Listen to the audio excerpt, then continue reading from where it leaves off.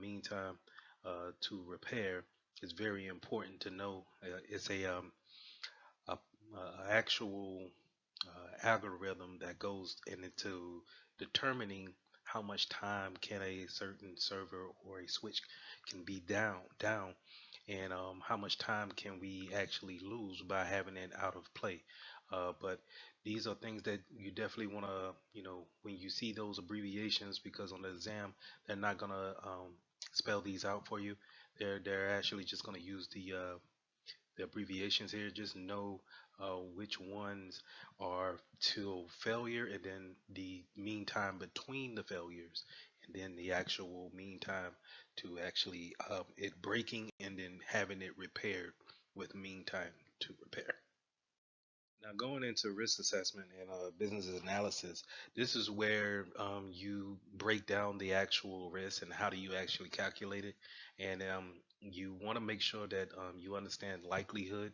What is that likelihood of the vulnerability actually happening to us? Do we actually have the threats to make us vulnerable and create that type of risk? And then what's the impact if it does happen to us?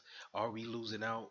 Will we lose customers? Will our name be tarnished? Um, will we lose revenue?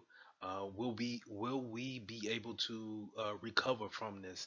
And that's the impact of a vulnerability or actually accepting a risk. And then you have the business impact analysis, which is the process of assessing the losses that may occur in each scenario. So on page 586, we're going to talk about the two methods that are used to assess the likelihood and the risk. Likelihood and risk, which is quantitative and qualitative.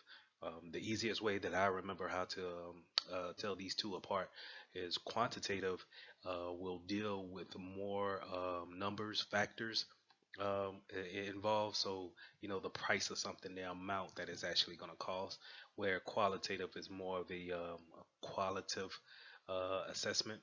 So, in quantitative, we're talking about the single loss expectancy.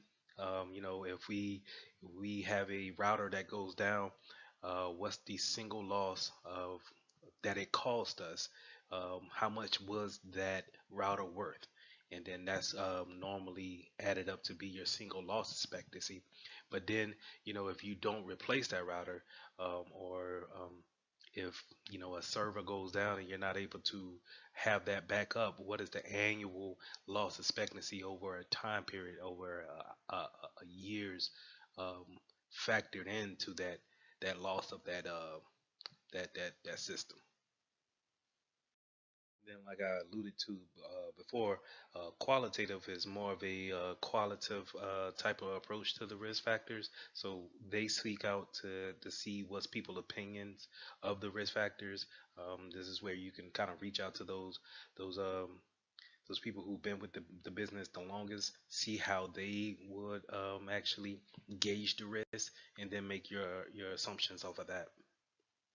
So now that you have your business analysis in place and you know what is critical to the business, and then you know your likelihood and your risk that stands between you and the vulnerabilities, then you need to have a risk response. And those risk response could differ um, to any types of different ways. So I'm gonna go through the ways I have them listed out here. You got risk mitigation, risk deterrent, avoidance, transference, or acceptance. So starting back off with risk mitigation, this is where you see the risk, and we're gonna put some kind of tool in place to mitigate the actual impact of the risk. So think about your antivirus, where we can't stop all the viruses that are out there, but we can put this tool in place to lessen the blow if we were to be attacked by a virus. Um, Risk deterrence is kind of like a block or a to actually deter someone from actually attacking. So a simple way of thinking that about that is just kind of like having a fence around your building, but then having barbed wire around the fence at the top. So it lets you know that, hey, you can still come in over the fence, that's fine, but you're gonna have a tough time climbing over the barbed wire that's at the top. Then you have avoidance, where this is kind of like where we see the risk and the risk is too high, so we're gonna avoid moving in that direction altogether. If the risk is too high, and the only way we thought about going into that direction of, let's say, this new business venture, but if it's too high, then we might want to avoid that venture altogether, and therefore avoiding the risk. And then you have risk transfer. So risk transfer is kind of like accepting the risk, but if any damage is done, you can fall back on another company. So think about it as in insurance. So you have technical insurance where um, if any kind of damage comes to you, or not to you, but to your equipment, then you can fall back onto an insurance company to replace the equipment. Now, it won't necessarily replace the data that you may have lost on your equipment, but they will be able, if you got a flood, then the risk was the flood, it flooded your data center, you can fall back on the insurance company to pay back for that new data center that you're going to get. And then you have acceptance, and that's pretty much cut and dry. You know that the risk is this, and you know that you're willing to accept the risk, and that's also kind of going into your risk appetite. So your risk appetite will gauge how much you're willing to accept. Okay. So registers and change management. A risk register is a document showing the results of the risk assessment. Um, Going on to change management. Change management is a process that we use. I know that we use in our business to actually make changes to configurations, servers, any type of major change to the system, to the network. You want to have a change management ticket put in. But it is a overall system for everyone to know that, hey, um, this server may be offline for a certain amount of time. These agents may be offline for a certain amount of time. So it causes you to be proactive rather than reactive. Whenever you're becoming reactive to a problem, then you're reacting to an issue, which kind of puts you behind a little bit because you have to play catch up of why did it have this problem, instead of being proactive where um, if we plan to do, let's say, an upgrade, then we can see if that upgrade is going to bring on problems. And a change management system can put in a good stickler to um, letting everybody know what's going on with the changes going on within the network. Um, you need to know about the request for change. This is kind of like a formal way of asking or to submit a change to the network or to a system. So keep that in mind. And these change management normally has kind of like a change advisory board. So that'll be your higher ups, your C level. Well, I wouldn't say C level, but I would say higher ups, your managers of different departments, to know what are happening. Because what happens in one department, another department may say, oh, okay, well, if you make that change, then that's going to affect what we are doing over here. And sometimes it just gives you a better overview, a better scope of what's going on in the network. So on page 593, we started to go into resiliency and automation strategies. So this is kind of stepping into the disaster recovery a little bit, but it's more on staying up to par, making sure that we can have, our business, our critical business functions always running at an available rate. Going back to the CIA, always having that availability there. So it started off talking about continuity operation plans, also known as a business continuity plan. So this is just basically a plan that shows these are our critical functions for our business. This is what makes us run. These are the scenarios that we think could hinder us the most. these are the plans and the actions we need to put in place in order to keep these things um, small as possible to not happen. So that business continuity plan is very important on having a day-to-day activities go on without any hindrance. Um, Going into high availability, that's kind of like when we were talking about server clustering and having load balancers going from one server to a next, having that, if you can't get to this server, if you can't get to this functionality, you always have this functionality. You can always have to go to this server and have that same functionality over there. So having that high availability is key. Fault tolerance is still going off of that high availability concept where fault tolerance and redundancy, what they do is you want to have an outlook of what could happen and then plan for it and actually have you know um, safety nets in place just in case servers go down, um, power outages go out, um, and in case of power outages, you have things like ups.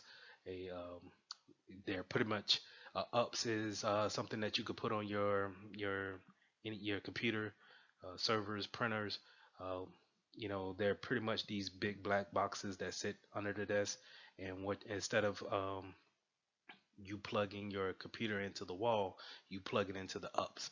The ups then goes into the wall, and what it does is just basically has a battery within that black box, and whenever power is cut to that building, then that ups automatically switches on, and it keeps up the system until power is able to be restored. Um, a lot of times, it is created to last several hours before dying out.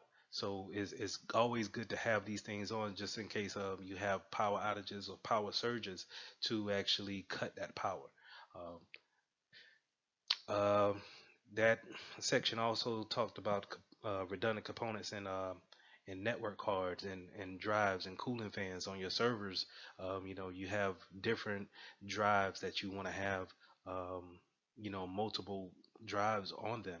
And just in case any one of those goes bad, then you could pull one out and still run off the other five, let's say, and then, replace the one that's bad and then keep it moving in that regards. Also with cooling fans, you have one or two cooling fans on it to where if one has a problem, then you're able to fall back to the next, and that gives you time to replace the one that's having the malfunction.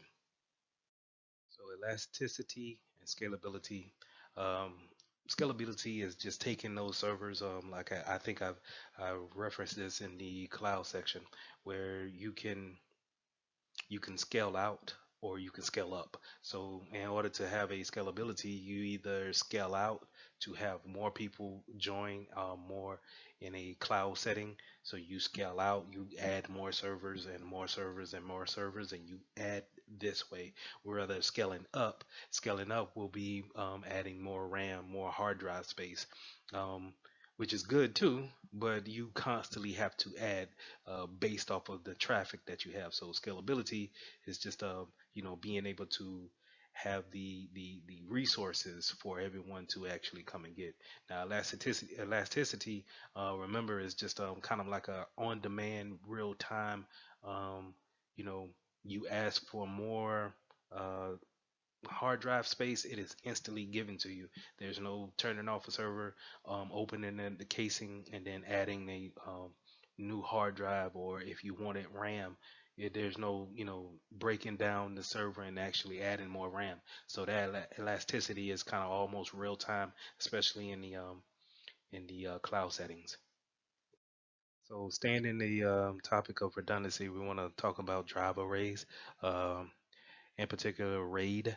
RAID is a system to where we have multiple disks all writing data, but if one disk is able to be removed or fail, then the data is not lost. It's still being recorded in a type of way. However, they have the redundancy and the fault tolerancy set up. So it's important to know each level and how they differ from each other, and then how many disks how many disks are required for each level.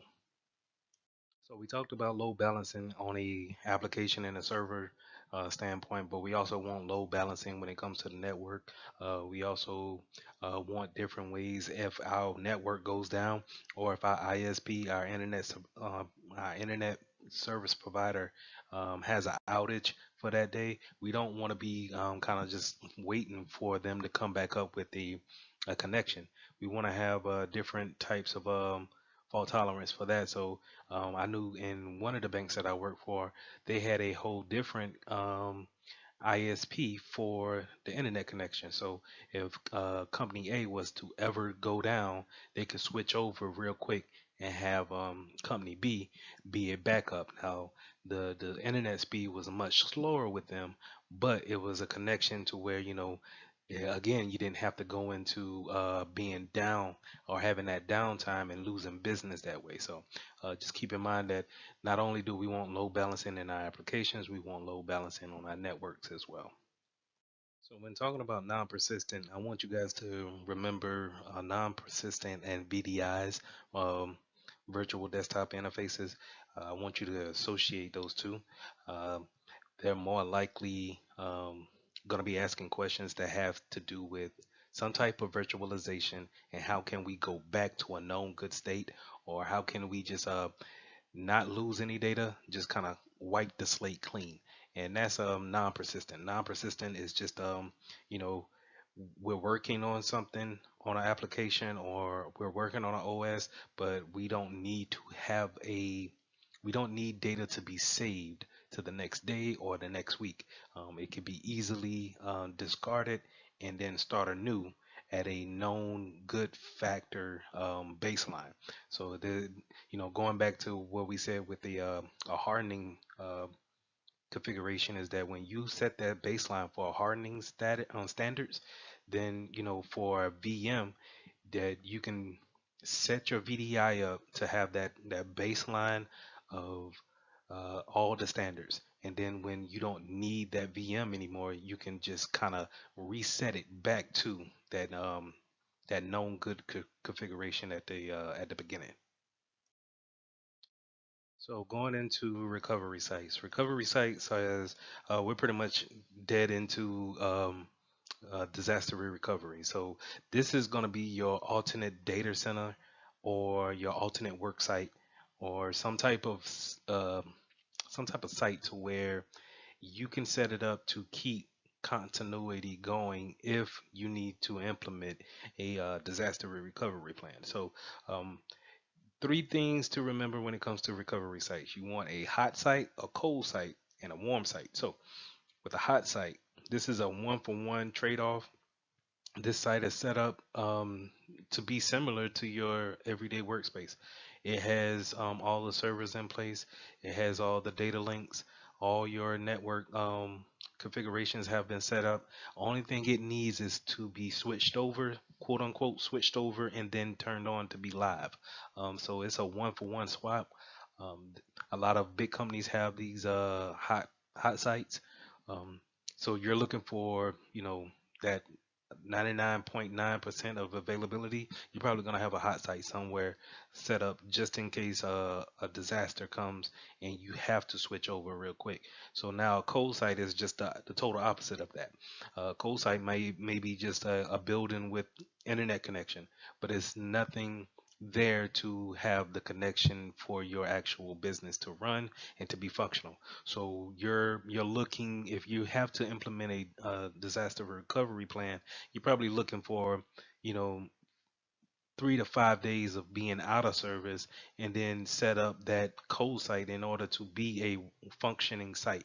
And then, of course, if we said those two polar opposites, then a warm site has to be right there in the middle. It has some things, so it has some things that are critical, but it doesn't have all the nuances to make working enjoyable, I guess, or convenient.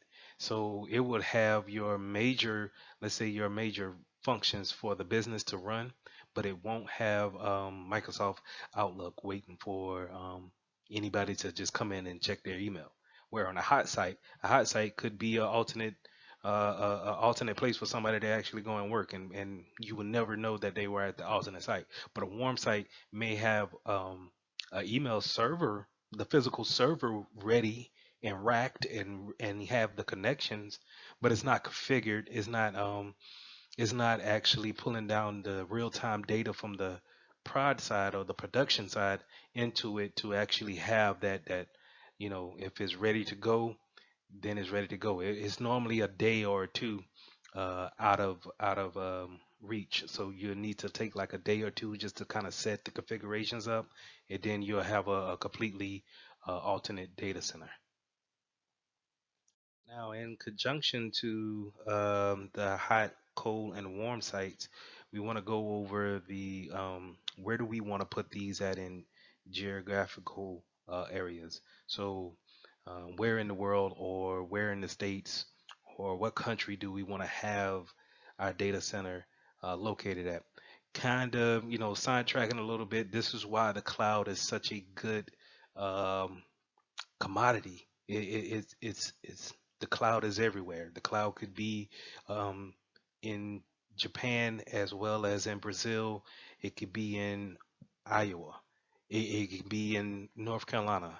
Um, and when I say the cloud, I mean data centers that host your data and host your application, host your your your things that you need to have a everyday working ability. So a lot of companies right now are kind of considering the cloud to be their alternate data center rather than buying a whole building and then setting that building up to be a hot site, a warm site, or a cold site. So, but to go back to this slide, we're talking about the location selection. So, you want your for you want your physical building that's going to be an alternate data center to not be in the same location or the same vicinity as your regular data center. It defeats the purpose. I don't know, I think we alluded it to a couple of weeks ago, where we said if a hurricane comes and it hits the whole east coast of South Carolina, and your data center is in the same city as your actual data center, then you defeated the purpose of having a backup.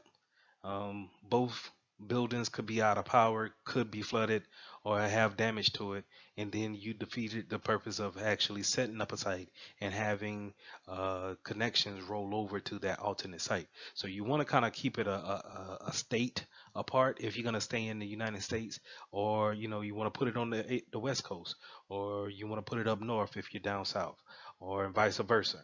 And you just want to keep those miles away, because while it may be an ice storm in New York, it may be nice and sunny down in Miami, and that's where your alternate data center is. And therefore, while we can't connect, let's say through New York, we can bypass and make sure that we make connections to Miami and then get our data out that way. But again, going back to the cloud, that's why the cloud is such a way to go, is because it is not limited by that. And then it's immediate, it's pay as you go, is everything that you want in a data center, but it doesn't have any kind of limitations on it as far as physicality being. So that's in a nutshell location selection. But then you want, how far is too far? When you talking about having it in, let's say you got your data center here in Colombia, and then you have your alternate data center in Ireland, and Ireland is a whole day ahead of you. And does it make sense for you to transfer data that you made today to a data center that's ahead of you 12 hours? So just keep those things in mind. Replication factors of actually how much traffic is too much traffic to send across the network. Do you have enough networking infrastructure in order to hold that type of data across, in order to supply your alternate data center with the data, so if you ever need to recall it or you ever need to use it at that point in time, that you'll have everything that's up to date and you're not 2 weeks out. Now, in the last slide, you heard me say retention or replication. I'm sorry. Replication is backing up data, and we want to talk here about backing up that data, but more importantly, the retention of the data. How long do you want to keep the files that you're getting? Um, on the Security Plus exam, you're going to see 9 times out of 10, you're going to see questions that are geared towards how long you keep information more so than how short you keep the information.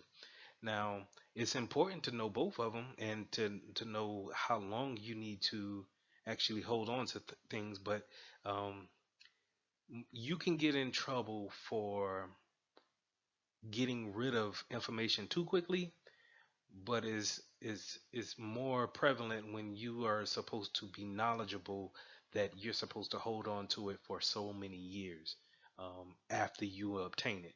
And so just keep that in mind when it comes to retention. And the retention policy is knowing how long do you need to keep this information, this data that you're creating every day, or that you get in from other sources. How long are you supposed to keep that? Also, is it supposed to be in a certain area? Can it not leave the United States?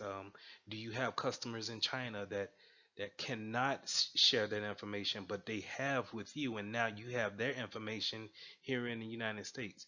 All those things fall under the retention policy, and just know the important part about it is just how long and how short can we hold on to data. So backup types on page 604. I want you guys to take a look at this table, learn the types of backups that we have in the industry. And learn if one of these types are ran, what information is left behind, and then when is it important to run the next backup in the same week. Um, Once you start to go through this table, you'll understand what I just said more thoroughly. Um, you will get. I will guarantee you will see this on the exam. Please go through, learn each type, and then what is left over after each one is ran. All right. So snapshots in this shadow copy service. Whenever you see these two things, just know that this is kind of like a freezing time on data, and that it could be used to go back to, kind of like when I was saying about the VMs and having that known good state. Snapshots are kind of that, but it's not necessarily a known good state. It's just a state in time where a snapshot, a capture was taken of the settings, the configurations, and we can roll back to that. Just keep that in mind whenever you see snapshots or volume shadow copy services. So going into disaster recovery exercises, so you're mainly to have two uh, disaster recovery exercises. Either you have a tabletop or a field scale exercise. So a lot of companies that I've been with, we have tabletop exercises where we will act out if as if everyone is in a disaster, whether it was man-made disaster, some type of DOS attack is going on against the company, and we have to be forced into a disaster recovery, or if it's an act of God, tornado hit the building, or a flood happened, or you get snowed out and then icicles cause a power outage. So we would go into these scenarios, and then everyone will sit and give their impressions on what they need to do in order to, one, keep the business running, two, in order to do their job for the day. And those talking out those strategies is a good way of having to see where you need to bolster your continuity plan and what tools you may need in place just in case the worst happens. Now, on the other hand, with a full scale exercise, you're actually acting out. So I had one company, we actually cut the power to our production network. So now everything had to fall over to the secondary company, and then we had to make sure that the configurations were correct in order to carry on with business just that day. But it's a full size exercise. It's a full scale exercise that we're actually practicing, um, hands on. Everybody's making sure that we can clear checks, that we can still take customers at on a normal business day. So that's a good way of acting out a disaster recovery plan as well. Um, After each one, though, we have a after action report. So it's a basic report of saying what have we learned, what could we do better, um, what can we implement here that caused us, this pain point here. So if we have pain points, if we have any kind of hiccups or roadblocks, then that after action report can be there to give us more guidance for the next time we have this exercise, or if we need to actually implement. So moving on to page 611, we're starting to talk about forensics and having gathering evidence for the court of law.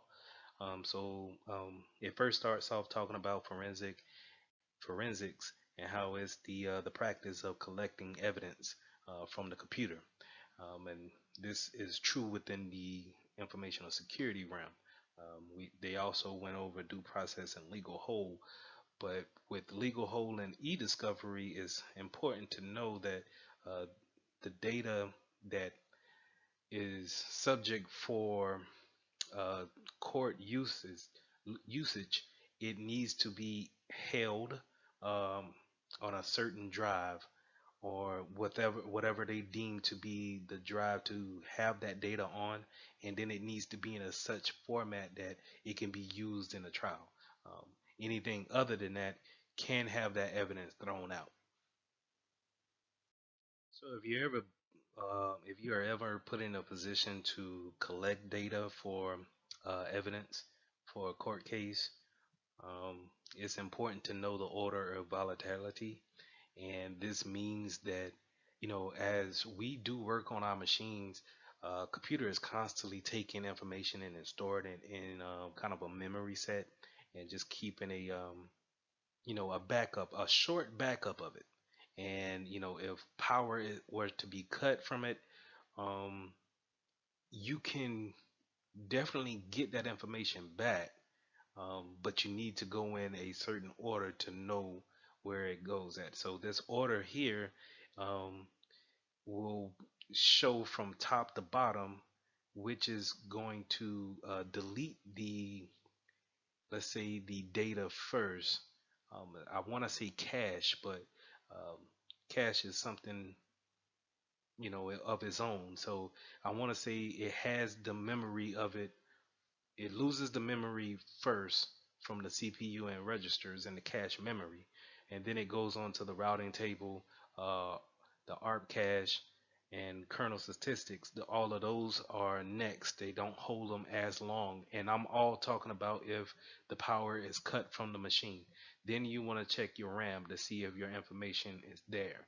Um, then going on to temporary file systems. Now, once you get into the temporary files in the disk, you know the RAM or the memory there stays longer, so it's able to store itself there and take a power outage and able to show you that same amount of data the next time it's actually booted up.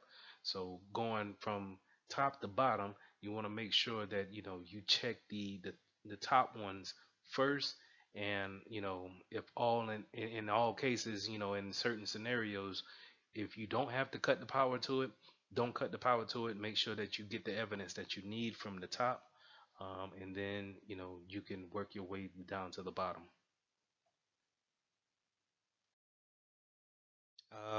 Going again with the time offset. So remember that all of these systems are still running off a synchronized timeline, and if you're ever doing some type of forensics and we're looking for things, when were they done and how were they done, then 9 times out of 10 we need to go and check our network logs and to see if one, if they're there, because a lot of hackers, what they a known tactic to do is to take away those logs and delete them and kind of erase that from the memory of the machine. And just you want to make sure that we are always on time with every other system. So the last thing we got is the system image capture. And the main thing what you want to know about this is that we're going to take something called a write blocker, and we're going to hook it up to our hard drive. So let me stop there. Let me kind of rewind back. So let's say if they come to you and they say, hey, we caught so and so doing transferring money that they shouldn't have transferred, but we can't prove for real that it happened. So we need for you to go and look at the logs, look at data transfers to make sure that this happened. And so what you want to do instead of taking the actual machine or his laptop or her laptop or whatever and going into it and then taking your mouse and moving files over, what you want to do is you want to set that off to the side and you want to get what you call a write blocker. Hook your right blocker up to that laptop or that hard drive that's in that computer, and then you want to take a system image capture of that actual hard drive. And what that does is it creates a bit for bit um, image of what the actual machine is. So you can have a copy sitting on your own machine, and then you can go through and look at the different files that were open, websites that they browse, and you can do that without interrupting that that original system. Because what happened is that if it goes into the court of law and they can prove that you opened something by mistake, looking for something or looking for that forensics or doing forensics on the machine, then they can end up throwing that whole machine out because it's been tampered with. So that's why we use system captures and that's why we use write blockers to avoid that. So just keep that in mind when it comes to running forensics. You want to actually get a image capture and you want to get what is called a write blocker, so it prevents you from writing anything over to that machine.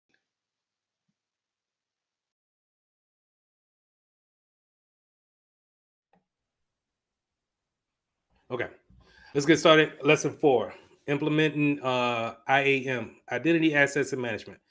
Um, IAM is also a backbone of IT. This is where you're going to be talking about username and passwords. This is where we are going to introduce clients into our network and we're going to give them permissions. We're going to give them groups to work in. And that's how we're going to uh, be admins over their accounts is within this area right here. Now you can go on Indeed, LinkedIn, and find job titles with IAM in them, and it's still part of security or cybersecurity. It's a silo, its own silo. So it's very important to keep these topics in mind when filling out applications because you could just be looking for analyst jobs, cybersecurity analyst jobs, and we could be just jumping over the fact that we could get our entry level job with a IAM job. So let's go ahead and jump right into it. Authentication.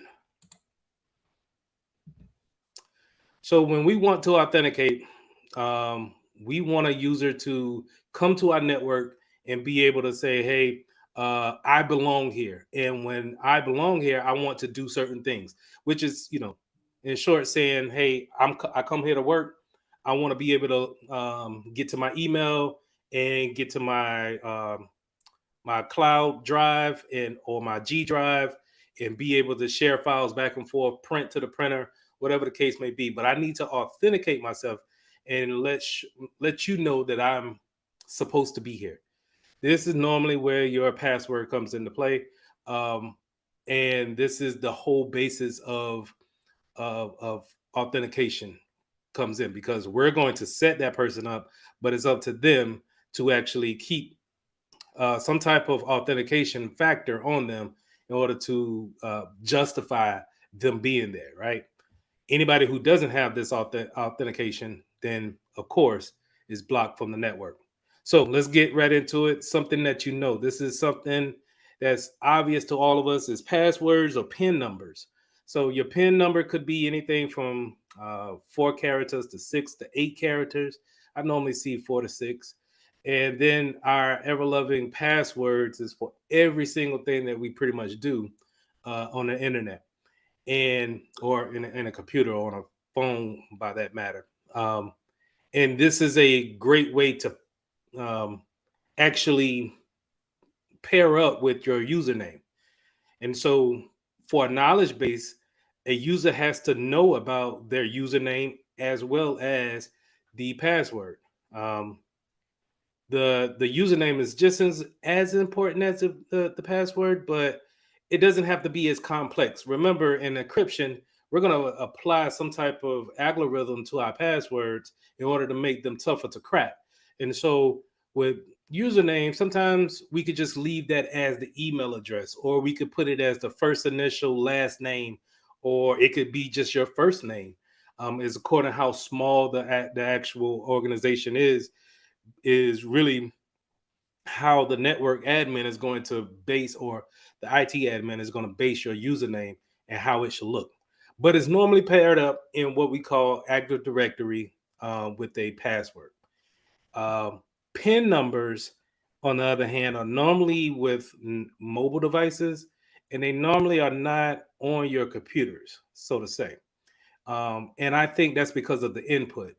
We can use full fledged keyboards in order to input letters, numbers, and symbols fairly easy, whereas on a phone, it's probably not so great to put in a star and a exclamation point where you could just have that pin on, or now just have your fingerprint for it. Now remember, the longer the password, the better. But this is not necessarily an easy thing for users to actually get to and do on a daily basis. So this is a problem that we have, but we can put rules and policies out to make sure that we have a baseline and people can always follow that baseline. It has to be 6 to 8 characters long. It has to be a uppercase and lowercase. Um, it cannot be one of your 5 previous passwords. That's the reuse in history. Aging, it cannot be more than 180 days long, or maybe 90 days. 180 is a little bit long, but 90 days is pretty typical. And then you have that expiration and you have to recreate a new password. Normally, a lot of people go off of the NIST guidance, but at this point in time, really in our lives, I think passwords are pretty much easy for people to do, right? And I say that kind of smiling. But anyway, let me pull over my trusty little um notepad here, and I'm going to demonstrate how we should make a password. Uh Thumbs up in the chat. Do y'all have problems making passwords? Thumbs up.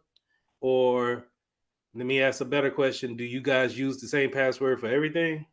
I sure do.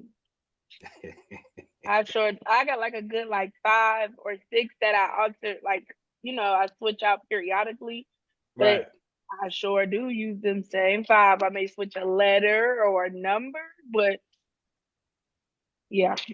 I'm not gonna judge because I'm in this boat too. Um, but I could do better. I could do better. I know better. I could do better, but I choose not to. So let's go ahead. Let me show you how you should do it, right? You have passwords, but I want you to use passphrases in order to create your password. So passphrases mean I'm going to take a short phrase and then combine everything and just switch up some of the vowels in order to make my password. So I'm gonna put um Taryn is my son's name. I'm gonna put I love Taryn. Right. So that's the first basis of my password, and then I'm going to put 1565 is where we live at. So now all of a sudden I have my 8 characters. Maybe I got 10 characters up in there, but I got my letters and I got my numbers. So I'm pretty good, right? Now the only thing I got to do is go here and change that I to a 1 and change that O to a 0 and then change my E to a 3. But I need some symbols, and I could put an exclamation point at the beginning or at the end. Doesn't really matter. But that passphrase, this phrase that I just came up with, that I should always remember, right? I automatically just turned it into a password. And the great thing about this password is that for some government sites, they don't even want you to create a word. So you may have like your pet's name and then some more characters. Their requirements is not even to have a English word in there because they have something. There's an attack called a dictionary attack, and that attack means that um, a hacker can take all the words in the English dictionary, put it into a piece of software, and then perform a brute force attack upon your password until it gets it right. So it kind of cuts times in half if you have an actual word in there. But since I went in there and I changed up my vowels, and you know what, I could stand an uppercase letter. So let me put that uppercase T. And if I'm feeling good about myself, I'm gonna put uppercase N. So I think with this, I don't even have words. I have no words. I have a bunch of jumbledness, but it's random. But yet, to me and to you guys, because you see me do it, this says "I love Taryn" at 1565 exclamation point, and that's how I kind of want you guys to, you know, do you have to make a pass? Nah, let me not say that. Okay, scratch that. When you're making new passwords, try this method. More than likely, it'll take that stress off of trying to make something up out of thin air. Just take a simple, hey, I love cookies, and start switching up those letters. Give me 1 second. So we'll go over password managers next, actually. So good segue. I appreciate that. If you have problems remembering your passwords, we talked about it a little bit, but password managers is a good spot to put them in. Um, and this goes for your phones as well as tablets as well as your computers. I have a password manager here on my. Do I? Yeah, I have a free password manager here called KeyPass, and I'll put that in the chat.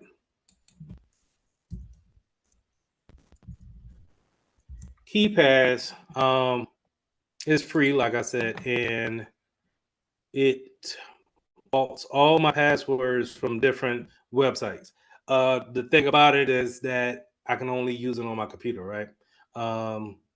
Not necessarily and a lot of times the accounts that I want it for is on my phone, and my phone could have a passwords manager, but I don't trust that one only because I might drop it somewhere, or sometimes my Android be acting kind of funny and don't want to lock itself like that, and I don't want to leave it exposed.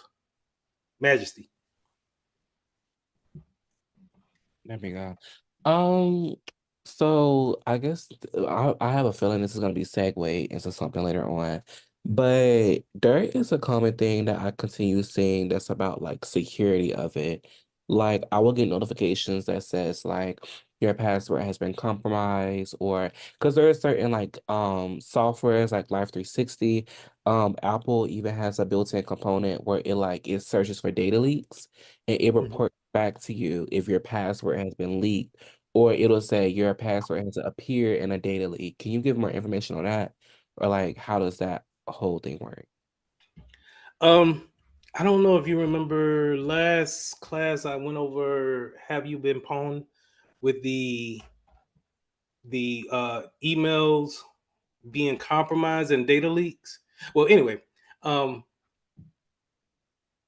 if your password is out there, more than likely it is a, a victim of some type of data leak with that company, right? So imagine all your passwords that you're creating with these different accounts. When they have these leakage and they send you that random email saying, hey, some information may have been compromised or been leaked out, but nothing to worry about. You still can go to your account and do whatever you want to do. Well, it's a good time to go ahead and change your password then. Okay. Um, Now, to the point that what you're bringing up, I wouldn't say that somebody is actually looking at a list of passwords, but I would say that they have information on you that you gave the company. So I would say that that's a generic email that you're getting. Maybe drive you to do something else with that email, maybe buy a product, ask for a check you or something like that. But if your data has been leaked, then think about whatever data that you gave to, let's say, Twitter. In order to get a Twitter account, you got to give first, last name, birthday, and email address. And we haven't went over it yet, but that's what we call PII, personal identifiable information. So what that means is that I can take that information. Give me 1 second. I'm gonna get to that. I could take that information and then I can possibly look you up through other means and find more information on you. Now, with this, yeah, passwords can create. Now, there's nothing wrong with changing your password. Now, is this coming from? Where is this coming from? Oh, that's from so OS, well, Mac iOS, it has a built-in like I guess password checker that's built into it. So I assume they like detect for data leaks like that and they report back to you. But this is for directly from Apple themselves. Yeah, which makes me wonder how are they monitoring that? And are they looking more into your information that they what they should be? So I have this thing of Gmail is always constantly or Google is constantly looking at your information, in my opinion. Um, you can constantly see it in the advertisement that you see. Um, I think that they're directly reading your emails and then sending you information right after that, just in case you're thinking about buying something. And I wouldn't be surprised if this is part of that too, where they're not direct. Let's say they're not opening everything they that you got up and then they're closing it and giving it to you, but they may take some keywords that they see when they scan and may come up with that type of analysis and say, hey, it might be time to go ahead and change your password. But I don't know. It's like they do have some companies that say that they monitor the dark web for any type of passwords or personal information. I personally don't believe that, um, but mm, I don't know. As an advice, if you see this, I would go ahead and tell you to change your password just to be on the safe side. It won't hurt anything. It's just an annoyance, really, just to kind of, all right, I gotta change my password again.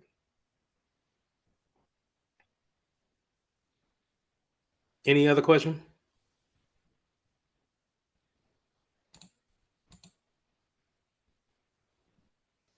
So real quick, with the password managers, uh, it could be a whole application like the KeyPass one, um, but you see now a lot of them have this kind of notification here where they're asking you to have a built-in password manager within that browser. Um, I would stay clear of this because of if you're not updating your browser like that, then it might be compromised with it. And I know for sure everybody your browser doesn't necessarily get updated whenever you update your computer. You have to update it on your own. So I just went to the about screen and you can see how it automatically tried to check for an update, but this is not a part of a Windows update. So um and I think the same thing goes for the Mac OSs too, that you have to update your application or your browser on its own. And so keep that in mind. If you're going to use the web browser for a password manager, make sure it's up to date. Now, multi-factor authentication. This is very important. You will see this on the exam. You will see this wherever you go. Multi-factor is one of the best ways that you can protect yourself against um, ransomware. But you don't hear a lot of people talking about it. But it's something that once you get into this field, you'll start to see more people implementing two-factor or multi-factor, but we call it two-factor. You'll see more people implementing two-factor in order to defend against ransomware. And what ransomware does, whenever you double click a exe or to make that change on your computer, two-factor will step in and say, hey, I need you to authenticate this particular action. A lot of times back in the day, whenever we wanted to uninstall something, it will give you that ding, and then you have to put in the username and password in order to get by that particular thing and then continue on with uninstalling your software. But now we're going to not only take your username and password, we're going to pair that with something. And then if you don't have that other factor, then you're not able to authenticate. So the main thing that you want to know are here something you have, and then something else you know. So let's go over something you have, and that's typically going to be a token, right? And back in the day, they used to look like little keychain tokens, kind of like something that you could put on your keychain, and it looked like a little calculator, and it read out the numbers for you. Um, Give me 1 second. Let me pull it up.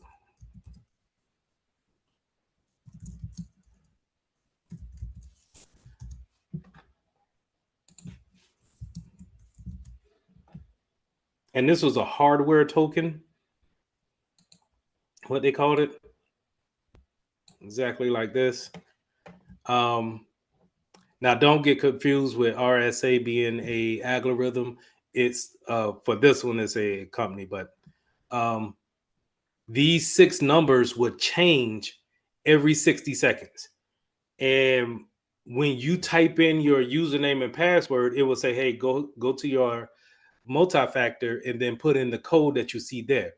And this code needed to be put it in within the time limit, within those 60 seconds, in order for you to authenticate in the back end in order to let yourself in. Okay. So if I was a hacker and I was able to get your username and password, I still wouldn't be able to get into your account because I would need your authentication token that's associated with it. So that's something you have. Something else you know would be something uh, you could pair up another pin with it, but we typically don't like that, right? Um,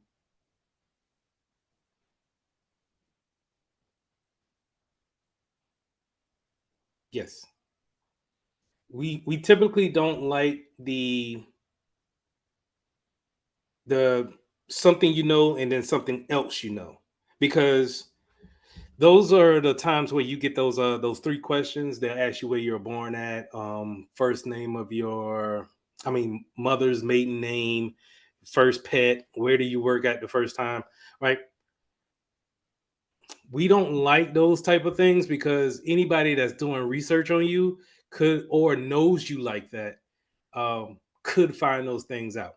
So something else you have typically is what we're gonna go with. So those hardware tokens, and nowadays is on a software token. So Microsoft Authenticator, and I think Google has an authenticator too. That's you could download from the Google Play Store and be able to set up as your multi-factor. All right.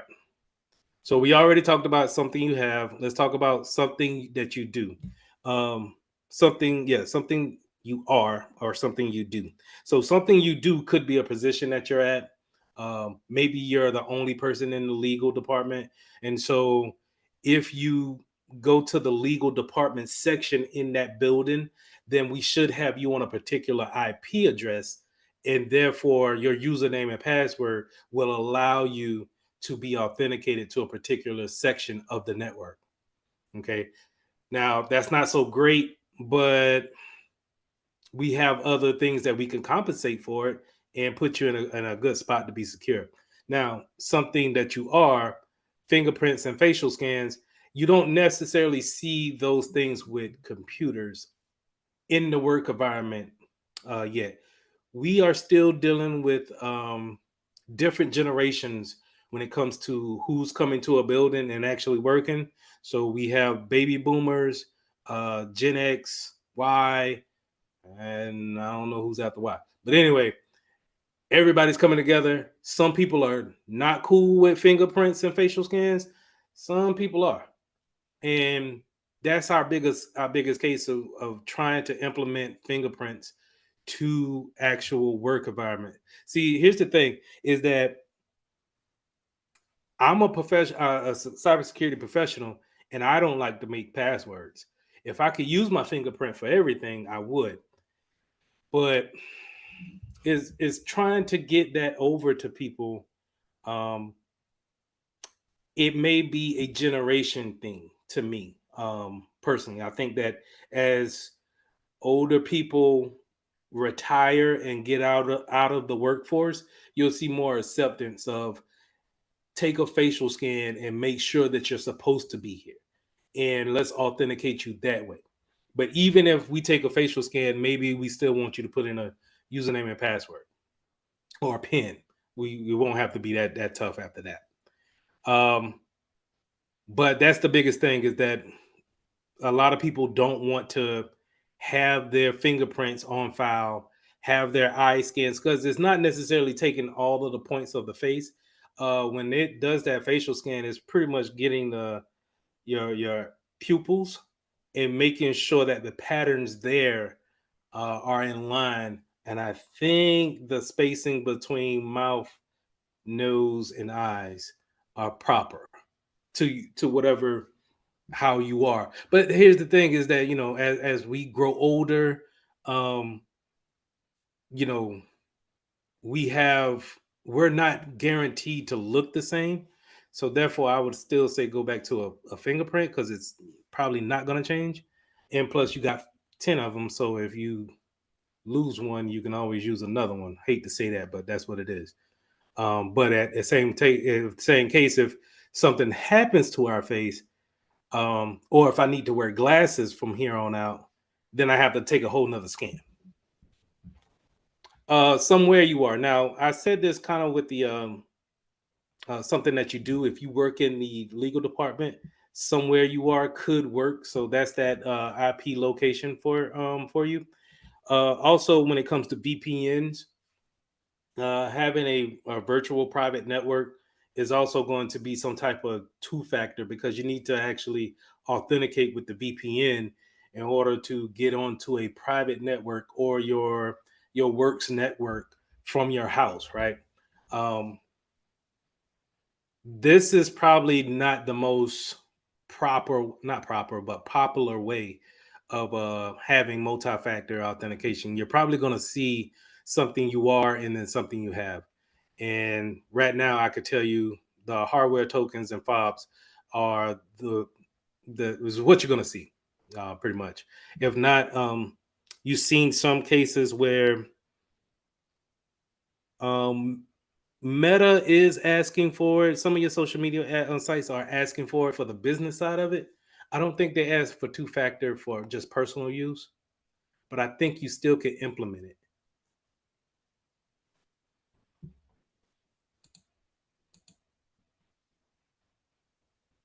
So real quick with the biometric authentication, there's two things that you need to understand for the exam is that when you put your fingerprints in, some devices may have a high rejection rate or a higher acceptance rate. And the one thing that we don't want is that we don't want one to be so outrageous that where it accepts everything, and we don't want it so outrageous that it rejects everything. We kind of want it to have a balance. And me personally, I think that goes against that goes to what maker it is. I have an Android. I'm an Android user right now. Android doesn't do biometrics great, in my opinion. It's fast, but sometimes I think it's so fast to where it's not even reading it. It's just letting me in. And well, one second, one second. Isn't your unique fingerprint connected to an ID number though? It's connected to your profile. Now, when we set that profile up, if that profile has a ID number in it, then yes, it's all in that profile under your name. But it doesn't. I'm not gonna say yes for sure. It's all really about who's setting it up, what company is setting it up, and then what's their policy on that.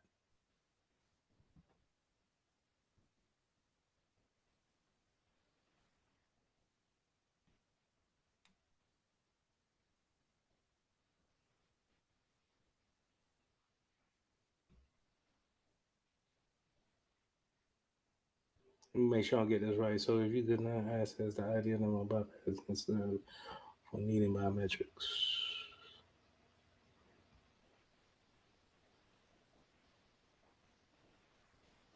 Well, if we're going to put anything with our profile,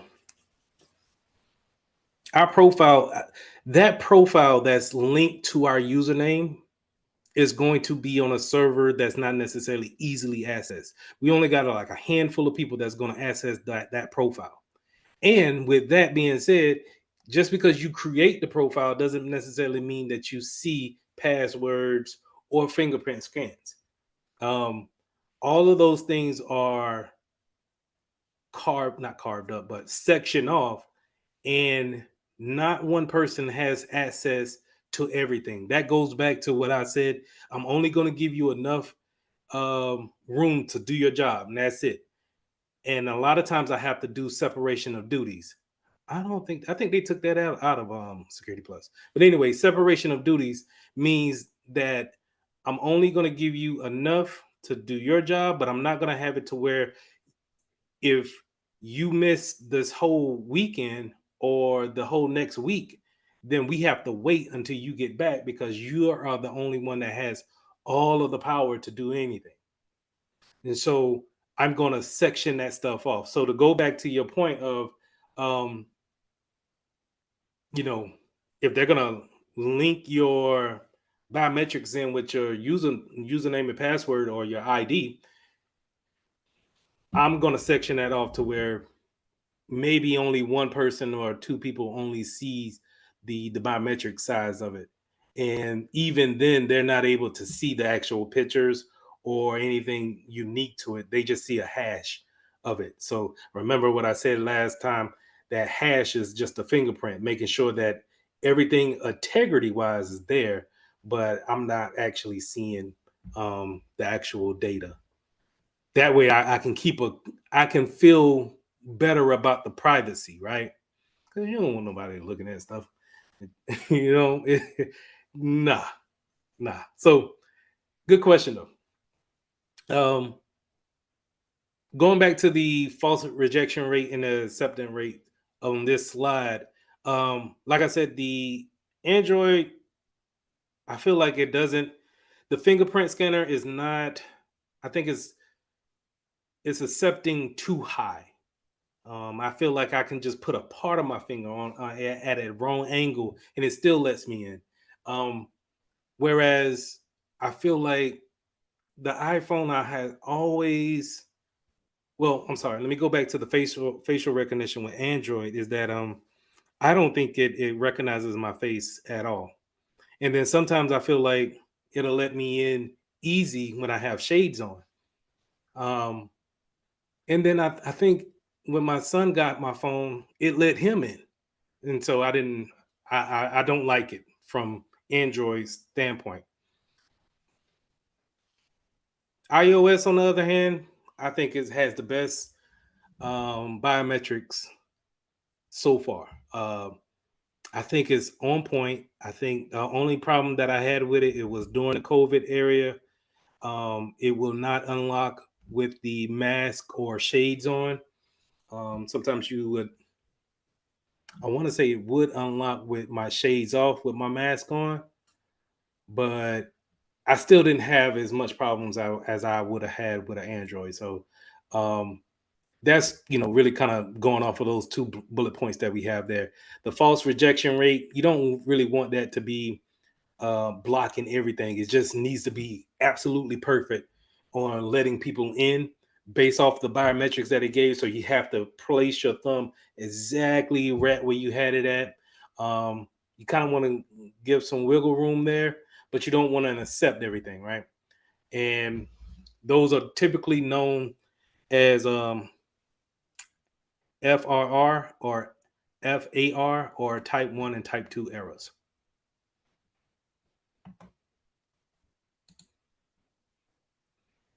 So let's go into these hardware tokens. We already looked at the first one, the first traditional one, that one-time password, where it's going to have a counter like you see here and do a countdown and sync that code back up to a authentication server in order to give you access to whatever you're trying to get into.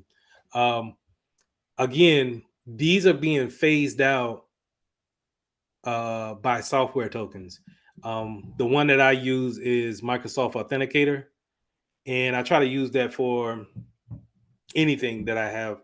And the wonderful thing about that is that if I change phones and I forget to bring it over, I could just, Lord knows, if I forget my password to my uh, software authenticator token, then I'm in a world of hurt. But other than that, it's not so hard to switch devices and then put that same app on the new device and be able to authenticate to the accounts that you need to get to.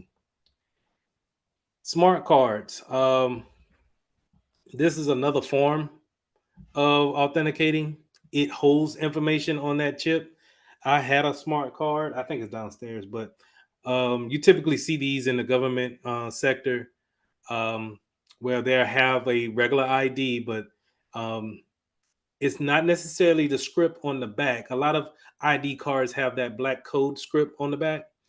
And when you swipe that, it may have some basic information. And I'm talking very basic, maybe information for a pin, but not anything in depth. Where a smart card has that username and password and then some um, security groups on there that will allow you to see certain things that you're entitled to.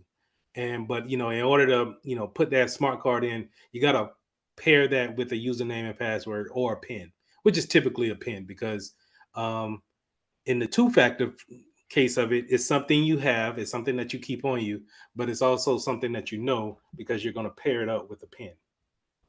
Yes, it's the same thing, cat card. It's just another word for it, but it's typically a smart card.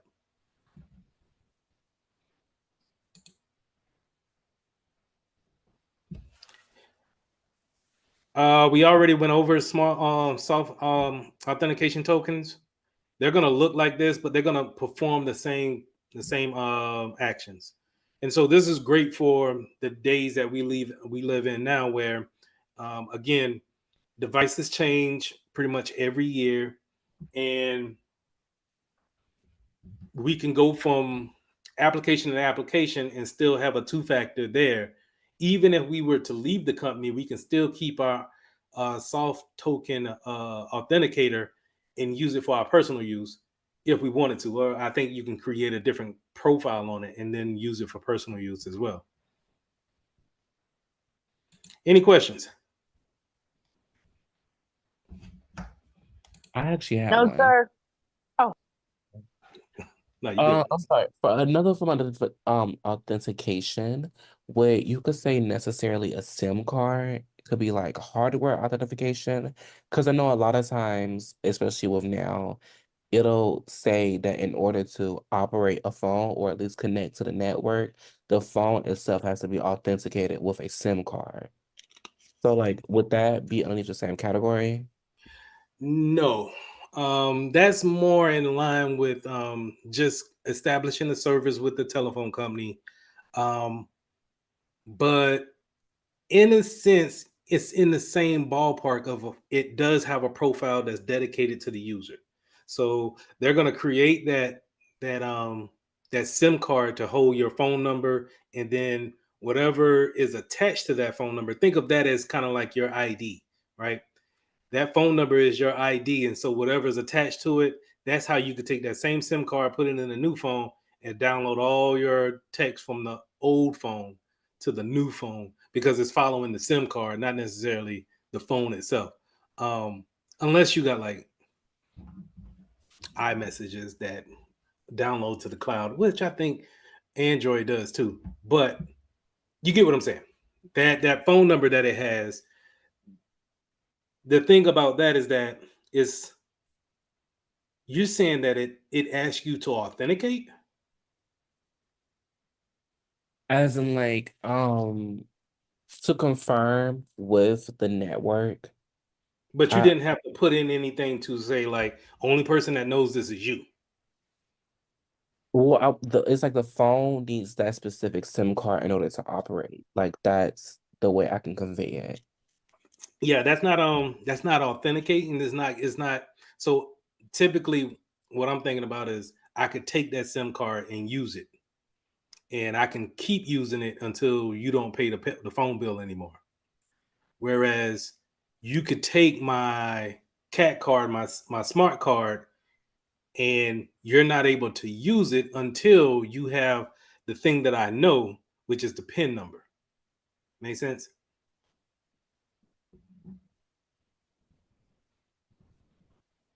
Okay. Yes, sir. Clock. Yes, in the military, we use the cat card. It looked like it had a RFID chip on it. Um, and they used that. It had all your information on it. You had to insert the card into the computer or use it as to scan into some doors, but it Right. has all the information. Is that like similar to what you're saying with the card access?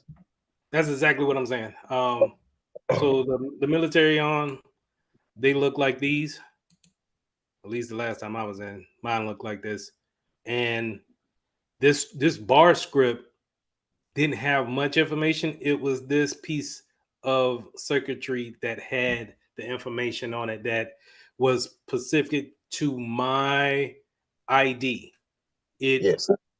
it so if I had a secret clearance, this chip would allow me, or it will tell the computer, hey, Mitchell only has a secret clearance. Do not show him anything top secret. It doesn't include that here in the bar because or the bar on the back because this can be rubbed away, and you know anybody in the military will tell you with all the movement it'll probably get rubbed off pretty quick. So um, it was only the chip that can hold the information, and you didn't want to damage that chip. If so, though, you'll just get another one. But yes, that's the sim. That's a smart card slash cat card. I forget what cat. Oh, common assets card. Okay.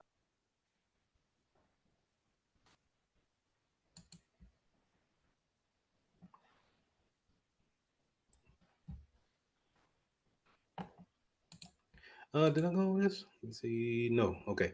So assets management, discretionary assets control or DAC, and then mandatory assets control, MAC. So this is basically we have our username and passwords created. We have our client able to get into the network by a password. Now they need to get the files. They need to get a certain hard drive on the network, a share drive, and share some information with their coworkers. In certain environments, it will determine how they actually get to these files. In a discretionary environment, your manager will give you access if they see that you need access to it. Hence the name discretionary.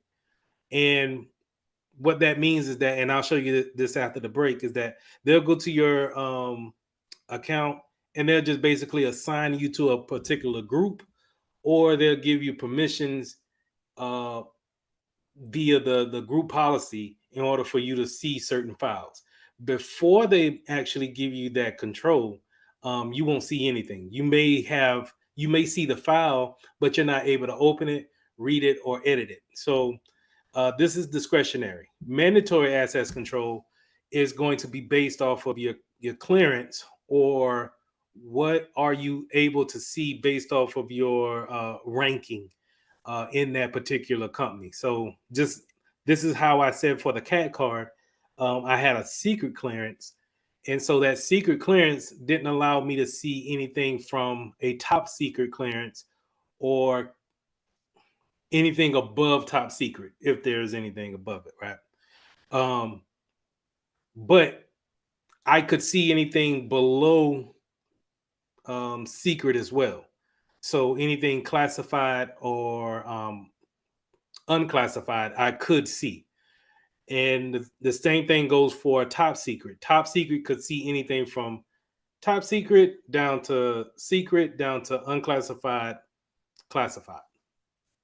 Now, this is all based off of the secret clearance, the labels that you have put on you before you even get started. So when we create your account, we will go ahead and say, okay, this person has a top secret clearance. We can put that there. So now we don't have to worry about their manager giving them access to a particular file. We already gave them the access that they need. And that access will go onto that little cat card, that smart card we talked about. And then now that we don't have to worry about delegating that permissions out. And the wonderful thing about that is that as you change your clearance, you can have it changed at the admin side or at the IT side, and then it changes as you go along with whatever security clearance that you have. Security clearances are normally, from what I've seen, are normally given out by the company, or you have to pay for it yourself. Um, and it lasts for a good bit of years. So whenever you're looking for jobs and you see these government jobs, they may ask for a security clearance on that, because you're dealing with government material, resources, information, and so they want to make sure that it's secure as much as possible. So here's a diagram of that. Well, this is role based, but just to kind of go off of the discretionary, because I love the illustrations. If this is the manager here, this person, and I'll get to this, this person will delegate or have a discretionary that user two can see this particular file and that she cannot, or the opposite way around. That's in discretionary. But in the mandatory wouldn't, this person wouldn't have that power to do that. It will all be based off of what type of secret clearance they have, what type of clearance that they have. Now, role-based access control is based off your role, right? This is the simplest way I can put it is you're in the IT department, the legal department, HR, the group, whatever your role is going to determine what type of access you get to whatever files that you have, that they have available. Okay, so if they don't, there's no reason for an HR person to see anything in the legal department unless they have a neutral ground zone where they kind of have a folder there that they can put things in. Okay, so keep those things separated as much as possible. Then you won't have to worry about um, trying to see what all permissions that everyone has when they move things around, because people get promoted, people leave the company, people move from one department to the next, and you don't want that permissions to follow them all over, and you don't want somebody who doesn't need a lot of permissions having a ton of permissions, right? So always remember that when it comes to delegating access controls out. Any questions?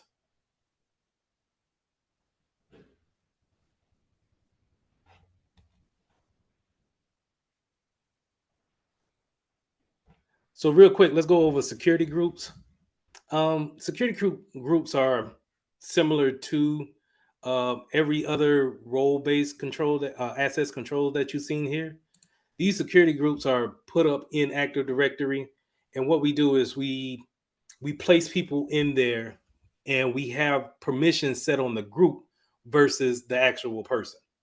So whenever we, let's just say we have a special project going on, and we just need 5 people from each legal, IT, HR, and marketing all to be in a particular project, we may create a different security group and place 5 different individuals from 5 different departments in this one group.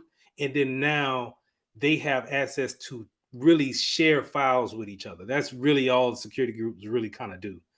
They allow others to work with each other instead of, hey, I can't get access to this. Can you grant me access? Hey, I can't read this particular document or edit it. Can you grant me access?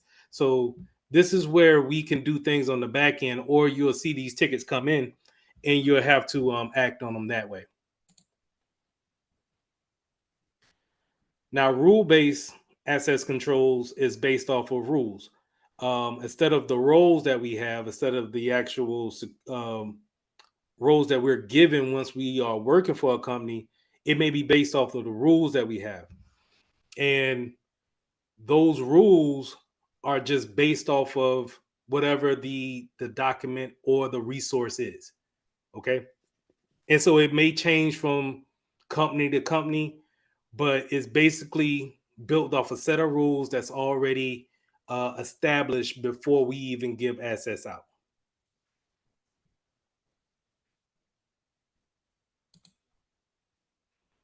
Now, least privilege is what I've been talking about. I hinted at it earlier, where I'm just giving you enough permissions to do your job. I'm not giving you access to everything. I'm giving you access for you could do your job. But this comes in, before I can really do that, I need to make sure that my network is straight to where I can segment it. I can segment it off like that before creating a user and then trying to lock him or her down to a particular group. But this is where those security groups come into play at too. I'm going to lock down that security group, and then that's going to only give them a amount of permissions that they need to work. And if they need more permissions, they need to come with a ticket asking for more information or more access to things. I get tickets all the time asking that can they go to a particular site, and I give them access to that site. But in the beginning, when they start working, I tell them, hey, you're not going to nothing except for these 7 different sites. And if you can't get to these 7 different sites, if you need something else, an eighth or a ninth one put in a ticket, and I'll get you that eighth and ninth one. But instead of opening them up to the whole internet, let's try to get it down to a set group of sites, and then try to open that gradually. So account provisioning. Provisioning and deprovisioning needs to happen every year. This is basically going through Active Directory and checking to see if people are still at the job or have they moved on, have they changed roles. Um, this also may be where did they need to change passwords. You may be in an environment where they don't have a regular occurrence of changing passwords. And so provisioning is just making sure that things are there. Provisioning is making sure that we take things out. We prune off old users. Um, the example that I got is I've been working for a college I haven't worked for them for 2 or 3 years, and I'm still getting emails. My account should have been provisioned from their AD account. Um, because if my account gets compromised, that IT director is not looking for an active account or stale account to be any threat. But if my account gets compromised, then someone can get access to the internet, I mean, to their network and be able to get inside their network through someone that hasn't worked for them in 2 or 3 years. So that's where deprovisioning comes into place, and we can clean up a lot of that stuff. A lot of times, deprovisioning happens on the hands of auditing and making sure your audits go right, and you can clean up a lot of that stuff. Also, that I got here is that contractors come in and we give them access to our account, to our network, but then when the work is done, after 3 months of them working for us, we need to go ahead and deprovision that account and get it up out of here. Because again, think of me with the school. I'm a contractor. Well, I had access to this network for about 2 or 3 years now. That's unacceptable. You gotta be able to cut that off, and then if you hire me again or you hire that contractor again, give them a new username and password. But don't allow stale accounts just to sit onto your network. Being out there is basically creating a vulnerability waiting to be taken advantage of. So, along with that, least privileges, you get the account restrictions. So we can give access to people, but we can also deny access to people, and we can base it off of these things. We can base it off of your location, IP address, where you're located at in the world. So, say if I give you a VPN, or I'm gonna keep it simple. If you're at the school, that's fine. You can get onto the network. But if you step outside the gate, then you can't get onto my network. That's the geolocation factor when it comes to account restriction.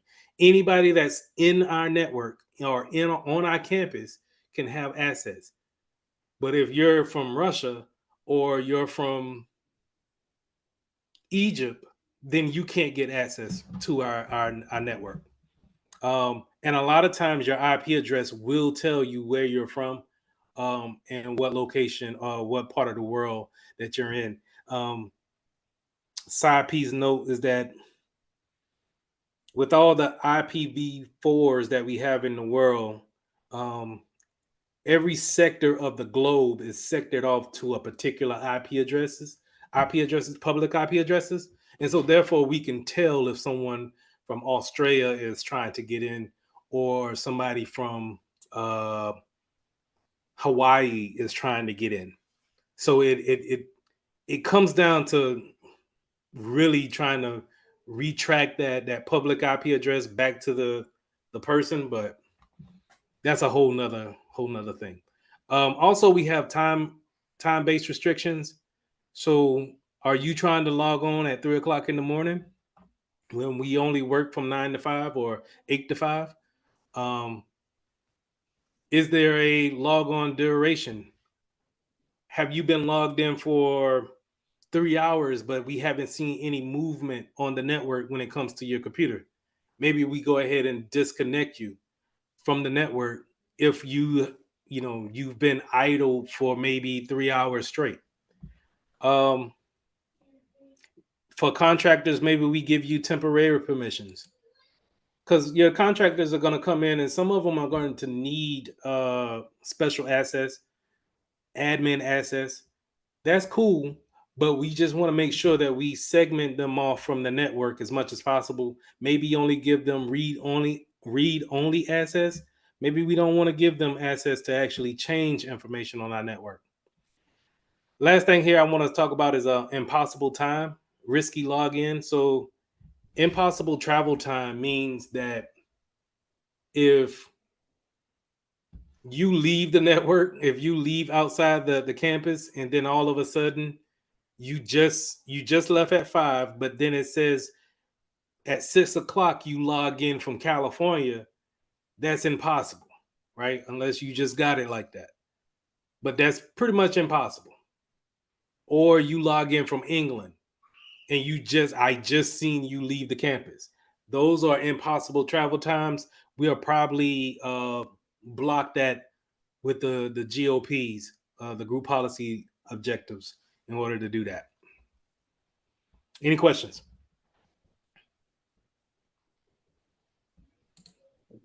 No question. No questions. No question. Okay, last slide, and then we'll take our break. So Windows login is typically how we're going to actually authenticate people in the workforce. You got Windows machines. You also got many other devices that we use to actually provide that username and password there.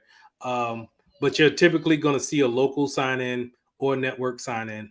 Now, this network sign-in is typical when you're in a place of business and you're on a domain. Do we all understand what a domain is, or is that new? Because I'll probably bring it up in the second piece. Okay. I It's not understand. it's not new, but if you could just clarify that I got the correct understanding. Okay, so a domain, when we create a network for the first time, we're going to create a domain in Active Directory, well, on our server, and everything that's under, think of the domain as the top of a Christmas tree, and then everything under that falls under that star that's on the top of the Christmas tree, right? And that domain houses everything from computers to printers, faxes, usernames, file shares, everything that entitles our network falls under that star on that tree. And so when you log into a domain, you're logging into that particular tree to get all of the resources. That's what I mean by a network domain. A local sign-in, on the other hand, is just for that particular computer. It may be on the network, but a local domain, a local sign-in is for, a lot of times, if you work with me, I'll say for the computer itself. It doesn't equate for the domain. And I might have to show an example of that. Now, I'll just do it in the second half. I'll try my best to do it. Remote sign-in is going to be an action where we're remoting into the domain. Okay, we're remoting back into the network and getting all the access to all of those resources that we have. So another thing that I want to point out is that for a local sign-in, you may have a piece of software or a piece of file that came from the network onto the local PC. But when you take that PC home or you take that computer home and you're not on the network, then you're not able to open it because it's trying to authenticate back to the network. And we're not able to do that unless we have a remote back into our network, back under that tree. And now we are able to authenticate because that's where our username and password lives. That's where our permissions lives at. But when we take those things away and we go on a remote, if we don't have something like a VPN to kind of get us back into the network, it won't work. I might have went off a little bit on that, but we'll try to straighten it up in the second half. Last thing here is that the Linux authentication, from what I remember, Linux machines, Macs, normally they instead of having a hash, they store their passwords in these areas right here.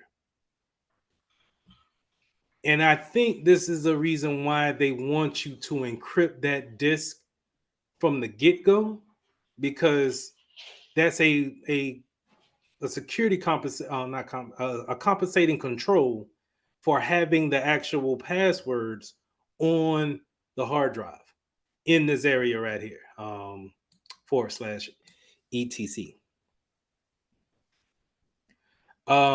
The reason why I highlighted that, and the reason why that's important, because you're going to probably be asked that on the exam, for a Linux machine, where are passwords actually stored at on a Linux machine? And you want to commit this to memory. Okay. Any questions? No question. When you get your ticket in, you're gonna say, "Hey, I need to." You're gonna have Susan. She's gonna start work on Monday. Let's go ahead and get her account created. We're gonna come in the Active Directory and we're gonna create her an account, and we'll just fill in the information here. It's not nothing really crazy, so we'll say Susan. Take that out. Susan Jones, and leave that the way it is. Now, as you can see here, you see at mitchelltech.com. Mitchell Tech is the domain that we're on. And so when I build her username, which would be what I like to do is sjones at mitchelltech.com, that'll be her email address as well. Okay, so now her username will automatically be S Jones, because this is where I'm going to put that there. Now, if I wanted to change that to, let's say, P2BEA,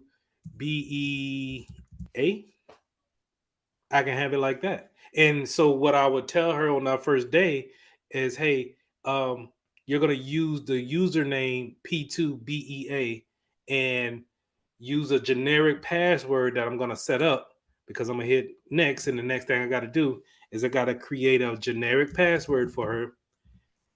And this is an important part right here. Now, mind you, none of this is on the exam. This is all real world experience that I want you guys to just look at. And if you get the opportunity to practice this this stuff right here, so you could put it on your resume, saying that you do know how to create an account in Active Directory. Real big bullet point for your resume.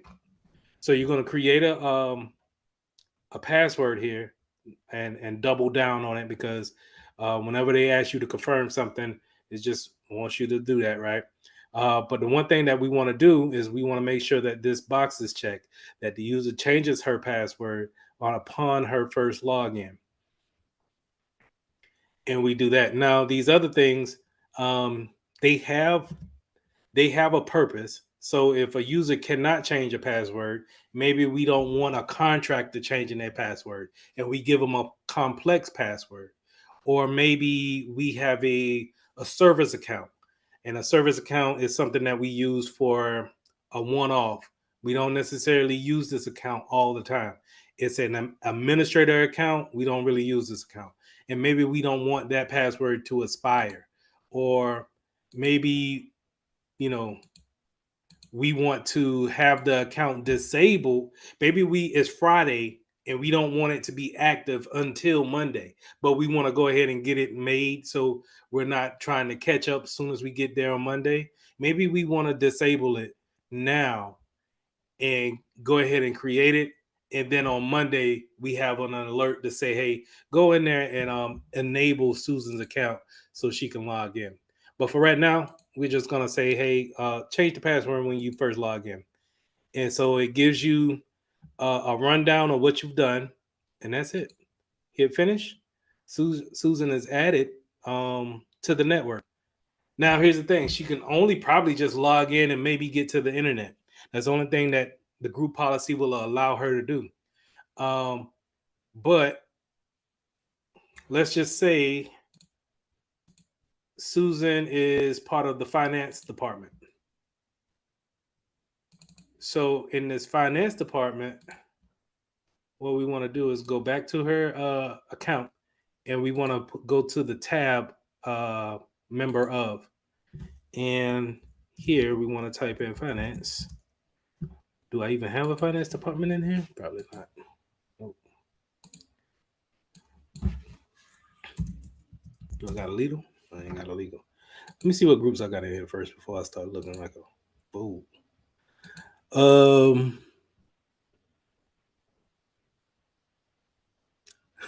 Let's just say Susan's a very important person, so we're gonna make an administrator. So we're gonna go to a member of, and this is how we put her in security groups. We're gonna put her in a particular group that gives permissions to her account. Right now, her account is bare bones. It doesn't really have any kind of power to it. But right now, we're gonna say admin, check the names, and so it's gonna add her to the admin group, and now make her have the ability to make changes on computers. So let's just say she's coming on to the IT department, or she's coming on to the cybersecurity department, and we're creating her account for that. We'll click OK, and now all of a sudden, oh, and this is an important thing too. Whenever you make a change like this, and an important change, and it highlights this apply button, always hit the apply. If you don't, and you just click OK to get out of it, it won't save the changes that you made. So that's putting her into a group. So if we go up here to the administrative groups, we'll have to go to the groups.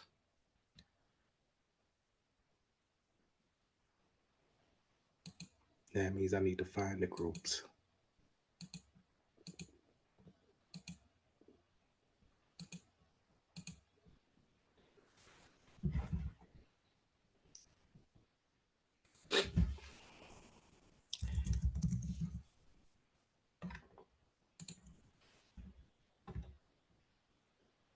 Bear with me. I want to see if this is local or just for AD. So when I go into computer management is just the computer. It's not, I'm not looking at as things from a scale of the network is concerned. And so this type of troubleshooting comes with a little bit of time to understand why I'm looking here versus staying in Active Directory. And I may be getting off a topic just a little bit, but bear with me. User management, it's not computer management.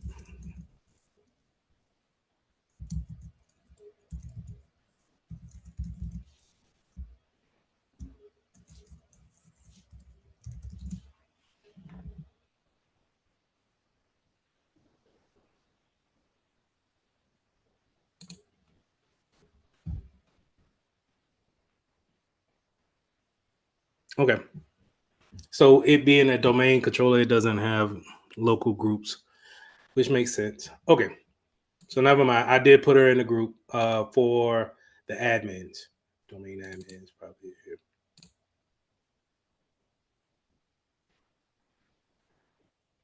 But that's pretty much it when it comes to creating a user account. It's not rocket science. It's just having the permission to do so.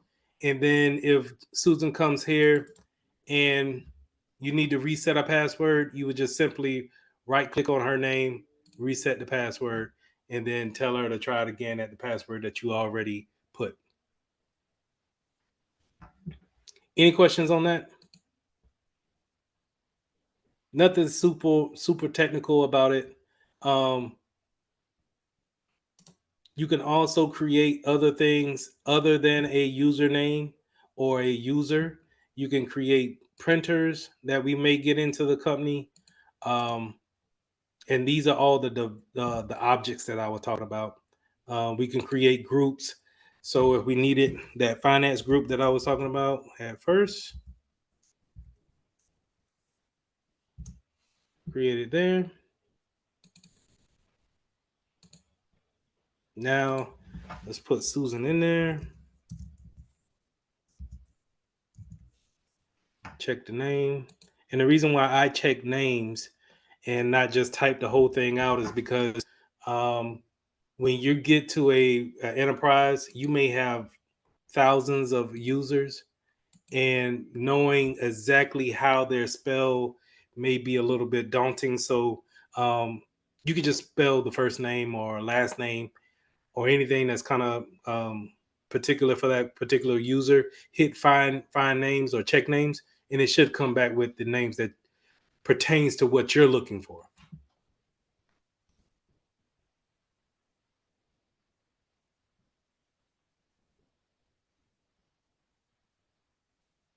Can y'all hear me? Yes. Yes, sir. Okay. Yes. All right. That note taker kind of threw me off a little bit. Yes, I can hear you. Okay. So this is Active Directory, and this is a particular thing for a server. And this is typically going to be found on a local network, so or a domain network. It's not going to be found on your local machine. So even if you wanted to go to Microsoft and download Active Directory or a server to your computer, you can't really do that. You have to have a whole machine for that, and that's why I constantly point you back to VirtualBox in order to do said thing. Real quick, before we get out of here, while we didn't talk about it much, I wanted to bring it up that the group policy is also here too on this server. And this group policy is how we actually define the permissions that we give to groups. And so this is where group policy is going to be. If I want you to be able to make a change, I can set it in group policy here. If I want to force a change on you, and let's say force everybody to log off and then log back on and create a new password, I could force that here with the group policy. If I wanted you to uh, be if I wanted to just focus directly onto a group, let's say the legal group, and no one else, I can manipulate those things here in the group policy. Also, I wanted to show how that forest that I was talking about, or that tree analogy that I was making, is here with the group policy as well. Where when you're talking about an Active Directory or a network, a lot of times they use that forest word where you can start with one particular top, and then everything kind of branches off in a downward motion.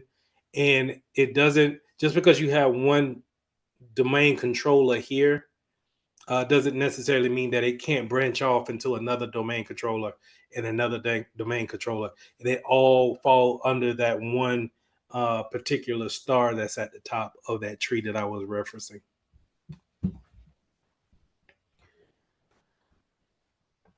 So that's Active Directory. The next thing that I wanted to show you guys was Azure, and Azure is the online version of Active Directory.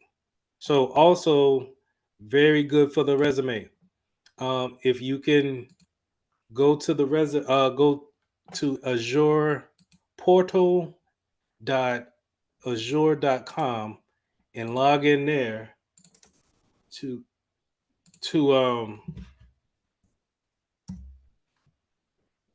get started. Hold on, let me get that to everybody.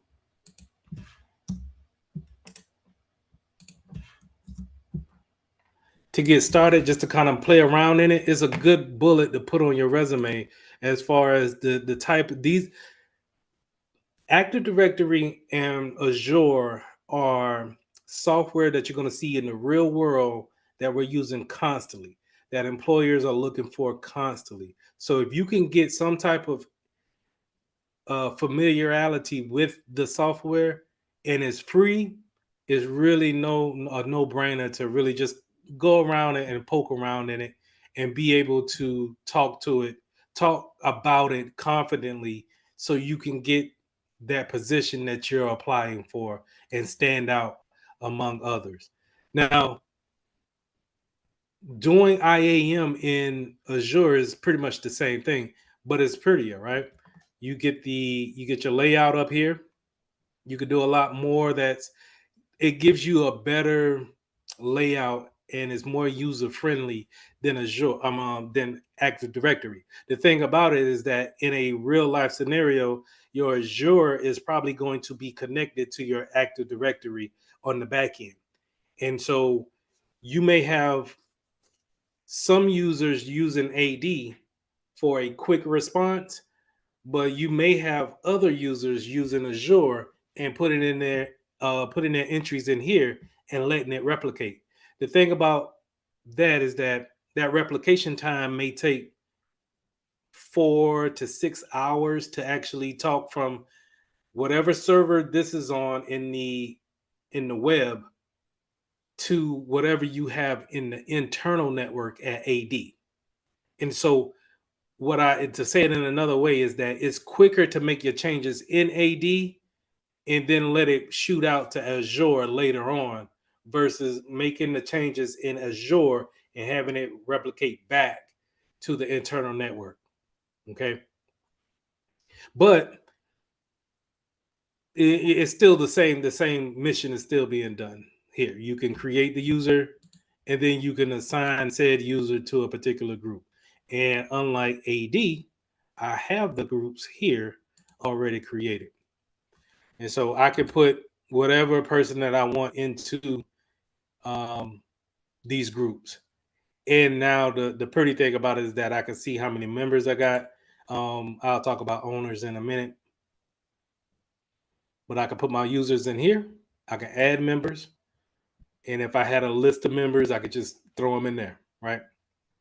And this is going to allow me to have control over these users a lot better because I don't have to worry about Taryn going into the IT group.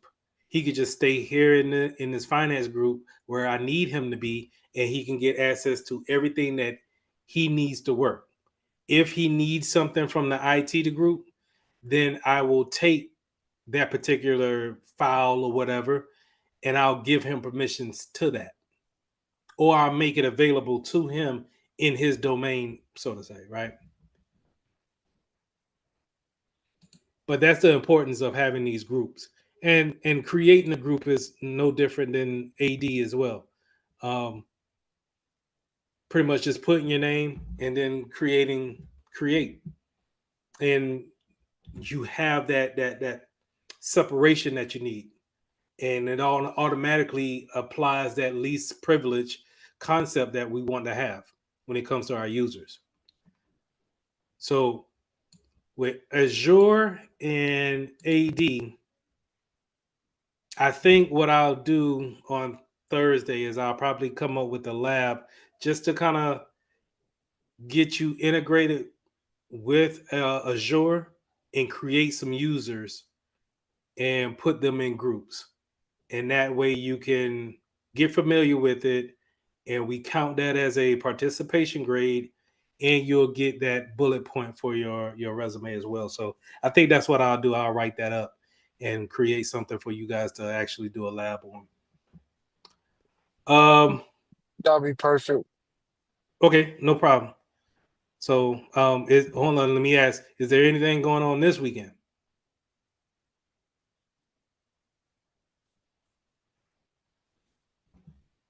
I'll Regular take that. football, Halloween. For see Oh, the classics, but I'm not going, so it's good. okay. Yeah, it shouldn't take too long. But I think this will run real big on the resume when you could put that you're familiar with creating users and security groups in Azure, Microsoft Azure. Make sure you put that on your bullet point. But I'll set that up. And honestly, I wanted to show one last thing, but it kind of pales in the comparison when it comes to Azure. So real quick, get up in there.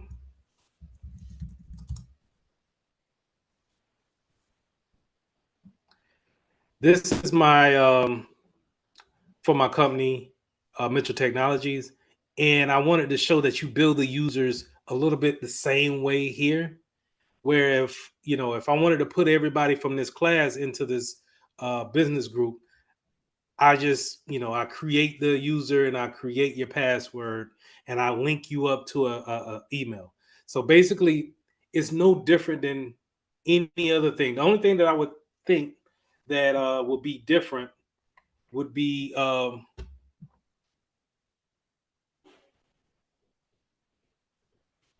yeah.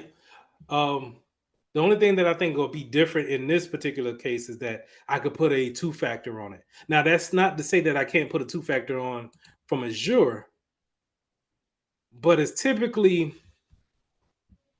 that's where we'll get into the group policies probably need to be set up in order to once I put that username password in, then I need to have it paired with a token, right? But with a web app such as working for Mitchell Technologies, whenever you log into, which is through Google, right? Whenever you log into Google with your Mitchell Technology um, email, then it's going to ask you right after you put the password in to authenticate with your soft token. But there's really nothing really different here. I ain't buying no more licenses. So still the same layout. And that's really all you have is just a first and last name, probably an email address that goes along with it. And this is what gets leaked. So if let's just say that stale account that I have two stale accounts. Well, I have one stale account, which would be Terrence on, right? Which is archived. So I did the right thing. But if someone was to compromise this one, then possibly they'll be able to see all of this information and then take this information and try to either sell it or compromise it even more.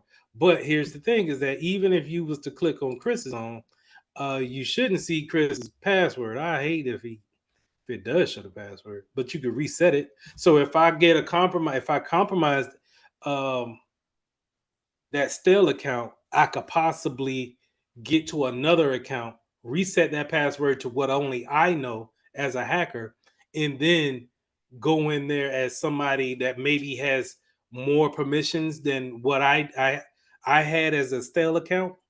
That's how you scale up as a hacker. You're what they call traversing. And we want to eliminate that by putting those least privileges on. So even if you were to get to Chris's account, it's only but so much he can do because we locked down that account. That's why that's so important.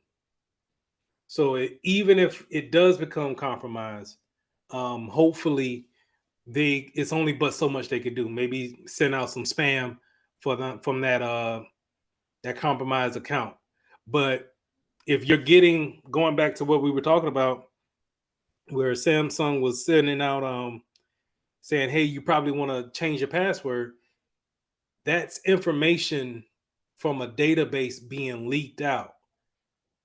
And I would argue that they're probably maybe their security team seen that information was leaving out and they wasn't too sure on how to pinpoint it. So they said, you know what, send a vague message out and explain to everybody that it's probably a good idea if they go ahead and recycle those passwords.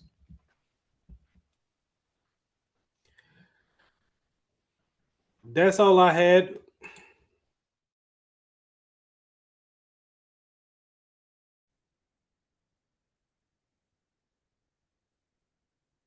Okay. Share your screen whenever you can. And I'm gonna step away for a minute. I'll be right back. But go ahead and share your screen. Yes, sir.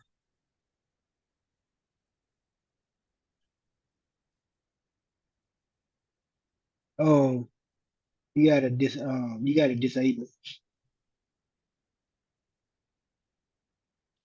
Hmm. Oh,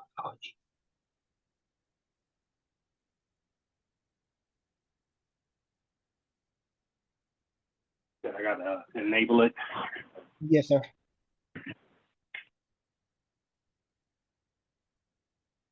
Go ahead, try it now. Okay. All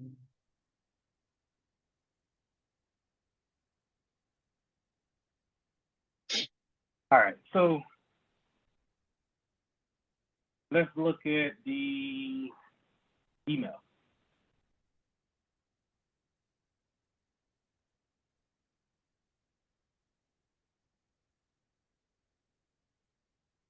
All right, so this came from the service desk, which I had it set up to do.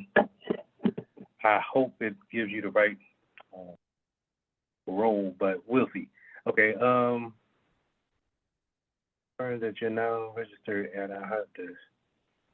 So yeah, you're gonna use the email for your username, and then copy and paste that password in.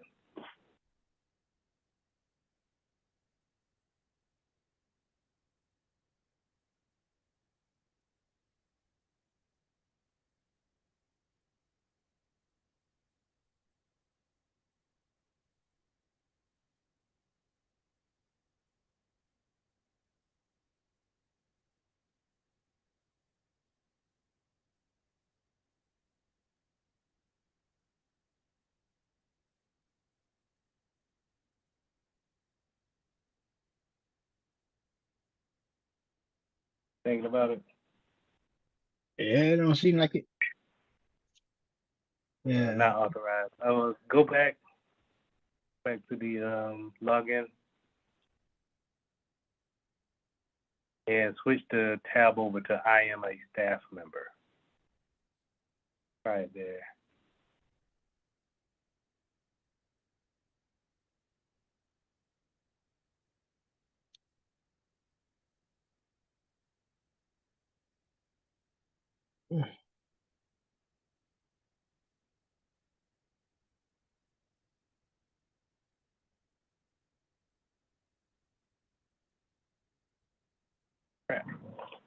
Go to my tickets at the top. I want to send that.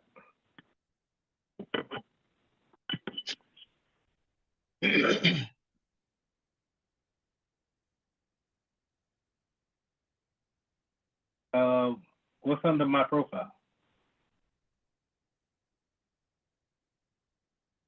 Mm.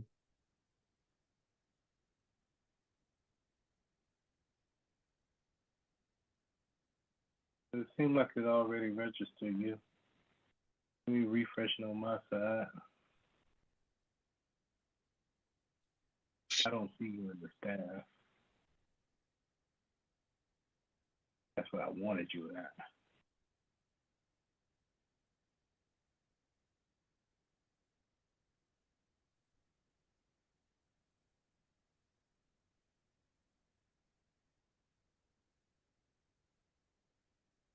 All right. So right now I have you registered as a user, as if you were working for a company and you needed to put in a help desk ticket. You use Yes, this profile to actually submit a ticket. You'll see that at the top. I'm gonna go ahead and stop sharing your screen. I'm gonna share mine and try to get you set up as a staff member. yes, sir.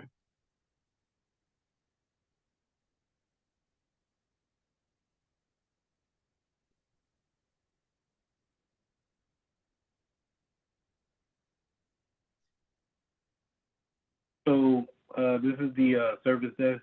This is what I'm trying to get you to.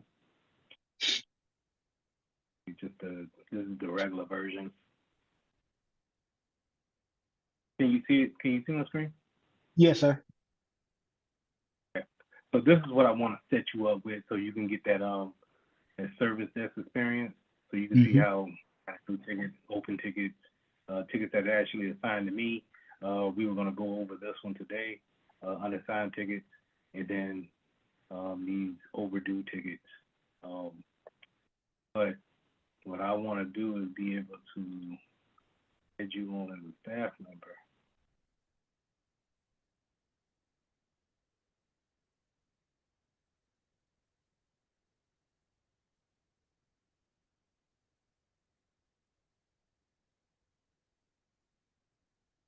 That's not right.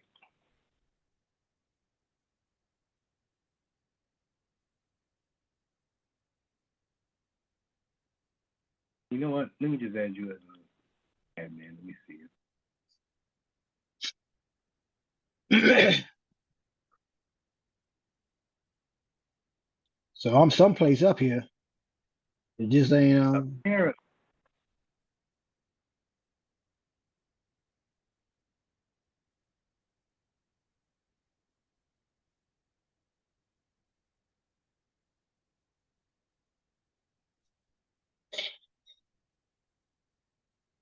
I might need to go in there and delete you from the users. That let's go over to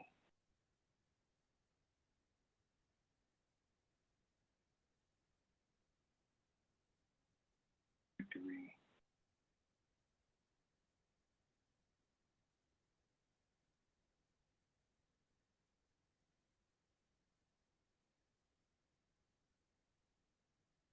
Over to management.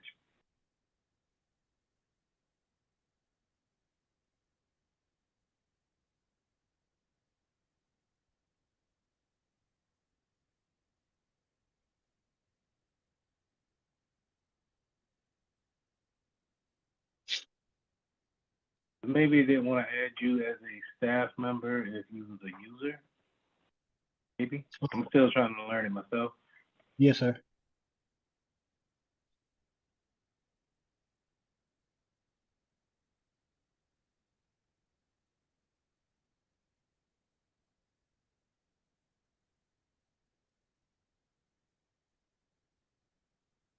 What's your Mitchell Tech email?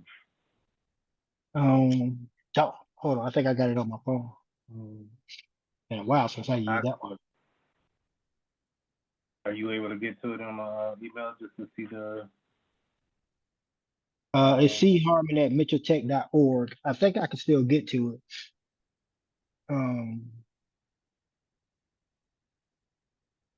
I put it on my phone, so it should be.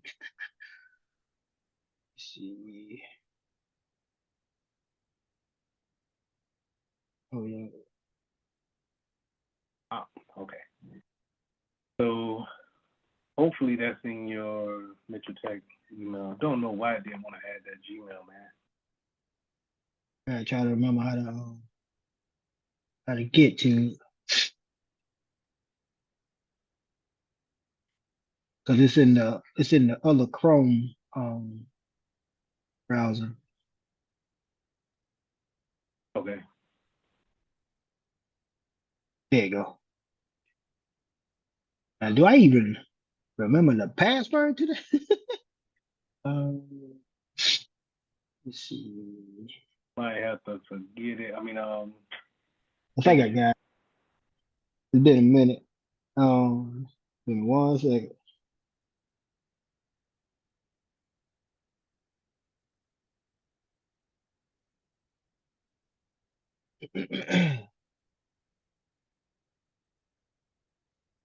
What this is. There we go.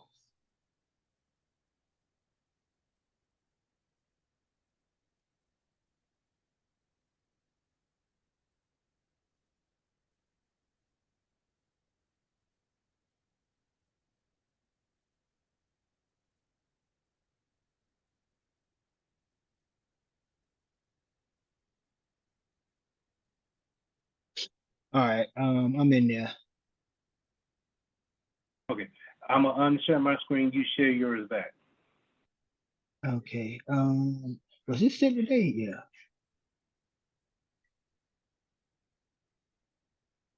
Okay.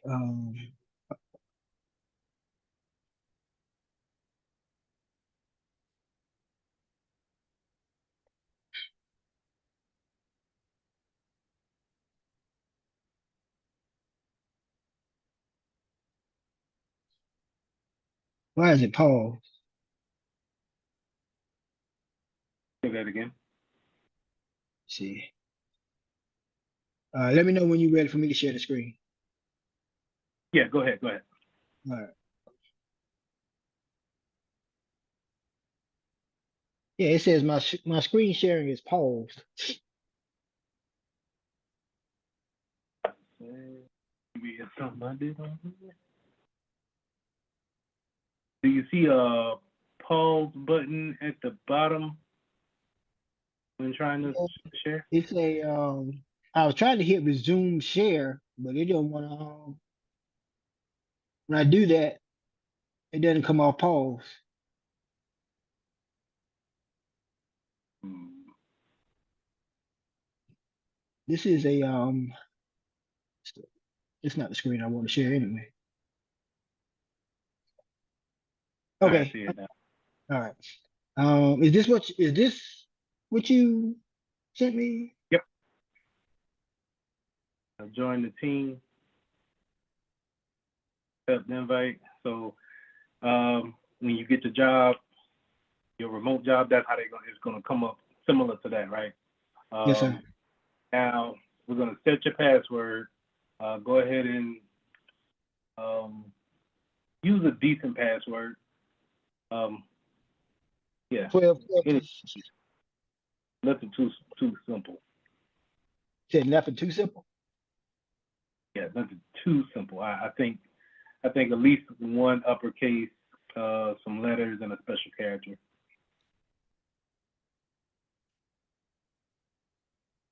But this next part, I want to see if we need to walk through it or not. But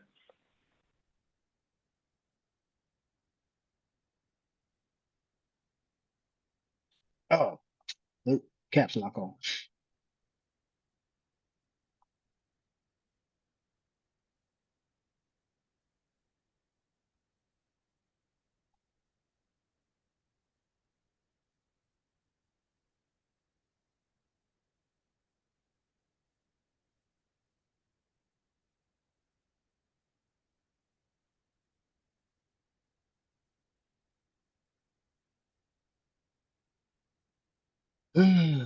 um,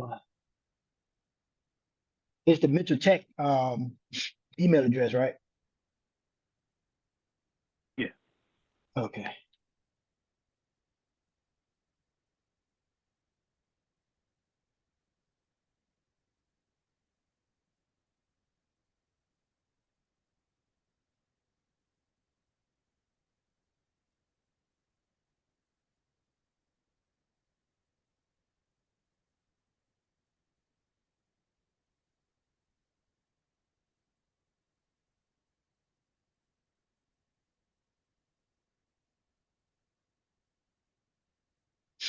Ah, your the screen paused again. Okay. yes, sir. I need to relaunch Chrome, but I do that after we get done.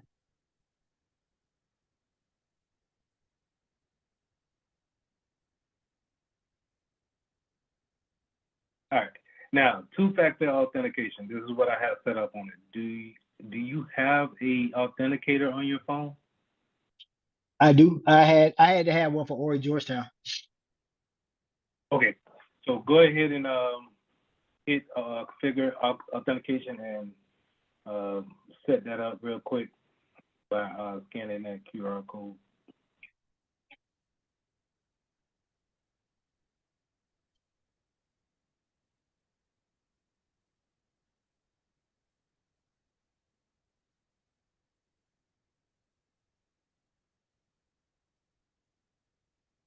While you doing that, I'm gonna try to get my Xbox back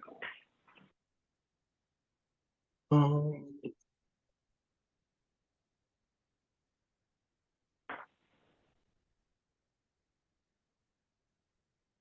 This is different.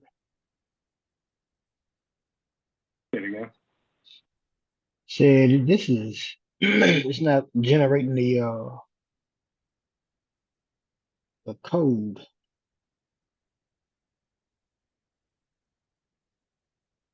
Which authenticator do you have? This one is hold up. Nope, that's not Microsoft. It just says authenticator. I'm guessing it's Is the little blue lock with the white yes, background? yes, sir. Yep. Okay, that should do it. When you took the QR code, did you see anything that says open EDR? Or not open EDR. It'll say Exidium. Yes, sir. Hold on, let me do it again. Um,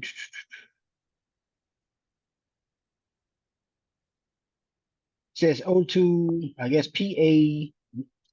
Anyway, yeah, it's taking me to open with. Let me try Duo. I used that before too. There we go.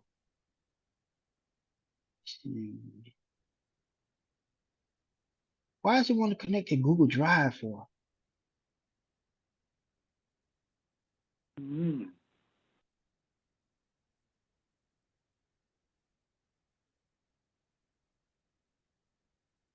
No, we're not doing all that.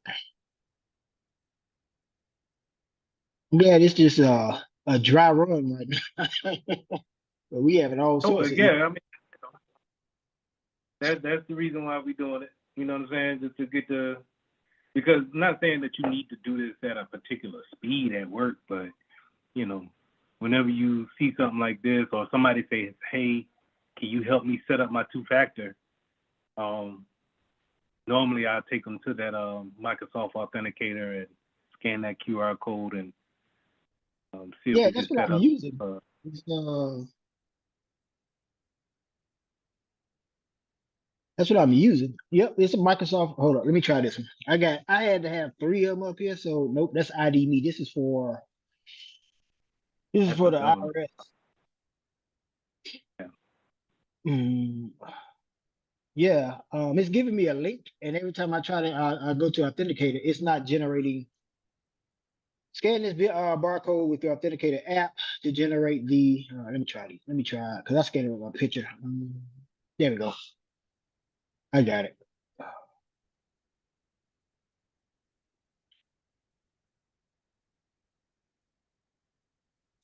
Took long enough, baby. All right, here we go. There we go. Man, they ain't want to play with me. Nope. Now that's tech, man. That's not gonna even play. I don't know why it's like you got too many. You ain't got enough dashes for the lines. Yeah. It's weird. 1, 2, 3, 1, 4. Let's see what happens. Nope, because it ain't gonna light up. All right, You here we get go. 5 digits. You don't have 3 and 3. It just gave me that just now. I don't know why it All right, now this is the backup codes, right? So what you want to okay. do is you want to download this to a text file and put it in a place where you can find it. The reason why is that if you lose your phone or you lose your app or whatever the case may be, and it's asking you for a two-factor and you don't have it, you can always go back to these one of these files, codes, and put it in and be able to authenticate and then set it up somewhere else. Okay. All right. 6, 7.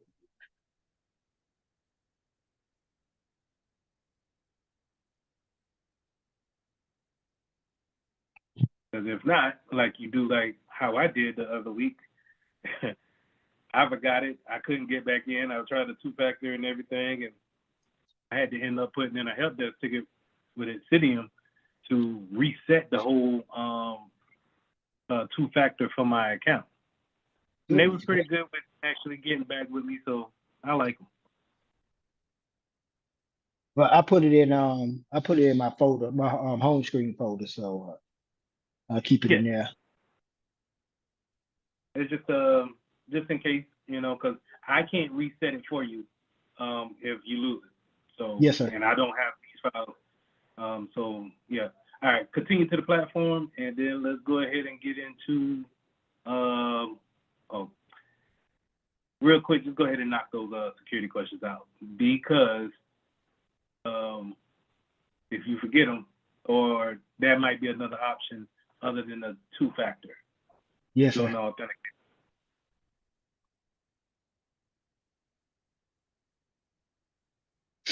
Like I said, man, I tried my best to make this platform as intuitive, as not intuitive, but engaging as possible over the holiday weekend. And I think you're gonna learn a lot from it, man. I'm gonna have a lot of fun just kind of building it up. So it's something that me and you can go in there and check on a daily basis just to kind of, get things going. So, Yes, sir.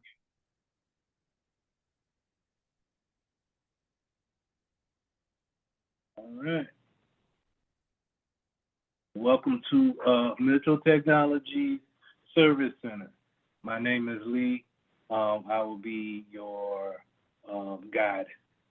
All right. So go up to applications at the top, and let's go into you see Service Desk, and then you see Service Desk version 2. Yes, sir. Open one of them up, and then the other one in another tab. So just right click on one and just open it up in another tab.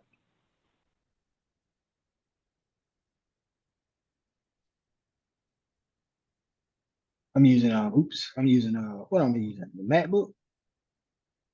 Where my mouse Okay. at? Yeah. No And problem. No problem. We could just, because it's going to be the same thing, just one looks different, right? yes, sir. But this is what I was saying, how you got the open tickets, the unassigned tickets, and then all your other categories off to the left. Mm-hmm. You got different categories at the top that you can use and navigate to. And I'll let you just, whenever you get free time, just go through everything, see what you got questions on, and just let me know. Yes, sir. But this is your typical help desk, service desk queue. I think it's CUE. So if they, you get into a business and they say, hey, we done put 2 tickets in your queue, this is where you're going to go at and check those tickets, update those tickets, and then close those tickets. Yes, sir. All right. Now go to version 2 real quick, just to kind of show the difference. It's just an updated version. It looks a little bit more appealing to the eye with the little user icons off to the left, Mm-hmm. but nothing. It doesn't say anything different. So either you'll run into one or the other. You'll run Yes. into ones that we saved a little bit of money, so they gave you version 1, or we spent a little bit more money and we get a little bit more features with version 2. Yes, sir. Okay, but it's typically the whole same thing. Now, users normally don't see this side of the ticketing system. They see what you were logged into the first time. Okay. First time. That hey, you could submit a ticket here, and then they're able to check their tickets in that type of platform. But here, this is where IT people, we go and we check our tickets and then we update them. This is what you call the back end. I guess you could say it like that. Some people may use that terminology, the back end. Let me go and check my tickets, things like that. Any questions? No. I like this. This interface, version 2 interface, look a whole lot better than. Well, I'm not saying a whole lot better. Yeah, it's more streamlined, I guess. Yeah, it's more appealing to the eye. I'm not gonna lie. I mean, if we were shopping this off, and which I'm hoping to do, I'm hoping to take this platform and shop this off to more clients for Mitchell Technologies and show them that, hey, we can put the endpoints on your PC, and then we can give them the link to the help desk, and they Yes, could sir. put in the ticket from wherever, and me and you can see them, and then Yes, solve them, and then keep it moving. yes, sir. Now go back to applications, drop that down, and go to RMM.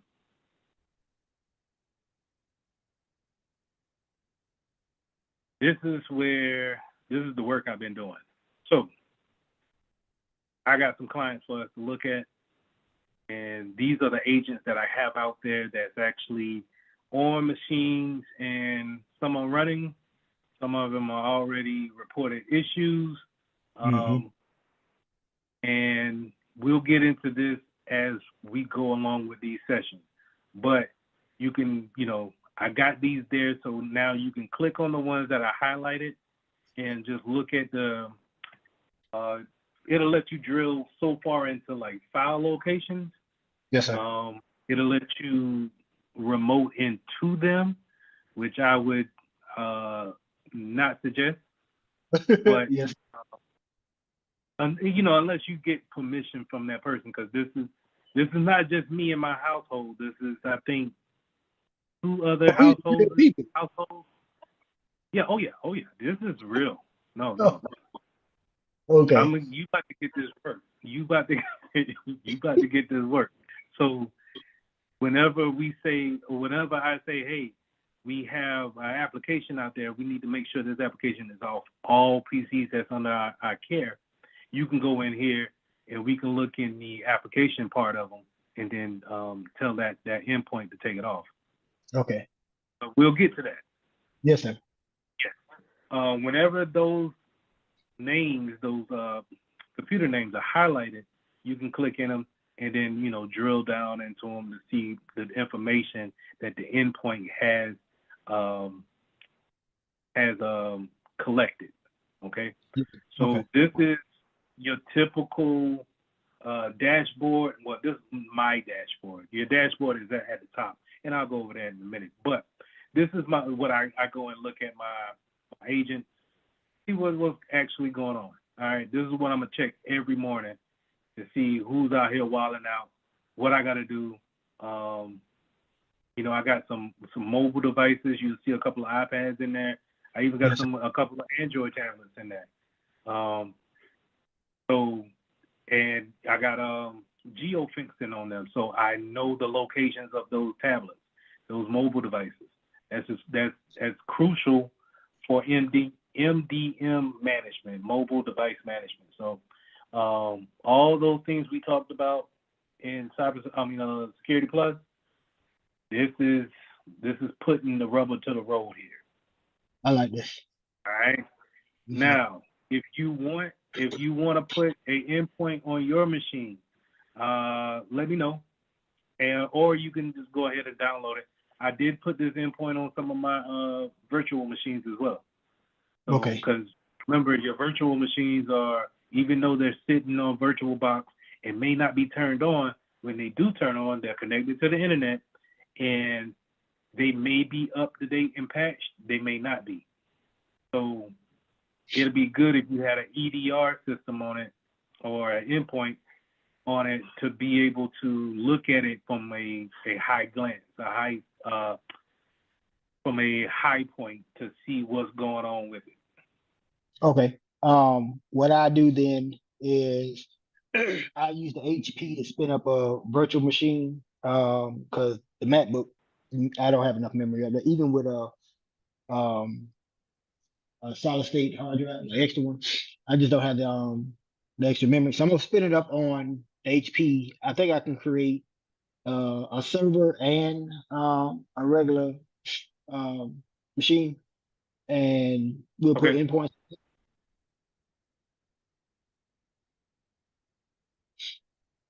Did I lose you? Oh no, I was saying I'll spin those up and then I'll let you know, and we can put endpoints on those two. Okay. All right. All right.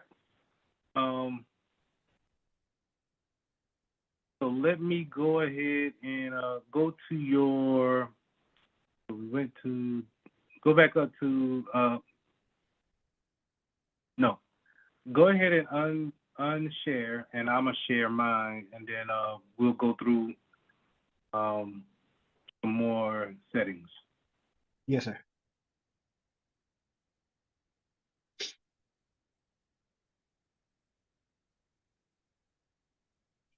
Right. So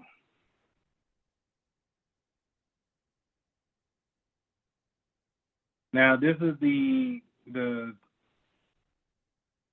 looking version of Ethereum. It's the same thing as what we just looked at over here. So it's Okay. not the enterprise users. If I go to the device management platform, as you can see, it's just kind of bland, but you know, it tells you everything you want to know. Yes, sir. This right here.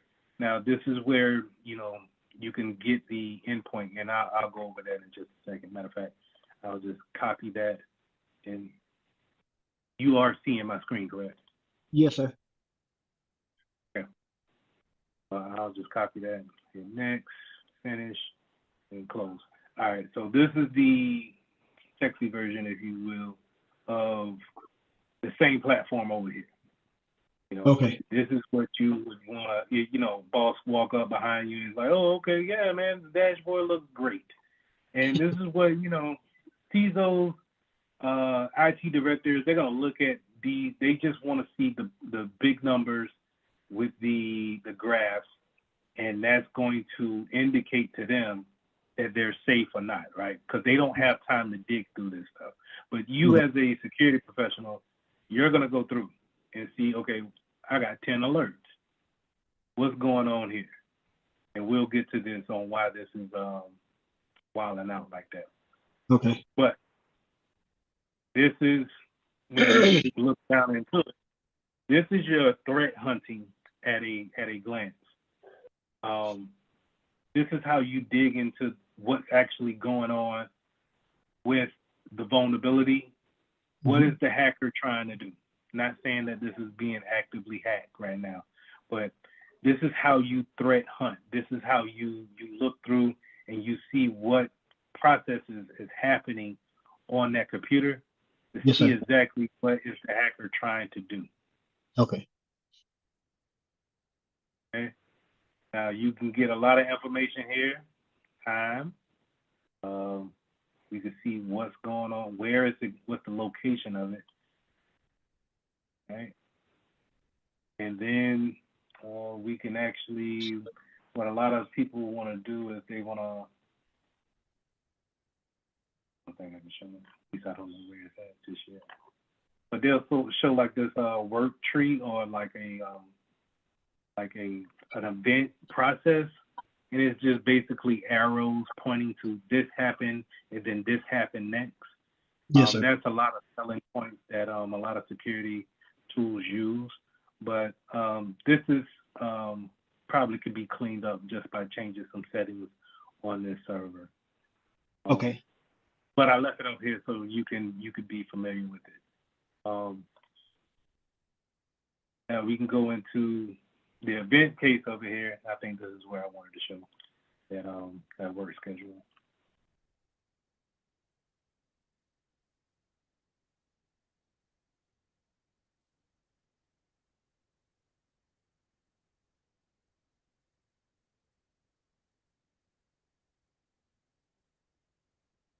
I had to find it. But anyway, I'm not trying to go. I will make a session for us to dig deep into this. But Yes, sir. just right now, I'll give you a good overlay of what's going on. And I'm going to jump back over to this platform because I like it better. This is more, there's too much going on for me. Okay. But if you want to be over there, that's fine too. It doesn't show any less than what this shows. Okay. So the dashboard over here is a little bit different. But you still get your, you get your little nice graphs or Yes, sir. whatnot. Things to print out to people, getting an overlay of the network overall. So in our network for Mitchell Technologies, we got 2 Androids, at least 5 iOSs. Not at least, but we have 5 iOSs, at least 2 iPhones. I'll say that, and mostly Windows machines. But I like this that it also breaks it down over into device types too. Yes, sir. When people Okay. ask you what's in your network, it's nice to say, hey, take a look at the dashboard and say, okay, yeah, man, no, we only got 1 server in the that we're tracking. So if you see another server that's out there on the network, then we need to take a look at that because we should only have 1. Yes, sir. I'll go over ownership whenever we get to that, but it's basically you could set up different types of ownerships as far as let's say if it belonged to the legal department, HR department, so on and so forth. Yes, sir. And then the all important, what versions are we on? A lot of IT directors, CISOs will want to know what versions that we're on. A key note to remember is that you probably want to be on the 1 version back than the latest version. Just because if we haven't tested out the new version, and let's say the new version is vulnerable, then and we already pushed it out to everybody, there's no way to really roll back until the new version comes back out. You get what I'm saying? Yeah, because you get hit with a 0-day exploit, and if you're on the new version, Right. you have to wait till a patch comes through to try to fix it. Right. So we want to stay 1 behind, and then whenever that new one, because we know a new version is going to come, right? So Yes, sir. whenever that new version comes out, we'll make a way and make sure that we're not vulnerable for the one that we're going to jump to. Okay. At least have some type of mitigation in place that if we're going to move up, that we can have something in place just in case we become, that vulnerability makes us more risk aware to risk acceptable to what we're comfortable with. Yes, sir. Now, Right. let me ask you a question. Yeah. In that regard, that is for like operating system, iOS's or Windows operating systems. What I'm looking at here is regarding Android, Windows, and Mac OS operating systems that you want to stay 1 version behind. Is that what you're referring to? No, not in regards to that. But you can look at it. So we'll have a conversation about it, right? So if we're like in our network here, let's say we call this give me a business name. Harmon Enterprise. Okay. So for Harmon Enterprises, we got these clients out here right now, and we're saying that, hey,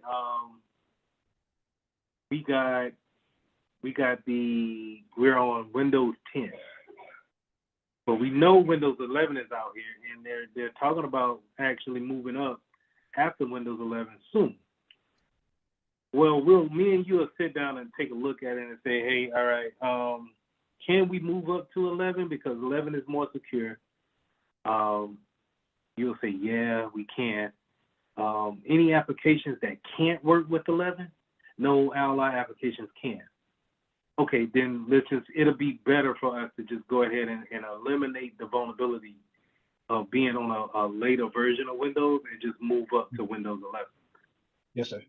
Now, in certain cases where, like, I'm working for the industrial industry, a lot of our equipment, those conveyor belts, a lot of machinery can't work with anything but Windows XP. Yes, sir. So what do? We don't want to move up. Yeah, we can move up to Windows 10 or Windows 11 and leave XP up behind, but then we can't use the conveyor belts no more. Mm-hmm. So me and you will sit down and say, okay, all right, since we have to have XP, they can't be on the internet.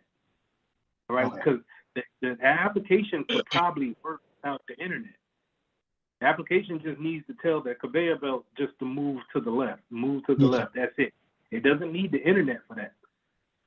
So we could just leave that computer on XP and, you know, cut off the network card for it. Make sure it doesn't have any network connectivity. Or segment it on the network. Put it in its own VLAN. Make sure it can't get out. But, you know, you still run a risk of it being connected to the internet. Yes, sir. All right. So we'll go over all of this other stuff in upcoming sessions. We did the device list. Good stuff here that you can click through. User list. Everybody here. All right. Now the configuration templates. This is like GPOs. This is how we tell the device how we want them on our network. Okay. As you can see here, and the word of advice, if you're going to put one on your iPhone or something like that, yes, sir. To revise iOS. Don't do the first one that I had, which is down here. Okay. That's going to have you change the password like every 2 minutes and feed me off. But you can't go in here and change them. You got to make a new one and then change it. So if you go here to revise, this is what I mean. We tell the device what to do. So you go to edit, and then you can find what things we want, but then we can go in here and we can edit these rules. So these are rules that we set. So in Harmon Enterprises, if we don't trust our people, hey man, let's just make sure that we give them a minimum of 6 on the passcode. Okay. Things like that. And we can tailor our policy off of these configuration templates. And then once we're ready to, well, let me get some more stuff. We can even do this. You know, lock it down if you really wanted to. No, you can't install nothing. No, you can't uninstall nothing. No, don't use the camera. No FaceTime. None of that. I don't want no hotspot or nothing. We can do all of that here by editing and pretty much just unclicking. Okay. But then once you do that, the way you get it to go to that computer, that iPhone, you have to download that app. So you have to download this endpoint. We'll go over that in just a second. But anyway, you got to download that endpoint on that device. And then you have to tell that device to look for this profile. And once it goes under that profile, then it acts the way I want it to, because this is the configurations I want it to have. Okay? Okay. So if I didn't want anybody to download Netflix on a company phone, hey, I might have to say, is it just Netflix I don't want? Oh, yeah. Well, okay, maybe I don't want to block any and every app from the App Store. Maybe I should go in there and have it look for a particular app in a different section. But maybe, this is a widespread profile here. So this is going to hit everybody. And so if we're just going to say is this certain things we want, we're going to probably manipulate this profile to show that. Okay. Yeah, this is how it works right here. This is MDM. I like this. Right. Yeah. And so what I would suggest to you, you can go in here to these profiles And just like how I got this test here, highlight it, and then clone the profile. Clone it, and then you rename it so I know it's you. And then you know, build your own profile on how you want it. Then test it on a machine or test it on a device that you want to put it on. Okay. And see if that's the type of reaction that you want. So if you had a nephew or a niece or something like that you ain't want them to, you know, have stuff on their phones and stuff like that, yeah, throw this on there. This is a great way to do that. Same thing when it comes to Linux devices, Windows machines, Mac OS, same thing. And I can do this on virtual machines as well. That is correct. Okay. So and let's jump to, go ahead. You can you go back one screen? I want to make sure I get the right profile that I'm supposed to use. You want me to use the revised iOS profile as the template? Or it could be any of those. You can do any. Once you clone it, it's yours. I Okay, don't care. right. You know, it doesn't matter because what you're going to do is you're going to come in here and do this. So let's say we want to clone this Linux one, right? We're going to click this little, we're going to select it here in order to give us the options at the top. Okay. It's grayed out here. So we're going to select it. Then I say, okay, I clone it. It's going to automatically drop that down. I say this is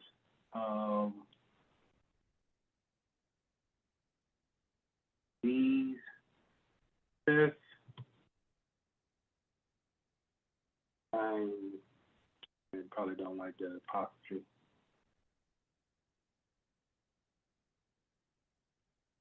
Testing out this new, clone it.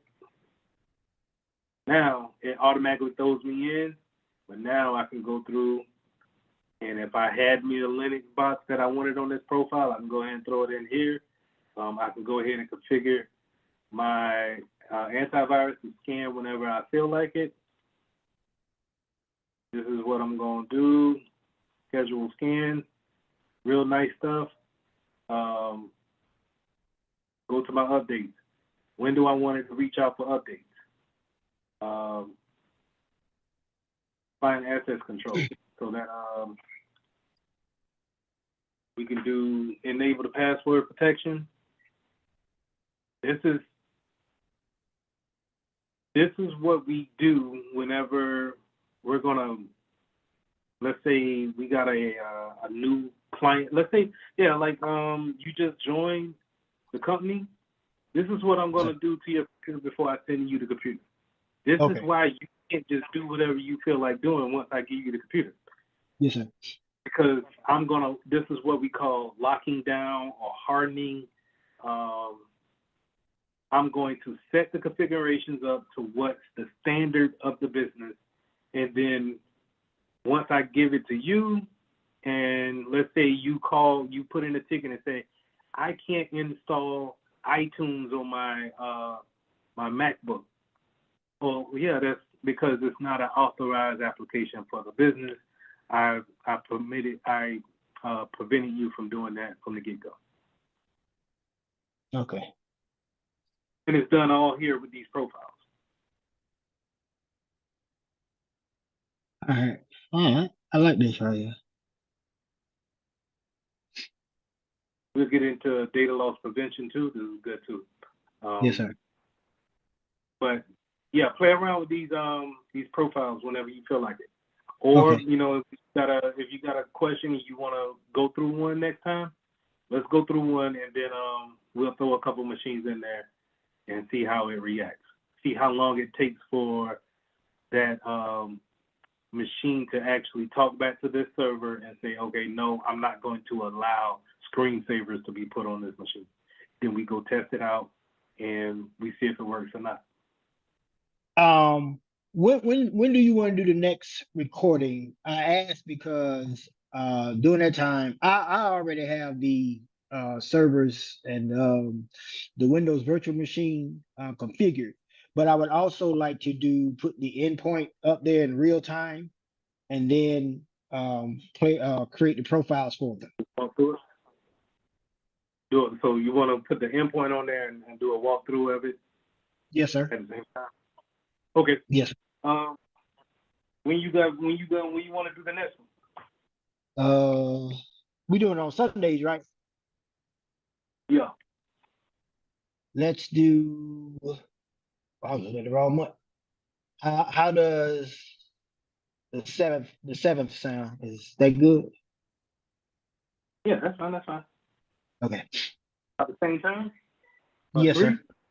Yes, sir. No, we did four today. Yeah, we did four. Yes, sir. Okay. Yeah, that's fine. All Let right. me finish running through this real quick. Okay. And Yes, then sir. if we run over, is it cool if we run over a little bit? Yeah. That's fine. All right. So the security part of it, the endpoint, and this is where the antivirus is highlighted here the most. I think this is a highlight of this Exidium platform, just because it's a response tool that not only can it scan and look for a virus, it can also respond to it and isolate the machine and so on and so forth like that. People are paying hundreds of thousands of dollars for companies just to have this type of technology on their machines. So having that endpoint there, man, it's a big thing. I think this is if I can get this into a school system or a small business, and we could see this on a larger scale, you'll really get to understand where I'm coming from when it comes to the value that comes along with it. Let me ask you another question then. I have Trend Micro and Malwarebytes on computers, laptops. Now, with this, does it interact with Windows Defender, or will it interact with Malwarebytes and Trend Micro? It will treat it as its own separate application. So it's not going to fight with those applications, but it's not going to work in conjunction with it. Okay. So those endpoints, a lot of endpoints can be on your computers at one time. So like here, I got Muninet on here, and it scans, right? But at the same time, it doesn't talk to Exidium. And then the reason why I don't like it is because I can't look at it from any place in the world. It's just like how you're logged into the platform, and you could see the endpoint that's on this computer that I'm sharing with you right now. And say, hey, Mr. Mitchell, I think we need to take a look at it. Something's going on in the background. I can't get that much information out of here. It's just pretty much, hey, did you do a scan today? Did you find anything? No. All right. Well, this does that too. It does the scan, but I'm also able to dig like we seen in the earlier listing of it in the, what was it? What was it? And that was in,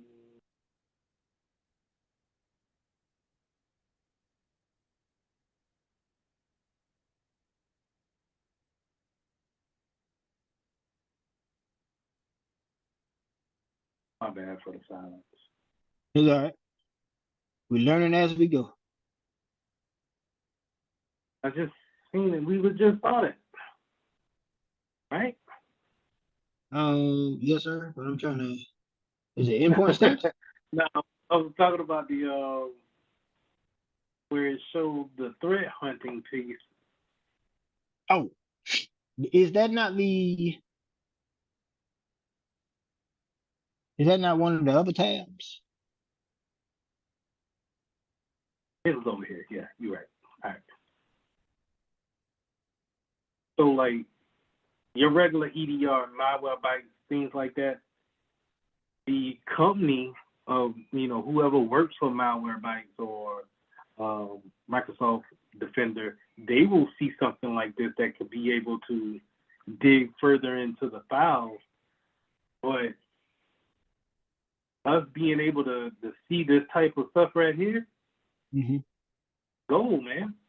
And then you can investigate.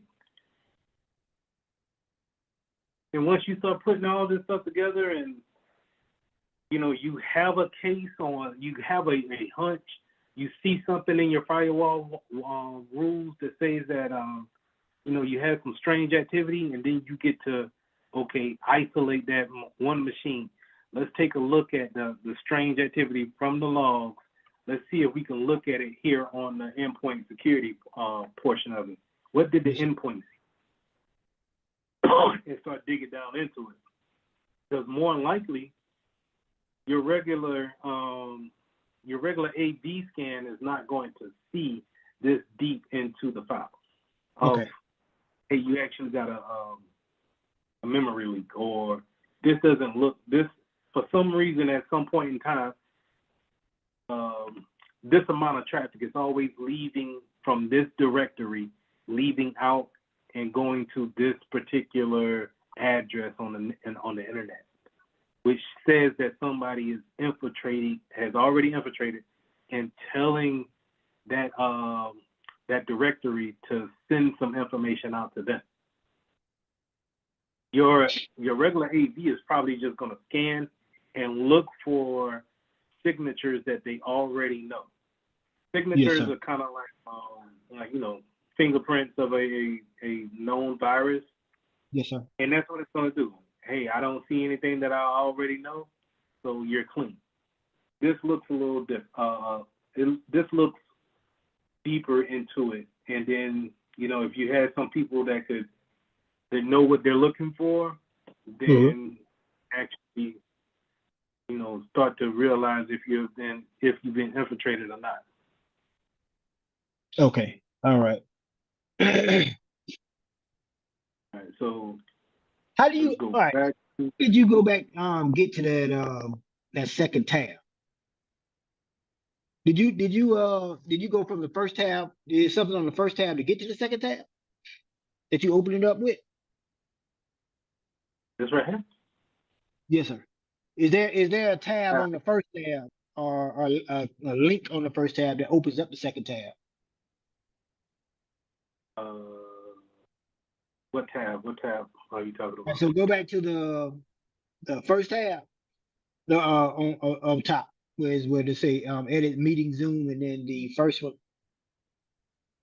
This Yep, one? that one. Yes, sir. So what did you How did I click? get to the enterprise? Yeah. Okay, hit right here, Exidium Oh, Enterprise. okay. All right. Okay. Let it do its thing.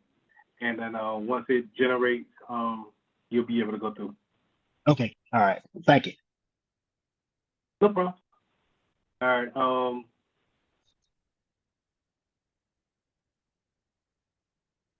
Network management, we're probably not going to get much out of it just because we don't have real routers to be working with like that. But it's there. Now the applications, this is how, like I said, if let's say you read something and you say, hey man, I heard that the Zillow app was vulnerable on this version. Let's check to see who has it on their machines. And now you get a quick rundown of all the iPads that have Zillow on them. Now we can take that, highlight them all, and then we could probably say, probably drill down into it and then remove those apps. I want to say. I saw something up there that's bulk installation package. That's more on the how was that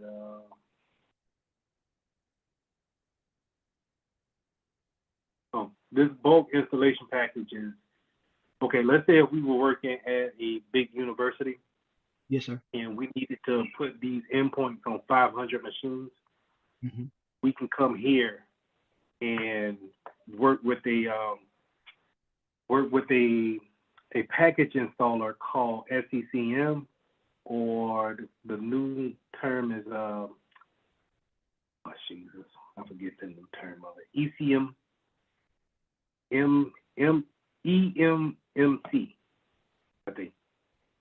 Okay. Anyway, SECM, software management system.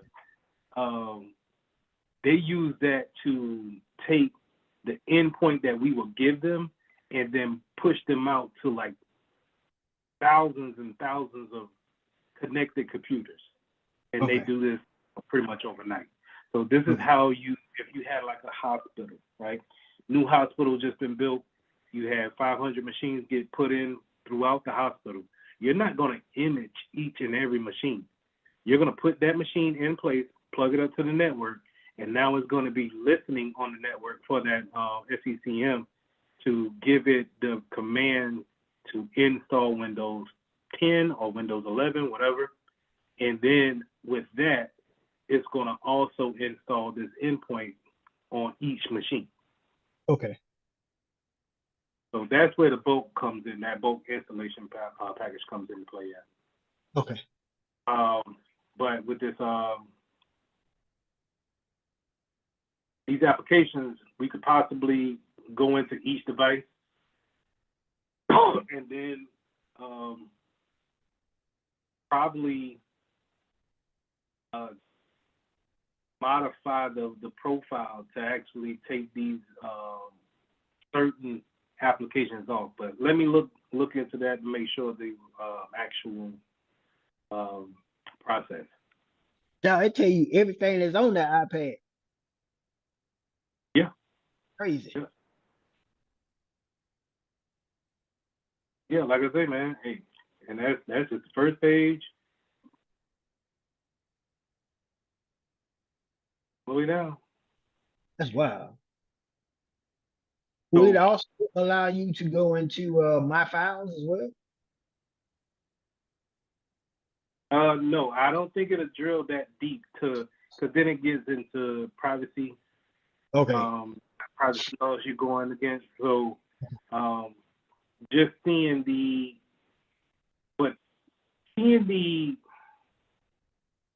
being able to see that much information is already intrusive enough. Yep. But to actually go into a particular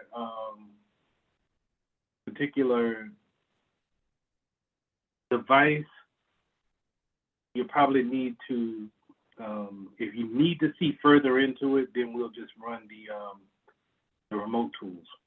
Okay. That's wild. They're gonna come up with something like this. Your administrator needs to remotely access your device, perform routine security maintenance, which will not interfere with your work. Please click allow to start a remote session. See how it works. So from here, now I don't see any changes to my desktop, right? But yes, here on the platform, now I'm able to actually drill down into this is what's actually on my actual file directory. Okay. Let me show you here. If I were to go to, let me see, that is program file. So see, you'll see how these kind of match up with each other. Intel, OEM. Yes, sir. Oh, this is how, if I wanted to see those files, but I don't know if I can actually open those files. Okay. So then you go into, do you have something that can read it? All that.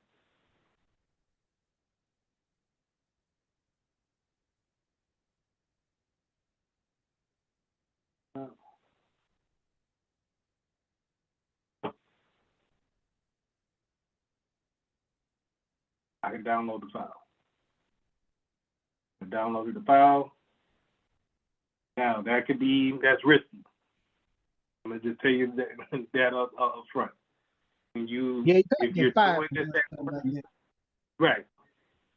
So you want to do this and know exactly what you're looking for when remoting into someone's PC. Now this is just the back end. So even though it's just the back end and they can still continue their work, they were prompted that you connected to their PC and they had to give you control. But like I said, if you download the wrong thing that was, above your pay grade or sensitive, let's say you got a secret clearance and you downloaded something that was top secret, now we got issues. Yeah. So Federal prison. always be careful on that. Yes, sir. But good for you is that you get to play around with this stuff, see exactly what you're doing, because you don't want to learn on the job when it comes with this. You know what I mean? Yeah. Don't want to get started. Right. So you want, you know what I'm saying? And the funny thing is that a lot of companies that I've seen, they don't even have endpoints that can go that far in between, like the remote session of it. They might have what I use, TeamViewer, or they might use Microsoft Teams to share the screen and stuff like that, or Zoom. Yes, sir. But when it comes to like those type of applications, when it comes to executing, installing applications, you're going to need that user to help you along with actually getting things installed. So, yes, sir. but I think there's still good stuff to look at and to learn. That's just one version of remote control. I think you can actually you could download this piece right here, and this actually let you remote into it and take over as if you're in that machine. So Okay. this is a good thing too. All right. That's all. Well, reports, we'll go over reports later, real later. These are more tools that you can look into if you want to. I haven't looked into them just yet, but they're here. They're free. Okay. So, yeah. I have a question for you. Yeah, my bad. Do companies make rules about remoting into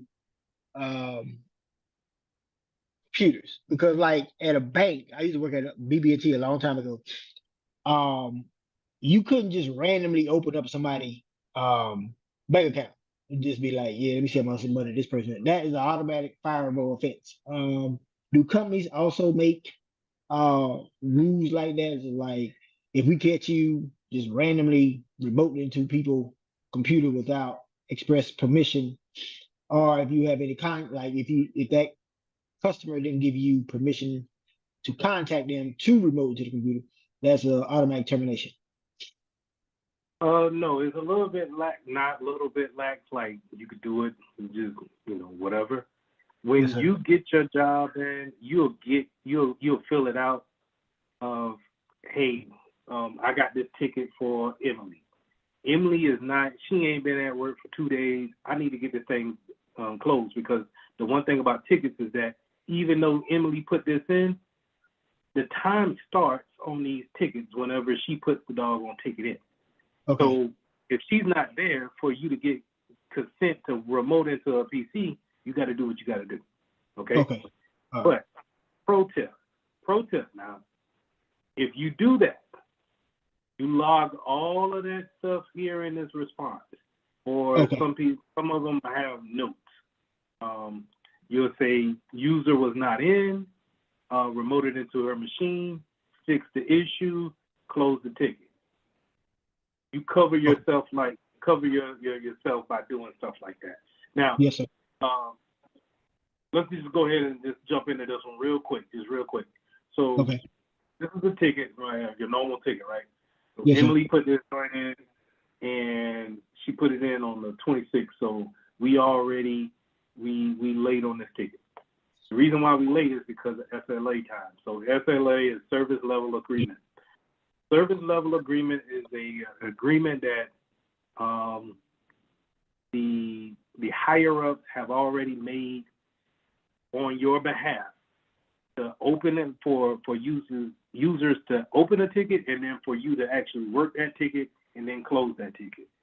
Okay. When you get into this field, you will get to understand that SLA times can be a pain because they normally don't start once you get these tickets.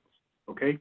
Okay. So you're going to be coming in at a higher level than help desk or service desk. So help desk, normally those guys, they just answer the phone and then they type these tickets up and then they assign them to you. Okay? Okay. That's help desk entry level, where you're going to be coming in at a security level or more of a desktop support role or what have you. You're going to be one level above that. So a lot of times your SLA time has already started, and where you think you had 4 days to close a ticket, you may have 2, a day and a half, 30 minutes. Good, no. But you cover yourself because you see here, whatever, you know what I'm saying? It's already going to let you know. And before you get out here and start freaking out, just say, hey, I received said ticket at this date. The ticket was opened up on the 26th. I did not receive my account until the 31st. So, you know, you just putting that in there. Is it going to count against you? Yes, it's still going to count against you. But your boss will know that it's not your fault. Okay? Okay. Now, let's see what she got going on. Where did I read this thing at?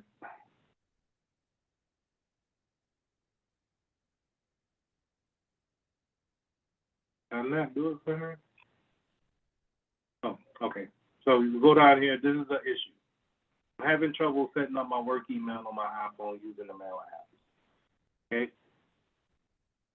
All right. Now, that's just troubleshooting it. If me and you working through this issue right now, I would say, all right, Chris, have her call you up on a different phone or talk to her on Teams or Zoom or something like that with the iPhone in her hand. And let's see if we can walk her through actually setting up the email. Okay. But we also, before we call her up, we probably want to go over here to the platform and see if she has the right profile on her iPhone. Because remember, we can set them up with different profiles, right? Yes, sir. And so we may have a profile. Let's say, I can't. This is why I don't like this one.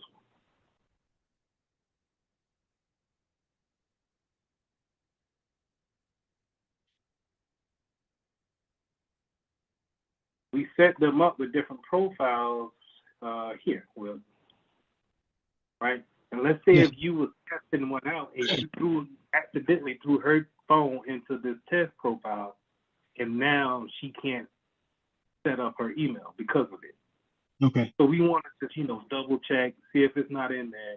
And if it's not, then you call her up and say, okay, walk me through what you're actually doing. And if you got this, more than likely, you're going to have the processes on a piece of paper, on a cheat sheet, and you're going to understand what's the proper steps to setting up an email.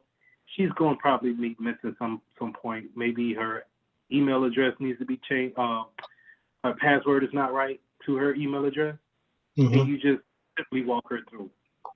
Once you walk her through it, and she says, oh, it's populating now, because I guarantee you, it's going to be probably a password issue. You tell her to calmly type her password in one character at a time. Yes, sir. She gets it right. It populates her email. She'll probably say, oh, you know what? I don't know what happened, but it just started working, right? Yes, she sir. says that, hey, it's all good. You say, all right, if you got any more questions or any issues, just give me a call. Glad to help you out. Put it right here in your response. Close the ticket. Okay. You see here.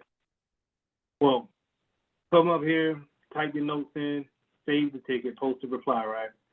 And let me say remote and all that good stuff, right? And,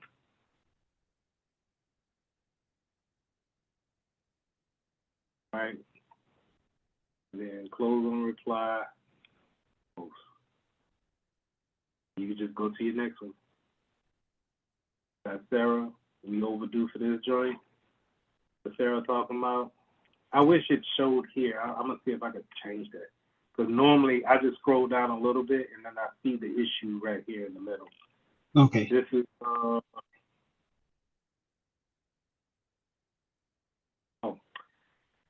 same login, forgot my password.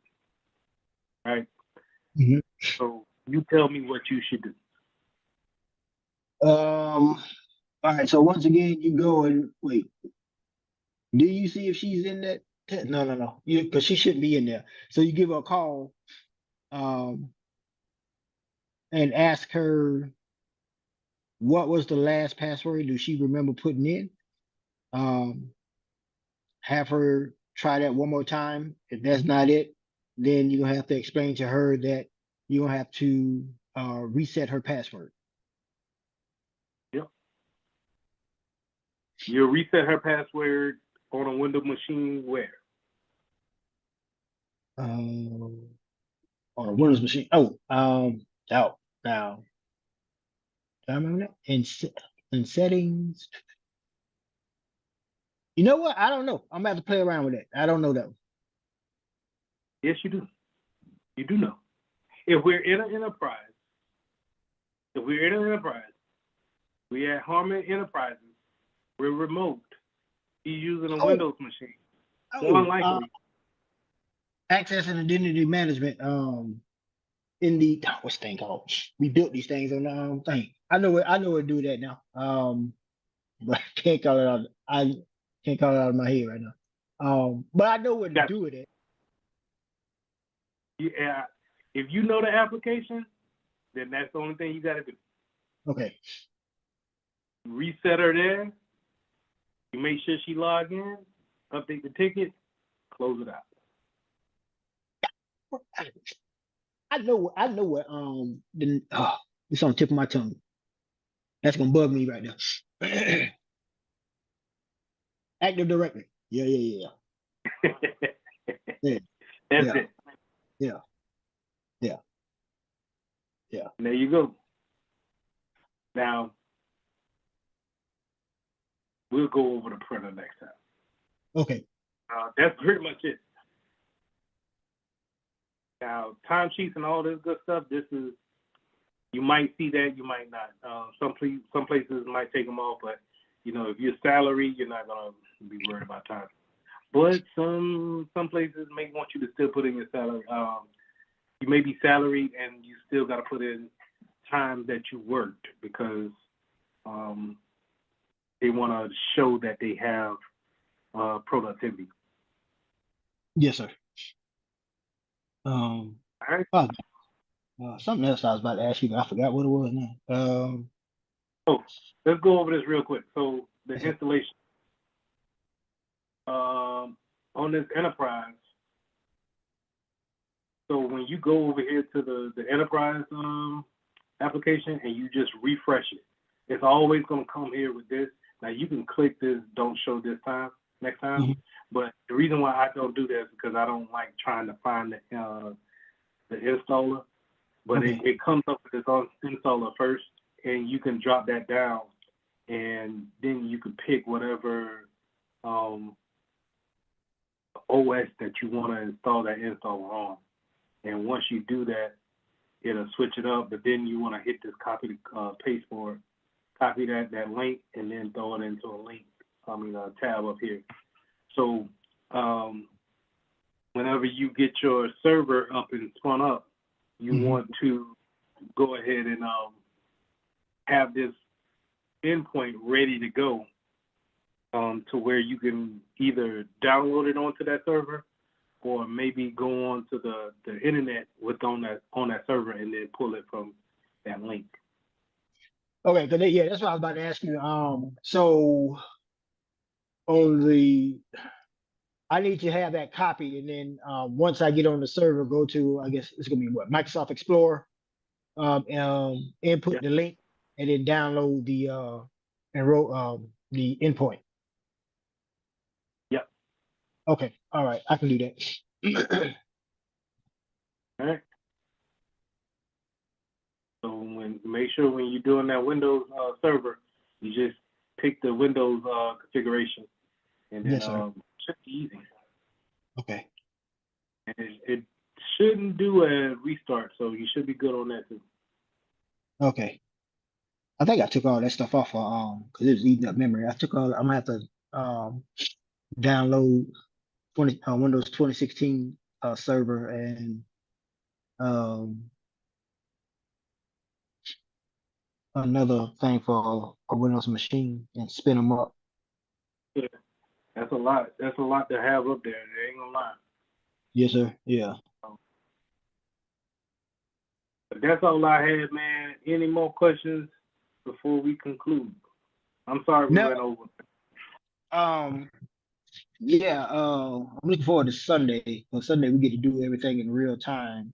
And the more I practice with it, I think the more comfortable I feel about doing everything. Yeah. I like this. This is a gold mine right here. You just happen to find this?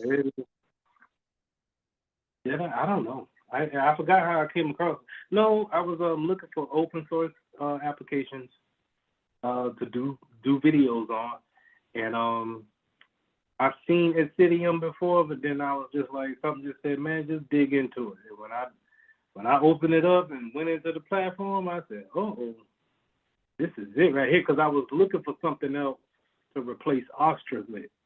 Yes, sir. And Ostra went there and changed up the profile. I was like, nah, I don't want to go back with them. because Phishing scams that may come out of that. And, just to, kind of keep everybody up, their guards up, make sure we pivot right. But this is how you get everything under an umbrella. And you're not just trying to block one particular site. Yes, sir. Because while everybody may know of 777.com, everybody might not know about DraftKings. Okay. Especially, you know what I'm saying, if you're an older guy, you're not even really into social media type of platforms. You think social media is the big four: Twitter, Instagram, and it's not. You're not even think about DraftKings being a social media type of platform. Yes, sir. So that's categories. Okay, now let's get into the heavy stuff here. Now these next three, what I'm gonna do is I'm gonna throw all of these into the chat, right? And we're just gonna go one by one. Well, let's just go one by one. I'll just go one at a time. Okay. Because this first one is a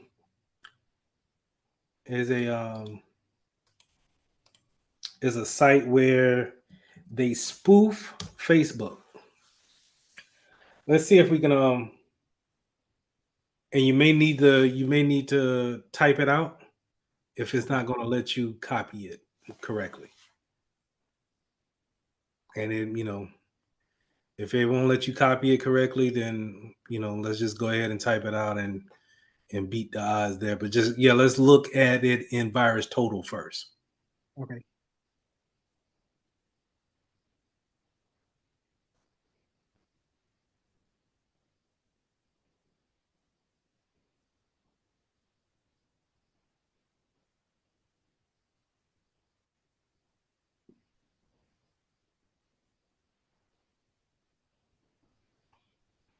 All right, so you see how bunch of people flagged this one, right? Okay. You got phishing, malicious, and you got some of the big dogs saying that it's malicious and phishing. Go back, you see Bitdefender is a big dog, Fortinet is a big dog, Kaspersky, that's a big dog. All of these it's on their radar. They're probably gonna block this before we even get to it. Okay. Right. So that's the great thing about it. But if you're in you're at work, you see something like this, oh, you know for sure, yeah, I'm blocking this, and that'll be step 2 of what we're gonna do.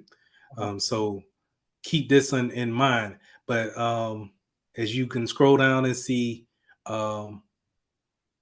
pretty much everybody blocked it, right? Or they say it's malicious. Now here's the thing. This is a little tidbit, right? You see these people that says it's clean? Yes, sir. These are probably the people that you probably don't want to bring in as a vendor for your new antivirus. Especially what is this, criminal IP? Oh, okay, all right. You know what I'm saying? And it's like, okay, and Acronis should know better. Yes, sir. They're a big dog, and it's not on their radar. And maybe, benefit of the doubt, maybe they didn't update their database just yet. Let's keep scrolling down. Let's see who else missed out on it.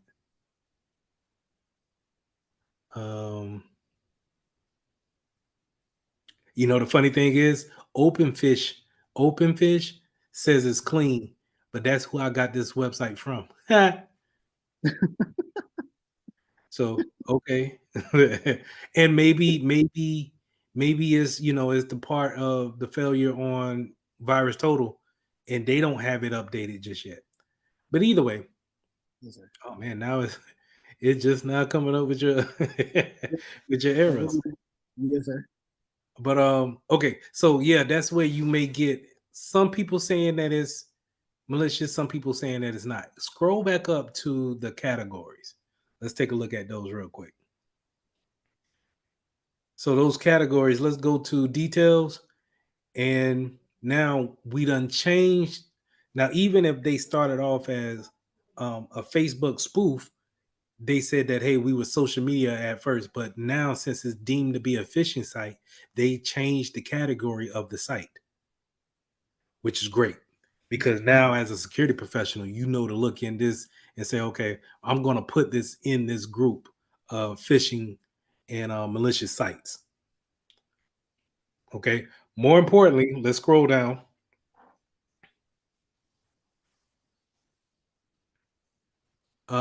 We want the IP address.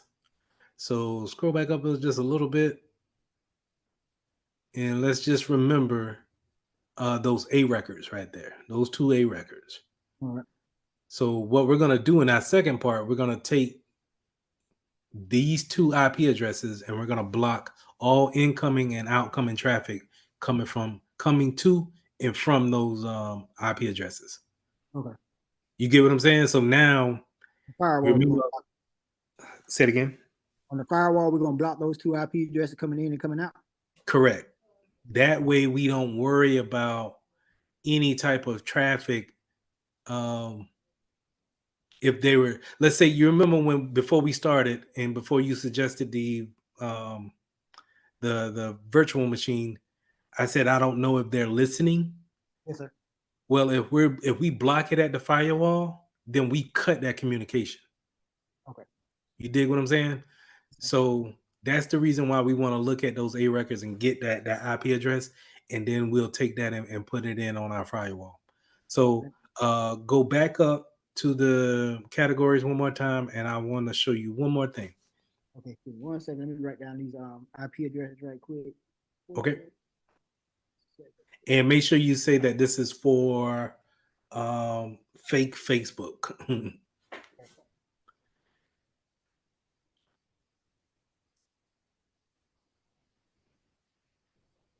Okay. All right. And you said scroll back up to the categories real quick. So now you see community. Click on community.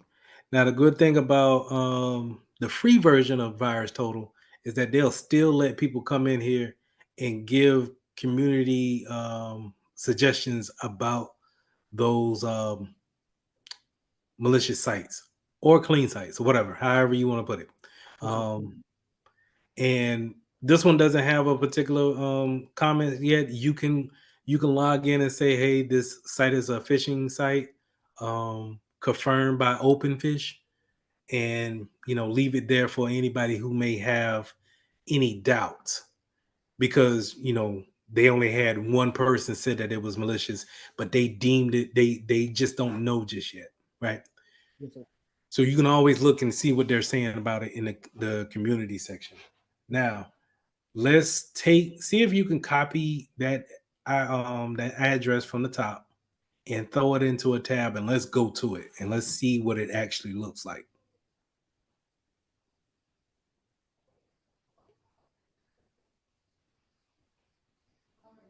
Nope. Still won't let me. I'll just I type it don't in. know what's going on with it. I think that might be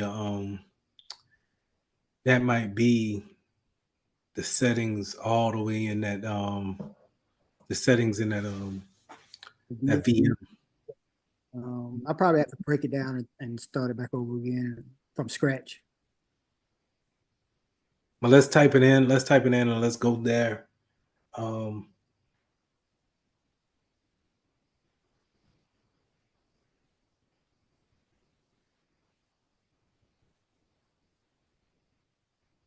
you're gonna get the big red screen.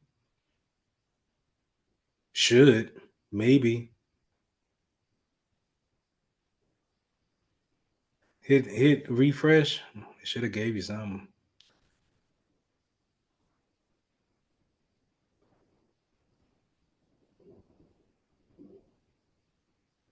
There you go. All right. So what do we see here? Google, not Google, but Chrome has already seen that this is probably a dangerous site. Matter of fact, this is by Microsoft Defender. Mm-hmm. All right. So this site has been reported as unsafe, right? Because we already confirmed that. Microsoft recommends that you do not continue to the site. It has been reported to Microsoft containing phish threats and may try to steal personal and financial information. We're going to click on more information. They give you more explanation about a phishing device, phishing sites, and we're gonna go to continue to unsafe site, not recommended.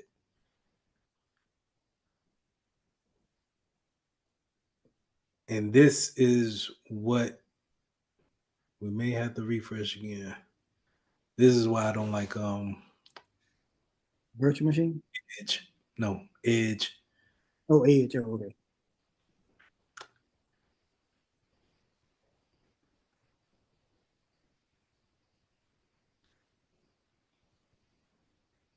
Yeah. It's blocking everything. Open up. Do you got Chrome on this virtual machine? No, I can put it up here, but I No, don't don't. worry about it. Open up. I seen Firefox though, right? Firefox will pretty much let you get away with everything. Throw it up in the Firefox. See if you could paste in Firefox. I wonder if it was just the Edge thing that was messing with us. Oh, the chat. Let's test this chat out first. See if that works.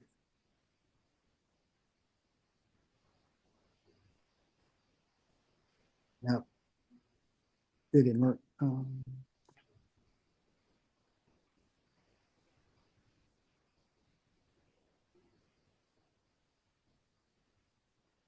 Yeah. Let's Let's see what Chrome talking about. Okay, I spelled it.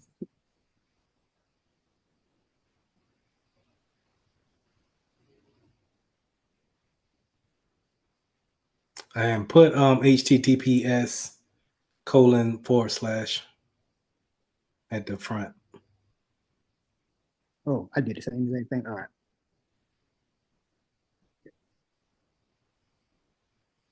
Mm-hmm.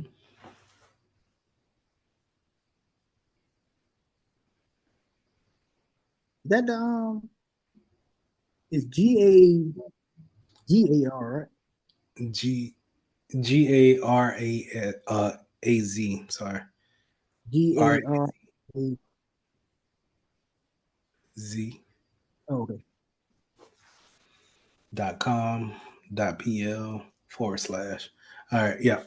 Now, let's try it again. Let's see if we can continue on to the site. See details. and ignore the risk and go to unsafe site. Click on the ignore the risk, because we're trying to learn here, Firefox. Man, oh man. All right. Unshare your screen real quick. Let me show you on my side. Yes, sir. Matter of fact, we'll just do that. You sure? No, I'm not. You still gonna drive? I'm just gonna show you what it looks like on my okay. side. Okay, I think I'm still signed into. You want me to stay signed into TeamViewer on the virtual machine? On a version, yeah. They sign in and everything. Okay. I'm just gonna show you how it looks. Okay. So I'm gonna take it, copy the address, and then I'm gonna throw it over here to my guest.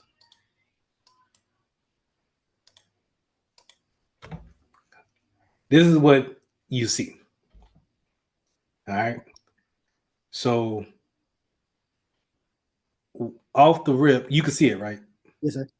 Off the rip, you can see that one is already going to tell you that this is a dangerous site. This is not going to go anywhere.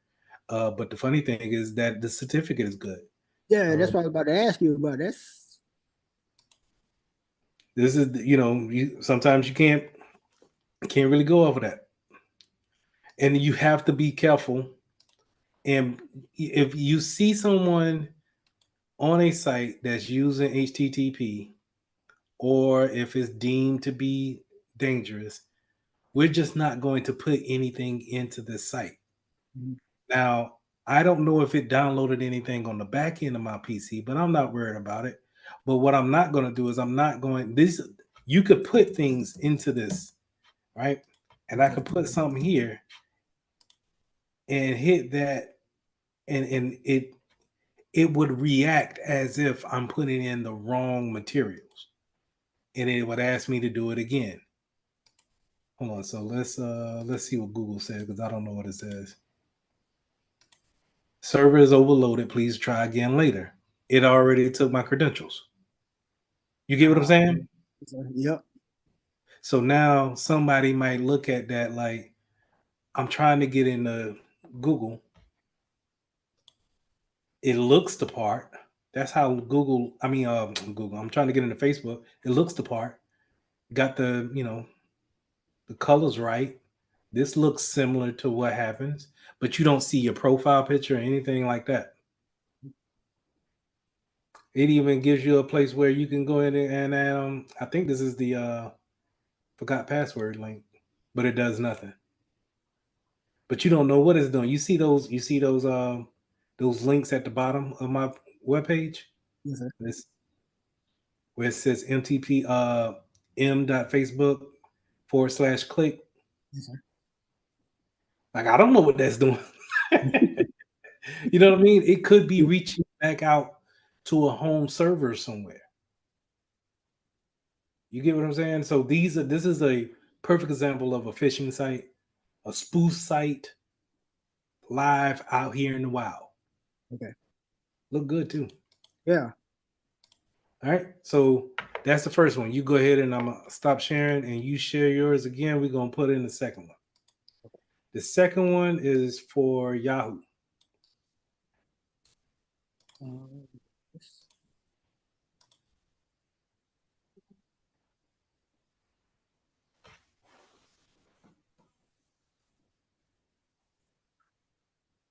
Did you put that in the? I put it in the chat, the Google chat.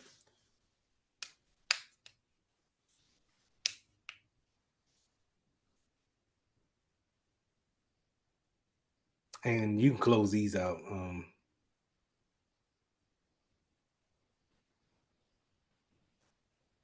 Yeah, close these out. All right. And then that Google chat.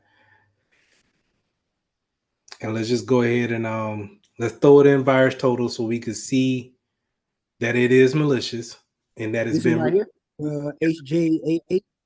Yes.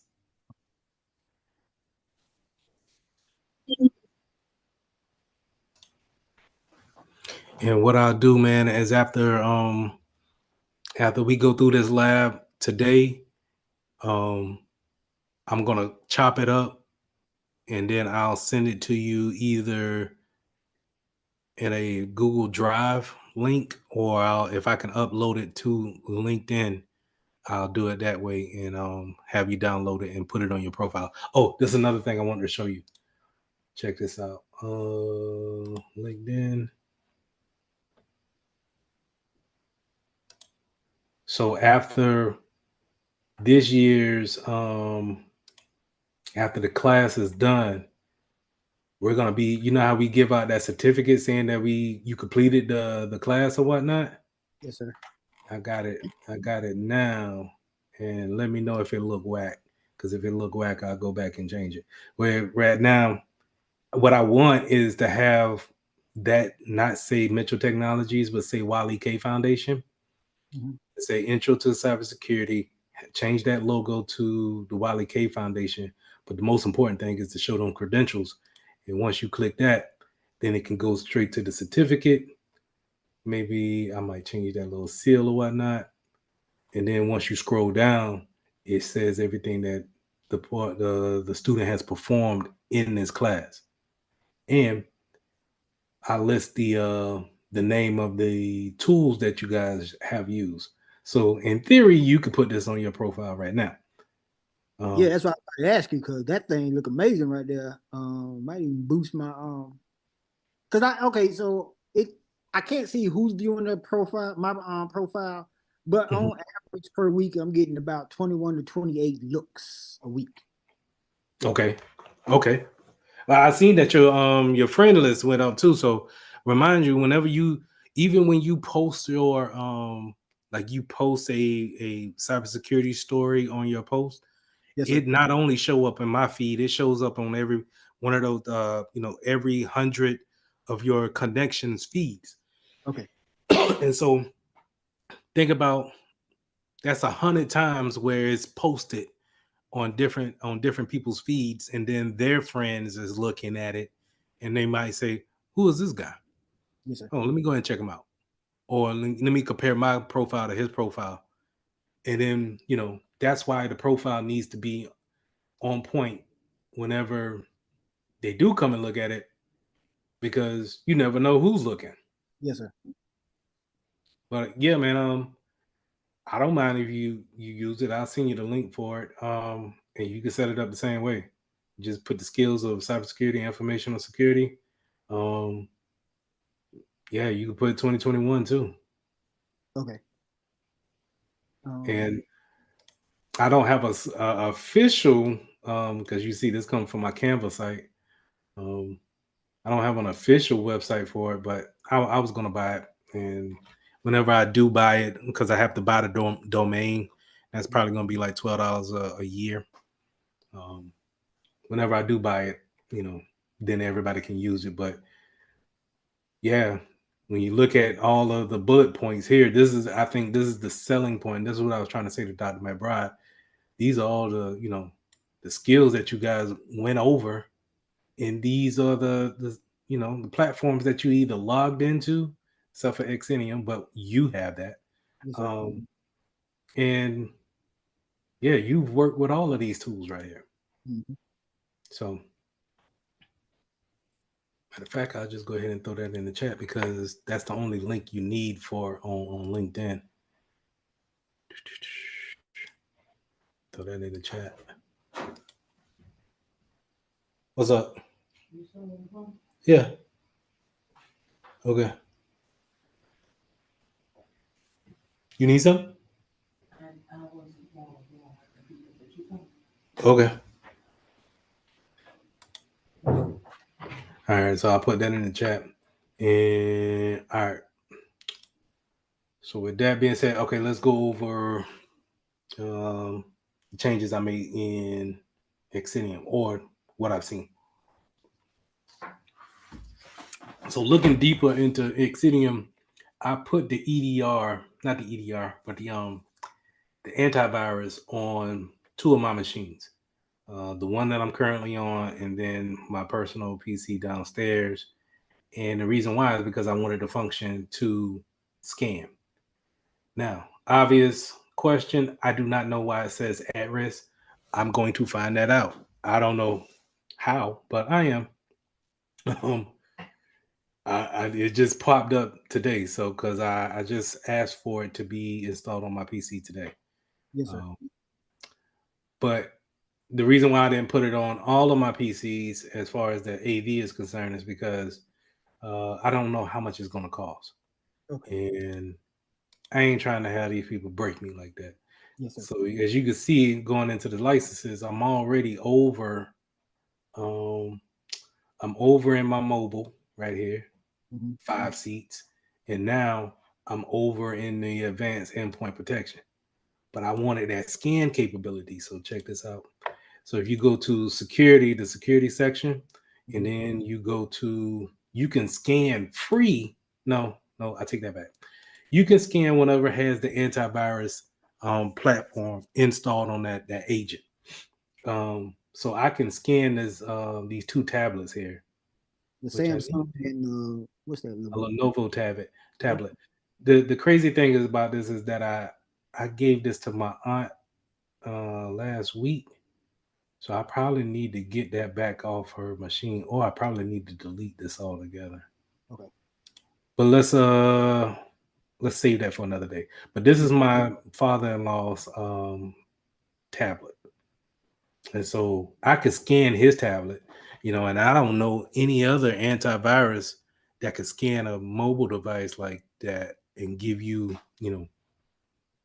a, and maybe I'm wrong, but I don't know any antivirus that goes onto a mobile device such as a phone or a tablet, and you're able to scan and then see the results as if it's a PC.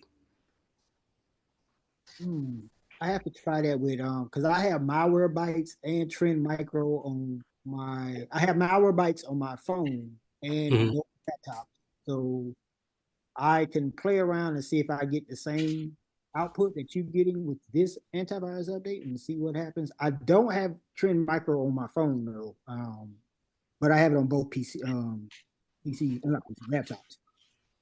Okay. And like I said, I could be totally wrong and sound ignorant in that, but this is the first time I can see it. Yes, sir. And so I had it installed on my two PCs, and like I said, I don't know how much these cost, but if they don't hit me over the head with it and be like, maybe man, it's like $3 per agent, then I might throw it on a couple of more machines that I don't seem deemed to be, well, I might throw it on a couple of more machines that I deem to be critical, and I want to scan and have it, you know, be able to look into it deeper if something were to happen on it. All right, All so right. go to hold on 1 second. Trying to set my board up. All right. You said go to device, then security, then to sorry about that. Yeah, you can go to endpoint security status. There we go. Okay, all right. Matter of fact, let me get out of here. You share your screen. And I'll stop sharing. Let me make sure multiple participants can share. You share your screen, you drive from here on out, and we could take this and we could start the lab. Okay. And I can navigate you around the console. Yes, sir.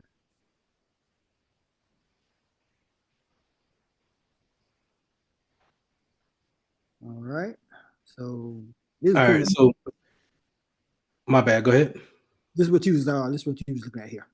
Yeah. So the reason why I want to do that is because I wanted to scan at a certain time. Mhm. And so highlight my PC and the GWTN at the bottom. Yeah, just highlight those two boxes, and Okay. then click that caret down right beside scan. Where And is kind of gives you more options. The little caret down button. Yep, and do a quick scan, antivirus quick scan, and that's pretty much really what I wanted. not to be able, because you know with Windows Defender, you got to go into each and every agent because we don't have a license for it to do it remotely in Azure. We have to go to each particular PC, set up a schedule for it, and then let it run that way. Here, For your job at work or just in general? in general, right now, Okay. me and you, like personal, Okay. but at work too, it's like well, let me take that back. At work, we have a license. Um, we have a license version of Windows Defender, and we can schedule those scans in Azure, Mhm. and then it does it automatically. You Okay. get that functionality here, but I just don't know how much it costs. Yes, sir. So, I got you. uh, but that's pretty much the only thing that I really changed here. Um, Everything else should be the same, and I've been writing out what I wanted to go over as far as the categories for each one, but I'm gonna save that for a later date. What we're gonna do now is we're gonna go and we're gonna harp on um, malicious websites, and then how we're gonna stop that traffic from getting to and from our network. Okay. So, do me a favor, Mhm. make sure you save everything you need to save. Go ahead and stop sharing your screen and shut down everything that you need to shut down. And I want all windows closed. But don't shut down the Zoom call. Okay. Let's see.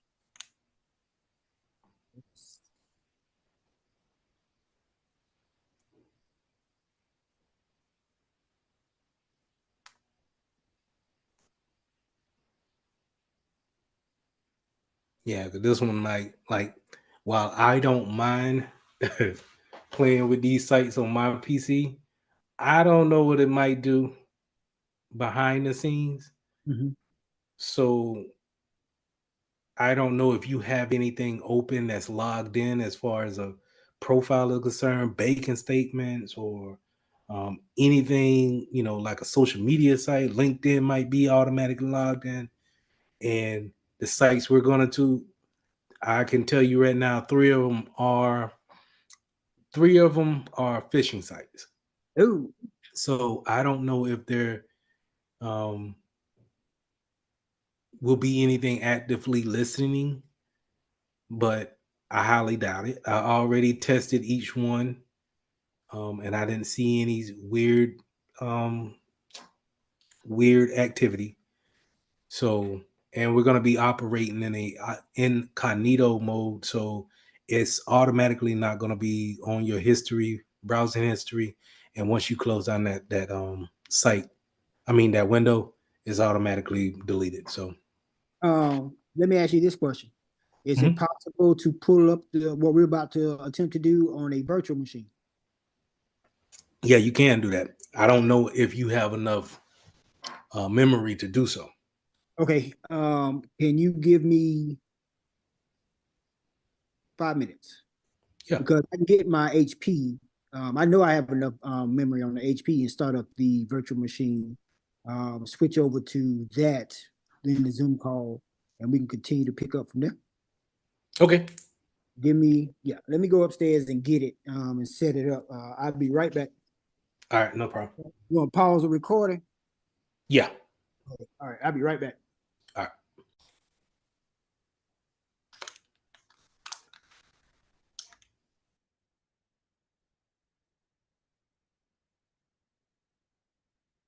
That's not.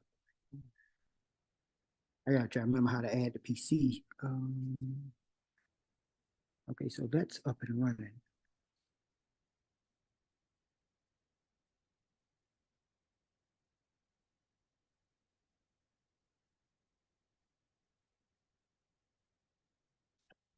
This the other app that I have. So, give me 1 second, Mr. Mitchell.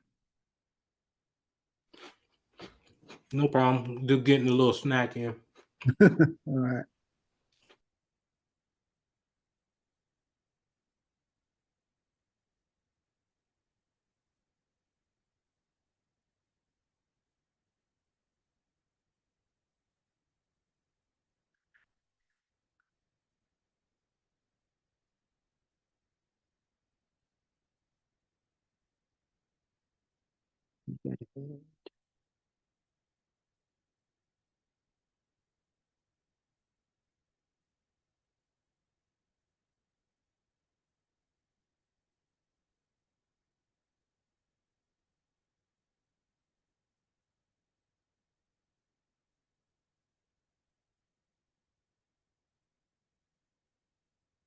No, I had another remote desktop for this one right here. I'm trying to find it. That's not it.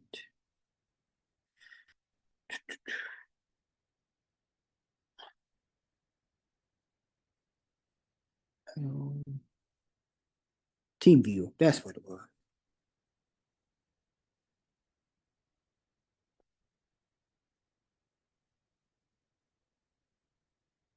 All right, here we go.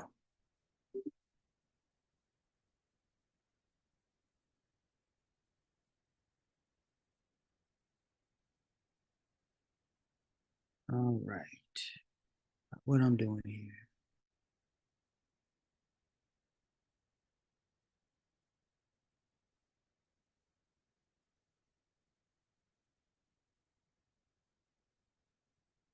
Yep, that's it. Connect. Password.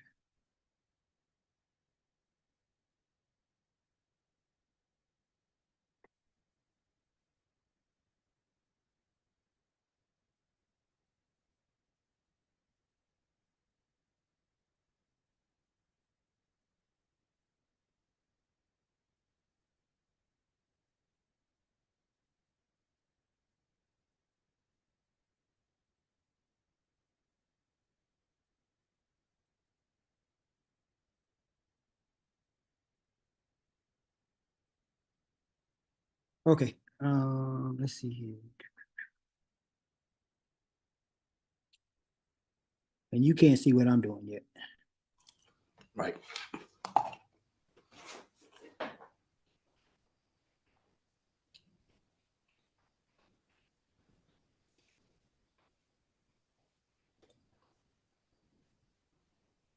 All right, so I'm remoted into the VM. We need to go to a web incognito web browser.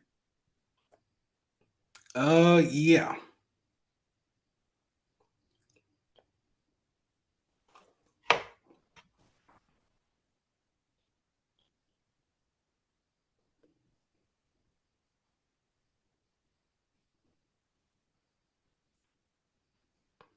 And on that team viewer in the lower right hand corner, tuck it in by hitting that little tab.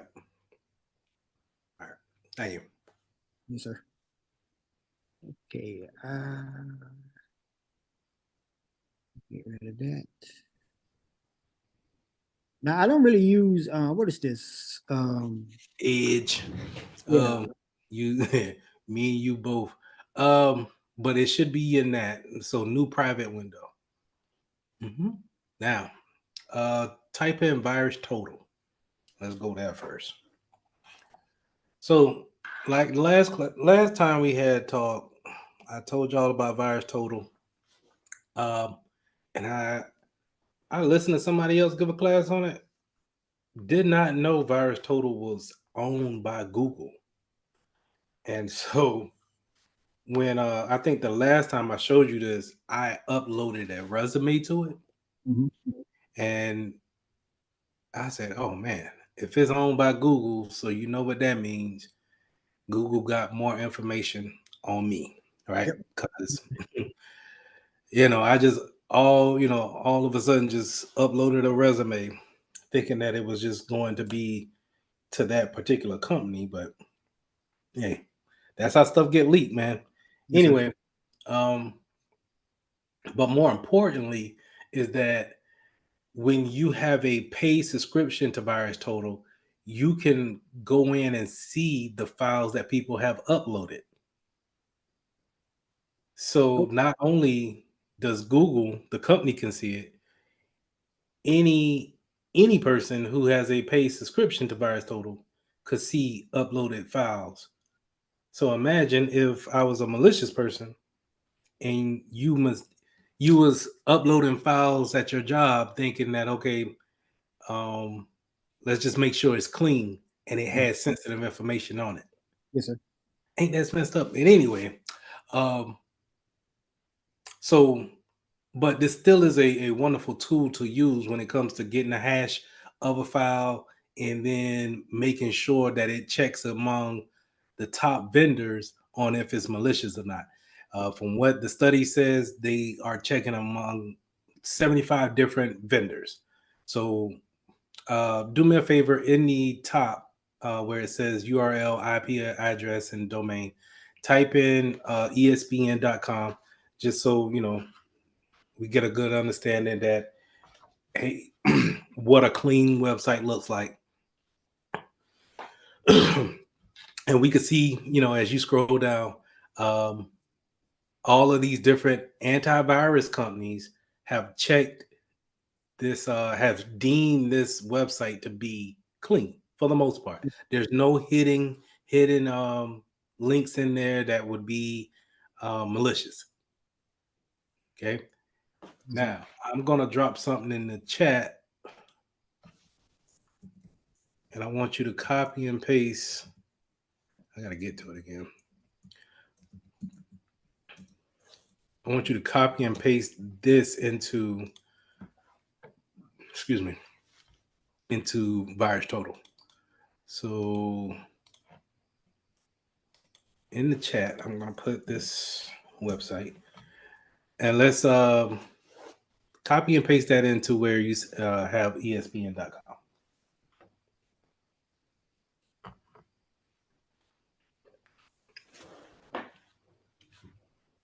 Oh, yeah. I don't know if this one's set up as Oh, with being able to copy and paste in. Troubleshooting time. Yeah, I try to remember how to do this. It'll be in the inputs, I believe. Should be. That's it right there.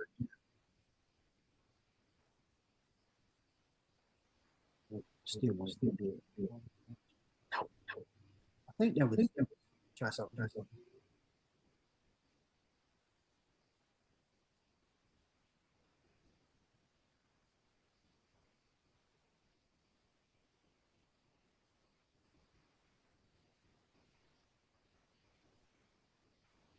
Still want to do it. That's really how you're supposed to do it. Isn't drag and drop. Go over to input.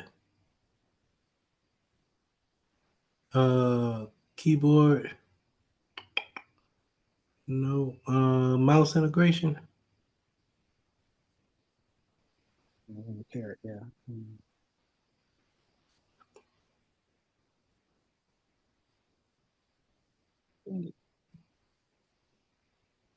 What is this? What guest to host to guest? You put it in the host computer.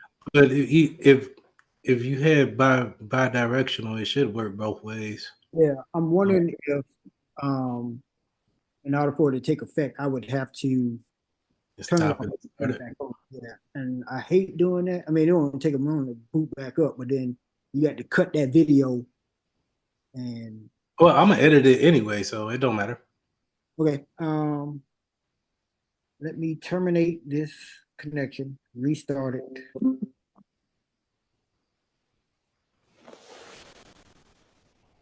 Sorry about it.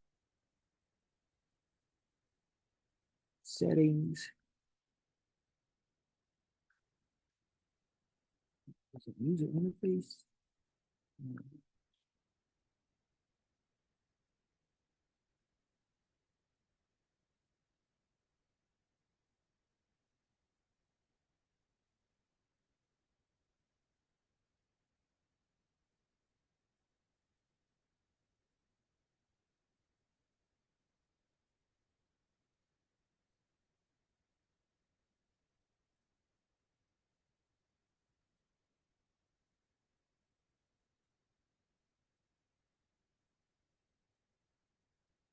All right, booting it back up. Hopefully this will work.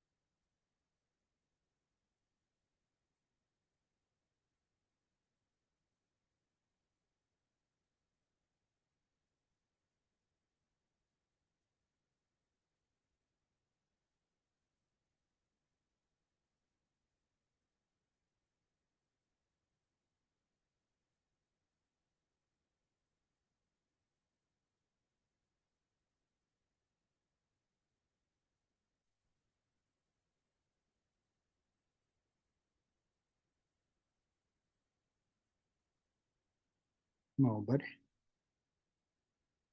I need that 32 gig of RAM type speed that Gabe got.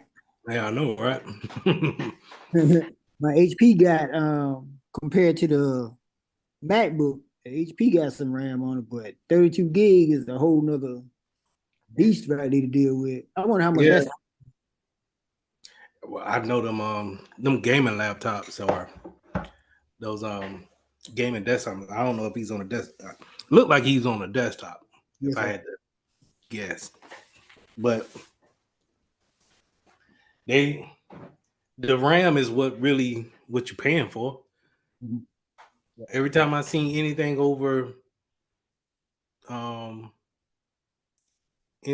16 is touching a grand or more. I think the best time to get that though is what is it? The tax-free holiday when they're going back to school. Yeah. That's the best time to get it right there. Because that's when I bought my HP. I'm thinking about. I had hoped to have me a job by this so I could just pay out of pocket and get me a updated MacBook and sell my old one to freshmen going to college because it got 8 gigs of RAM and 120 gigabyte solid state hard drive. So that's all they really need first year college. Yeah. Right. And really, I'm kind of hesitant, stagnant on buying any kind of heavy duty laptop just because I think with so much stuff going to the web, going to the cloud, Yes, sir. I really think once they get like a super duper Chromebook type thing going on, and with Apple, I think it's going to be replaced by the iPad before you know it. The iPad Pro. What's that? I Yeah. think they got a new one called iPad Max that's coming out this year.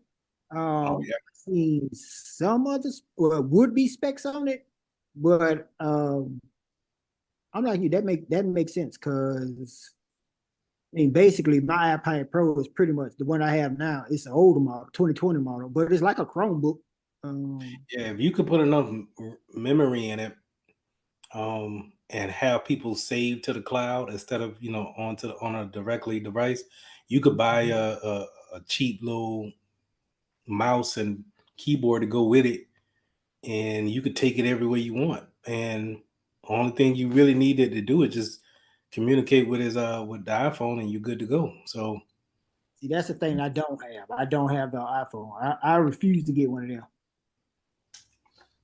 I was on the iPhone trip, and then I tried my for the first time I tried a Galaxy, and I've been missing out. On the iPhone or the Galaxy? The Galaxy is a beast. Welcome back to the good team. Man, I didn't know that Apple. I didn't know the iPhone didn't do as much until I got on the Galaxy. Do you add a 24 now, or you? Oh man, I got a 22. My Okay, yeah. wife got the 24. Oh yeah, how she like that one? Because that one got integrated AI in it. Man, she don't use that stuff, man. I just be looking at that joint like so much untapped power just sitting there stagnant. Yeah. Did you get the? How did they market the 22? It's up to 12 gigs of RAM, but you never get to that threshold. I've never gotten to mine.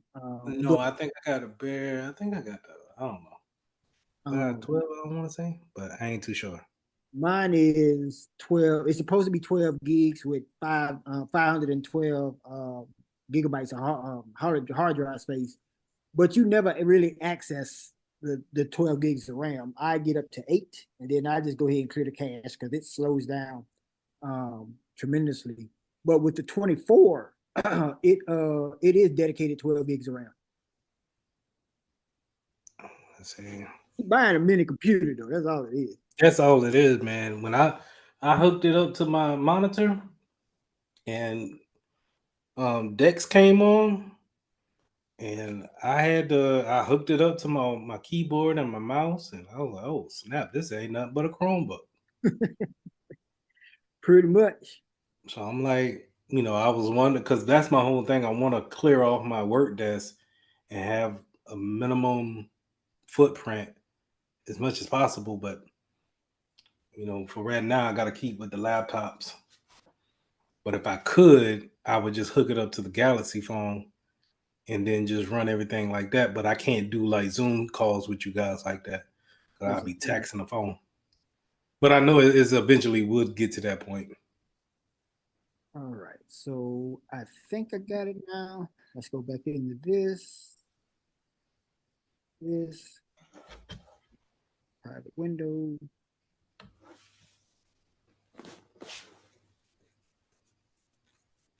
Let's hope it works. They got you on the typo squatting. You got me the typo squad? Oh. Yeah, switch that around.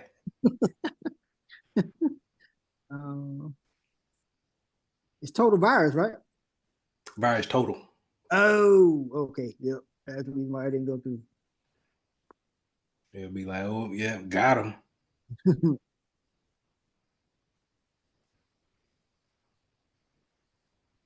That is in chat.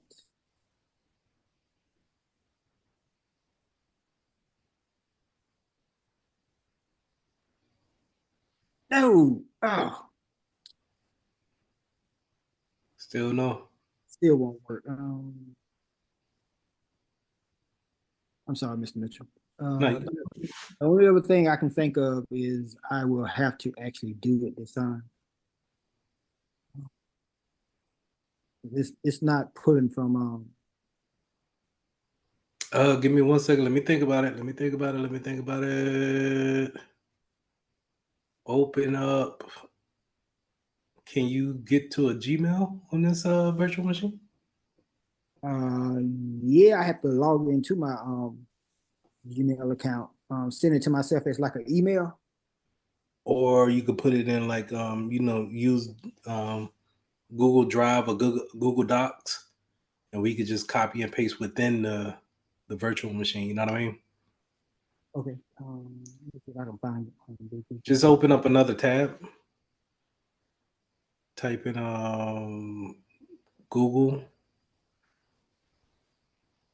And maybe you want to do it in if you remember your password for the Metro Tech Google account you got. Okay. Yeah, I got it in my phone. Oh, I meant to tell you. Somebody in California, and I don't use this debit card except for 2 places, but somebody in California got my debit card number for one of my bank accounts. I was with my aunt. Hold on, let me pull this up. And I got a fraud alert. Somebody tried to join some kind of LA Fitness 24-hour center using one of my debit cards, which I've only used at 2 places. Hey, did they change your number or they Yep, just? they can't the card and yeah, I'm trying to find the thing. There you go.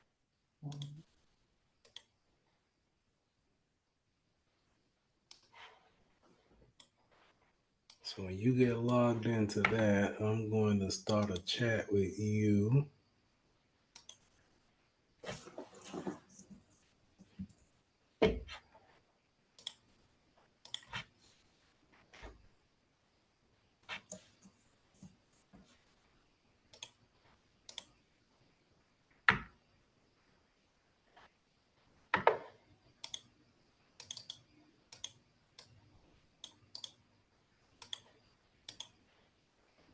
And sometimes this is how you work around those issues when it comes to virtual machines. Because you're right.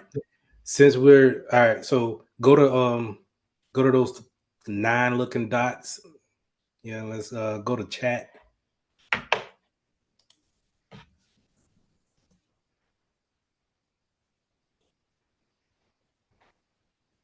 And I never use chat, but okay, you see where I just my name down there.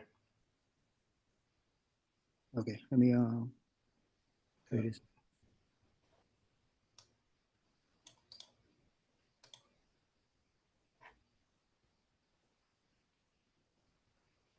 Test. Okay, so keep that open. I'm gonna send you that so you could copy. But like I said, yes, you're right. You since we're working with something malicious, you do want to be in a virtual machine. Yes, sir. Um, but a lot of times it may not have the bells and whistles set up. But just keep in mind that it is connected via the cloud in somehow, some way. So we can always go through the cloud and get around those, you know, copy and paste type of deals. Okay.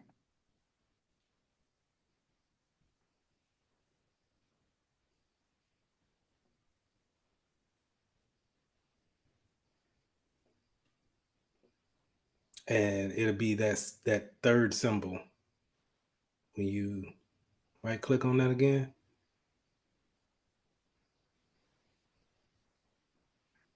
The mouse don't there. Oh yeah. It's not gonna All right, you see those ellipses, those three dots that's in a row. Click on mhm. that. Copy it. Copy link, and then throw it over there to thing name.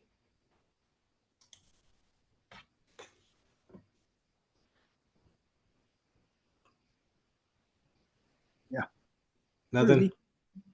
It still won't Try you doing Control V or yes, just sir. a right click. Mm.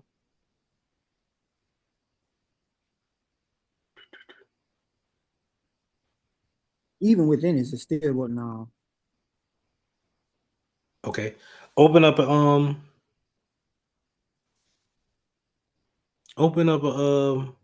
no go down into the middle of it and where in the middle of the web page and see where it says URL. Back up a little bit above that, and then click on that tab, and then try to put it in the middle of it. Control V. nope. Odd. Okay, Even when open up a notepad. let's see. Ooh, that is not what I meant.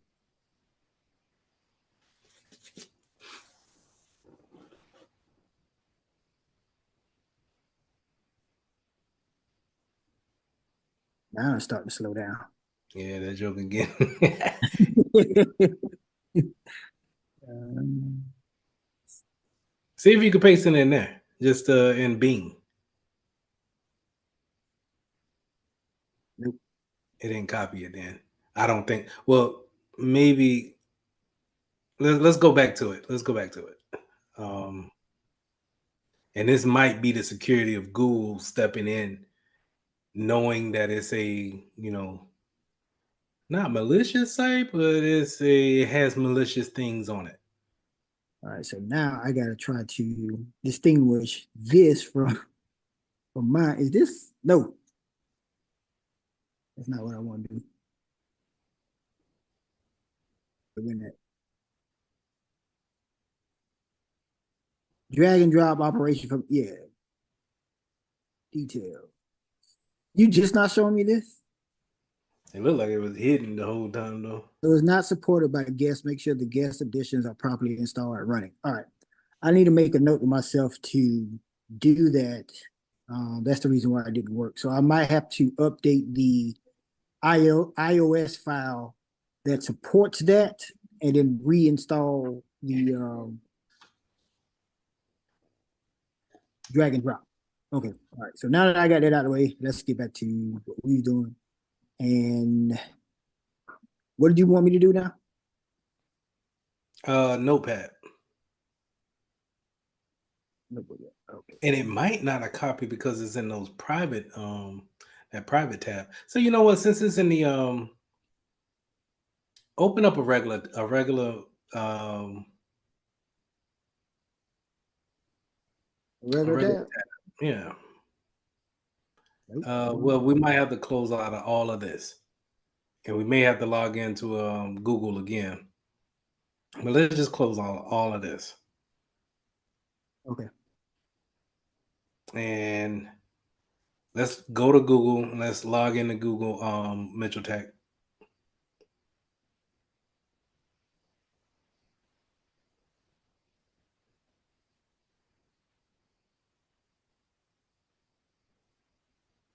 Yeah, two-factor.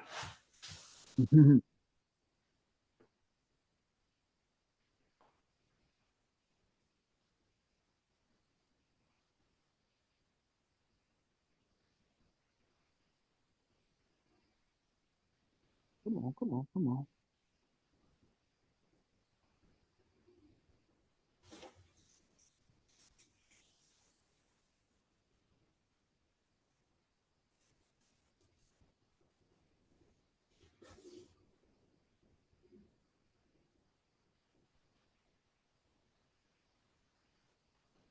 Okay.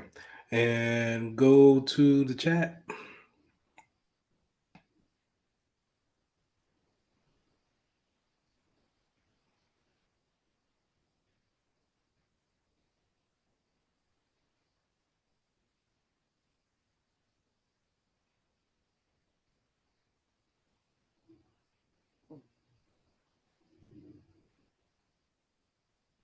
Scroll down.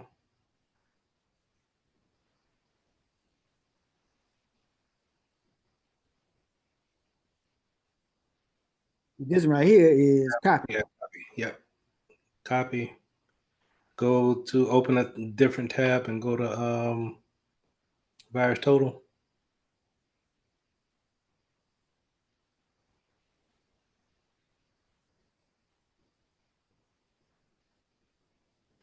Throw it up in there.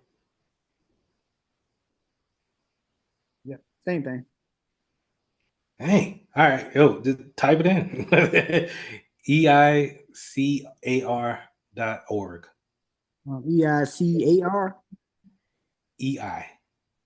Oh, I did IE. EICAR.org. .org. Yes, and hit enter. That should see it. All right, so here's the difference. So when you scroll down, you can see it's different than everything else that we've been seeing on Virus Total. We see that one vendor has said that, hey, this is a malicious site, and theoretically they're right. Now, what we're going to do is open up another tab and then open up that site. Go to eicar.org, and I'm gonna show you this site. Okay.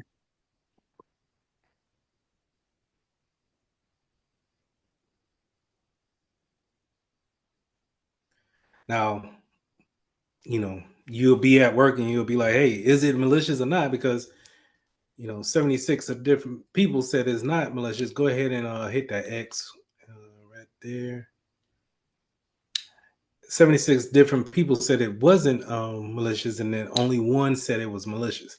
You go to the website because eventually, even at work, you're going to have to at least go to these sites to see if it's malicious or not, unless it's just, it wowed it all the way out and just like, no, I'm not going there, adult sites or gambling sites or something like that. You know what I mean? Yes, sir. But if you don't really know what this is, then you don't know if it's malicious or not. And from what you see, what this is a site. As you scroll down, this is a site that allows you to download and test malware on different systems. Oh, So, in essence, they're trying to help you because, hey, we have something that every vendor should know about. And so it should, if you are able to download this, it should go ahead and fire off and said that, it should block and quarantine this file before it gets down to your hard drive. mm-hmm. So, but I wanted to show in Virus Total how one vendor may not have been up on the latest and may see this as a malicious file. So, Yes, or a malicious site. But always good to have if you wanted to test out. Let's say if you get your job and they say, hey, we're going to bring in a new vendor for antivirus. We want you to test it out. Well, how do you test it out? Keep this website in mind on how to test out a particular antivirus to see if it actually works. Okay, so because let's try that in theory. Let's see something here.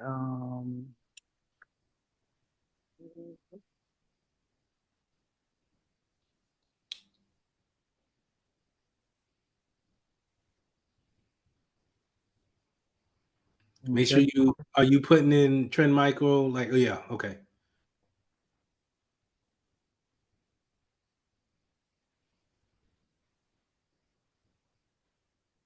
Okay, I like it. And so that's a good way to see, like I said, if you had a file and you wanted to check it against 75 different people, different companies that do this for a living, then yeah, you could check it right here in virus total and see what's the problem with it. Yes, sir. So now let's get down to some other sites that are. So let's go in Trend Micro, go back, clear it out, and type in 777.com. 3 7s. Yep.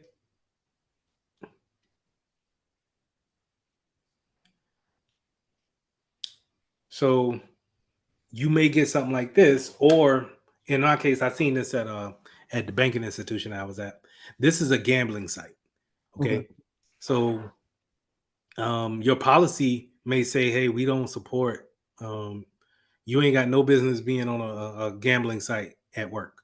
So we shouldn't allow that. This category should be blocked. The way you see that category is in the details section there. So go ahead and click on details.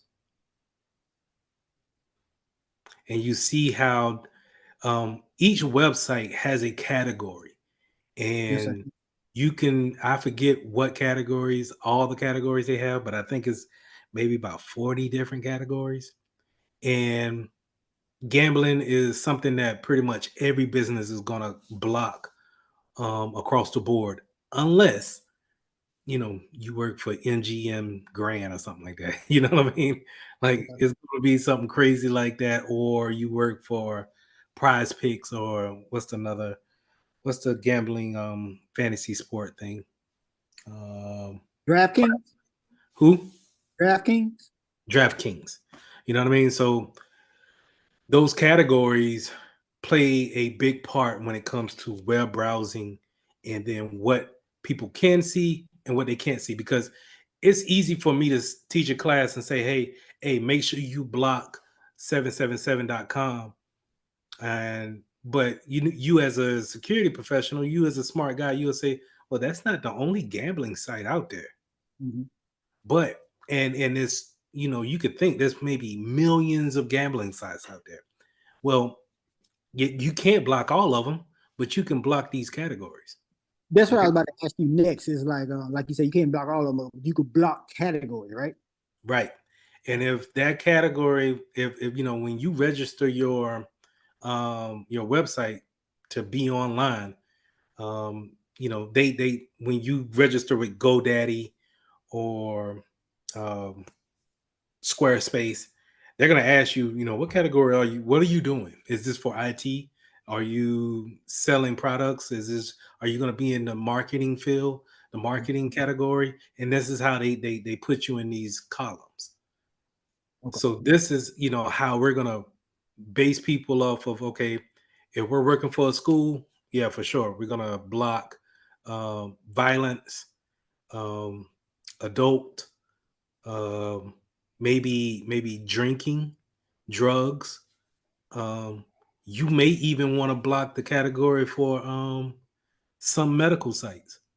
And what I mean by that is we had a special case where this was back when Trump was about to get into the office, and abortion was a big thing. And so we didn't want our employees getting into fights about abortion. Okay. So what we do? Well, and before anybody loses their mind behind what the president is going to say, we just go ahead and block that whole abortion or that medical category. Because we're a financial institution, yeah, we'll see if anybody yells about it. we'll go ahead and shut that whole sector down. And so that'd be like something y'all have like Monday morning meetings, like, hey, this could be a potential issue. I Yeah, need IT and perfect. security to go ahead and block this these keywords. Yeah, so like uh every every every Monday where I'm at now, every Monday at 10 we have a team meeting, and we'll say what we're working on, any concerns that we bring up, what have you. And that'll be something that you bring up. Hey, I seen in the like the AT&T outage. Hey, I had, I'm pretty sure everybody's aware of the AT&T outage. Just be on the lookout for different phishing scams that may come out of that. And just to kind of keep everybody up, their guards up, make sure we pivot right. But this is how you get everything under an umbrella, and you're not just trying to block one particular site. Yes, sir. Because while everybody may know of 777.com, everybody might not know about DraftKings. Okay. Especially, what I'm saying, if you're older guy, you're not even really into social media type of platforms. You think social media is the big four: Twitter, Instagram, and it's not. You're not even think about DraftKings being a social media type of platform. Yes, sir.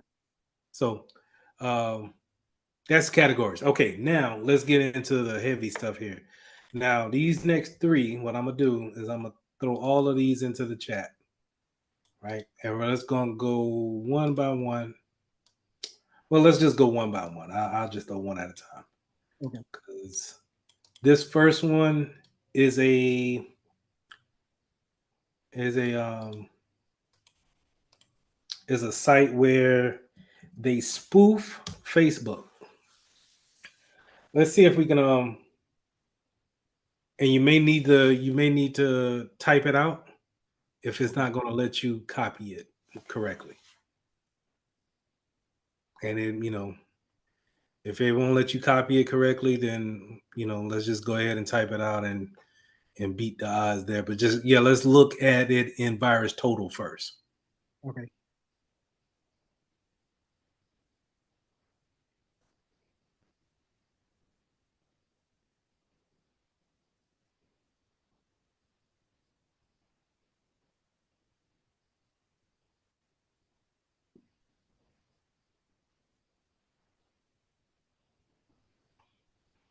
All right, so you see how bunch of people flagged this one, right? Yes, You got phishing, malicious, and you got some of the big dogs saying that it's malicious and phishing. Go back, you see Bit Defender is a big dog, Fortinet is a big dog, Kaspersky, that's a big dog. All of these it's on their radar.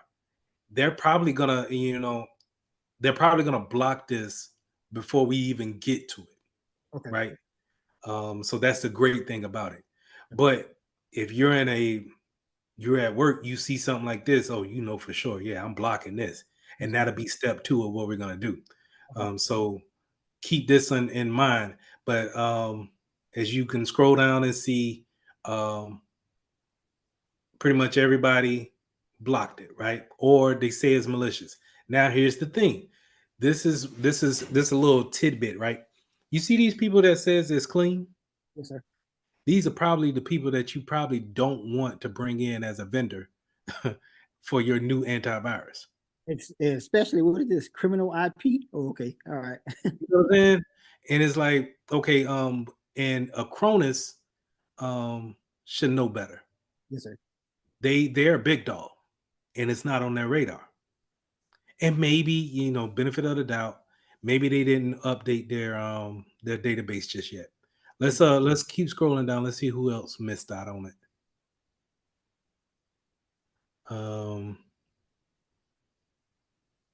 The funny thing is, Openfish says it's clean, but that's who I got this website from.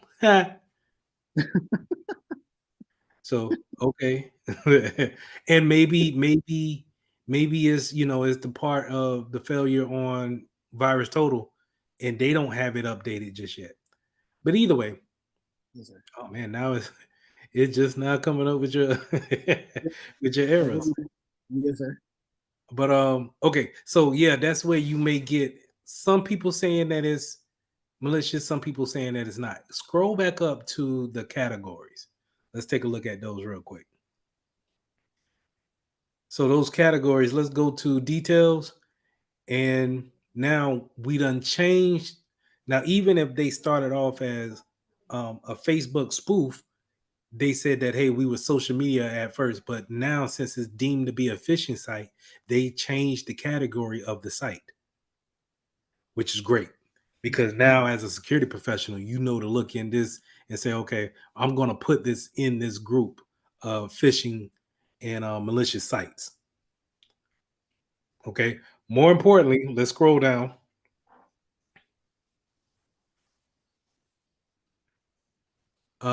We want the IP address. So scroll back up just a little bit. And let's just remember those A records right there, those 2 A records. All right. So what we're going to do in our second part, we're going to take these 2 IP addresses and we're going to block all incoming and outgoing traffic coming to and from those IP addresses. Okay. You get what I'm saying? So now, Firewall. remember, say it again. On the firewall, we're gonna block those 2 IP addresses coming in and coming out. Correct. That way we don't worry about any type of traffic. If they were, let's say, you remember when before we started and before you suggested the virtual machine, I said I don't know if they're listening. Yes, sir. Well, if we block it at the firewall, then we cut that communication. Okay. You dig what I'm saying? So that's the reason why we want to look at those A records and get that IP address, and then we'll take that and put it in on our firewall. So go back up to the categories one more time, and I want to show you one more thing. Okay, 1 second. Let me write down these IP addresses right quick. Okay. And make sure you say that this is for fake Facebook. Okay.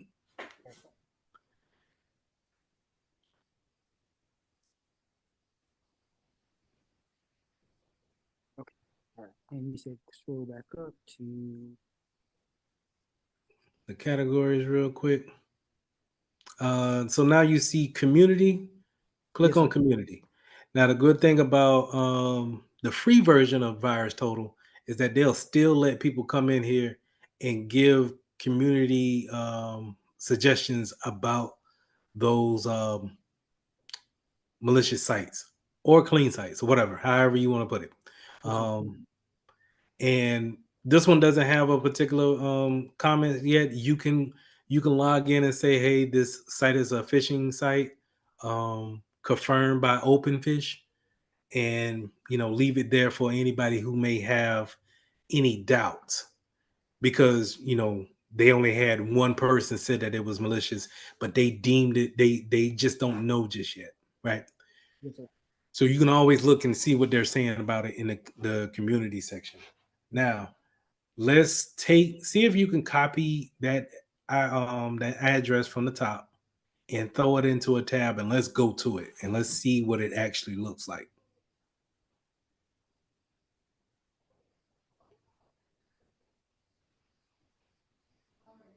Nope, still won't let me. I'll just I type it. don't know what's going on with it. I think that might be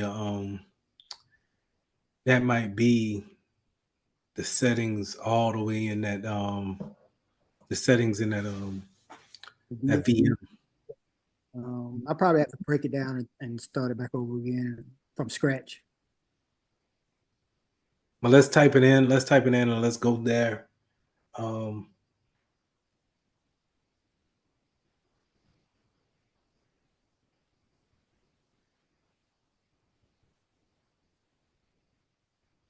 And you're gonna get the big red screen. Should maybe hit refresh. It should have gave you something.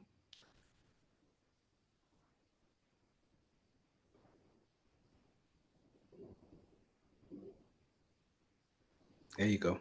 All right. So what do we see here? Not Google, but Chrome has already seen that this is probably a dangerous site. Matter of fact, this is by Microsoft Defender. All right. So this site has been reported as unsafe, right? Because we already confirmed that. Microsoft recommends that you do not continue to the site. It has been reported to Microsoft containing phish threats and may try to steal personal and financial information. We're going to click on more information. They give you more explanation about a phishing device, phishing sites, and we're gonna go to continue to unsafe site, not recommended.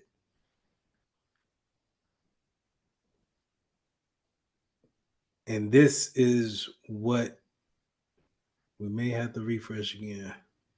This is why I don't like Virtual machine? Edge. No, Edge. Oh, Edge. Oh, okay.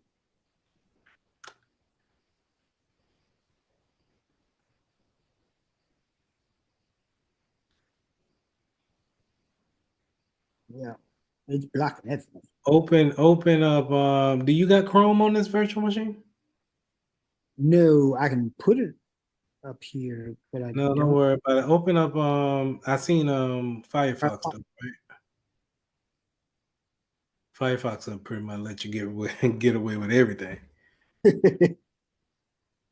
Throw it up in a Firefox. See if you could paste in Firefox. I wonder if it was just the Edge thing that was messing with us. Oh, the chat. Let's test this chat out first. See if that works.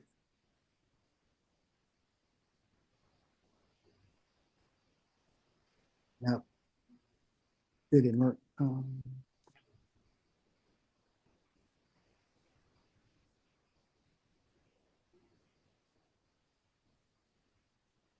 Yeah.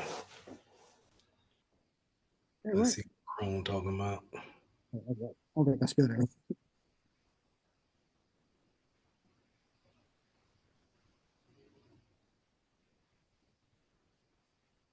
And put https:// at the front. Oh, I did the same exact thing. All right.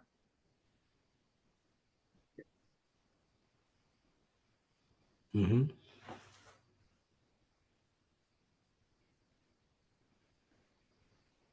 That is GAR, right? GARAZ. Sorry. GAR. Z. Oh, okay. .com.pl / All right, yeah.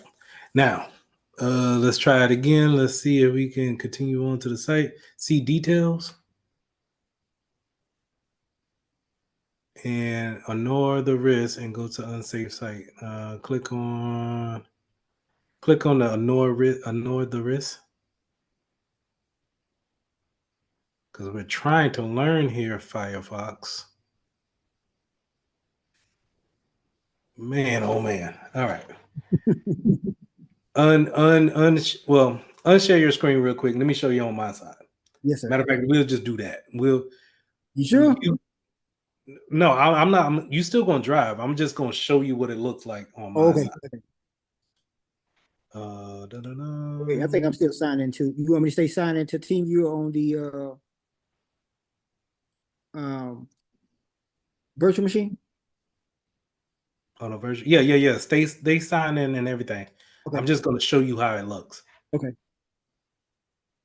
So I'm gonna take it, copy the address, and then I'm gonna throw it over here to my guest.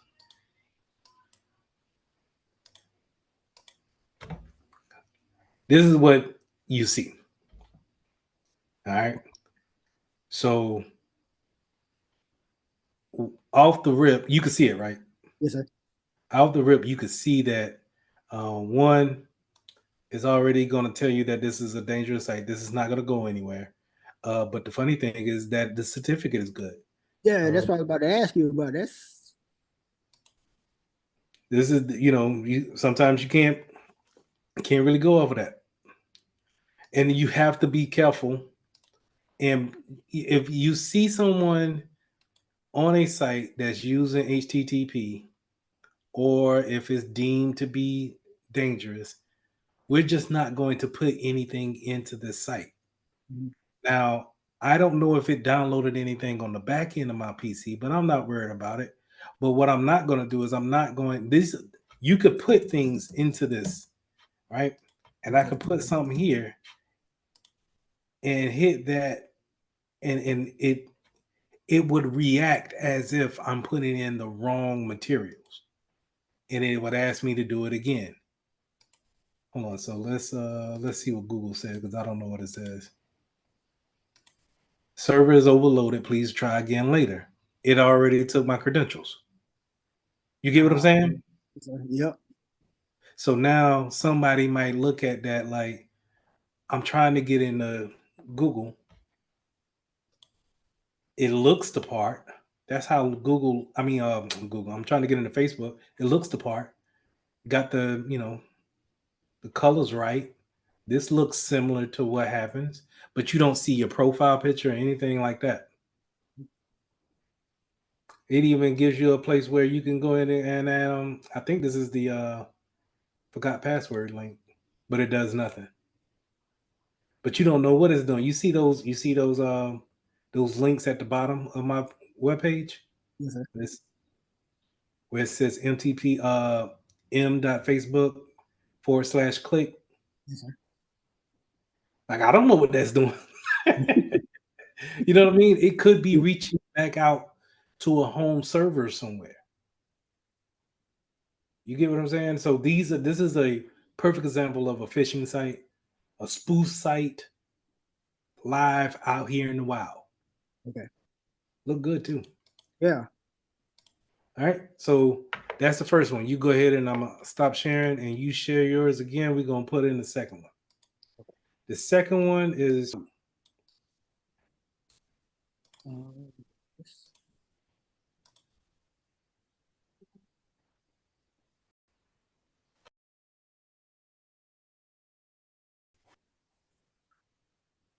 Did you put that in the?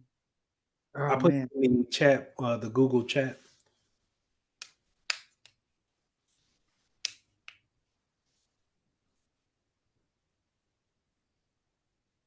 And you can close these out.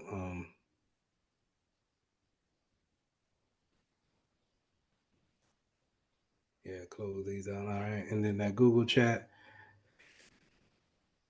And let's just go ahead and let's throw it in virus total so we can see that it is malicious and that it's This one been right here. HJ88. yes. And while it says that, it's going to redirect you to a spoof site that looks like Yahoo.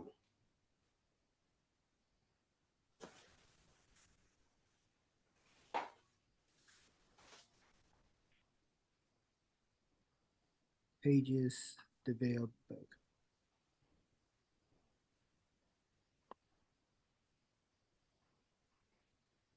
Oh, that. Oh boy, my brain is getting old.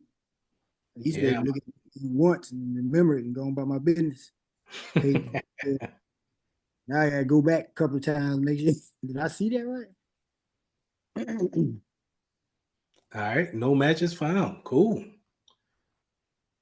Yeah, I put that in there, right? HJAA pages develop /. Put in the HTTPS.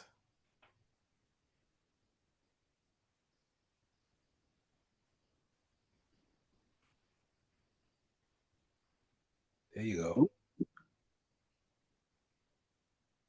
Ooh. Everybody seen this? Except for Cronus. Okay, yeah. I forgot about that. Yeah. Cronus. Is that so? Cronus supposed to be one of the big guys in They're a big dog. I put them. They on the job board that I showed you earlier. Man. So Somebody not if you get a job with a Cronus, I'm gonna be like, hey, Chris, what y'all doing over there, man? Yeah. We're not updating the definitions up there, it seems. That's what it looked like. You know, if everybody else up on it, I mean, Fortinet up on it, and Acronis should be, I think, bigger than Fortinet. So let me ask you this, Mr. Mitchell. What do each company has different criteria for labeling what is malicious and phishing? Could it be that this website isn't meeting their definition of what is Could phishing? be, could be. I can't answer that across the board, Okay. but yeah, it could be that. But I'm going off of the signatures that it has. Okay. If we take, and maybe it just hasn't come to their knowledge that they needed to check that website just yet. Okay. Or maybe they don't have a big enough team to update the database. Yeah, that's true. So I can't really say the reason why they're not. And I'm picking at Acronis, and they still a big dog, even if I'm picking at them. But you know, when we check this last website, and if they still haven't, that's 3 different phishing websites we've seen, and they still haven't updated none of them, then I might take them off my job board, because it's just kind of like, I don't want you working at a spot where it's like your clients is going to be like, man, you got us hacked. Yes, sir. Yeah. Yeah. So throw this up in a try to go to this in a browser, that web page, see if it lets you go there. And we don't have to try it in Firefox. We can keep it in Edge, and Okay. if I need to share, I'll share again.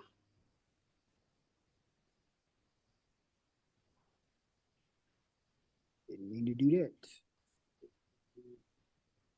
Chrome back up. Oh, yeah, no, there we go. This Firefox, yeah.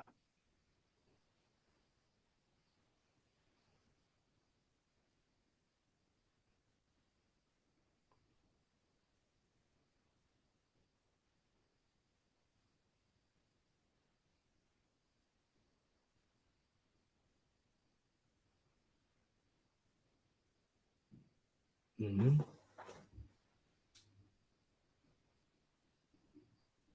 I know the risk.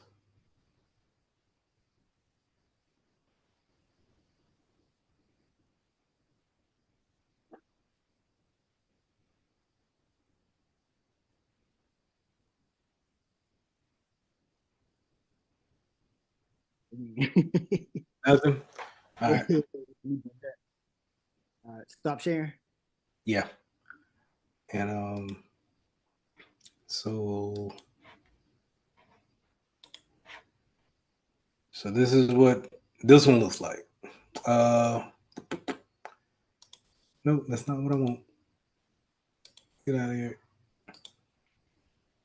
Because I just looked at this. My guest still open?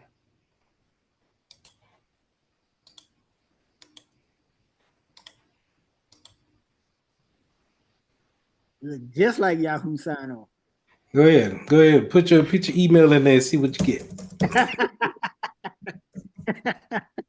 You know what I mean? But look at that photo. No obfuscation, no dots. Yeah. It shows you straight password. Yes, sir. Yeah. I mean, even if I overlook this, everything looks the same. I'm just kind of drowsy for the day. I'm just kind of going through the motions. And you'd be like, I ain't had to hit the I to see my password. They just got it open like that. Like, Oh, well, hit next. You go to Yep. Yahoo's acting kind of weird today. That's weird. That's odd. They never did that before. Look at that, still spinning. Hit forgot password. What'd I do? Nothing. Hit help. What'd I do? Ew. So they even got it to where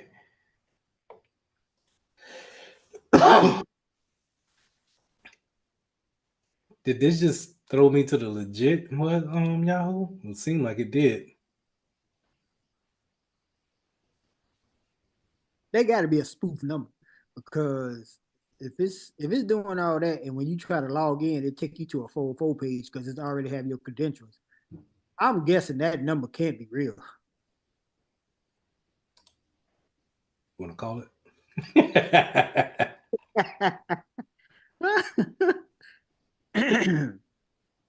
It got to be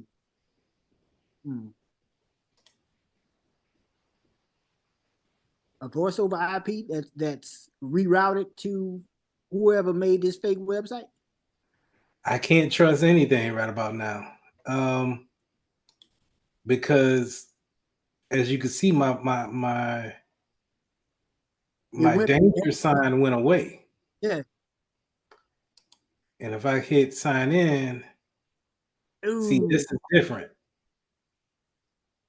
You get what I'm saying? Sir. But if we go back a couple of places, back on my man page, it's still trying to log in. But he probably, see, this link here is probably linked to a legit Yahoo page. So, let me ask you, would this be the definition, a true definition of a man in the middle? No. Okay. This is spoofing. Okay. All right. This is spoofing, typo squatting, okay. not really typo squatting. This is spoofing and phishing. Okay. All right. Man in the middle was he put, I mean, the website is obviously fake, but when you put in your credentials, it goes to, I guess, whoever designed the website, as opposed the hacker. Yeah, the hacker, as opposed to hitting the actual Yahoo server itself. Right. And I get what you got, that's the concept, but man in the middle is live. Okay. Man in the middle is like Gabe been on this phone call the whole time, listening to our whole conversation and never said anything. And everything that we've been, passing back and forth, he's been looking at it the whole time. Okay, I got you. Man in the middle is more of you running a Wireshark testing in a Starbucks cafe versus anything else. That's you sitting on that web traffic, snooping, sniffing the network, looking at the traffic. Okay.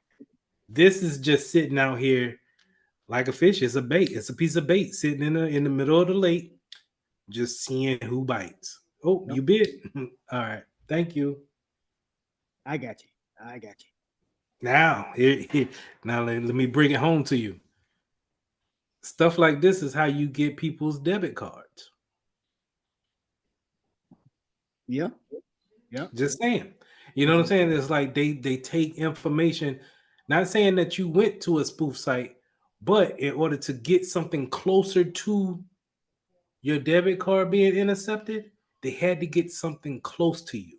Yes, they had to have some kind of information about you. So what I would suggest to you is that bank that you got that debit card for, even though they're going to send you a new card, you probably want to change that using that password for that banking system. Okay, I'll do that then. Because if you went to a banking page that looked just like this and put in your username and password, and be like, that didn't work. Oh well, keep it moving. The only problem is I don't use that card online. I use that card physically. Okay, I'm not saying that that's what happened. Okay. I'm just giving the example of, hey, I've seen it. It could go this way. Yes, sir. Okay. So, I'll change that password then. That's what I would do.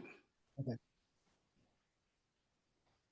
Either that or, somehow, some way, because you gotta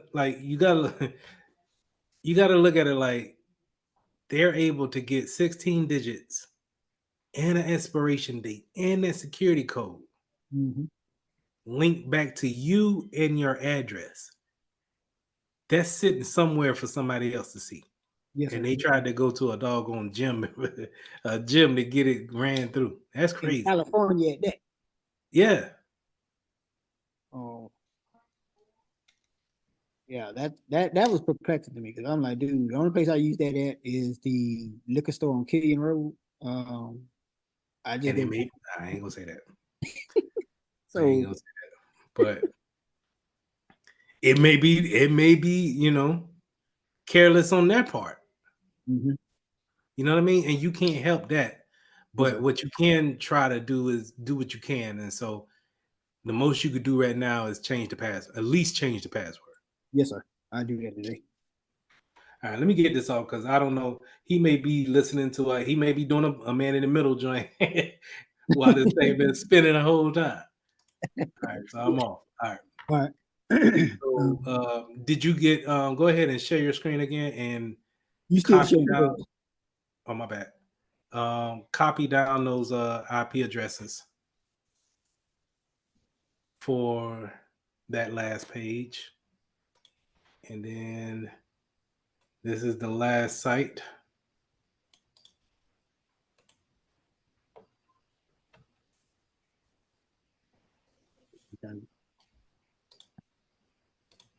Oh wait, hold on.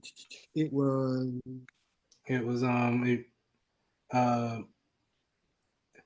Colon / change that semicolon. HJAA pages.dev /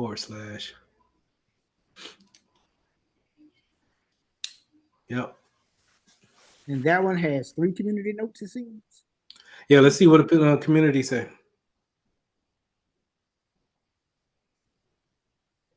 27 days ago.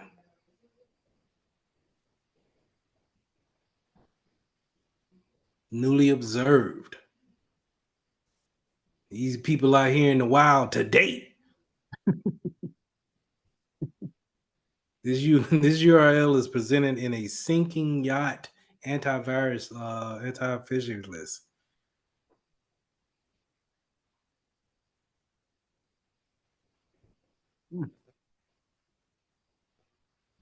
Dang it, man.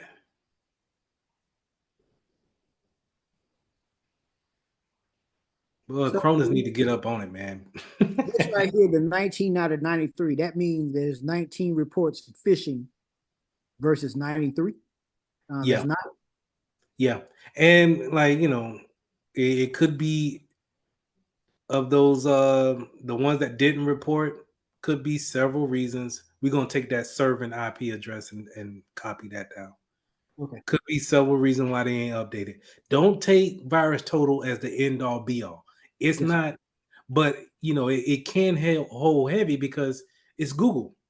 Yes, sir. Google's gonna always be, you know, held in that regard. And that was fake Yahoo. Yep. Fake Yahoo. This last one is a fake. I didn't write it down. I don't know. But I think it's AT&T. That was weird. That was you? Yes, sir. Yeah, it just let me know the message came through. Well, I was about to say. You about to see me come out of character for real. All right, man, let's get off the thing. Let's see here. That is Brandon. Nice.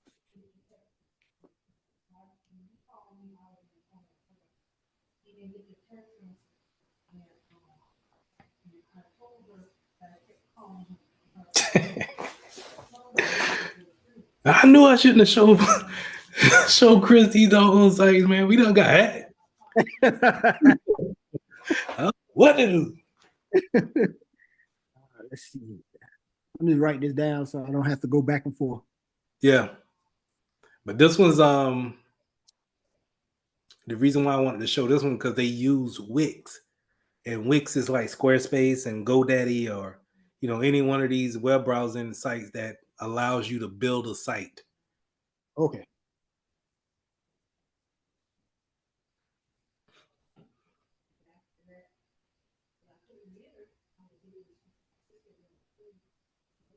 But yeah, this is good training, man. I think that I'm gonna do this for a lab for the class too.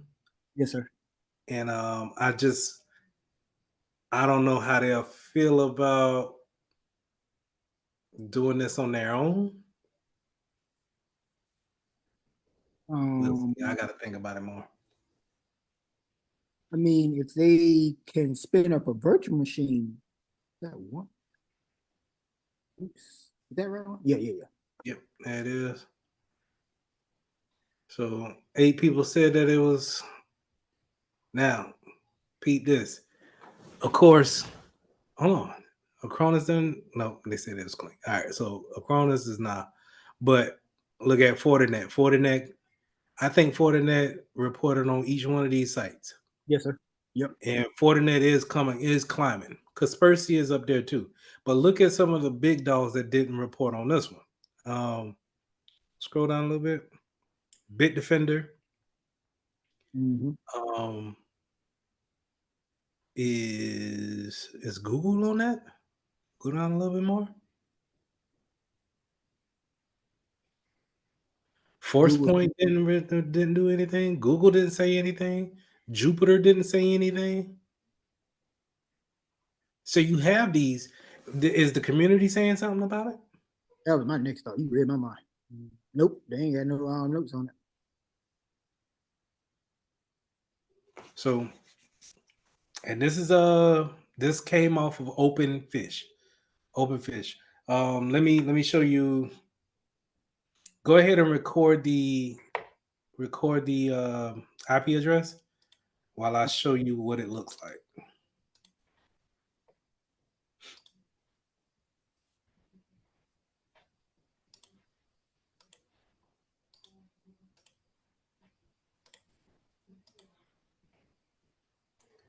So you'll come here, right? Here, let's say, I throw this link somewhere in an email somewhere and say, hey, I've been working on your website, but I'm having some issues with this certain piece of it. Do you mind logging in and just taking a look and correcting, this, that, and the third? And it takes you here. You get your classic, hey, we don't know what's going on page. And all of these are clickable. But it's so important for us to, pay attention to these obvious informations here to say, hey, this is a dangerous site. But you can click on these, and now I don't know. See, this is where we say it again. It changed up in the URL browser. It don't have dangerous anymore. Right. So it's just like I don't know. I'm not too sure what's going on here. So best practice would be to just not mess with that, right? Yeah, that would be my suggestion. Just let's not input, like, for any one of those that we seen that was phishing. We don't need to input anything. Okay. But just in case they install something that we was not aware of, then we need to make sure we block those things at the firewall. And so you may be asking, well, Mr. Mitchell, how do you know if he's putting something on your computer right now? Well, you and me have user access control. And what that means is that, and I'm going to go ahead and get off of this. User access control means, you know how when you want to install an application on a Windows machine, it asks you, okay, put in a username and password for it. That's automatically on any Windows machine, unless you tell it not to be. And there's a setting to say, hey, nah, you know what? I don't think nobody will get on here. You could just install anything without, asking for authentication. But since we have those things automatically defaulted on, then I'm not worried about anything installing on the back end without my knowledge that it's not there, that I put it there. Yes, sir. Okay. And also, let me share this too. To be even more careful on it, I can always go to the control panel here and look at the uninstalled programs here. What was the latest thing installed? Latest thing that was installed was Microsoft Edge WebView 2 runtime. I don't know where this came from, but I just ran updates. So it might have came in on the updates. And we talked about Exidium that I wanted something installed there. So if I see anything new based off of the install date, then I can say, oh, snap, something got hold to me. Yes, sir. And I can get it off here. All right. So go ahead and share your screen and let's pull up on that virtual machine. Let's pull up your firewall. You still showing yours. Hey, my bad. All right, go ahead.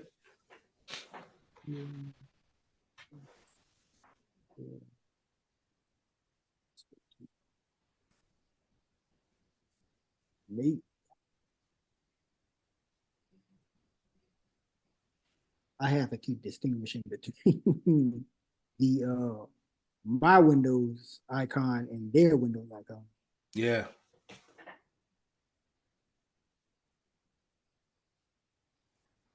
So type in firewall.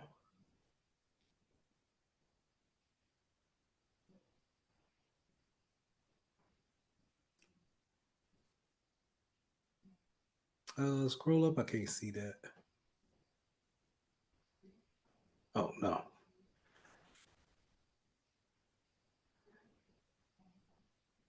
No, let's look back for it in the start menu again.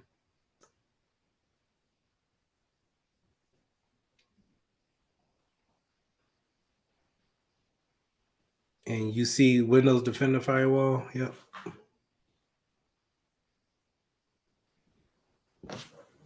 Okay.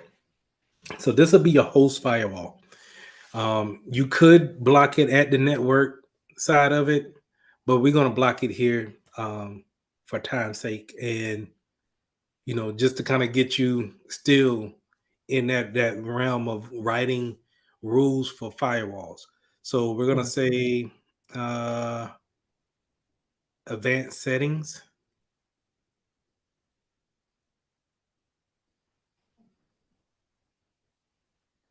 And this is your rule set. So remember, we have the IP addresses. Yes, And so we don't need to know your IP address because we're on the host. We don't need to know that part. But we don't want anything talking to those websites, and we don't want to receive anything from that website, right? So anything to it will be outbound. Anything from it will be inbound. Okay.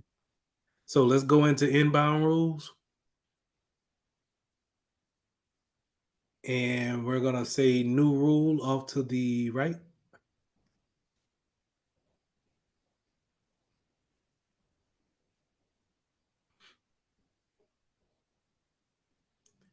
And we're going to say this is a custom rule.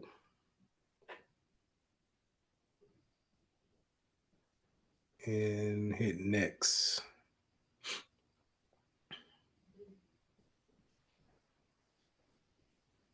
All programs.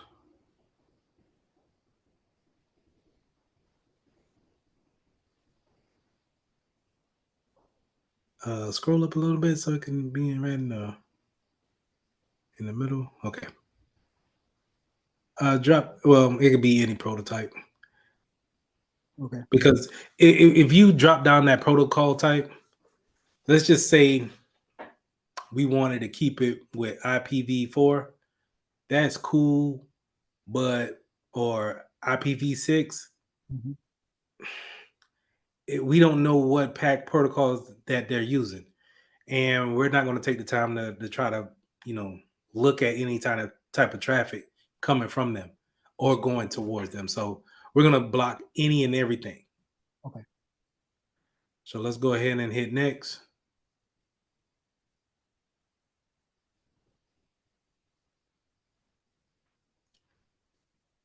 And throw in our these addresses, which yeah. So all the addresses that you collected, yep. Um, All right, let's start with the last one, which was Brandon. mhm.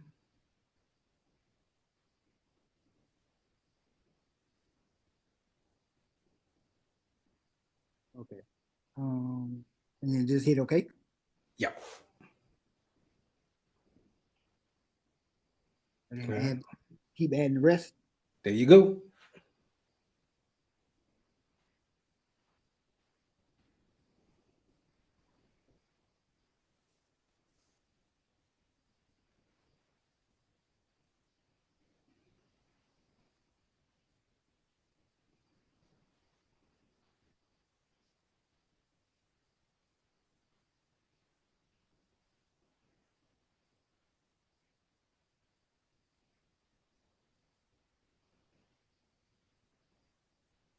Now, if we wanted to be granular with it, we can do one IP address for each rule Yes, sir. and name each rule differently. But since all of these are phishing sites, man, just lump them all in.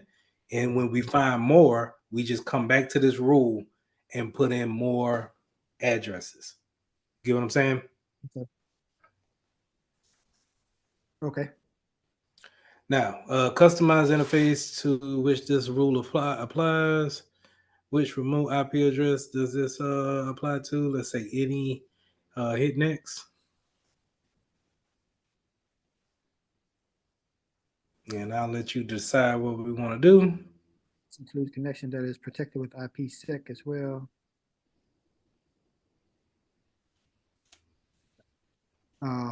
Blocked connection. There we go. And this will apply to all of those different domains. Yes, sir. And then we're going to name it. So next. Mm-hmm. So in the name of it, you could put something like block phishing domains.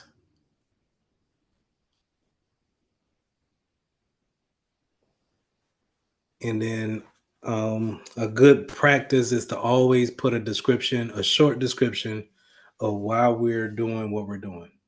Only reason why is because when somebody comes behind you, and let's say if you're on vacation that day and they just started, then they can see exactly why you had a block in for those domains. Yes, sir.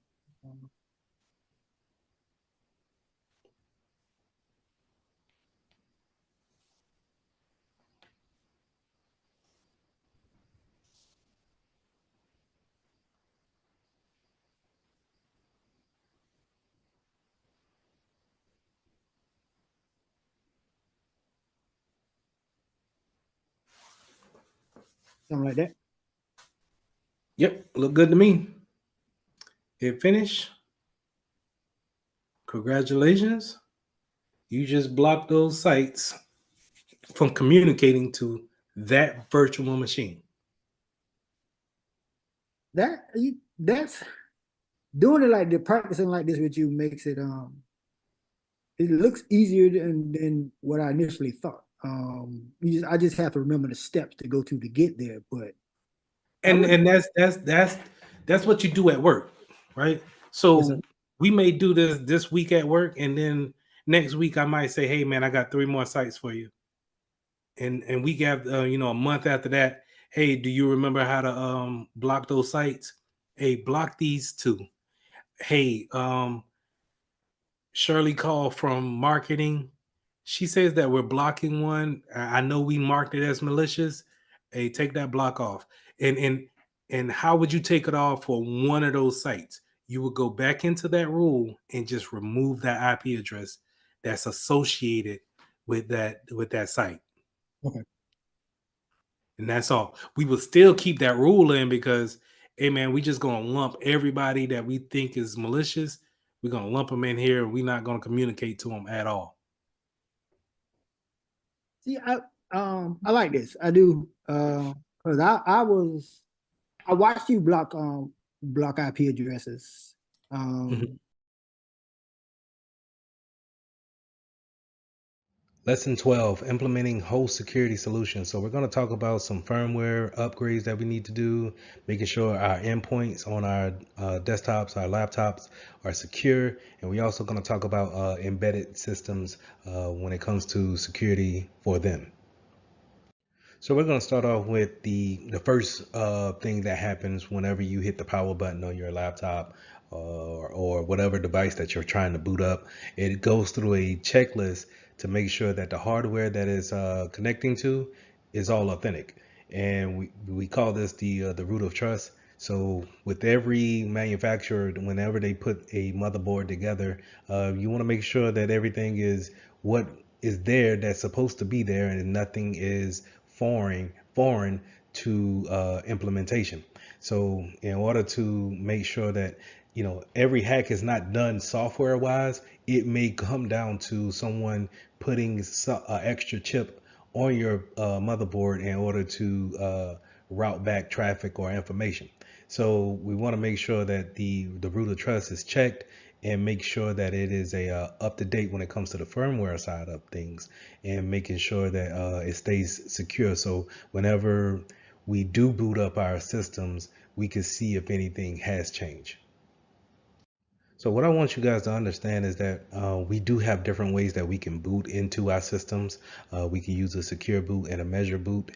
And while these things are important, is rarely used in the real world. What I want you to really focus in on, and when it comes to your firmware or your secure boot, is getting to your firmware, making sure that it's up to date.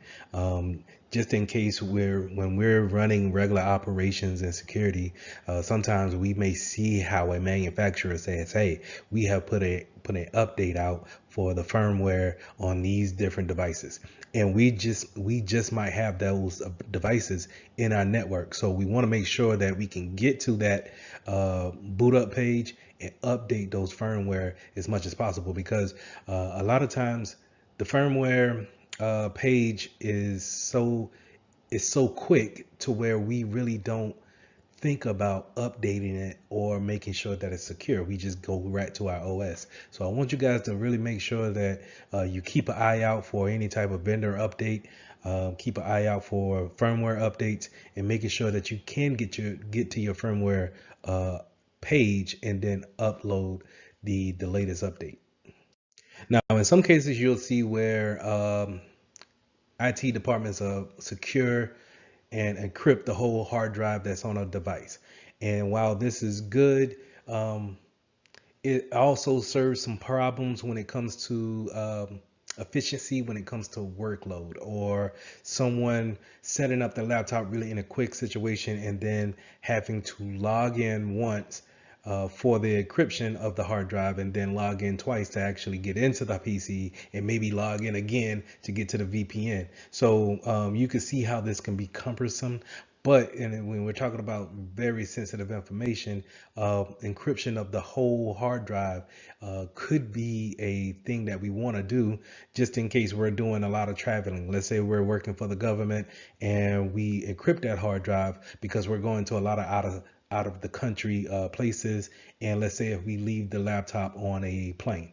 Now if it's unencrypted, then someone can run a password cracker on the login screen, hopefully get in, and then look at all the information that we have there. But if it's encrypted from the hard drive standpoint, then they have to know that password first in order to get the keys, in order to unlock that encryption to get into it. So as we working in the security department or IT, we're going to deal with a lot of vendors. There's no way around it unless you just have everyone that really kind of does everything in your shop. But more than likely, you're going to probably have to go out and seek additional help via a vendor or a third party. And the thing that we want to remember when it comes to Security Plus is that what types of risks do they bring into our environment? So do they practice the same security practices that we do? Because they may put in maintenance hooks and then come in at a odd hour at night in order to perform their tasks, or they may not use a VPN connection when it comes to remoting into your network. And so if we want their services, we need to make sure our interview processes are well thought out and we understand what type of risks are we taking on when we're bringing on this cloud company, let's say. And let's say the cloud company does not have a backup to their backups, right? And so let's say, you know, the worst happens and they get hit with a natural disaster. Now their data center's down, your information is lost, and they don't have a way of getting back up. Now that impacts your business because you're waiting on your cloud supporter to get back up. And so that's a risk that you have to factor in and you have to take account for, that if um, our data is unavailable because vendor A is not available, what do we do? How do we suffice for that? How big of a risk should we want to take on that? And those are the type of things that we want to consider when, we're bringing in different outside services into our network. I think a lot of the things that we see on a normal basis is out of life systems and the lack of support when it comes to those end of life systems. A lot of places that I've been, they either are holding on to old software that's no longer supported. Maybe the company's not in business anymore, or they've been doing things so long in this way that they're not looking to upgrade or see a better way of doing things. The first thing that comes to my mind is when you go to a car dealership and they have the old inkjet printers and it's doing the carbon side of paper, and it's printing like that. And I always wonder, why wouldn't a company just go to a inkjet a regular printer that just prints out the regular paper? Now maybe it's the regulations that's holding them back. Maybe they don't have the money to upgrade into a higher standard. But it's when that old type of printer breaks, who's going to be able to support that? Who's going to be able to get you parts for that printer? Who's able to get you ink for that printer, for that matter, or paper? So it kind of leaves you in a bind when it comes to actually running your business. Do you have the materials to actually run your business? Now, when it comes to end of life, when it comes to software, PC wise, I see a lot of people who have Windows 7 XP, Windows 8 in their environment, and they're not they may not be in a position to buy the latest software, but they also may have employees who don't know how to work with the new software. So now the training comes into play, and you may lose production because we have to step back and train everyone again in order to work on this new system. So just be aware of that when working in the security field, that we want to push our latest and greatest out. But at the same time, we need to keep in mind that everyone is not ready to make the leap, the jump, and everybody's not trained to do so. So we need to make sure that our declining software is up to date as much as possible, but we also need to give them a deadline that, hey, we cannot go into a point where this is no longer supported. It's end of life. We must be gone by this date, and we must have people moved over. It's only this type of advice is only going to keep the business moving forward. So when you're doing that, vetting out that process of bringing on a third party into your network, you want to make sure that you understand some of the agreements that we have in order to keep them honest and put everybody on the same level when it's time for them to provide a service to you. So you want to make sure you have a memorandum of understanding, a MOU. If you're dealing with something secretive, or we have some type of trade secrets, or we have some information that we don't want disclosed to the public, we may want to have a NDA. And the NDA, you have them sign it and then we can give them the information of what we do on a daily basis.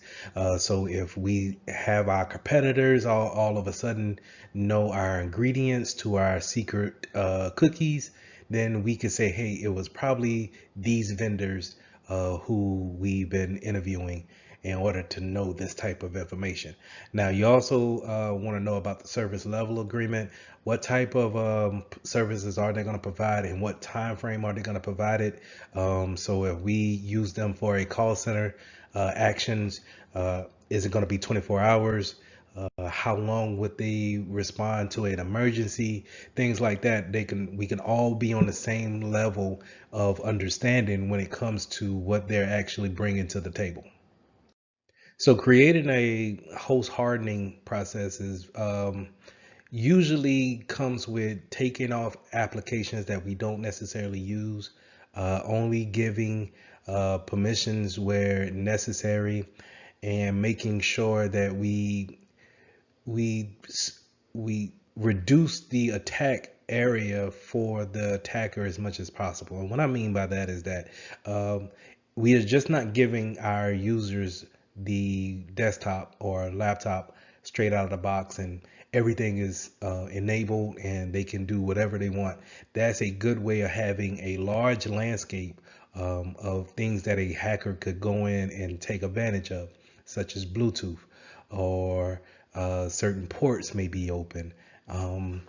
We may have applications that we never use on our laptop that may become vulnerable because of end of life just happened for that company that's not in style anymore, and we haven't changed that application because for whatever reason, and so we haven't did a rollout to actually roll back that application and take it off people's machines, and so it's just sitting there, just not bothering anyone. But if someone was to get into the network, get onto that host and see that application, then they can say, oh, you know what, that host has been vulnerable for such and such. Let's take advantage of that and see what we can get. That's what we can eliminate by having a hardening process. We have a checklist of things that we want to go through and make sure that we manipulate on our devices to make sure that we close down the things that we don't need, making sure that it becomes a harder attack vector for the hacker. Now, to kind of go into different types of software and different configuration factors that we want to go into that hardening process, is having a baseline of configurations, and also when it comes to the registry too. We can use software that keeps a baseline of applications on our network. These softwares, they look at everyone that's on the network and they see if you added a application or some type of let's say code or a different type of agent onto your machine, that it could roll back unto a known good state and say, hey, it uninstalled that application that you installed yesterday because that's not our baseline. And in order to keep things on a level playing field and to make sure that no one is bringing in new attack vectors, I'm going to roll back to our baseline configuration, and you're going to start doing your work today because I've given you everything that you need to do your job. Another important part about host management is making sure that we have patch management. So think about every device that we have on the network needs to be patched and updated with the latest firmware, as well as OS patches and application patches, pretty much monthly, on a monthly basis. And so making sure all these things are up to date, and that we're not introducing any type of vulnerabilities because of the lack of patching is very important. Now, when you think of patching, I want you to think these are known vulnerabilities that are looking to be fixed through patches. When Microsoft gives you the warning and says, hey, it's time to patch your machine or update your machine, it's saying to you, hey, we noticed that there's something uh, bad with your machine to where a hacker could take advantage of and get information from you. Please apply this update, and that will solve that issue. That happens on a monthly basis. Now, to your knowledge, we will always have patches. There will be no end to that. OSs is millions and millions of codes, lines of code, and so there's a good chance that someone's going to catch something every month if we have enough eyes to look at it. And so that's why we have different types of vulnerabilities coming out. That's why we have different patches coming out. But it's our jobs as security professionals to make sure that we patch those devices as quick as possible. Now, you heard me talk about some agents that we could put on our desktop or our laptop, and those agents talk back to some type of console in order to bring a service. In this case of hardening or keeping our endpoints protected, we want to make sure that we have antivirus malware protection on our PCs, and 9 times out of 10 that they're going to probably do a IDS and a IPS function. So remember, IDS is intrusion detection, and IPS is intrusion prevention system.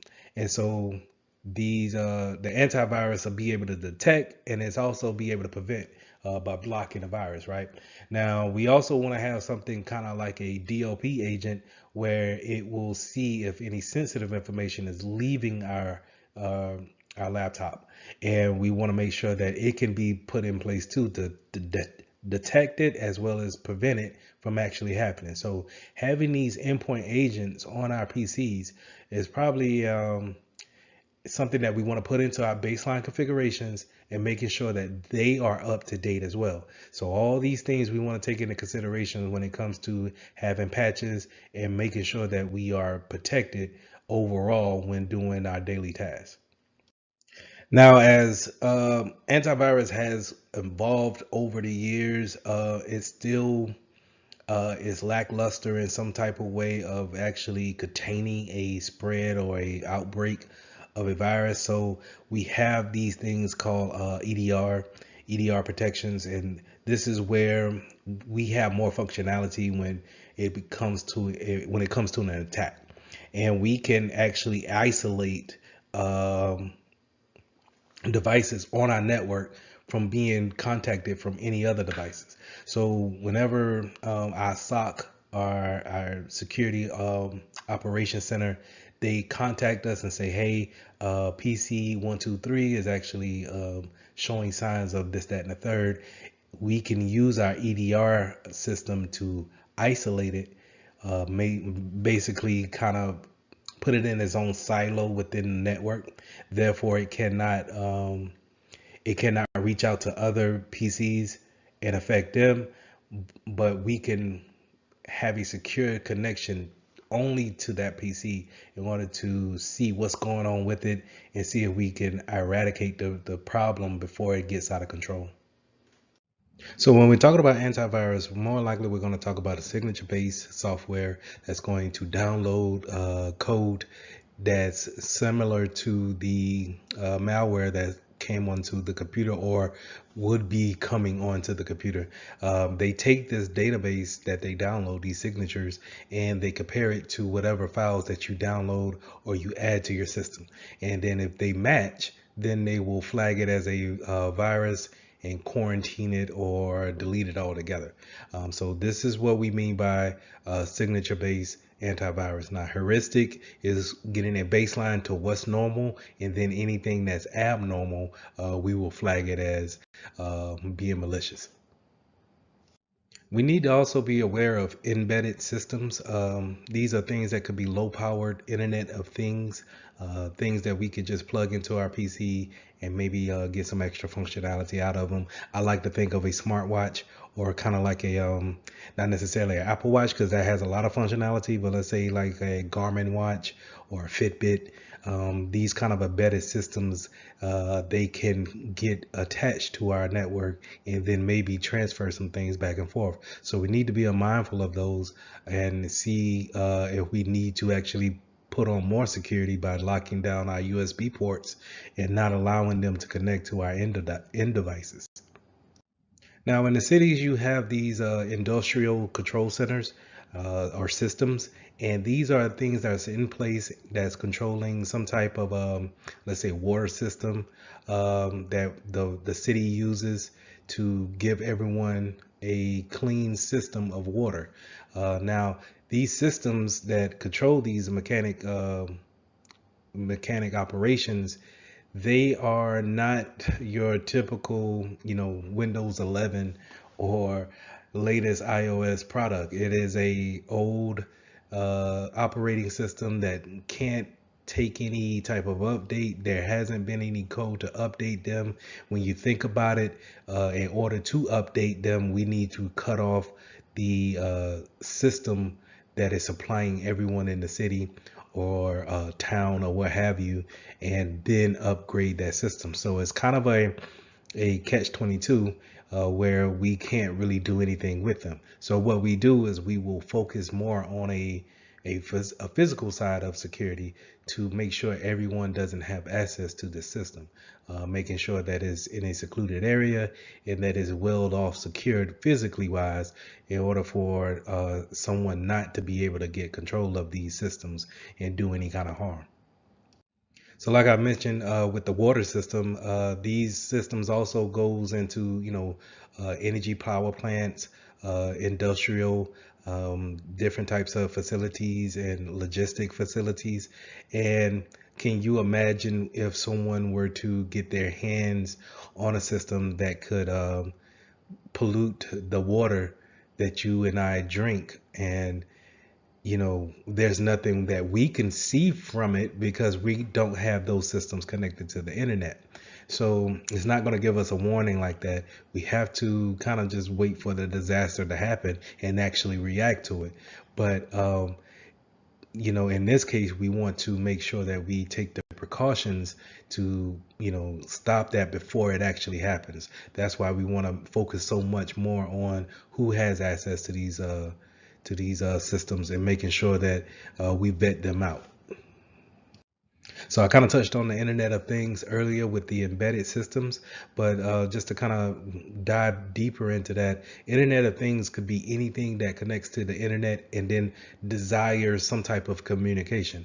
And that could be, when you go to Lowe's and you see that new smart refrigerator that can connect to the internet and give you the morning page of the New York Times, and it can tell you what's in the refrigerator from whatever spot that you're at, because it can communicate to the router and the router can communicate to your cell phone while you're out in traffic.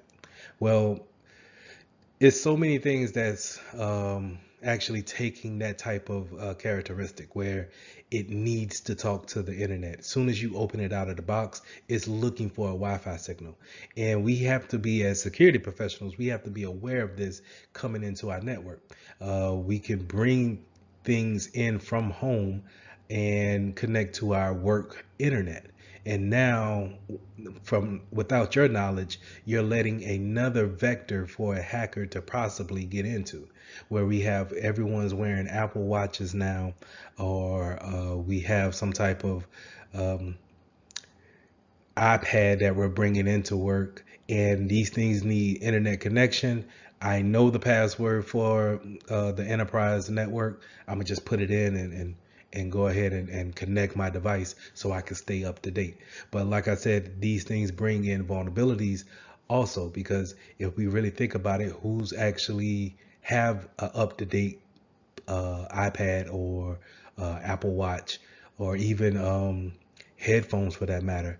And are we teaching our users to update these things before they actually bring them in and connect to our network? So other endpoints that we may have is different types of products that we actually need to do business. And I talked a little bit about how car dealerships had old printers that needed to, print on old carbon paper. And those printers, 9 times out of 10, are sitting on the network. We also have VoIP phones that are voice over IP using those as telephone devices. So we have different devices that we have not only with our iPads and our device laptops. We also have different types of keypads that we may use in order to give extra functionality to our actual business. But the thing with that is that we want to take those things into consideration when it comes to security. Yes, your laptop is secure, but what about the keypad that we use for our customers to actually key in their social security number or key in their PIN number to their bank card? Have we updated the software on the keypad? Have we updated the software on our phones? And making sure that no one can see the traffic coming in and out of that. In today's world, we're doing more things with cameras, and those cameras are able to upload the video directly to the internet or to your favorite social media site as soon as you hit stop. So those things, again, they connect to the internet, and then they're able to send traffic out as soon as possible. And we also have this thing where drones are giving they're shooting footage, and then they're able to send it to whatever cloud provider that they may be connected to. And all these things are great for functionality. They're great for the studio, and they bring that extra efficiency to work.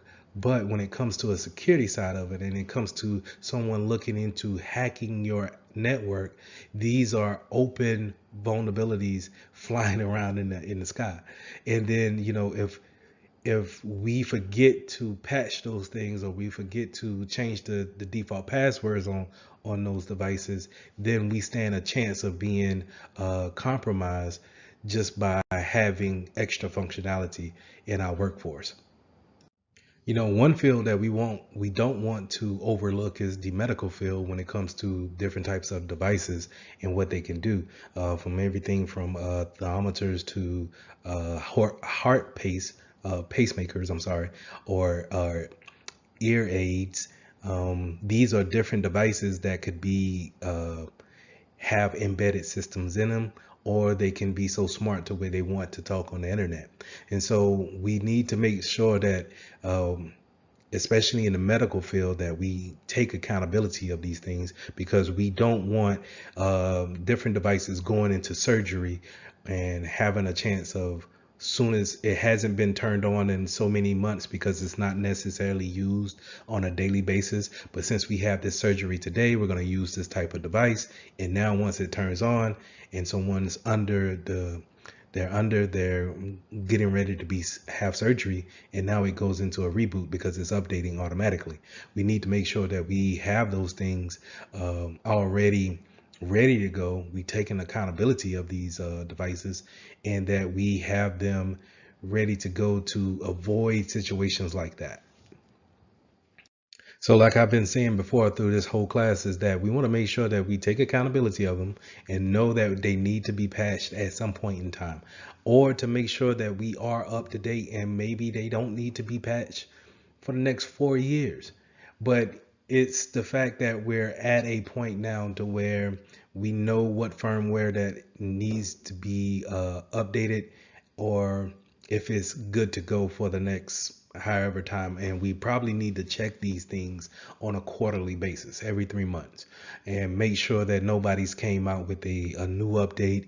And if you're talking about a OS, a normal operating system, we want to make sure we patch those things on a monthly basis. Or if not, if it's severe enough, we probably want to patch those things as soon as we learn about the patch. Okay, so just making sure that we take an accountability of those embedded systems, because again, those are gateways that we may not be aware of coming into our network. So the key points to review. In this lesson, we went over firmware and we went over patches. That's mainly what we went over and over in each slide. But it was also, we also touched on endpoint security when it came to our devices. What things do we bring into the network? How can these things communicate with our routers and our other devices that we have on the network? How do we provide security for those things? And for most cases, having a patch for them is probably our best choice. To have them patched and up to date could be our best choice when it comes to providing security for our endpoints. So lesson 13, let's start talking about secure mobile solutions. How do we put mobile devices in our network? How do we make sure they're secure as possible? And how do we manage those products? When it comes to the Security Plus, you want to know this about mobile devices is the deployment models. And the most popular one to be familiar with will be bring your own device.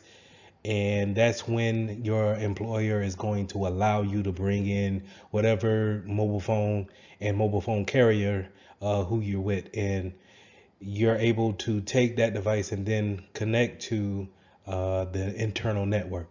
And so we already went over how important the internal network is, but now for me to let you bring in a outside device and put it onto our network, I'm opening myself up to any kind of vulnerabilities that you may have on your device. So you have some places that go about this model because it cuts costs, right? But some others may issue you a phone. Um, they may tell you to choose your own phone. So they may have different carriers and they tell you to pick between an Android or iPhone or what have you. So different types of deployment models, but the one that we really want to focus in on is bring your own device. That's the one that poses the biggest risk, in my opinion. Being able to let you just bring in whatever phone that you have, and now you can open up business documents on your phone. Now, whenever we're introducing mobile devices, we want to have some type of management system that can control the type of applications that we have on there, what type of patches that we want to push out. We want to have some type of system to say, hey, we want either a code that you put in, so like a PIN number, or do we want you to put in a pattern, or do we want you to use biometrics? We want you to use facial recognition to unlock the phone, what have you. So we want to make sure that we have these systems in place that we can manage our phones from a remote spot. Also, if you're going on let's say a trip and you have your business phone with you, this management system can have the ability to remote wipe any type of phone, or the phone that we're actually issued out. We can remote wipe just in case one of our clients, our users, loses that phone for whatever reason. We can send a signal to it, so instead of someone hacking into it, we can remote wipe that phone out. So this brings us to the different types of phones that we have to really choose from, and it's going to be between Android and iOS. Here we see how Microsoft Azure is actually controlling the Apple OS environment within our network. So a lot of times you'll see a Windows shop, and when I mean Windows shop, meaning a business that's fully Windows, or they're heavily Windows with some MacBooks maybe sprinkled throughout, but they're heavily Windows, and yet the mobiles, the side of it is heavily Apple.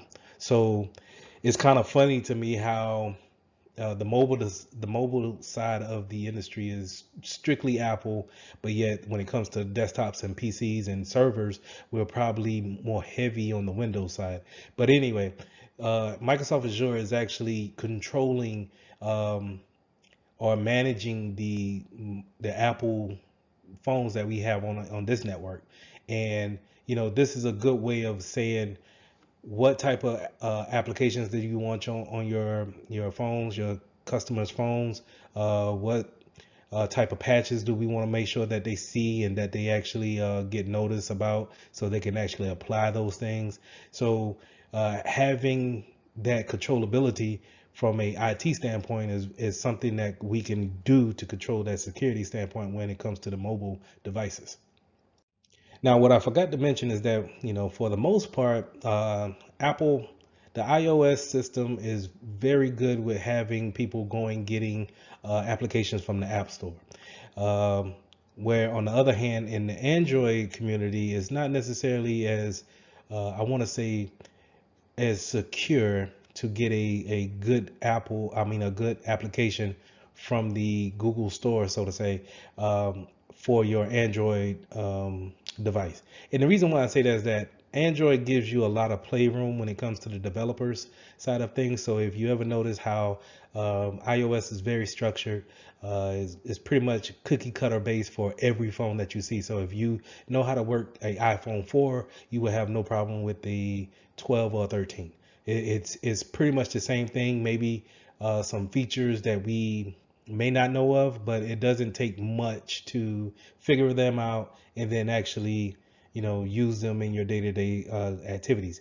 Whereas in the Android gives so much leeway and play for the developers to customize their applications as well as the OS, is that you can easily get something that may have a lot of vulnerabilities in it from the App Store.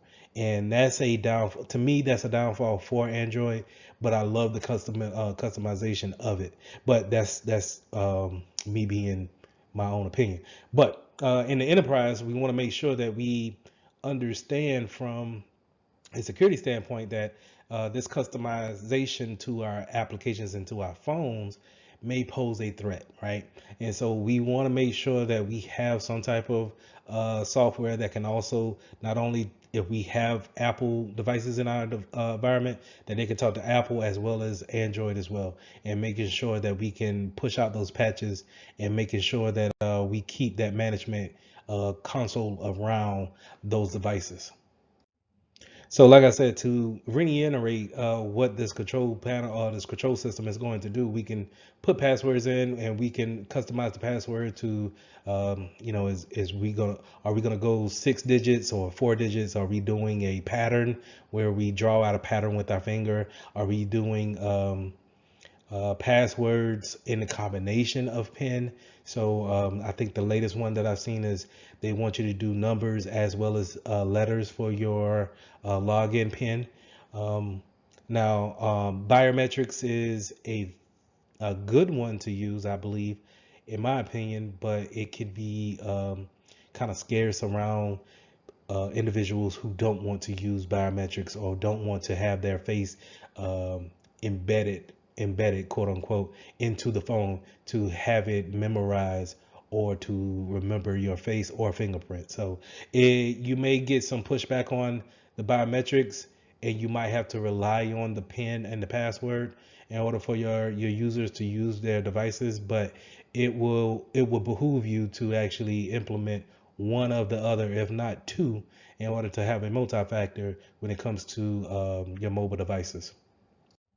So like I stated before, that kill switch, the remote wipe, having that feature is very good when it comes to having someone in your environment that travels a lot, uh, and they are keeping a business phone on them or a tablet, and they maybe, late night or late flight, and they leave their mobile device on a bus or on a plane.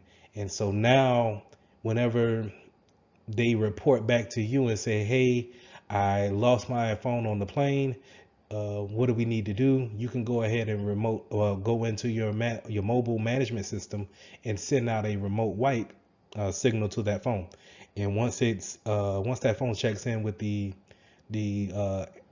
antenna, or I'm sorry, the satellite, it will receive the command and then process the remote wipe process for that phone.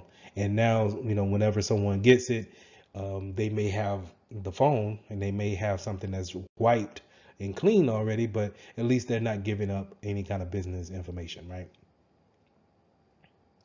Sometimes you might want to put a full disk drive encryption on your mobile devices. So I think in the other class I mentioned how we will want to encrypt the whole hard drive on your laptop, just to kind of ease our notion of any type of lost device. And then once it's lost, then let's say I lost it in a place where it cannot reach the satellite, and therefore it can't get the remote wiping signal in order to wipe. And so now it's just pretty much open. But if I have put a full encryption on it, then that person, whoever may seize it, they gotta know the key or the password in order to get past that first layer of defense in order to see the contents of the mobile device. Now, in the conjunction of having a remote wipe session or feature, you can have location services on there as well. So tracking the phone, tracking the tablet is also a good way of keeping up with it, seeing exactly where it did someone leave it there, or if it's out of the reach of whoever was responsible for it. So geolocation and then geofencing and geotagging will fall into this category, and that's basically putting a tracking device on that mobile device, making sure that it, once it talks to the satellites in space, right, it's talking to those satellites, it's getting a geographical location on it, and then reporting back to that management server that we are using to actually manage our mobile devices. So just keep in mind that you've seen this thing before. If you ever have used the Android and it says find my phone, more than likely it's sending out a Bluetooth signal to that phone to actually find it. That's kind of a low grade point of it, but a better example would be Find My iPhone for the Apple products, and that's going to have you log into a management type of a console, right? Your Apple ID, you use your Apple ID to log into your account, and then once you want to see where that iPhone is exactly what you see here on this slide, where it shows you a map and it shows you the geolocation of where your iPhone or iPad is at. So application management is important to understand what's the baseline of our phones. Do we want our users to put any type of application on their phone, or do we want to keep it to business only applications? And I think the first thing we want to do is just put that out in the policies first of what's accepted and then what we will not accept, because every application is not meant to be used on a business phone, in my opinion. So we want to set the baseline for it first, but then we want to use our management system to actually, if we want to roll back any type of add-on applications to it, or maybe restrict any type of download of unauthorized apps. So we want to make sure that we lay a baseline and then we let our users know, hey, you can put bank applications on your phone, but we're going to refrain from using any kind of social media applications on our phones. And the reason why we want to do that is because, and especially for that actual scenario when it comes to not letting someone use social media applications on their phone, is because it comes down to content management, right?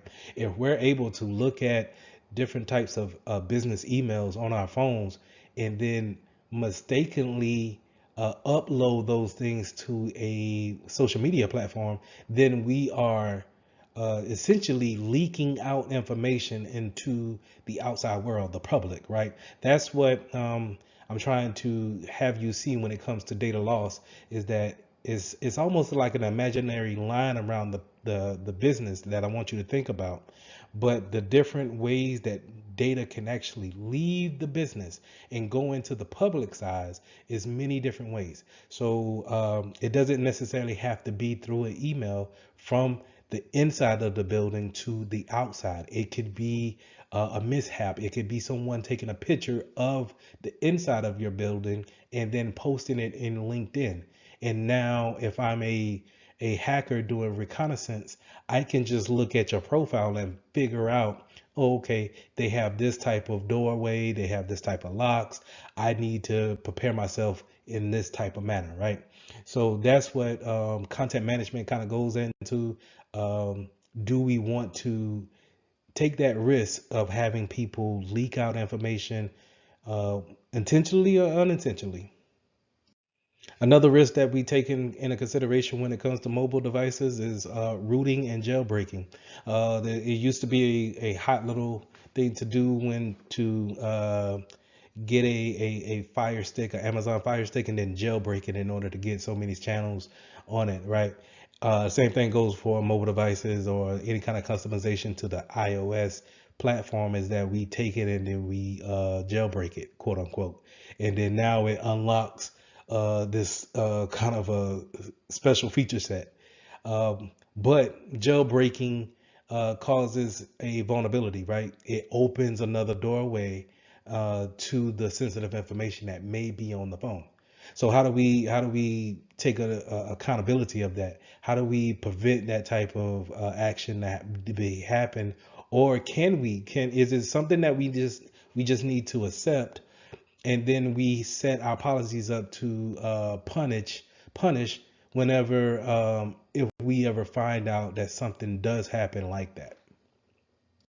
So the next thing I want you guys to think about when it comes to mobile devices is, how do we actually connect, right? Are we using telephone connections? When I say telephone connections, I mean, are we using the actual phone carrier's connection in order to communicate on the network? And or are we using some type of Wi-Fi signal? So for those who don't know, those are two different networks that we could be connected to. So if we're just, let's say we're not using Wi-Fi for that point in time, and we're only using the AT&T bars, then that's a whole different network than versus if we're connected to the local Wi-Fi that we're in the building, right? Also, because not only could somebody be leaking or sniffing the network on the Wi-Fi side, you could see some type of leakage on the networking, the telephone company side as well. So we want to be mindful of that. We also want to be mindful of, if we're going to give our customers, our users, hotspots in order to connect. Maybe that might be a better secure way in order to transfer the data back and forth. It's not about transferring personal data. It's about the business data being on that phone or accessible on the phone. If that makes sense. Is not so much that I'm worried about who am I calling on my cell phone. It's the fact that I can open up a professional email and read sensitive documents on that phone or on that iPad. And now I'm connected to um, this game that I downloaded, but on the back end of that game, it allows remote users to go in and then look at the kernel or transfer or transverse through my phone to see what type of files I have opened or saved downloaded on the phone. Right. So that's the thing that I want you guys to really get when it comes to the importance of why even worry about mobile devices. Okay, so to go and finish this slide up, we're talking about connecting either Wi-Fi or cellular services, but also, do you want to give hotspots?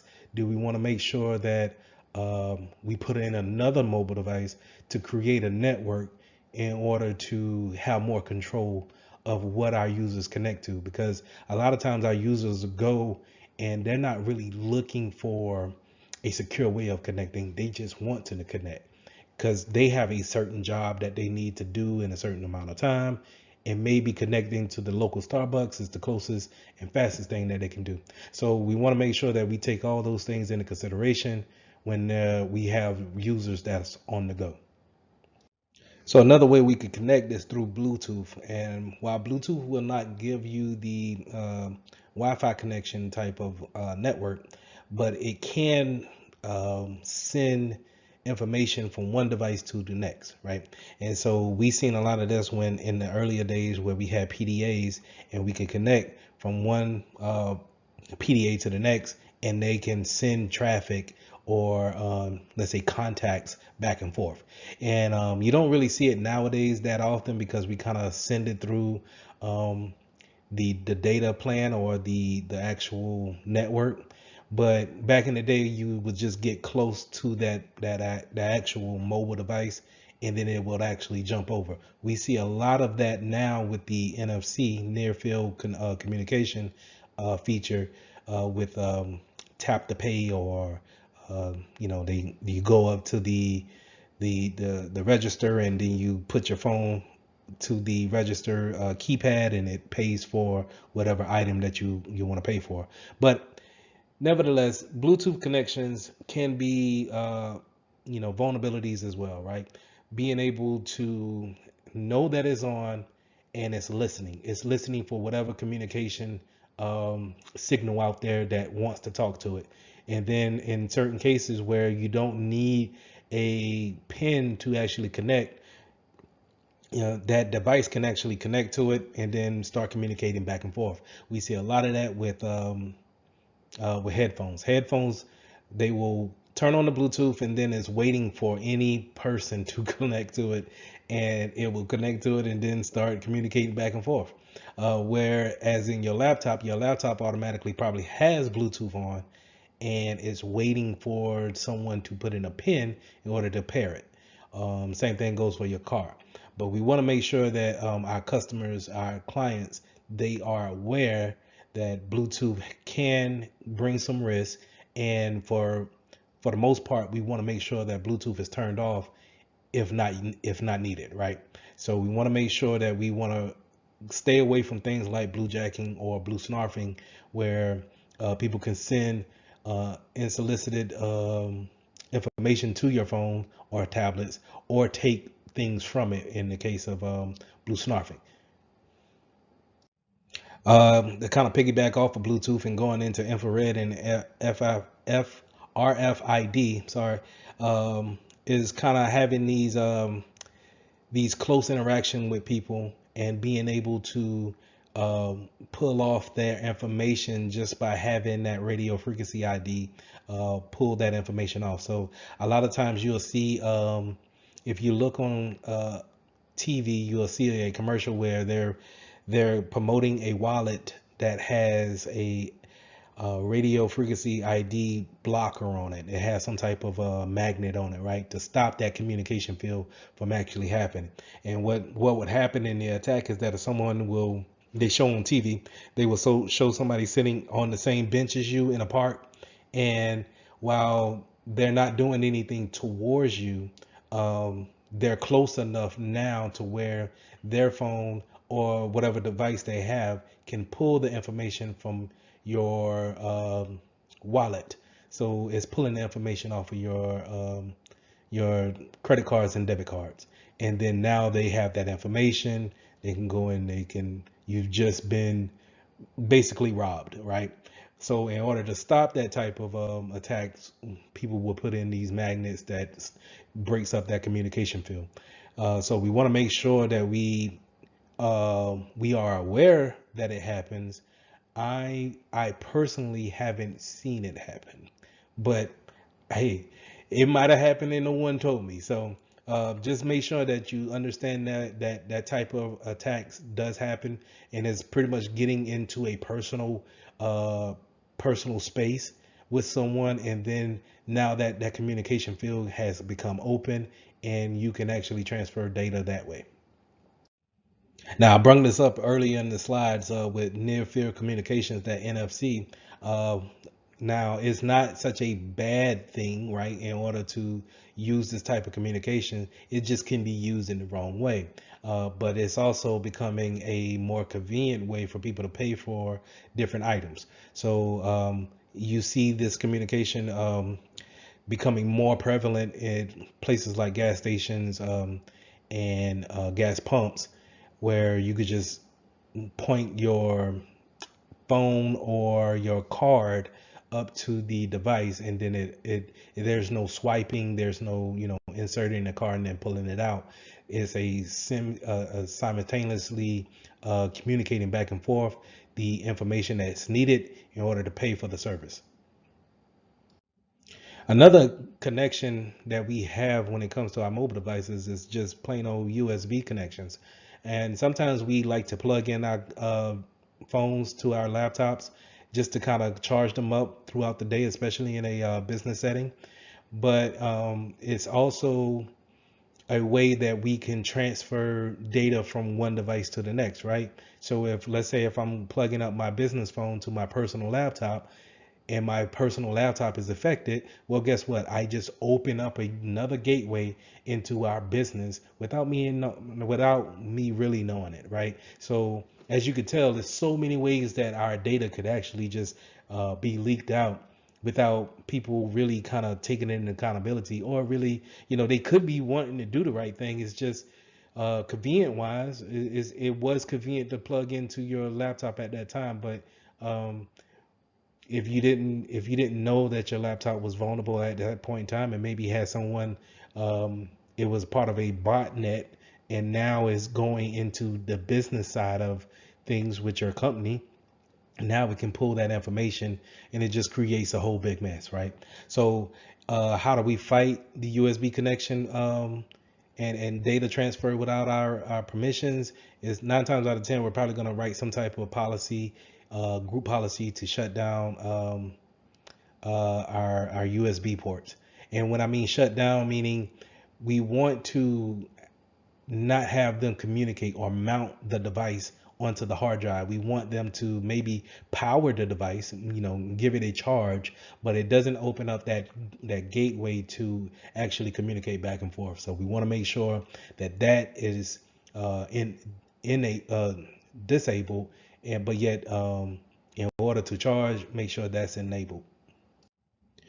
We also want to be aware of SMS type of notifications. So any kind of text that's coming in, or any kind of notification that's pushed to our phones, make sure your users are aware of what type of notification that may come from your business, and then what may be spam or some type of phishing type of campaign that comes in from a text form, right?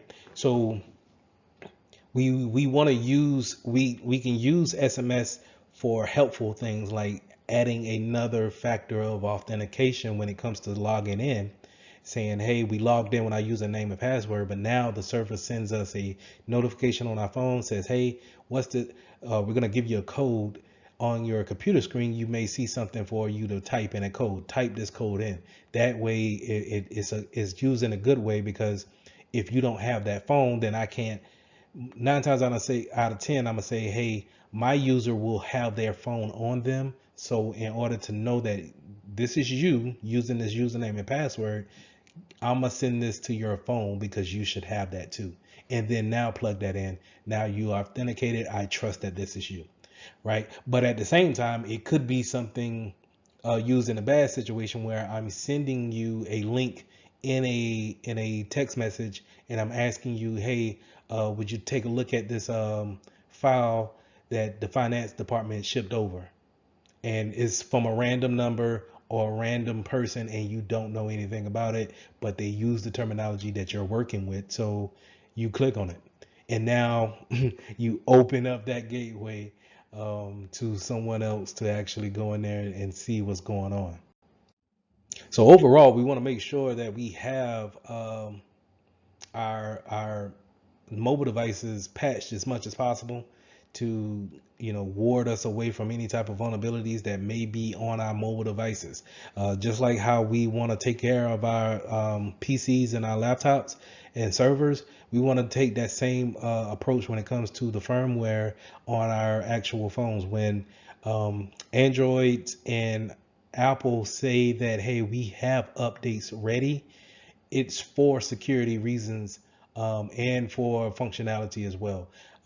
You may get a little bit more of a functionality standpoint, so Apple may give you some new emojis, but if you really read what's going on when it comes to the updates, they're saying, hey, this update is to provide more security to the phone, basically. So just make sure that your users are updating their phones, making sure that they are connecting to a Wi-Fi connection, and pulling in all those over-the-air updates and updating those firmware. So the same thing goes for your mobile cars, right? Your actual Teslas and your new high-speed car. That's it takes an over-the-air update. you might want to connect it to your home Wi-Fi in order to receive such a big package like that, and then now apply it to the car firmware. So in this lesson, we went over several things that can help you out when it comes to your mobile devices and the management of them. We want to make sure that we give our functionality to our customers, our users, and making sure that they can do their job efficiently. But at the same time, have them understand that these are just small computers that they have in their hands, and that they can open up other gateways for people to come in and actually see uh, business data on those phones, those tablets. So making sure that we have the proper management system for them, and that they're up to date, putting in the proper policies to making sure that we have the applications that we want on our machines, and that our users know how to properly manage them under their care. So let's get into lesson 14. This is securing application concepts. We're going to talk about different types of web application attacks that we may encounter, and how do we put things in place to ease that pain if ever faced with that challenge. So when it comes to your applications, you want to make sure that you have proper coding whenever you're working in an environment where you have a department actually creating an application. You want them to actually use proper coding. And in order to do that is pretty much based on validation of the code. So whenever someone writes the code, you want someone else backing them up to read that code and validate that it is proper code, and that you take any kind of mistakes out of it. So we want to make sure of that, but we also want to make sure when giving permissions to, let's say, like a third-party application where we don't know the source code to that application, we want to make sure that they don't have more permissions that's needed in order to run the application, because hackers, what one of their traits is looking to have more permissions than actually needed. And so if I have more permissions, then I can manipulate and have the application do what I want it to do, because I have the permission to do so. Now, when we're talking about developing an application in-house, we're talking about building code. And like I said before, we want that input validation. We want to make sure that code is actually validated by someone else who did not write the code. This way we could prevent things like buffer overflow, where we have we want a set number of characters to only go in to our, let's say, field, our username field, right? To give the example that you see here on the screen is that you have a set number, but let's say the hacker says, hey, I'm going to put some extra characters in there to see if it sends a error code to the database and therefore spills out the information that I would like to see in a memory bank somewhere. So this is how you get kind of like a memory leak, where it leaks out information because the server doesn't know how to deal with the extra characters that's put in. So we need a buffer there to actually say, hey, this is the capacity, this is the limit of what you can actually put in.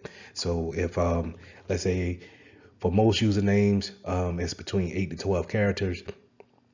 And let's say let's say there's no buffer, and I put in a whole script of code into that username box. Well, it may send an error there, because remember, servers are there to actually try to figure things out and understand what you're trying to do. It's listening for a command and then trying to give you the results. And so hopefully if I put all of that script into that username box, it may kick back some information that I wanted, such as give me all the usernames and account numbers that's in your database. Okay.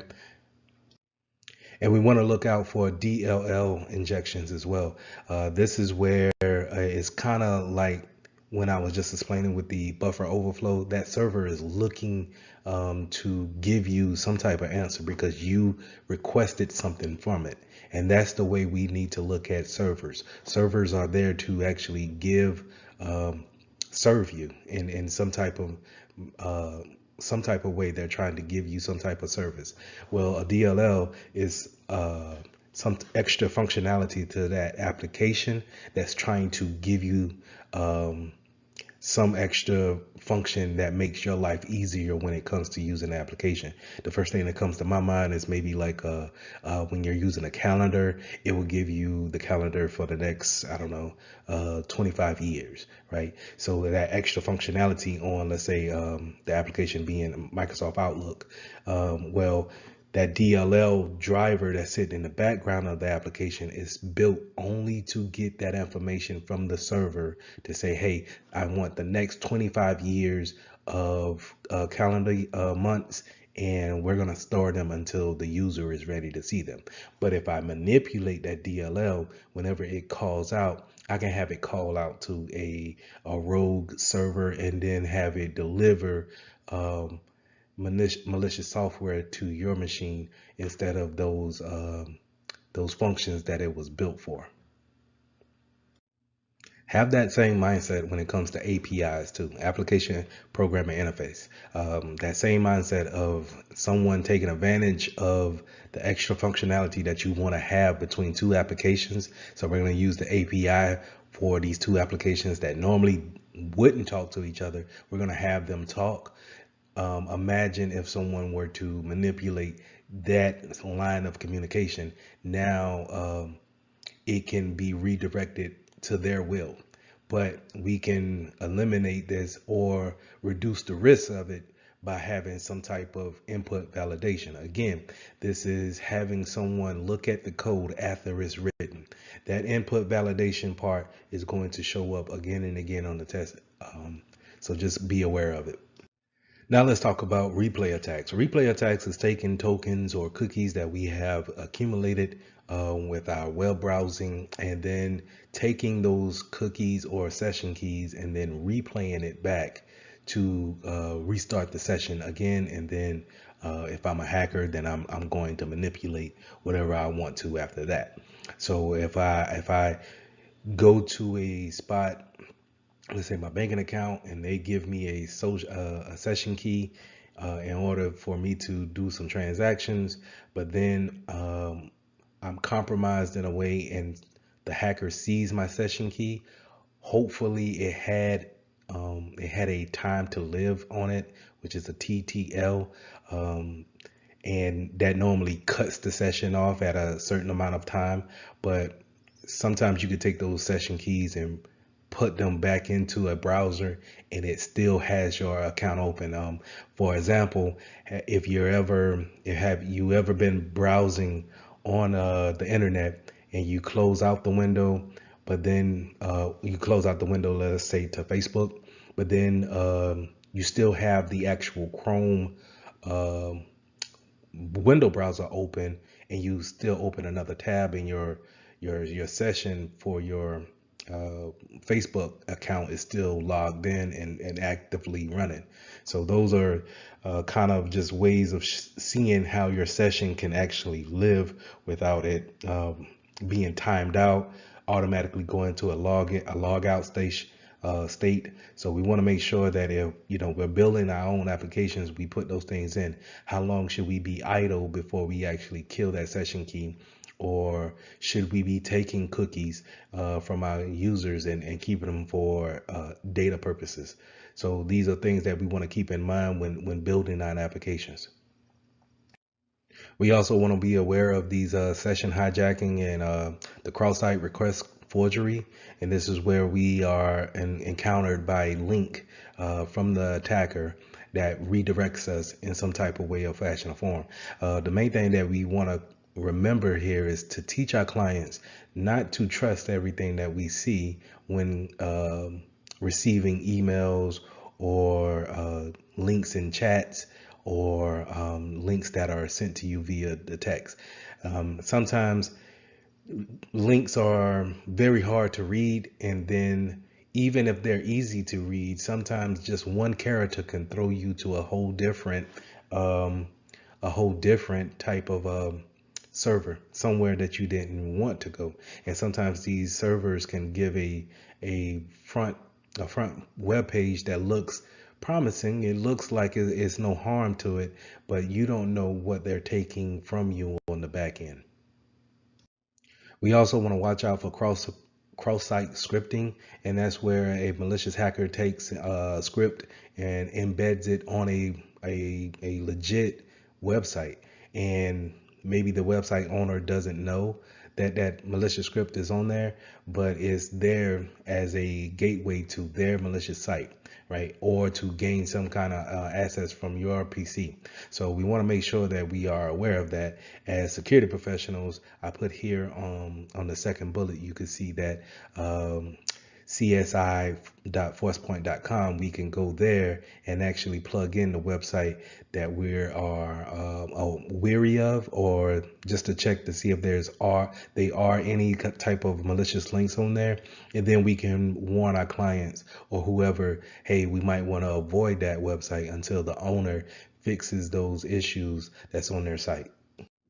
Now, SQL attacks, I should have had this SQL attack slide right behind the buffer overflow slide, but it is pretty much how I like to group those things together. Is the SQL attack is normally how I look at a buffer overflow. I'm going to plug something into the username that's a SQL injection, and thinking that since SQL is probably going to have some type of if I'm using a username and password, I'll probably have some database of all users that's using this platform that I got, and they probably have some passwords to them or an account associated with them. So if I could put in a query attack for that, then hopefully the server will give me back all the names that's here in the database. So that's what I like to do when I'm thinking about a SQL injection attack. Is more of giving a command to a SQL database and then telling them to give me all of the information that's within the server. Along with SQL injections, we also have XML and LDAP injections. And all of these injections are pretty much going around the same route, right? I'm interjecting something that wasn't supposed to be there in the beginning, and I want something from it. That's why a hacker is going to come at it at that standpoint. And again, it all goes back down to input validation, making sure that we avoid things like this, because we can avoid it in the beginning of building it. And if we've skipped that part, and then now we pushed our application out real fast, when that vulnerability shows itself, we need to then make a revision to it, and then that's how you get application upgrade, that 2.0, because we needed to fix this issue, this XML issue that we had. And you don't want to take away that functionality or give so many revisions out so short of in so many short of a time, because it takes away from your customer's experience, right? So we just want to make sure when building an application, we want to make sure that we have the right people looking at the code and validating each other. Now, as a security professional, it's always good to give guidance when it comes to building an application in a corporate environment. So we want to take our people who are using code to build our applications. We want to make sure that they use the OAuth's website in order to see best practices on when writing code, or what's the top 10 vulnerabilities that we face when it comes to web applications. So this is a good way we can point them in the right direction, so we can build our applications right the first time, and hopefully just make small revisions and not necessarily really big ones on a regular basis. So how should you handle your cookies when browsing on the internet? You want to make sure that we have cookies for the convenience of it, but we also want to make sure that we are not using the persistent, having our cookies be so persistent to where we never clean them out. Meaning, for example, for me, I use the cookies just so I can stay logged in to ESPN and I can play my fantasy sports, right? And I don't like to log into ESPN just to get to that profile to play my fantasy sports. So I keep the cookies there to keep that session going. But I have to keep in mind that I have cookies that's for other sites as well that's keeping me logged in to those accounts. And so I will say on a maybe 2 to 3 months, I clear out my cookies, I clear out the browsing history, and I make sure that I start back over, because you don't want to get into a point where if you are compromised and someone is snooping around on your PC, that they can look into your cookies and then find out where you've been, and then actually see if there's some sessions automatically authenticated in there. And so now you have, basically let them into an account that they really may have been looking for, but they're glad that it's always been open because you kept the cookies on your web browsing history. So I talked a lot about, in-house applications. If we're building it, then we're going to use input validation to actually look at the code, have someone else look at the code, maybe even have someone else look at the code. But let's say if we're using third-party applications. Let's say if we bought the application and now we're going to put it in-house. The main thing that we want to make sure in that situation is that we make sure that they don't have any vulnerabilities that's out there. And make sure if they do, that we have the patches ready to go for that application. We may need to put it in a test environment, see how it works, see if it still works with everything else that's in our environment, and then push it out to the mass. But we want to make sure that we understand that there's no vulnerabilities coming from our outside into our environment now. So just make sure that you understand that when bringing in others applications, because when you're bringing in a third-party application, more than likely you're not able to see that code that they're using to make it. They're going to give you a finished product, and whatever the application does, it does. And you're not able to go in and see the source code and actually change it to customize it to your ability. Not all of them do that, but majority of them that you would come in kind of with are going to have some type of block on it. So just make sure that they don't have any type of known vulnerabilities that we know that you know of, and then if they do, making sure that you have the patches ready to roll out. You can also use some type of coding practice where we're using obfuscation on, and this is kind of like a big word for it, but another word for it is just using camouflage. And a good example is what you see a lot of times when it comes to passwords. When you're typing in your passwords, you're getting these little stars or you get dots instead of actual letters of what you're seeing. But now, for convenience purposes, they have the little I that's at the end of the password block, and you can hit that and you can see what you typed in. Because I get it, once you start typing in 14 characters, it's kind of hard to remember if you hit the A or did you hit a P. So I get it, but you can have that obfuscation there to hide things in front of people and make things secure, without being so secretive. Now, when we're building our own applications, we want to make sure we test it and test it and test it before we actually send it out to what we call production. When we are putting it into play for others to use, our clients to use, maybe our coworkers to use. When we're building the application, we want to make sure that that application team is testing it, putting it against stress testing, and making sure that they may run some type of let's say they do a buffer flow over attack on it, and let's say they do a SQL injection attack on it. See how it actually reacts when it comes to putting those those attacks onto the application. How would it react? Will it give out information? Is it something that we need to actually change before we put it into production? Because once we put it into production, now, like I said, if we find out later that it does something that we don't like, we need to roll out another revision of it or update to it. Right. So we want to make sure we do all these the fuzzing and these stress tests beforehand before we actually push it out to the public. Now, in a corporate environment, when we're rolling out a application, we want to make sure we have a process, some type of plan in order to deploy the application. But at the same time, we want to make sure that we have a process of removing whatever application is coming in to replace, if it's coming in to replace something, we want to have a process of removing applications that we're not using anymore. And we all know why, because if we're going to say, hey, we got the new latest and greatest of what we need, we don't need the old.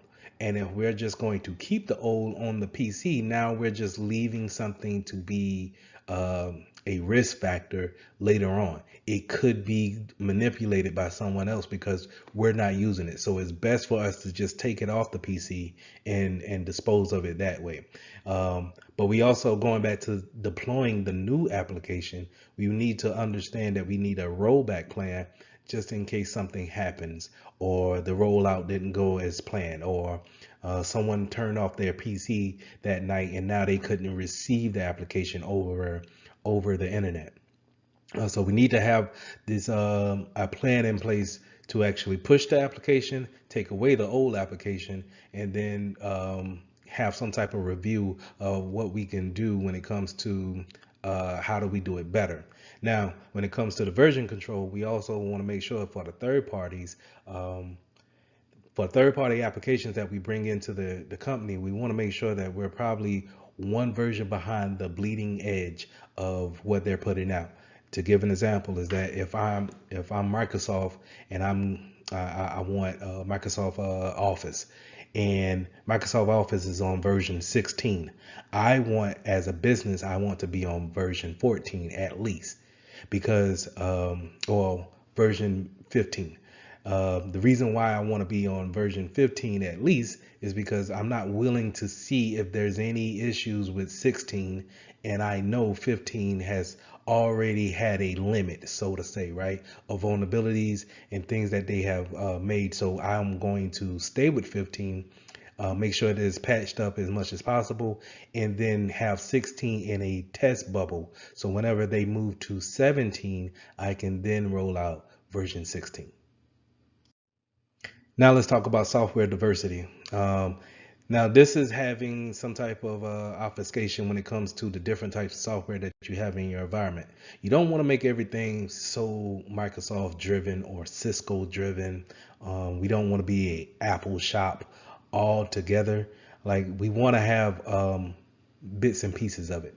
The reason why is because when you are just one shop, let's say if everybody's a Cisco is on Cisco devices, and then Cisco comes out, the company comes out and says, hey, all of our devices are vulnerable to remote coding and remote coding vulnerability, and it's a very critical vulnerability, and for right now we don't have an answer for it. Now everybody in the shop is pretty much vulnerable to this attack. In turn, it brings a big risk to you having to stop operations because you are vulnerable to this vulnerability. The one that comes to mind when it comes to an example is SolarWinds. SolarWinds just had a big vulnerability to where it pretty much crippled the applications across the board. Well, you had a lot of companies that would get that whole stack, because not only SolarWinds will offer some type of network appliance or device, they would also offer a application for help desk, or they may offer some other application for logging and SIM activities. So across the board, across that whole stack of applications, now you can't really do anything because all of this, all of the applications associated with them are vulnerable. So we want to make sure that we have a good diversity of vendors in our environment. We want to make sure that we're not all using the same products, but they work well together. We want that. We want things that work well together, but not necessarily made by the same company. And that gives a good diversity and a good security measure when coming into the when a hacker comes into your network. To give an example of that is that if a hacker comes into the network and they're very good at PCs, but then they jump the network and now they're on a Mac PC or a MacBook, I'm sorry, and they don't really learn Linux like that. So now it creates a defense in depth again by having something that someone is maybe not be familiar with. All right, just by having that diversity. So the key points to review when it comes to application building, remember the most important thing that I want you to take away from this lesson is input validation. If we're building the code, I want someone to build it, but I also want someone to check it, maybe even double check it. All right. Now we went over different types of attacks that could happen when it comes to coding, and we also went over some type of remediations that we could put in place when it comes to the attacks that go against our different applications. So lesson 15, let's go over implementing secure cloud solutions. We're going to go over the different types of deployments. We're going to go over different types of services that you can get in the cloud. And then we're going to go over how we should carry ourselves when putting things into the cloud, and how do we scan for different things when they're going back and forth from our local environment to the cloud environment. So there are 3 cloud deployment models, and we're going to go with public, private, and then hybrid.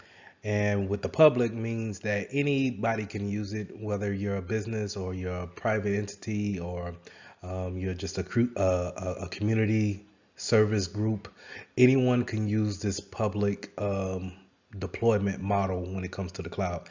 The one that comes to mind is AWS or Google, like Google Drive, or you want to think of a Microsoft account. Those are public domains when it comes to the cloud. Now you have private, where it's just like that's your own section of the cloud. So no one else is going to be able to be on the same server that you're on. No one will, if you're not, you pretty much bought out that section of the cloud for your own personal or business use. Then you have community. Now, community or some type of hybrid, I'm sorry, some type of community means that we're doing the same thing. We're in the same industry. So I like to think of it in a medical sense. Where you may have a big hospital that needs to put information into the cloud, but you also may have a small dentist office that want to put things in the cloud. Since we're in the same medical field and we deal with the same type of data, 9 times out of 10, we're probably can get together and get into a cloud deployment in that community section. So now let's talk about the cloud services models that you're normally going to see when it comes to buying some type of service off a cloud provider. You're going to see infrastructure as a service, IaaS, software as a service, SaaS, or platform as a service, PaaS. And we also are kind of getting into the anything as a service, that's XaaS. And let's start off with infrastructure as a service. Infrastructure as a service is pretty much they give you the bare bones of a cloud environment. So they're going to give you maybe an operating system, and you're going to have to build everything from there on out. So they may not even give you the operating system. They may just give you storage and a interface in order to connect to it, to the cloud platform. And now you have to go up there and set up your networking. You need to set up what type of servers that you want to use, install the servers, configure the servers. You're building everything from scratch. So I want you to think about, whenever you see infrastructure, it is the most work that needs to be done in order to get a finished product. You're talking about someone who can go to the grocery store and buy raw materials and make things from scratch. All right, not just buying something that's already pre-made and then warming it up. That's more in these other models that we're going to get to. So infrastructure as a service is bare bones. You're building everything from the ground up. That's the easiest way I can put it. So software as a service is Well, let's skip software as a service and let's go to platform as a service, and then we'll go to software. So platform as a service is you already have a pre-configured OS, and it's going to be sitting there waiting for any type of configurations or special applications to go on there, and now you build it from that standpoint. But like I said, infrastructure, they won't even give you the OS. They'll just give you basically a box. All right, if you want to think about it like that, a empty server, and they say here you go, and it just have the bare bone minimums. But the platform, at least it will give you a baseline, some type of OS that you want to build upon, and it has that infrastructure already configured in it. So you'll have the networking, the CPUs, the memory. You'll have all those things allocated, and you'll have a OS to work upon building your application or building however you want to build your database on top of that. Now, software as a service, they're going to only offer you the application pretty much, and these are ready to go, and you have less work to actually configure. Um, it's going to be pretty much, these are the layouts. You don't really get too much of a configuration or customization to your company. So a good way of thinking about this is things that we already use on a everyday basis. So if you have an email account with Yahoo, Gmail, or Hotmail or whatever, those are software as a services. They're already pre-configured for you, and you just pretty much log in and you use them. Another one will be any type of Dropbox, Google Drive. These are software as a service type platforms where you log in, and now you can change like who can see whatever, but you can't see no code. You can't take the application off and see what's running the application behind the scenes. So you can't see that OS behind the scenes that's running the OS. I mean the application. You could just see the service that you're seeing, right? And those are the most ready to go.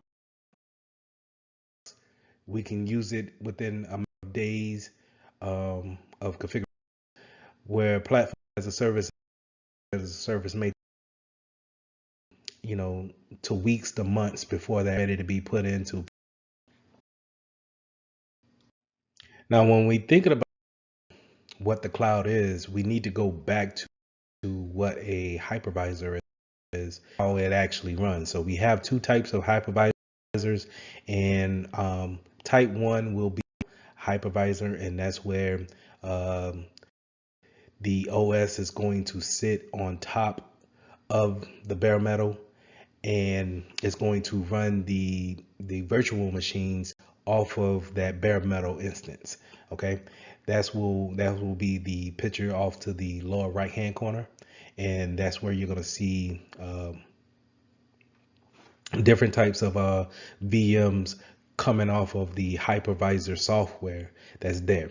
Now, a type 2 hypervisor will be something more where you have a hardware, but then it has a operating system already installed on it, and then we actually go in there and allocate some of the hard drive and memory space that's allocated to that's given by the OS, and we can actually spin up virtual machines off of that. That's where you see where things like VirtualBox come into play, or oh Jesus, VMware platforms come into play, where you actually download it on your personal PC, but then you can spin up a Mac OS on a Windows platform on your personal machine. So that's type 2 hypervisors. When we're talking about the cloud and these cloud providers, we're more likely going to be talking about a type 1 hypervisor. They're going to be giving, they have data centers that are type 1 hypervisors, bare metal, and they have the hypervisor software spinning up different types of virtual machines for the consumers. Now, when we're talking about having security controls on the cloud, we want to make sure that we follow the same format that we do when it comes to physical devices that we have in our environment. So we want to put endpoint protection on there. We want to make sure that we have policies out there regulating what users can do and what they shouldn't do. We also want to make sure that our firewalls and our logging systems are actually seeing the traffic and logging the traffic, maybe preventing the traffic that's going to our cloud provider, and making sure we watch that traffic from our users to the cloud provider. So making sure we have all these things in place will keep our data secure, but at the same time keep our internal networks secure as well. Because not only is the cloud out there for anyone to get onto, remember, we can have a public instance to where we are sharing the cloud instance with a lot of folks. So say if one cloud provider gets compromised, but yet you're sending data that way, if they're compromised, then your data that you put onto that server, their cloud instance, could be potentially vulnerable as well. So just keep those things in mind, making sure that we keep all our policies and our endpoint protections up to date, and making sure that we watch that traffic going back and forth. We want to make sure that we are aware about how much power we want to pull from the cloud environment. So the reason why the cloud is so popular is because of its elasticity, resiliency, being able to expand, contract at a very short time. Given the fact from which we came from of buying RAM or buying storage and then waiting for delivery dates, we can have changes to our environment in a matter of minutes. So you want to be aware of the type of CPU and RAM storage that you get on your cloud instance. You want to make sure that you have something that's allocated within your budget. Let's say that you don't want to overkill something that doesn't. You don't need that much power. You don't need that much storage. So just make sure that you have something that works into your favor, and you don't have to really worry about having too much or too little worth of power. Now, with that power comes availability too. A wonderful thing about the cloud is that it seems to never be down, right? And a lot of these cloud providers, they have databases scattered throughout the globe, and they're all connected to where if one were to have a maintenance day or even a natural disaster, then they can easily route traffic to another point, and you as a consumer really never see it go down or is not available. So having that uptime, having that availability standpoint is such a real attractive point to businesses, because where if we're having all our data in one spot here in let's say Tennessee, and then a hurricane comes and makes it to Tennessee, one makes it to Tennessee and then destroys that data center, um, then now we have to pretty much suspend business until we get that data center back up and running, and that could take months to years, right? So having a cloud instance back that data up or make that data available at any given time is something that we want to look into, and making sure that we have the proper cloud provider in place in order to make our data available. Now, when you're talking about the network section of the cloud, we want to make sure that we focus more on private networking and separations of the network. So we making sure that we do a logical aspect when thinking about how we actually divvying out our IP addresses when it comes to the cloud, making sure that we're not just lumping everybody into the same mixture. We want to do it like we do a physical building.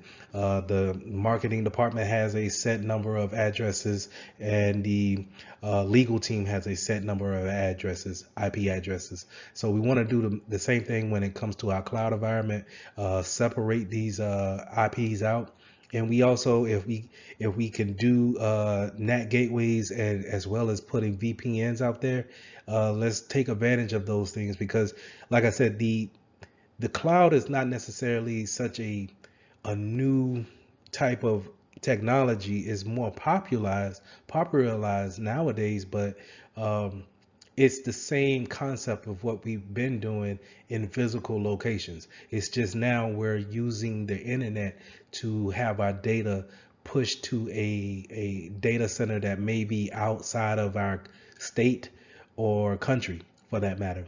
And now we just want to make sure that we treat that as a kind of a distance operation center. You want to be mindful of your security groups when you're talking about giving people access to your um, cloud instance.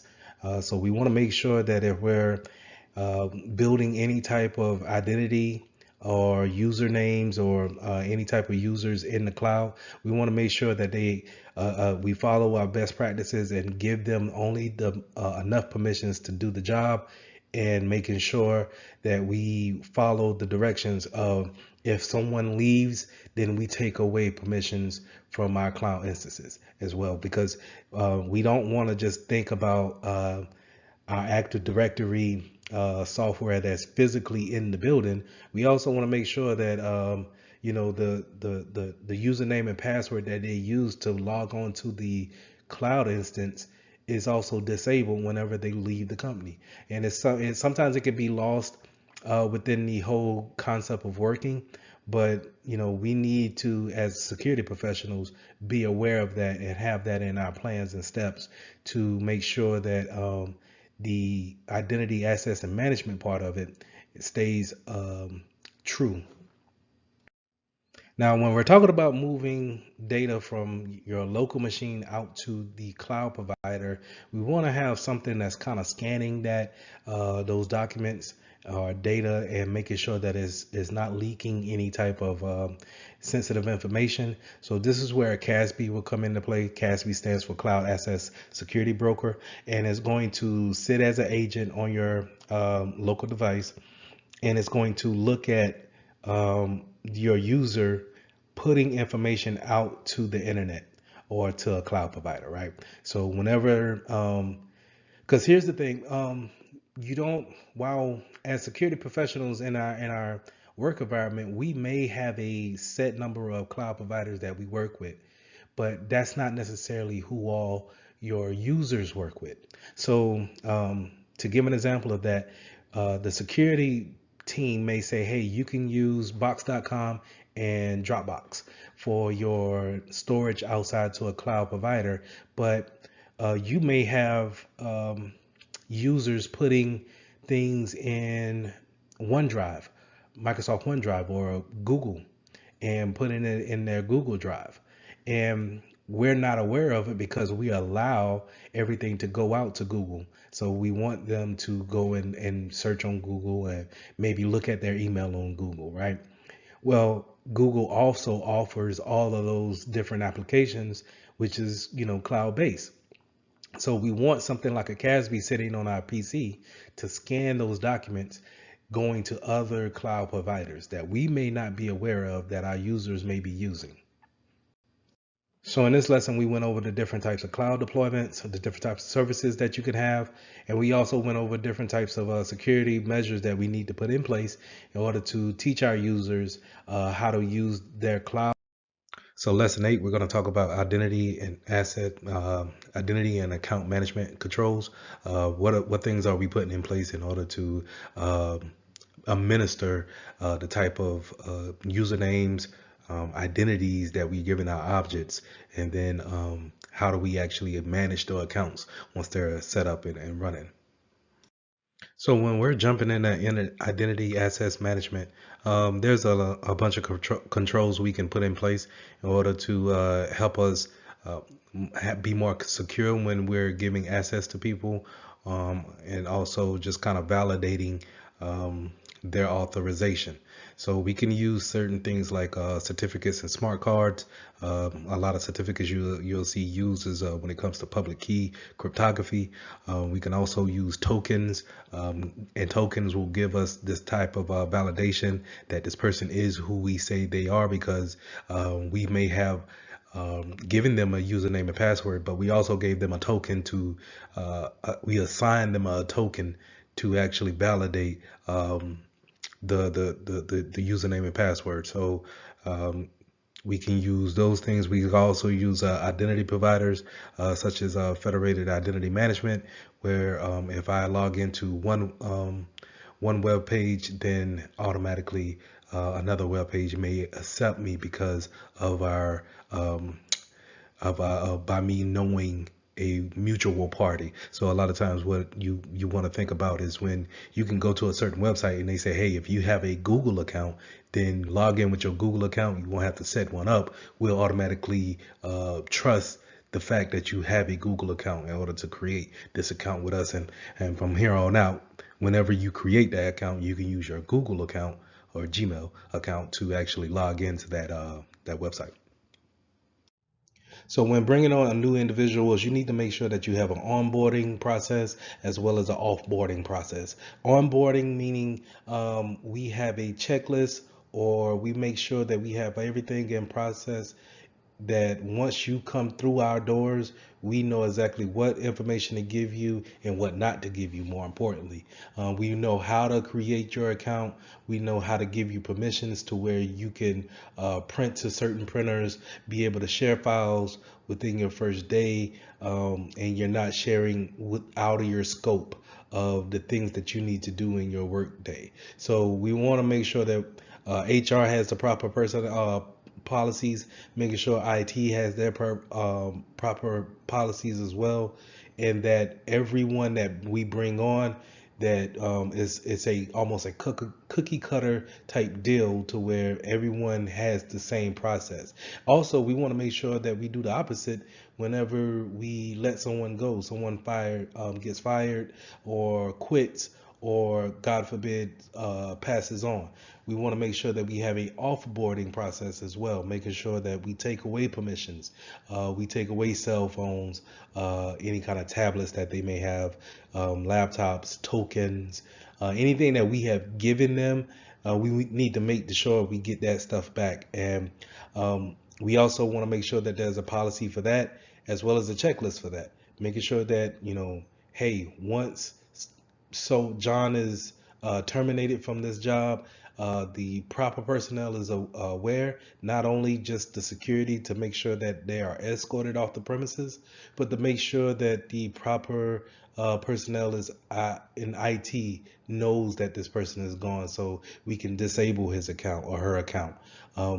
We also want to make sure that in the onboarding process, or in the interview process, that we might want them to sign an NDA. Maybe the job that we're bringing them on for, we need to tell them trade secrets or important information that makes us unique in our field.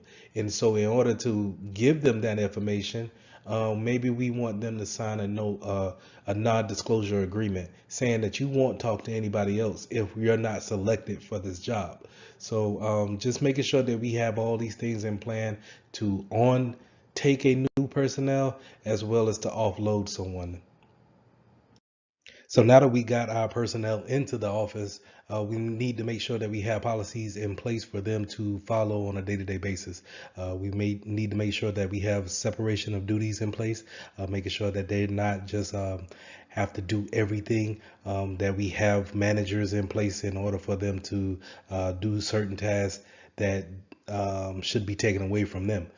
So to give a good example on that is that if a bank teller has the permissions to print a check, then they should not have the permissions to cash the same check. They should have to go to their manager or floor manager or whoever in order to cash that check. That should be a separation of the duty. Now, we have least privilege. and we want to make sure that we give them only the enough permissions for them to do their job on a day-to-day task. We don't want to over load them with permissions in order to see every file that's here on the directory. We want to make sure that we only give them enough permissions in order to see what they need to see. And this is needed because if they're compromised with their account and a hacker gets into their account, then we don't have to worry about them seeing more than what they're actually able to see.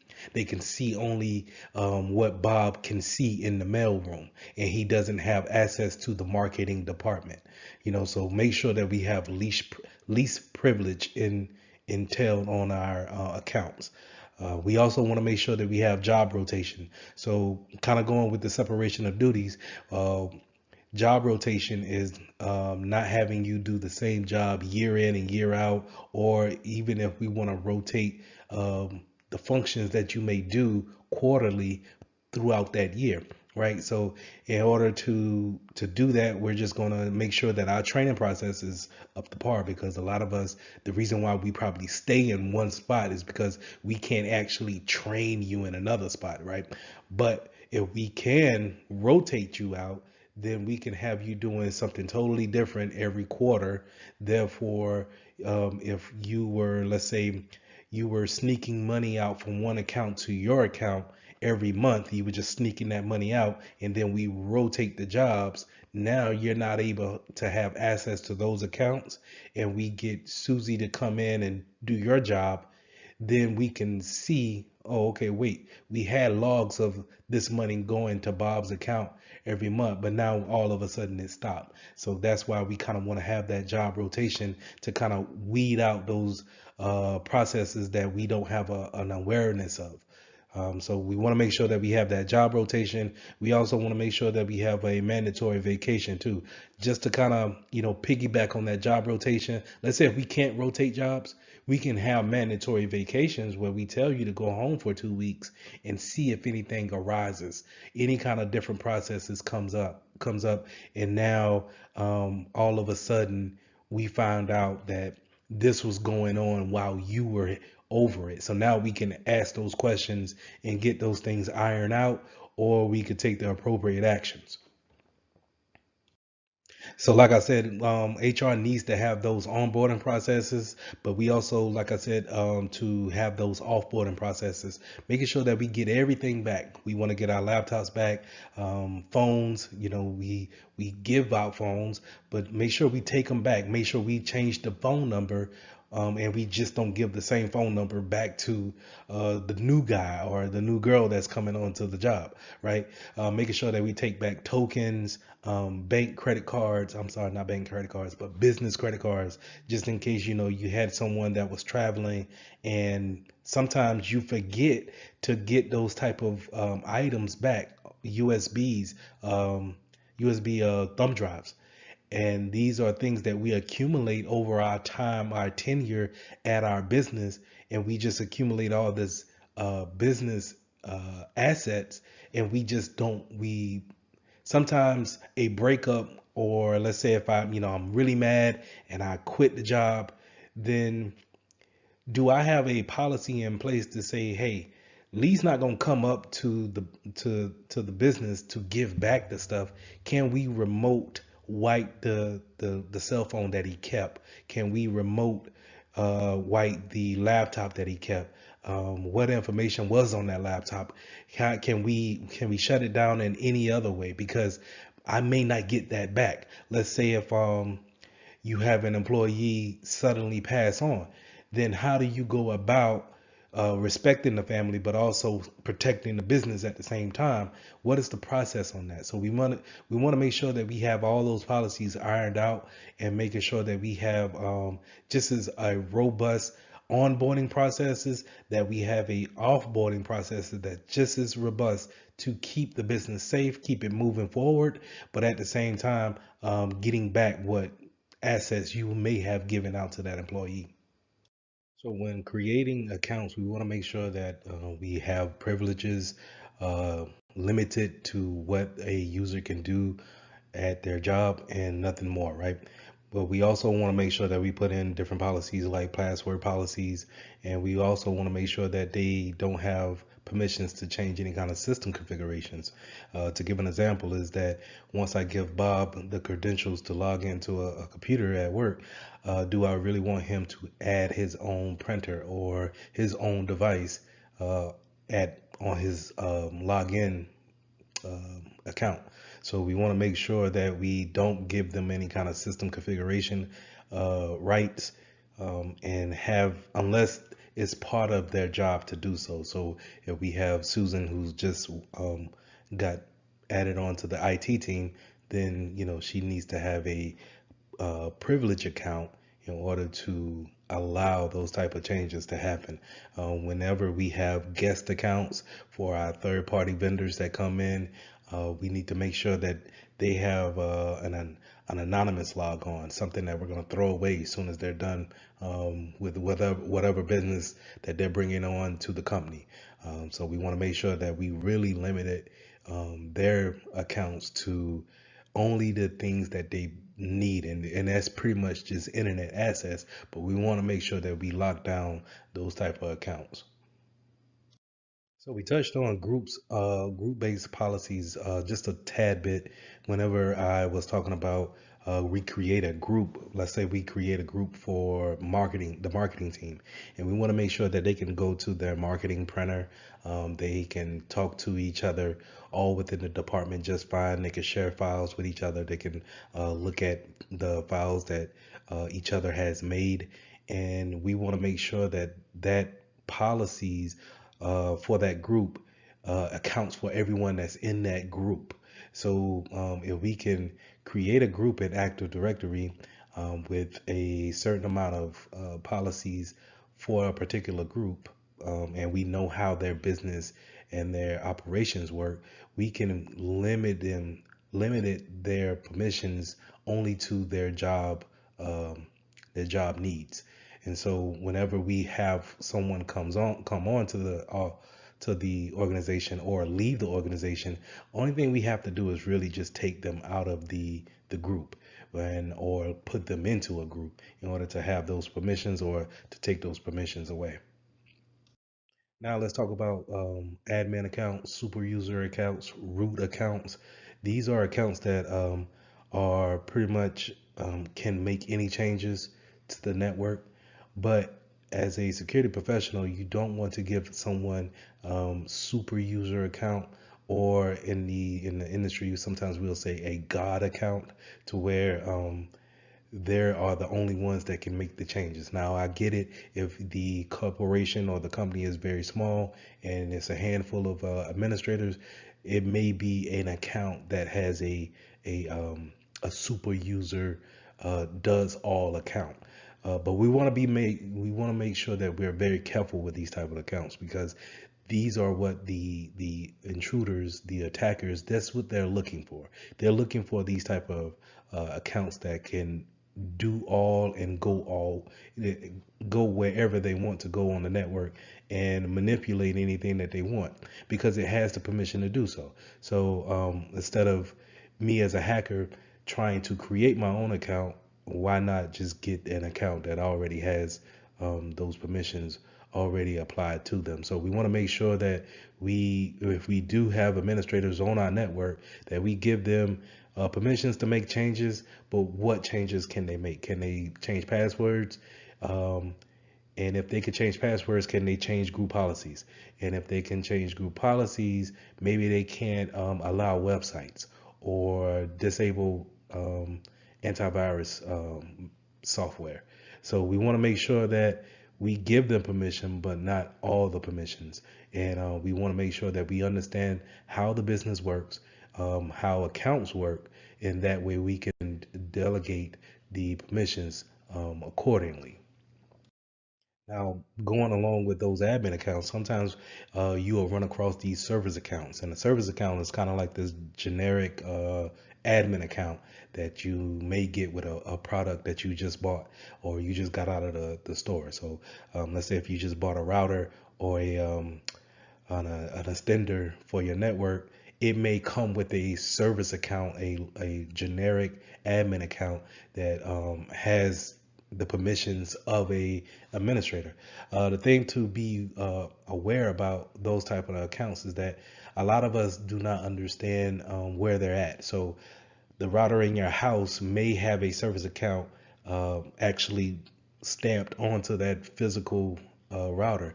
So, whenever you can, just pause this video and go and look at your router and see if there's a service account linked to it. It may have a username of admin and the password of an admin. And if you would to plug in the web page for your device, you could use that credentials to get in and make the changes on your router. So we need to be aware that these service accounts are out there, and we need to make sure that we are able to get into those, change passwords, change the credentials, and maybe take some of the permissions away on those type of accounts, or make sure that we just at the least, change the password on them. So this slide pretty much reiterates what I said in the previous slide with the generic accounts. And they're kind of like generic admin accounts, but we also have shared accounts that, let's say in certain examples, would be kind of like we're working in a bank and we need to print checks. Maybe we have a standalone machine that's off in the corner somewhere, and we're just using that as tellers to print checks.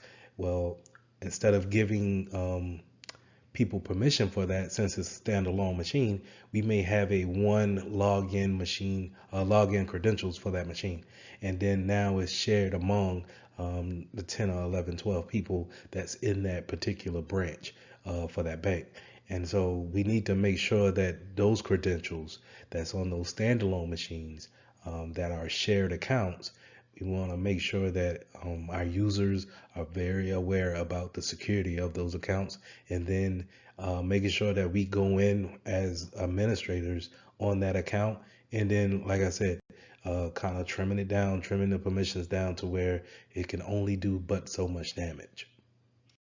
Now, when you're building out your accounts, you can get real granular on how much information you want to put in there. But from a security standpoint, how much information do you really want to put into your attributes when it comes to building your accounts?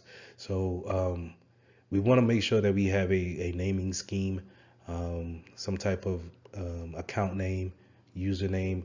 Is it going to be first and last name? Is it going to be first initial, last name? Is it going to be something totally different, where it's just like a randomized letter and number scheme that can be assigned to your users? Just keep these things in mind. It's good to have is user friendly whenever your username is first and last or first initial last name, but when it comes to, let's say, reconnaissance on the hacker side, if I'm doing any kind of reconnaissance on, let's say, LinkedIn, then if I have a name in place and a company to link it to, then I can easily figure out the first part, which is your username. And then now the hard part would be the password. But if I had a random jumble of letters and numbers, then now you're making it much harder for the hacker to figure out usernames at least. Now, yes, it is kind of harder on your clients to remember something new, but you do run the risk of some clients or some users writing down their username and password. But I would rather go with having that than you're never going to change your name. You're never going to, the likelihood of you changing your name is low. So I would rather go that route versus of having something random for your username versus usernames being your name or initials. So we talked about the account password policies a little bit, and this is we want to make sure that we have a strong policy in place, and we have a rotating policy. And what I mean by rotating policy is meaning that our users change their passwords on a 3-month basis. from what I've seen, is pretty much standard. We want to make sure that we have a length character of somewhere between 8 to 14 characters. We want to make sure that it is complex, where we are using a combination of alphabets, numbers, special characters, things of that nature. Remember, whenever we make the character or the password longer, that is harder to brute force. So that's why, if you ever wonder why it needs to have all of these contexts into a password, it's because the brute forcing technique takes a lot longer to actually put in, and different characters and different type of symbols when it comes to our passwords. So again, we also want to make sure that we change it every 3 months, or the more you change it, the better. But we also want to make sure that we don't have a reuse on our passwords. I've seen some places where they allow 10 password changes, and then they allow you to reuse after the 10th password change. But some places I've also been where you get no reuses, and really it shouldn't be any excuse for reuses. You should be able to take small phrases and encrypt it, not encrypted, that's the wrong word, but cipher different letters and symbols into a small phrase in order to create your new password. I'll show you a video on how I come up with passwords, and how you should teach your users how to do the same thing. Also, lastly, we can have password hints, or some type of forget password link for our users that's having trouble with their passwords, and we can have security questions set up in order for them to go the next step in order to reset their passwords. So, like I said it earlier, I wanted to show you how I make my passwords, and how I go about whenever I'm forced to change my passwords, or not really don't want to say forced, but it's good practice to change your passwords. I take a short statement like this: I love cookies, and then I'm going to go about putting my uppercase and lowercase in there, as well as just throwing some numbers in there along with my favorite dollar sign. So I replace my circles, I replace my O's with zeros, as well as threes are probably going to represent the E's. If I have any A's in there, that's going to be represented by 4. And then I use a symbol. I use let's say a star, or underscore. I might use a dollar sign. So I use all of these things just to kind of really start with my phrase, but just change letters out in order to make it more complex. But I'm still following that same phrase, right? So whenever I'm typing in my password, I know that it's I love cookies, but I have it embedded in my brain that I'm replacing some vowels with the numbers. Now, along with those account attributes, you can have account restrictions, such as like a geo mapping, or some type of network location, to where you're having access to your network or not. So the first thing that pops up in my mind is kind of like a VPN.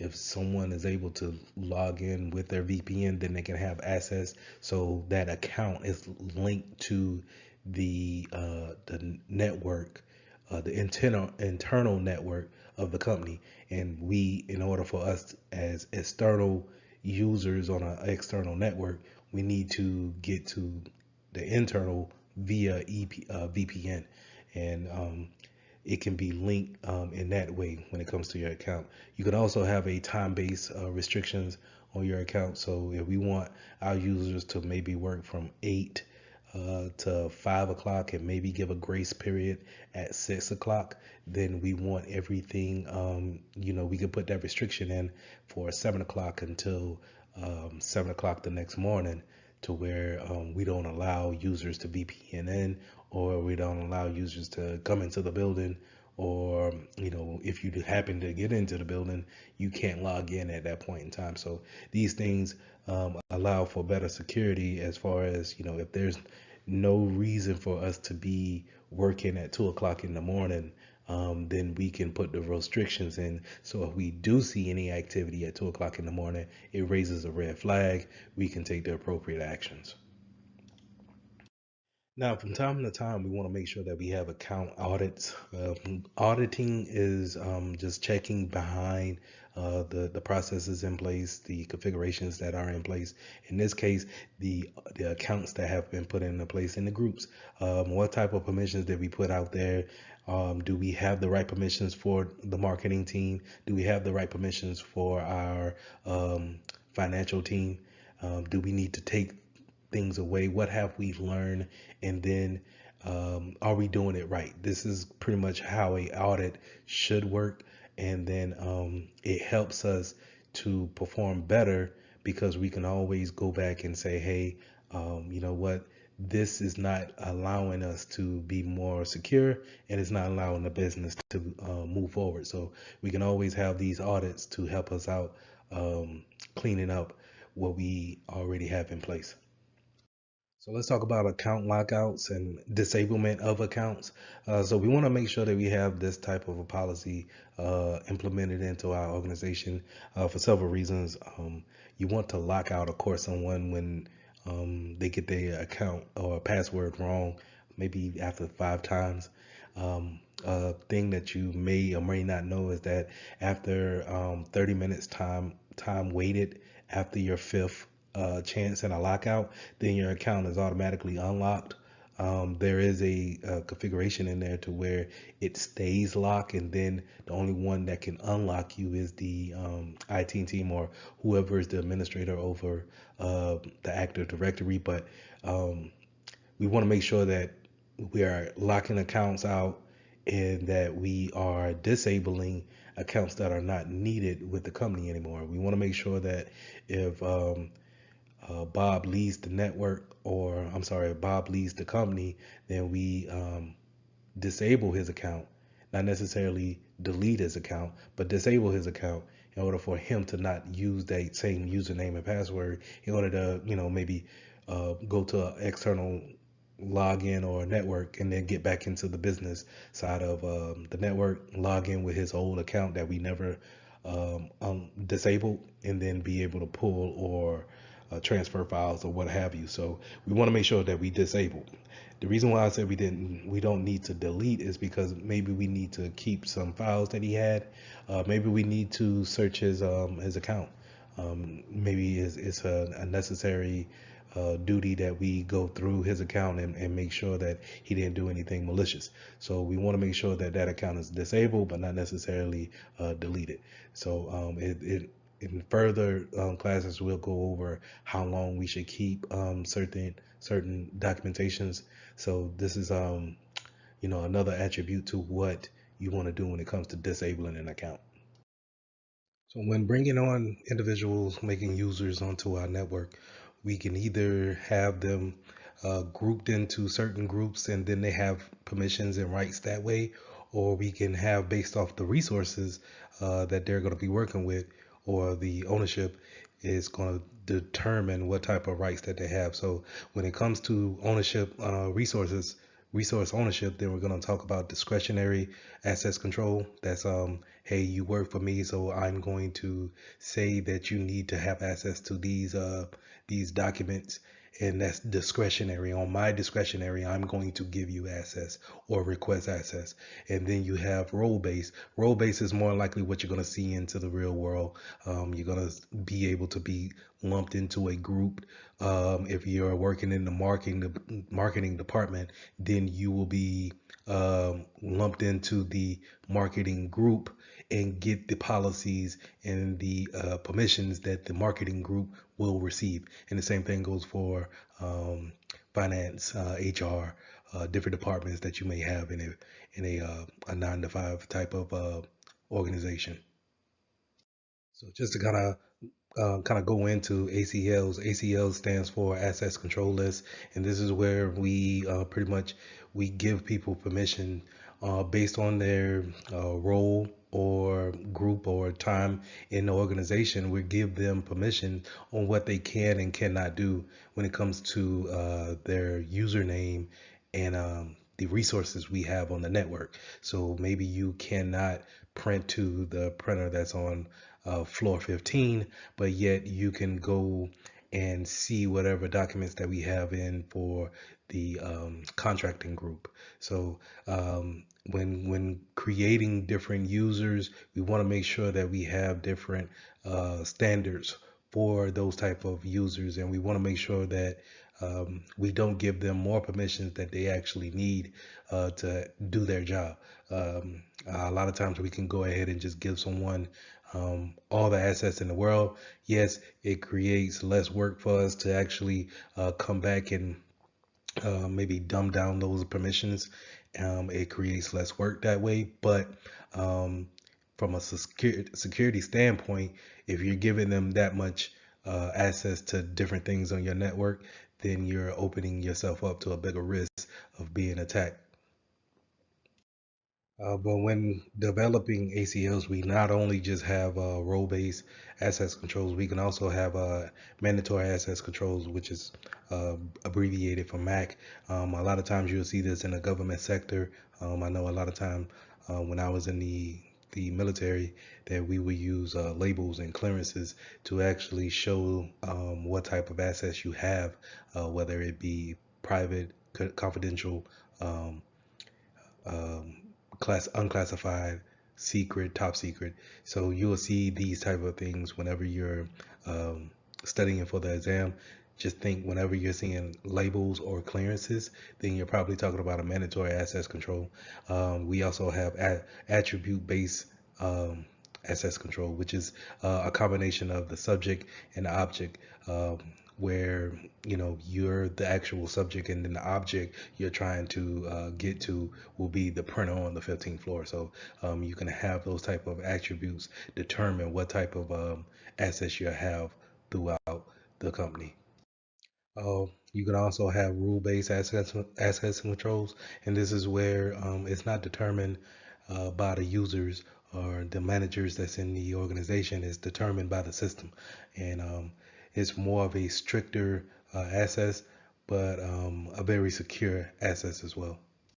So, and sometimes when authenticating to a certain site, you may have certain sites that trust each other on a federation level, and they say, "Hey, if you log into one, then we automatically trust you to coming in and accessing this account on our side." So a lot of times you'll see kind of like these inner workings together, and that's where you get OAuth and OpenID kind of connecting these accounts together on different sites. You see it when it comes to different websites as well as from a website down to a mobile app. So going back to our onboarding process, whenever we're bringing on new individuals to our network, we want to make sure that we put out different policies that they know the terms on which we allow certain behavior. A lot of times, everyone who's been hired on have probably signed an acceptable use policy, AUP, and that's pretty much laying out the guidelines of what you're allowed to do and what will not be tolerated at this organization. So we want to make sure that our policy strictly outlines everything that we are willing to allow on our network. You also want to make sure that in some cases you want to make sure that you have a rules of behavior when it comes to social media. Are you allowed to take pictures within the organization and then post them on social media? It's not necessarily how much you can post in your actual saying in a statement, but then if you're letting out secret information or confidential information in a post, then we need to have policies against that too. So just make sure that we outline these type of things are what kind of behavior we are willing to accept of our users. We also want to make sure that this is where we outline if they're going to bring in their own phone to use within the organization, or we're going to give them a phone. You know, once they if they're going to bring into into the organization their own phone and then put corporate emails on their phone, then technically that information is outside of the care of the organization. So how would they need to monitor that? How would we need to have our users take care of that information that's on their personal phone? So all those things need to be outlined on a policy and make sure that our users sign those policies upon entry. So what you want to do on I would say a monthly basis, but more of an annual basis, is we want to train our users. We want to make sure that our users understand what we want to have them do within the organization, right? So kind of reiterating that acceptable use policy, we want to make sure we train our users on the different types of security policies that we have, what to do, how to handle data that's leaked out, or maybe before you actually make a mistake and sending out confidential information, what to do when you're faced with that adversity. So we want to make sure that they know what to do, how to react, and then the appropriate things to use or appropriate things to say when it comes to divulging different type of data that's secret to the organization. Now, like I said, this training normally happens yearly, and we often have to sign off on it, saying to a governing body that we have taken the training. But a lot of times you can have those training broken up into different types of methods, right? So not only can we have them go into a certain website and do different scenarios and simulations with a computer-based training, but we also can have phishing campaigns that go out throughout the year, quarterly, or maybe twice a year, if you really want to just kind of test the waters when people are getting into their workflow, making sure that they're going in and doing the things that they need to do on a daily basis. We might want to just throw a phishing campaign out on a quarterly basis, and making sure that they understand what a phishing email looks like, because sometimes when you get into that flow of just working, looking at emails become redundant. So you want to make sure you test your users to see if they're on their toes, and see exactly how a good phishing email looks and how to react to it. So the key points to remember when it comes to identity access management is that this is a baseline of when users come onto our network. What do we give them permissions to do? What do we give them permissions to see? And how do we manage that as they go through their tenure here at the business? So just knowing that if you have a good grasp on your users, and when it comes to their accounts and how it's made, and then the properly disposing of them, put you in a great position to not have to worry about their accounts being compromised and then being taken advantage of by an unworthy individual. So lesson 9, let's talk about securing network designs. How are we gonna put things in place in order to make our network more secure, and keeping them out of sight of the bad guys? So the one thing that you're going to learn as a security professional is that we always have some type of best practice, and networks is no different. We actually want to follow what works in our industry, and seeing what others have done to make their network more secure is something that we could probably use in our environment, right, in whatever sector that we're in. But a lot of times we want to make sure that when we start designing our network, that we actually set things up in a secure manner. We have security in mind. So we want to make sure that we not only think about what type of encryption that we want to use on our networks, but we also want to know about the single points of failure. Is it easy for one router or asset point to go down, and then now no one can get on that network? Is it easy to break into the passwords, actually get access like that? Is it is it accessible from outside the building?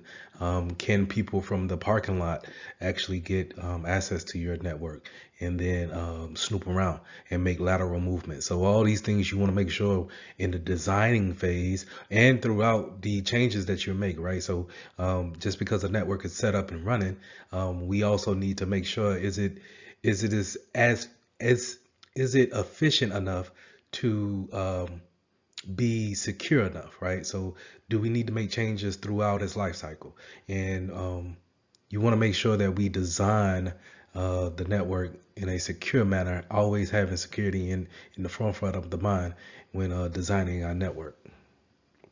And so when you're designing stuff of your network for whatever, whether it be the house or your home office or whether it's a small business or enterprise, you want to know how data flows in and out of your network.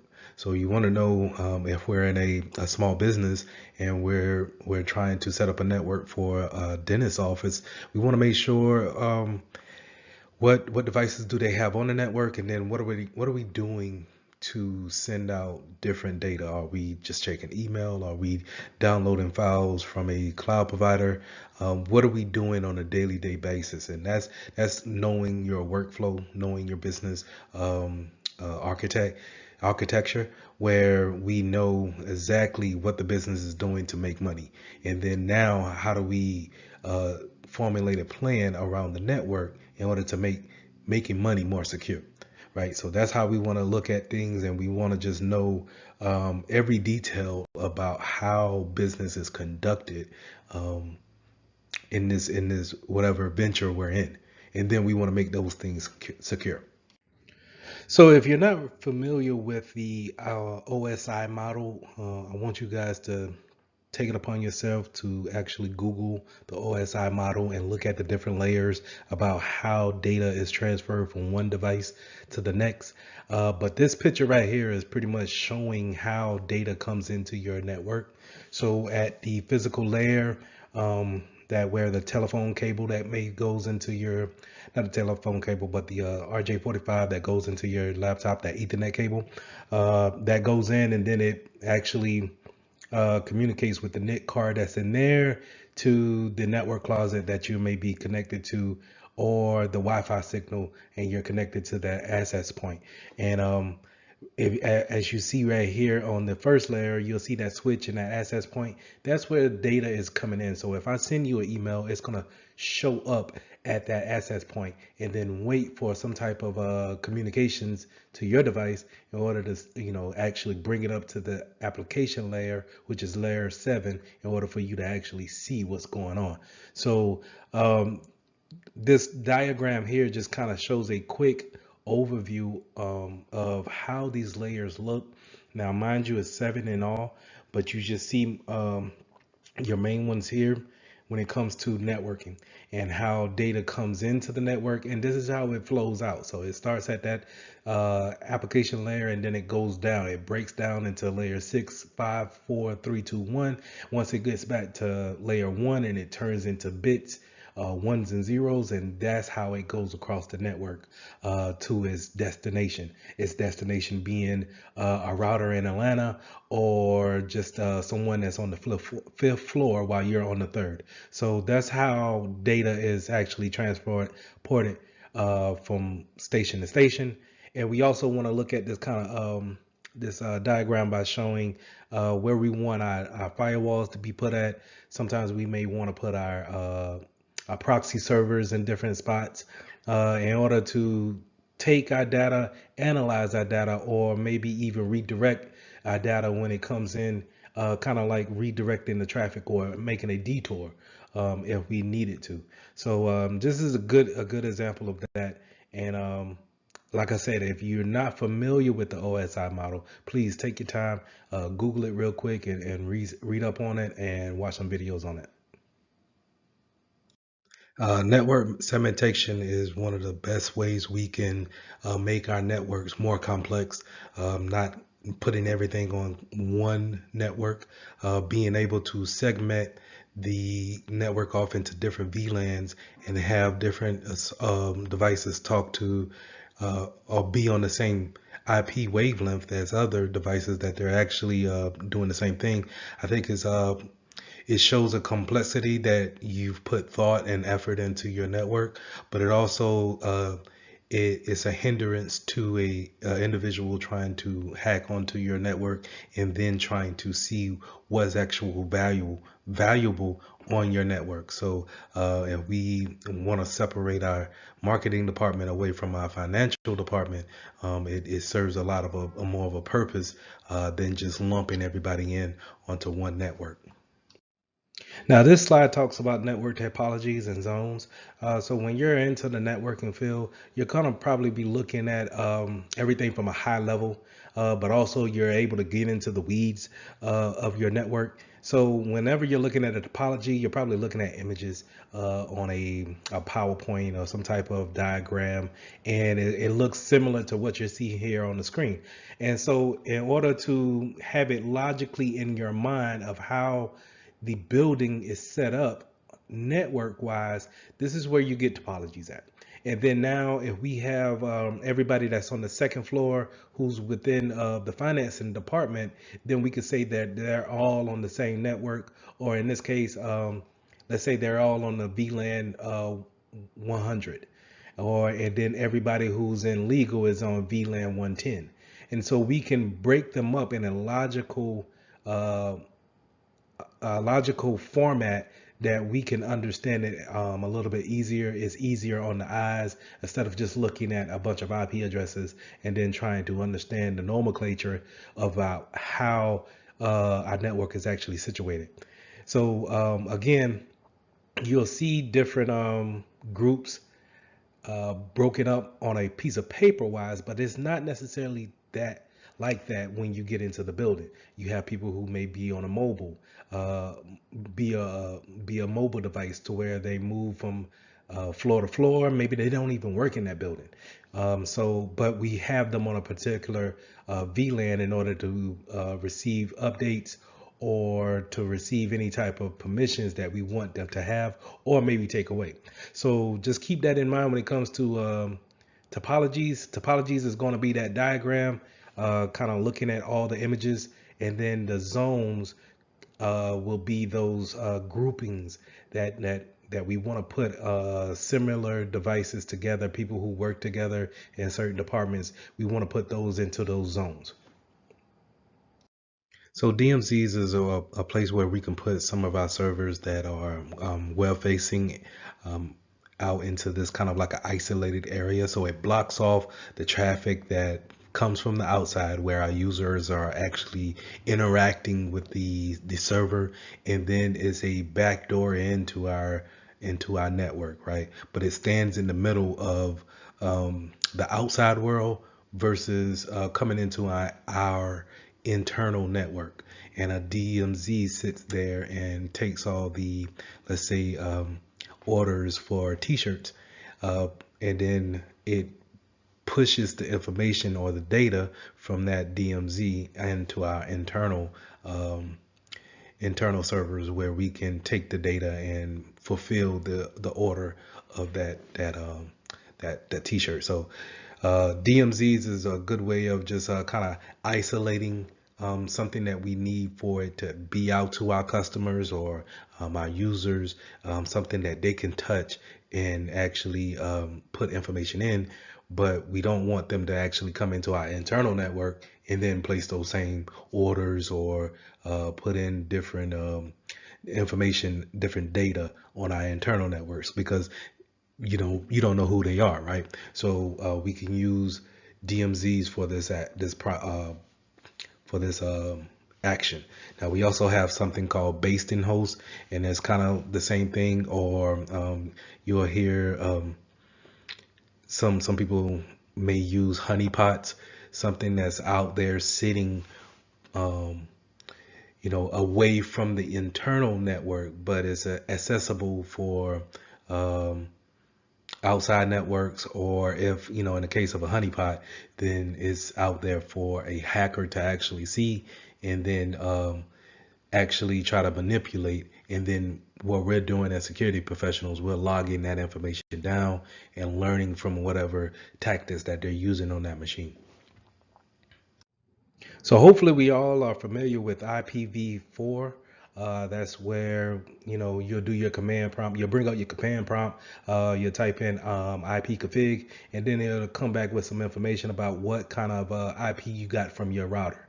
And more than likely, it's going to have a 4 octets, and those octets are separated by the periods or the dots in between those numbers, and that's an IPv version 4 type of address. The thing about that is that it's only set to so many addresses in the world. So that's why we have different classes, and different businesses have different types of classes of IP addresses. So if you think about it, if we're set to so many IPv4 addresses, then eventually someone will have the same IP address, right? So if we set them up in classes, then we can use something we call NAT, network address translation, to when we send information outside of our network, then it uses NAT to change into a public IP address, and then uses NAT again to change back into a private once it reaches its destination. But on this slide, we're talking about IPv version 6, and version 6 is pretty much it's a never ending type of address, to where it's enough to give everything in our network and a unique address, as well as our internet of things. So we're thinking watches, doorbells, let's say smart refrigerators, our cars, anything that needs network address, we can give it a IPv version 6 address, and it'll be able to communicate just as well when it comes to the network. So the main things that we want to make sure is that IPv6 has a more secure it has a more secure version to it than IPv4. But the thing is that everybody is not equipped or ready to make that switch from IPv4 to 6. So you will see more people using 4 than actually 6. So just keep those things in mind. But it is a more secure method of using network addressing. It's just that we're not ready to actually make that transition over. So not only to having VLANs and segmentations physically on the network, we can have certain things such as having a data center, alternate data center that's out there, or a data center that's not in the necessary same region as us. A lot of people now may go to the cloud and have that be their data center. That the cloud gives this access of having a greater availability factor to your actual data center that your company may have. Is robust in the cloud, to where the availability is there seamlessly forever.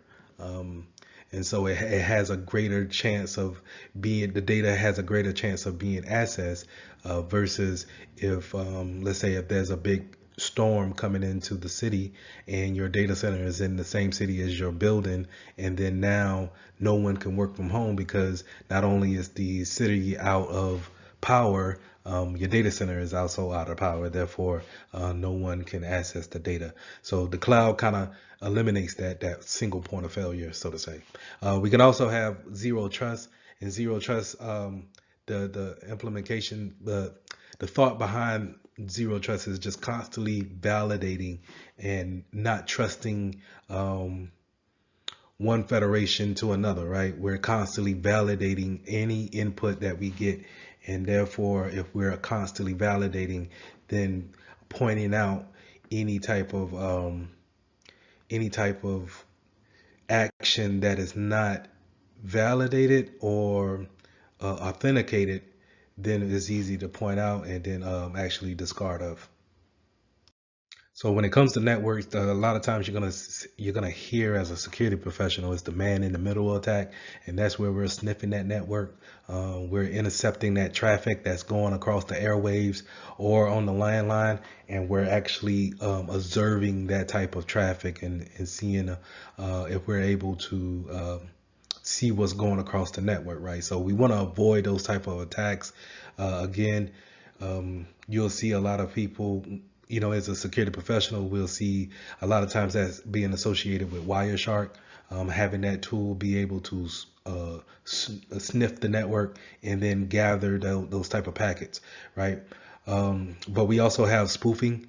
And a lot of times you'll see, especially on this test, we'll see where spoofing is associated with MAC addressing. So where even though MAC addresses are supposed to be unique to every device, MAC addresses could also be spoofed by certain software to make it seem as if you're supposed to be on the network. So a lot of old networks probably, if we have only a small amount, let's say 10 PCs that we want to have on the network, if we wanted to provide security, we'll just say, hey, for these 10 devices, we'll take the 10 MAC addresses and then make them we'll make sure that they're the only ones that can get an IP address on the network.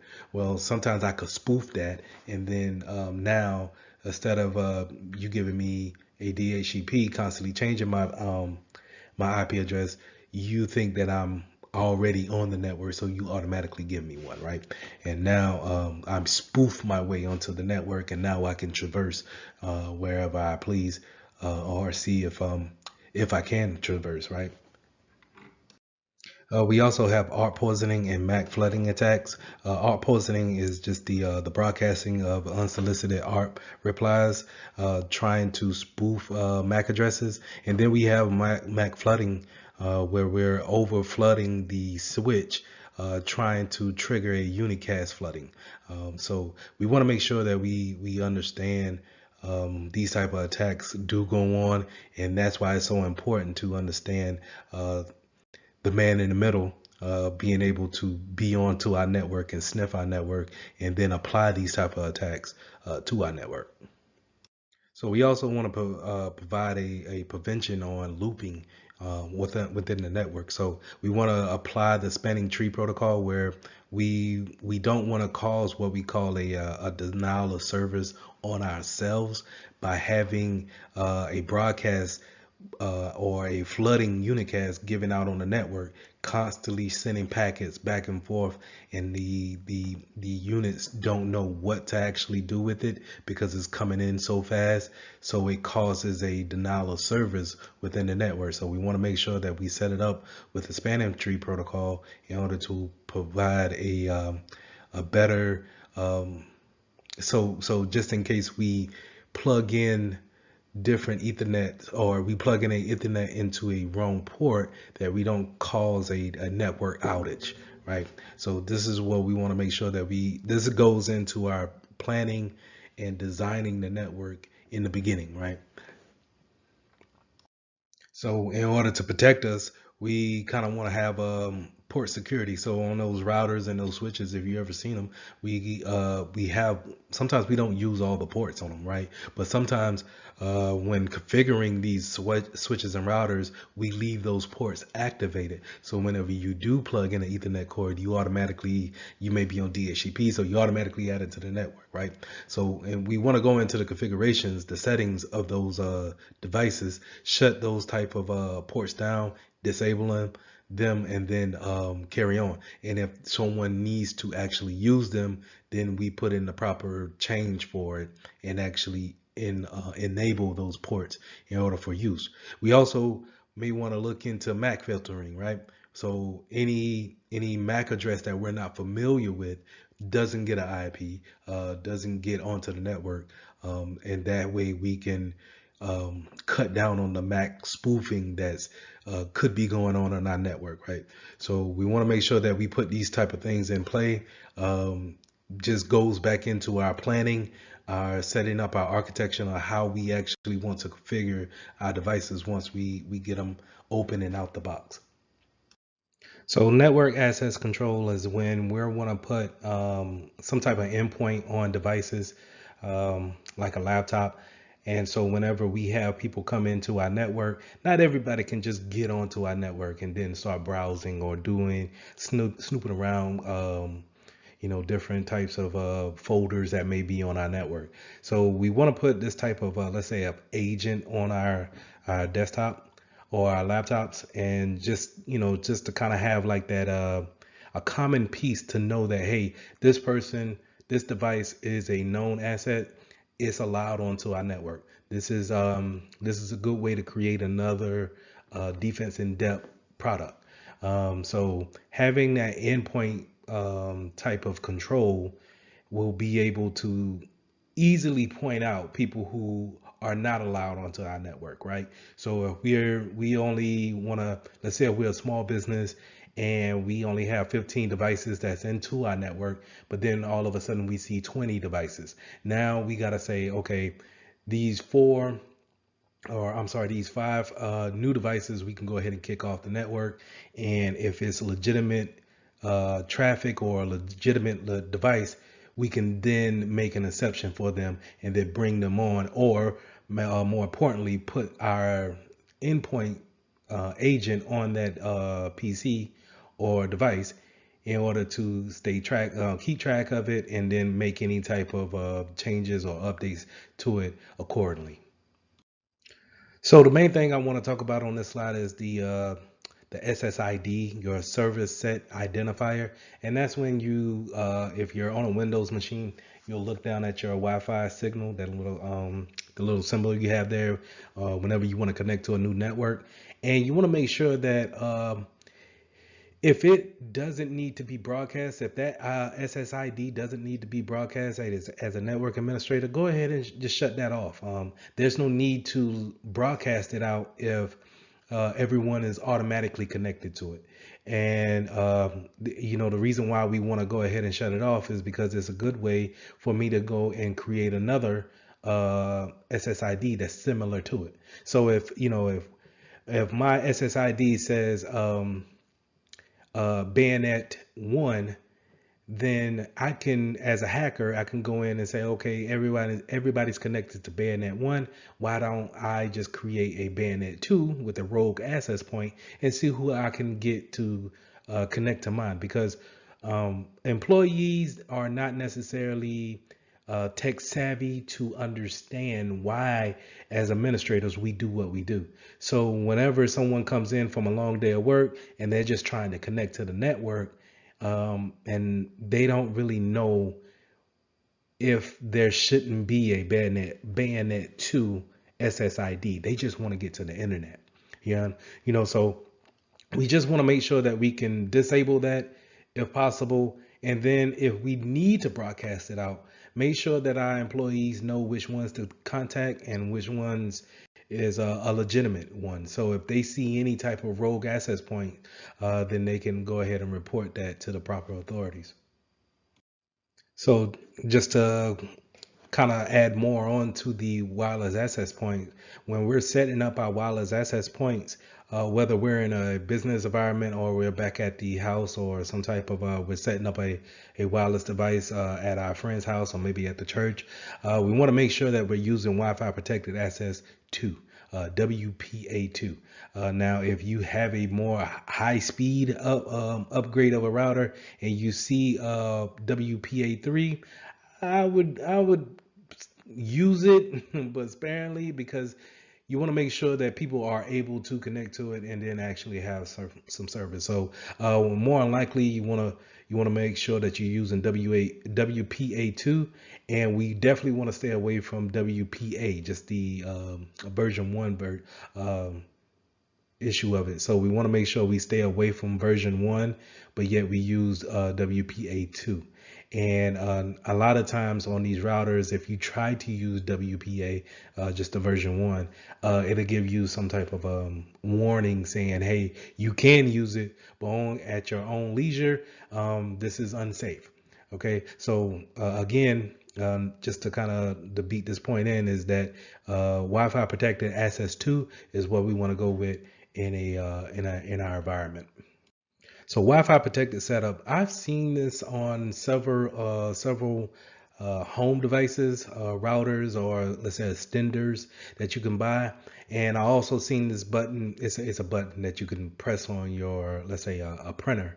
And instead of going through the actual configurations of finding the website or finding the web page that's associated with that printer and then manually adding it to your router, you can hit a button on your router that says WPS, as well as the button on the printer, and it will do a wireless connection and set up the configurations that way. It's a very convenient access, just to kind of set up new devices into your network if you don't want to go through the hassle of trying to set it up and then going on and finding the web page for it and then doing the configurations manually. You can use this feature to actually connect devices securely to your network. But you want to make sure that your access point firmware is up to date, and we want to make sure that I would suggest that you go in after and still look at the configuration settings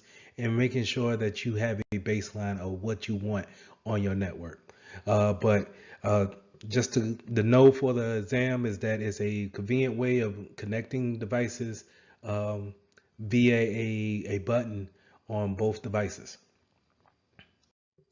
But say if you're in an environment where you need people to connect to your Wi-Fi, but you don't necessarily need to track them. So you don't want to put that agent on there, that endpoint agent, in order to keep them safe and protected from anything else, or keep yourself, protected from anything that you don't want them to do to your network. You may want them to go through a open authentication or a captive portal. And this is what you see a lot of times when you go to a motel or some type of a coffee shop, and it has a public Wi-Fi. But whenever we connect, is that it brings you to a splash page, a setup page of saying, "Hey, you're connected," but in order for you to carry on with, sending data back and forth or web surfing, we want you to, one, comply with our policy, and then two, we're going to use this type of encryption while you're actually using our internet. So this might be, like I said, is good for places where you're seeing open Wi-Fi connection and people are coming in and out all the time in order to use the Wi-Fi, and then that's it. You may never see that device ever again. So this is how you can keep yourself protected, but yet at the same time provide that service. Now, remember what I said about having someone putting another access point, or when I say access point, think about another router onto your network. So someone putting another router onto your network, and then now they're routing traffic because you set the SSID up to be broadcast, and then now someone has taken that SSID nomenclature, and then now they want to name something very similar to yours, but now they're using it to route traffic to wherever they want to go, or maybe browsing the traffic or sniffing the traffic, sorry, to see what's going on, what information is passing back and forth. So these are commonly known as rogue access points. That's when someone is not supposed to be there, right? It's a rogue access point. And then you have an evil twin, and that's where, like I said, it's masquerading as a legitimate access point. So we want to make sure that we keep those things, we keep an eye out for them, especially if we're on a networking team, and just making sure that our employees understand what network they should connect to. And if all possible, maybe we want to disable the SSID and making sure that they only have one place for them to actually connect. And the reason why I stress the fact of having a rogue access point on your network or having an evil twin is because not only can they sniff the network, but they can do things like this, where they can do a disassociation attack, where they can look at the traffic going forward, back and forth, and then take over that session that you may have open with your bank. And now they can pose as you just by disassociating your session with that bank, and now they are controlling that session and then routing money wherever they need it to go. So we want to make sure that we want to stop things like this when it comes to disassociation and replay attacks. But in order to do those things, we need to make sure that we have a good understanding of how can a hacker get into our business and then legitimately reroute uh, the data from one spot to the next. Now, another attack you need to be aware of is jamming attacks, and this is where we have a very loud radio signal to actually um, cause a loud interference with our legitimate network signal. So when you think of jamming, I want you guys to think of static within the radio airwaves. So think of if you're old school like me, we grew up on radios and we had antennas with those radios. So if your antenna was not in the perfect setting, then you would get a lot of static in the radio station. So it wouldn't come in as clear as you would want it to be. So you could think of that static being a jamming type of an attack, to where I can hear it, I just can't hear it as clear as I would like it. And in this case of jamming, then it causes a DDoS attack, a denial of service attack, where it's degraded so much to where it's unusable. So we can look for these type of things using a spectrum analyzer, and then hopefully, stopping those type of attacks. But we want to make sure that no one's actually performing these type of attacks against us when it comes to denying our services to our customers. So like I said, denying those services to our customers is basically a DOS attack, and that's without the D in front of it. So that's the extra D, I'm sorry. So you're talking DOS, denial of service attack. That's where I'm, as a client or as a customer, I'm coming to you for a service and you're not able to give it to me. To give an example is that I'm going to Amazon to buy a headband and Amazon is not up, which is never, but if they're not up and then I can't get to the actual website, then it's a denial of my service. I cannot get to them.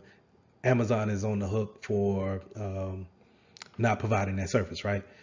So a distributed denial of service is a more targeted angle at a server.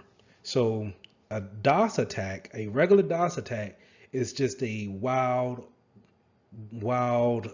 doesn't have a particular range of where it's going. It's wild and spread out, right?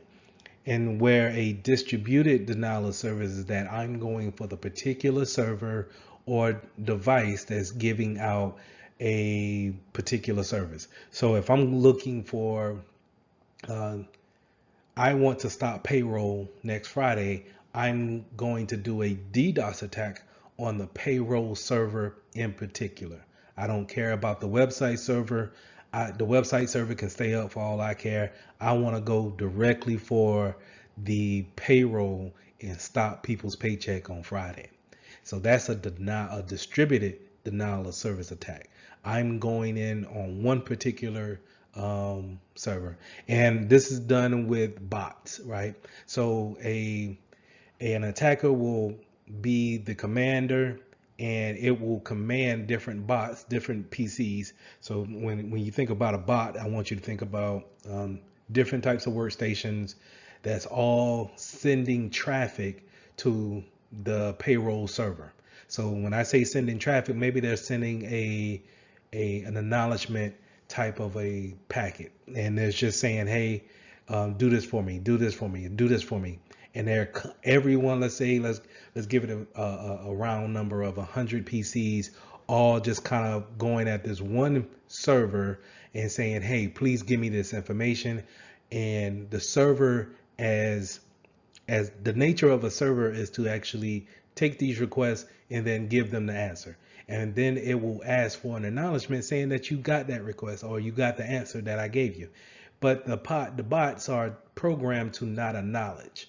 So a server can get overwhelmed if so many requests come in and there is waiting on a response back to those requests and it's never coming. So now it's in a hung up state, causing the denial of service. Okay, so that's a distributed denial of service where we're taking a number of bots and we're attacking this one particular server wherever it may be, and we're causing a particular service to go down.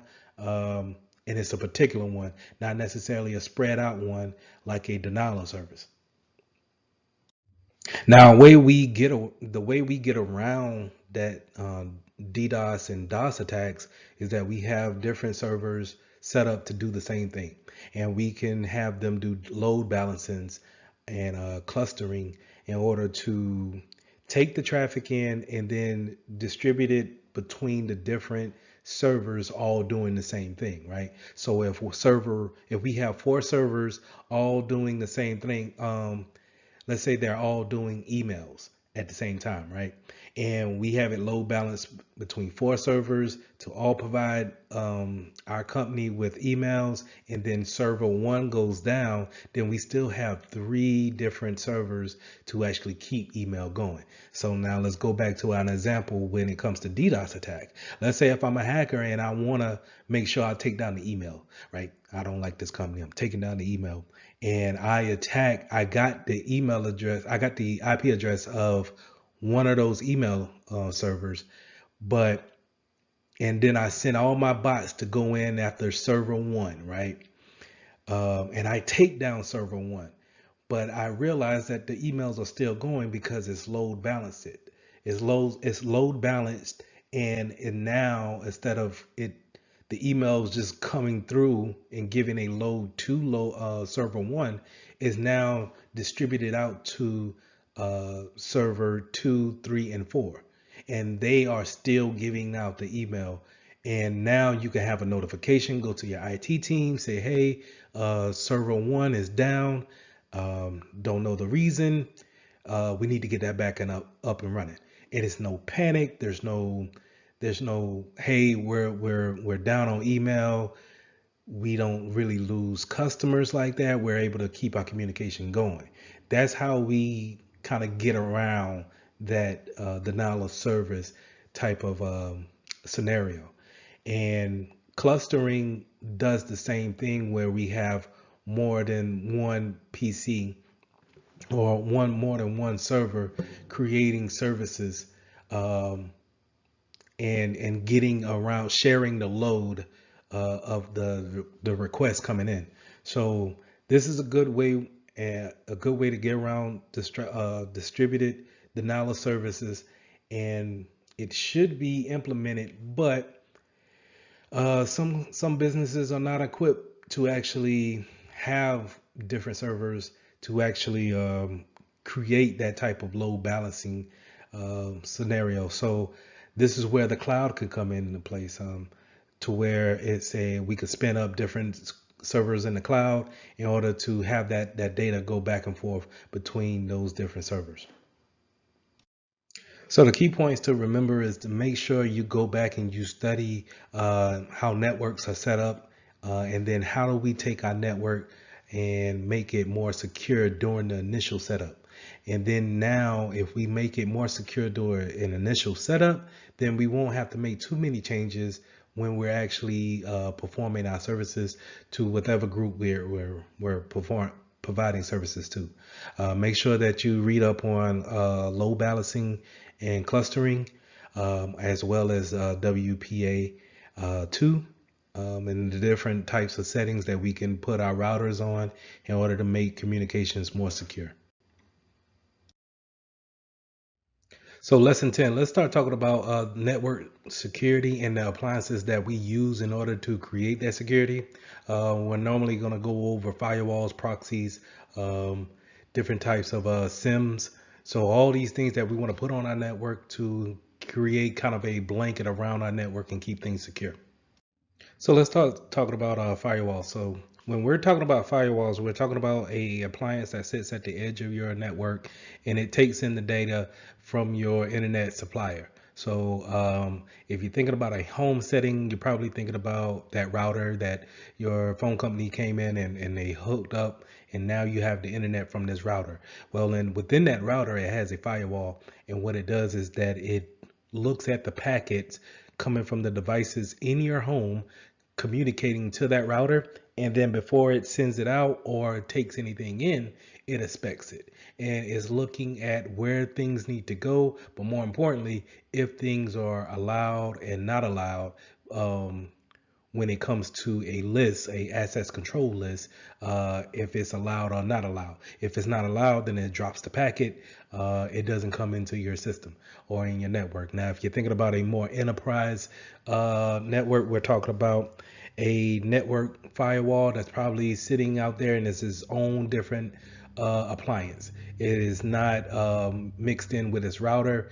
It probably goes right to the DMARC, and that DMARC is where the phone company will put their internet connection in, and then that firewall is just going to connect to that connection in order to bring that traffic in, and then that firewall is probably going to have its own configuration page that we'll go to, and we'll set our rules up on what we want to allow in or go out. So just understand that your firewall is sitting at that edge, that perimeter, and is looking at the traffic going in and out. Now, whenever you come across the word stateful inspection firewalls, you want to understand that it's keeping a log of the connection that's going in within the network. So just think of along with the access control list that is checking to see if you're allowed in or we need to deny you, is going to keep a record of whoever makes a connection. And a lot of times this is done at the layer 7 of the OSI model. Now, if you don't know what the OSI model, I suggest that we go ahead and just look that up on Google and figure out what I'm talking about when it comes to the different layers of communication when it comes to data traffic. But it's probably going to keep a record at the application layer, that's layer 7, and then create a second list that it can make sure that it understands when data comes in, who has that connection, and what may when that connection has become inactive. So I touched on a little bit about how firewalls are actually implemented, how they're actually put into different types of networks. So if we're talking about a home network, we're probably talking about it being actually integrated with your router. And then we will have to go into the router configurations and then maybe go into a setting that's just for firewall settings. But you also have firewall settings on your local device, and those will be more your host-based firewalls. So if you look on your PC or your Mac, you probably could find the configurations for your firewall in there. Just think about it like this, where you have traffic coming into your network, that's fine, but sometimes it's not perfect, right? It's not going to catch everything that we want to be blocked, and it may get to a second point of your actual laptop, but your laptop has a firewall installed on it in order to double check the traffic coming in, but it also, you can granularly make those settings a little bit more tougher, so to say, to where you're not allowing everything in. And so if we didn't catch it at the network side, maybe we can catch it at the local side. And so just think about those type of those settings. That's another way of implementing defense in depth, whether you got past one appliance, but I'm able to catch you at the local level. Check, check, check. Mic check, 1 2.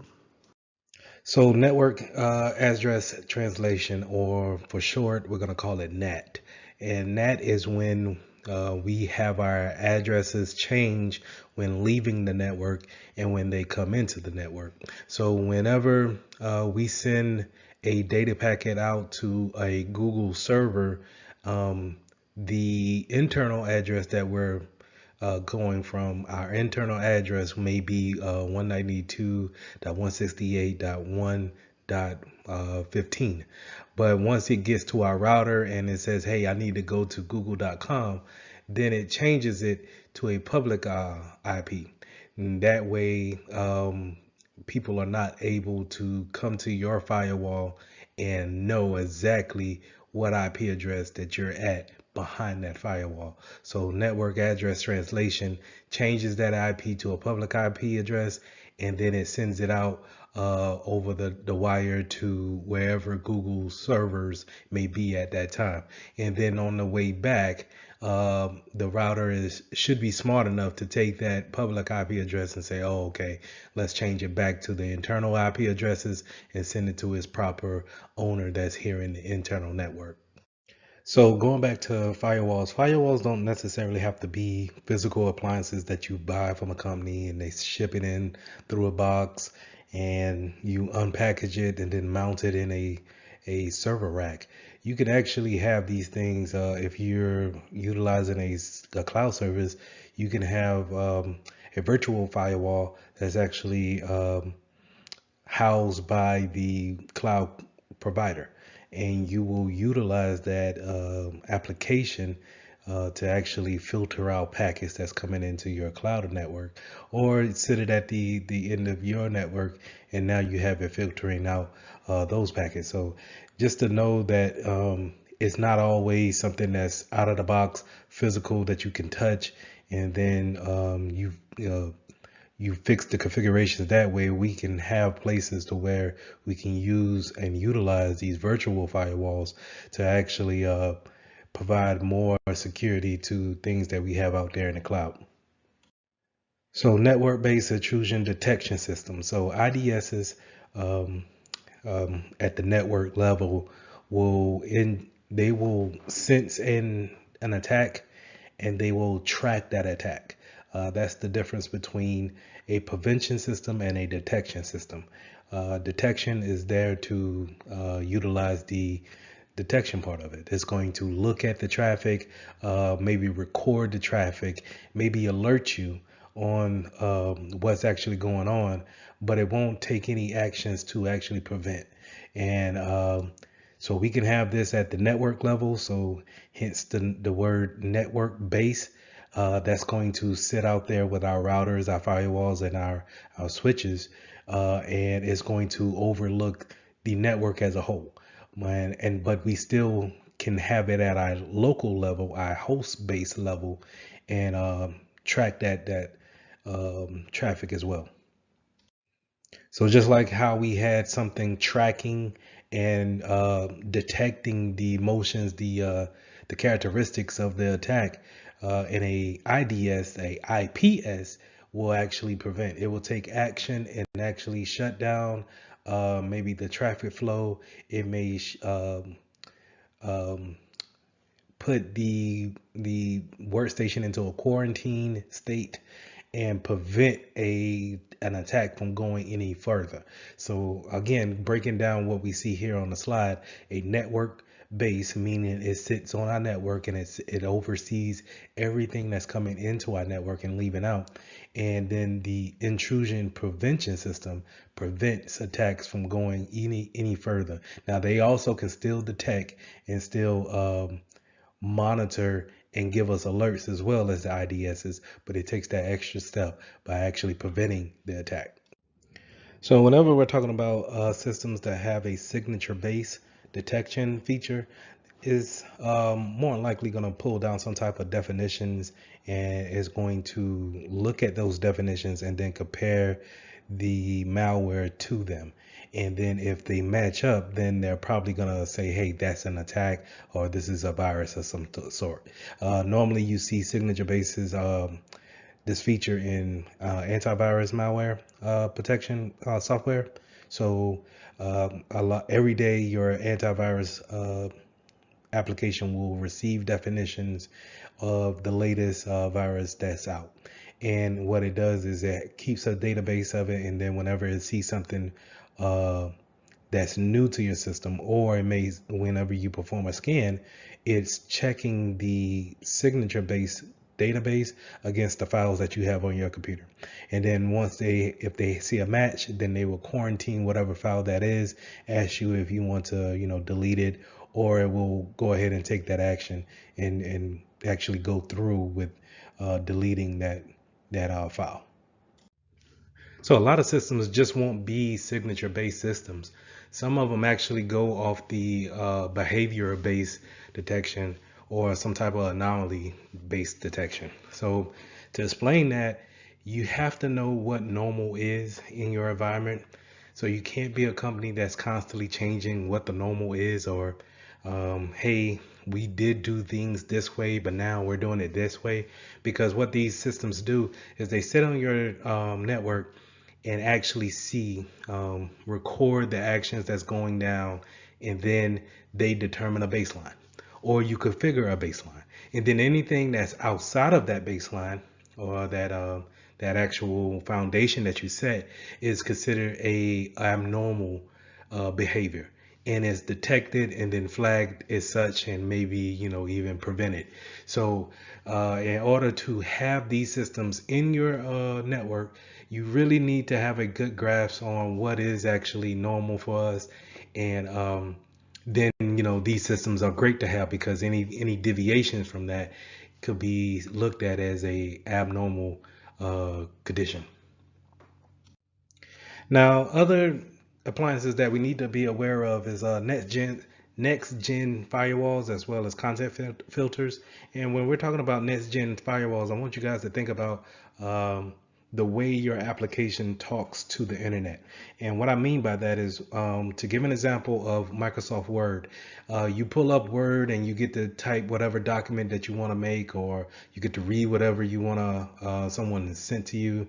But Microsoft Word has so many functionalities that's going on behind the scenes that it's making constant calls out to different servers at any given time to pull down different templates, different fonts, even just a overall update to the overall application. So when it's doing these calls, this behind the scene work, we would like to have a firewall looking at that type of traffic to see what's coming in and what's going out. So this is where the next gen firewall will come at, where it's more application savvy, and is able to look at that traffic and disseminate what needs to come in and what needs to stay out. So keep those things in mind when we're talking about next gen firewalls. We're talking about layer 7 application being able to watch that traffic at the layer 7 level. Now, content filters is where we're going to watch our web usage, and then what websites are we going to, what categories are we going to, and we're utilizing that work. This is a good way to put a hand over what our users are actually doing, and is it benefiting the business at the point in time. Are we using too much time on our social media platforms rather than using business related materials and websites? So we can have these URL filters in, or a content filter or a web filter appliance on our network to actually watch the traffic, block any traffic that we don't want. And what I mean by traffic is blocking any type of website that we don't want our users to go to or even stumble upon, right? So, because a lot of times we could be on a legitimate site that has a bad link on it, and then that redirects traffic out to a bad site, right? So these content filters can go out there and they can watch for things like that, and then alert us if we have any heavy usage of streaming platforms, or if we don't allow Spotify to be ran on our network. We can see who's actually trying to get in contact with that server. So, like I touched on with network IDSs, we're now at the host-based IDS, and again, this is going to be on your local machine, probably your local desktop or laptop, and it's going to be some type of agent that's actually looking at the traffic that's going out. Because remember, we can't stop everything at the network level.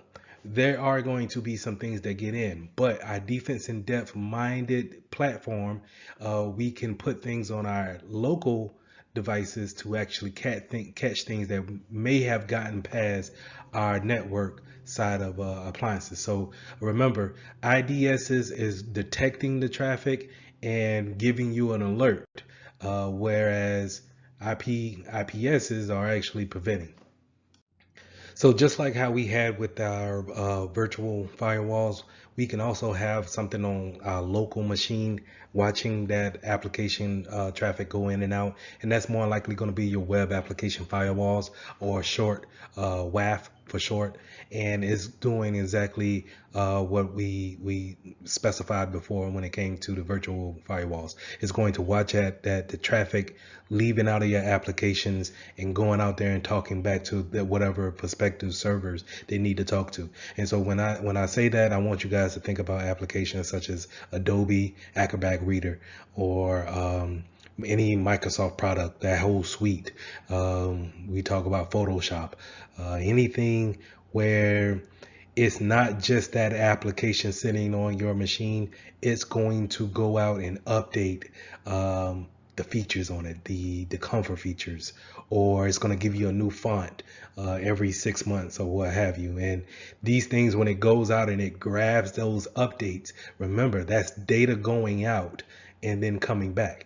Now, say if I intercepted that and I throw something else in there, and me being a hacker, I could throw something else in there, and now I got past your network firewall and your anti-malware systems by saying, hey, I'm legitimate traffic going into this application. But if I have my WAF set up, or if I have my virtual firewall set up to look at that type of traffic, then we could probably cut it off and prevent those things from happening.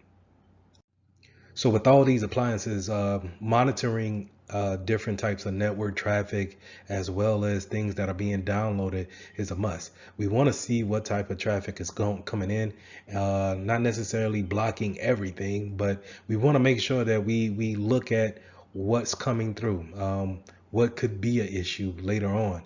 And monitoring those things are very vital to the network's health.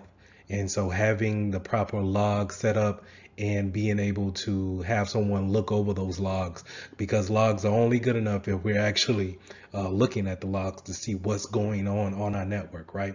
So having these services is a must, and it helps us prevent attacks from happening. So this is where our SIM will come into play, right? Our SIM stands for Security Information and Event Management. And this appliance is going to sit out there on a network level, right? Sit out there with the routers and the proxies and the firewalls, the physical firewalls, and it's going to look at all that traffic and record the events that's happening. So this is going to fall under that category of a intrusion detection system, and it's going to look at that traffic and record things, and then when it sees something that's out of the way, or sees something of the abnormal activity, then it will alert anyone who's on that email list or who it needs to alert. Right now, you can have some systems excuse me, you can have some systems actually take precedence over that and actually prevent attacks from happening, but more than likely your SIM is going to be there for reference and logging information. So once you have that log information down, and we're collecting all those logs on what's going down, and then we actually have the right time for each log, we need someone to actually build reports and be able to analyze that type of information. So we want to make sure that we look at this information and we understand it That way we can build a baseline of what's normal for us, right? What's normal for the business. How can we, anything that's out of the ordinary, now we can determine what's out of the ordinary because we've looked at our log so much to where we have a baseline of where we should be operating at. So the key points to review when it comes to lesson 10, we went over different types of firewalls, proxies, IDSs and IPSs. Remember the difference between those. But we also talked about the importance of a SIM, having those log information and making sure that we can have the integrity of our logs by having the right time on them. Um, so go over these things, understand what each appliance does when it comes to a network appliance versus risk management and disaster recovery concepts, lesson 14.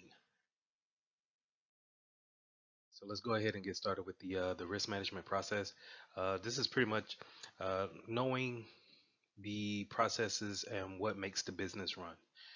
So anything that makes is mission critical or business critical, you need to be aware of that and be able to know what functions are there to make your business run every day. What makes the business have money revenue coming in, and what you want to do is you you identify those functions and then you identify the vulnerabilities that could come against those functions. Identify the threats as well, and what's the business impact if these things are carried out and you lose certain functions to those business critical assets. So the risk management process of this is just kind of getting an overview of what is the vital points of the business and how do we protect those type of things. So once you figure out what's critical to the business, what functions can you not live without for a certain amount of time before the company actually is in a disaster recovery type of mode, um, you need to go into the mission essential functions, and that's the knowing the maximum tolerable downtime, the recovery objective time, and then the recovery point objective.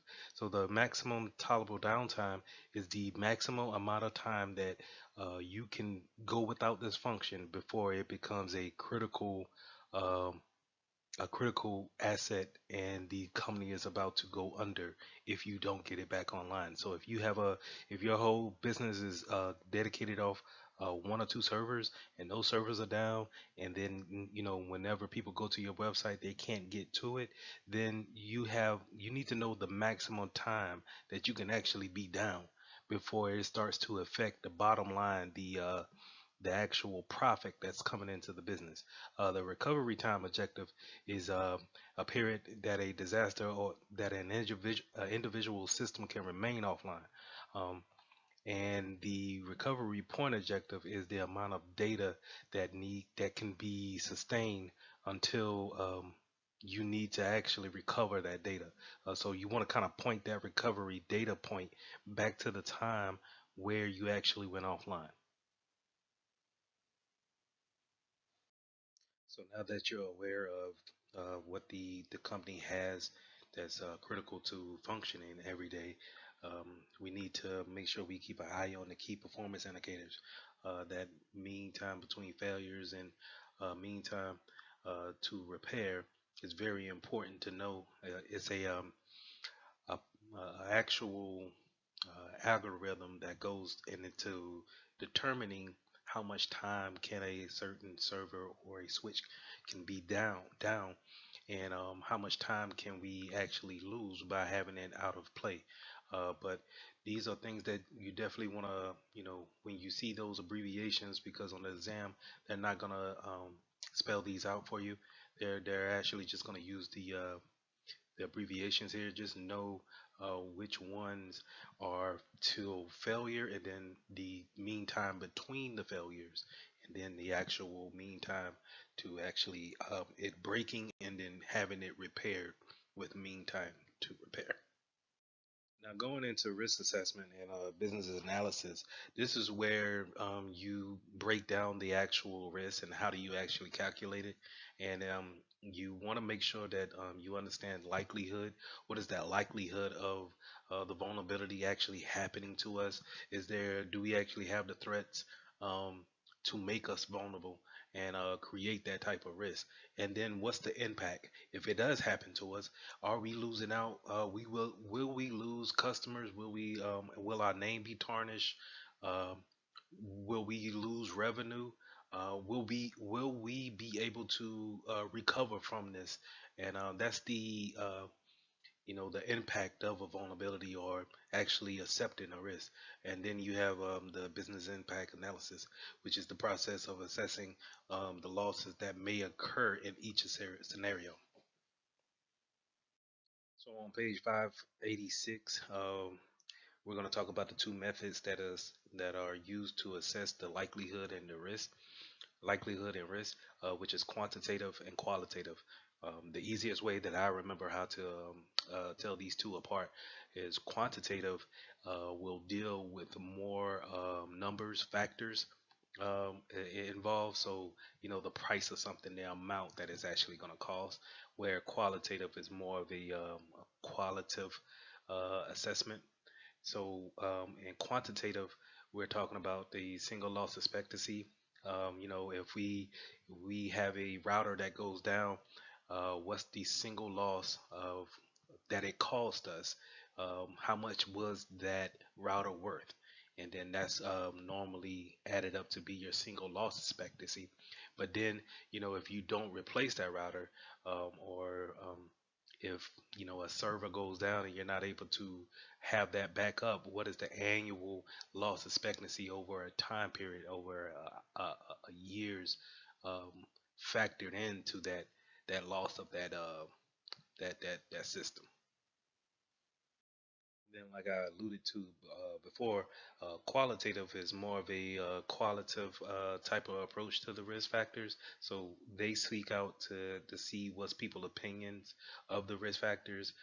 This is where you can kind of reach out to those those people who've been with the business the longest, see how they would actually gauge the risk, and then make your assumptions off of that.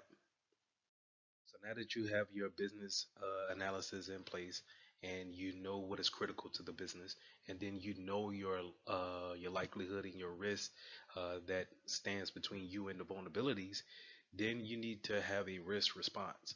And those risk response could differ um, to any types of different ways. So I'm gonna go through the ways I have them listed out here. You got risk mitigation, risk deterrent, avoidance, transference, or acceptance. So starting back off with risk mitigation, this is where you see the risk, and we're gonna put some kind of tool in place to mitigate the actual impact of the risk. So think about your antivirus, where we can't stop all the viruses that are out there, but we can put this tool in place to lessen the blow if we were to be attacked by a virus.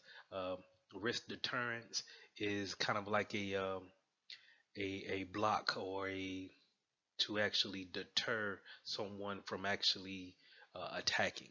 So a simple way of thinking that about that is just kind of like having a fence around your building, but then having barbed wire around the fence at the top. So it lets you know that, hey, you can still come in over the fence, that's fine, but you're gonna have a tough time climbing over the barbed wire that's at the top.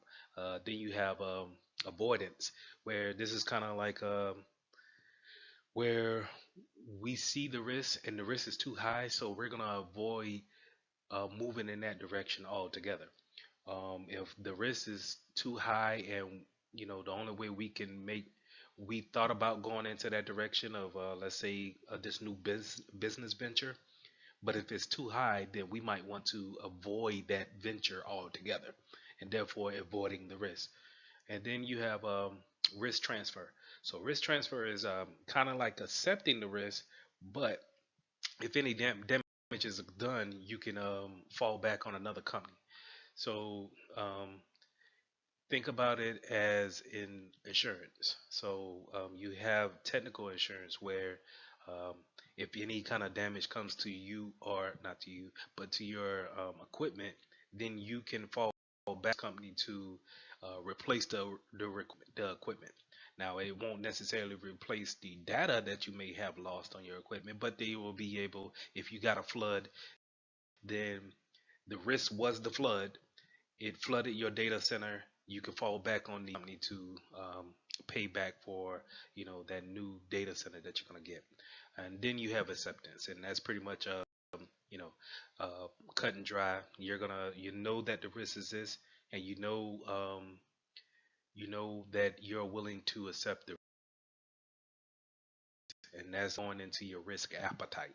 So your risk appetite will gauge how much you're willing to accept. Okay. So registers and change management. A risk register is a document showing the results of the risk assessment. Um, Going on to change management. Change management is a process that we use. I know that we use in our business to actually make changes to configurations, servers, any type of major change to the system, to the network. You want to have a change management ticket put in, but it is a overall system for everyone to know that, hey, um, this server may be offline for a certain amount of time. These agents may be offline for a certain amount of time. So it causes you to be proactive rather than reactive.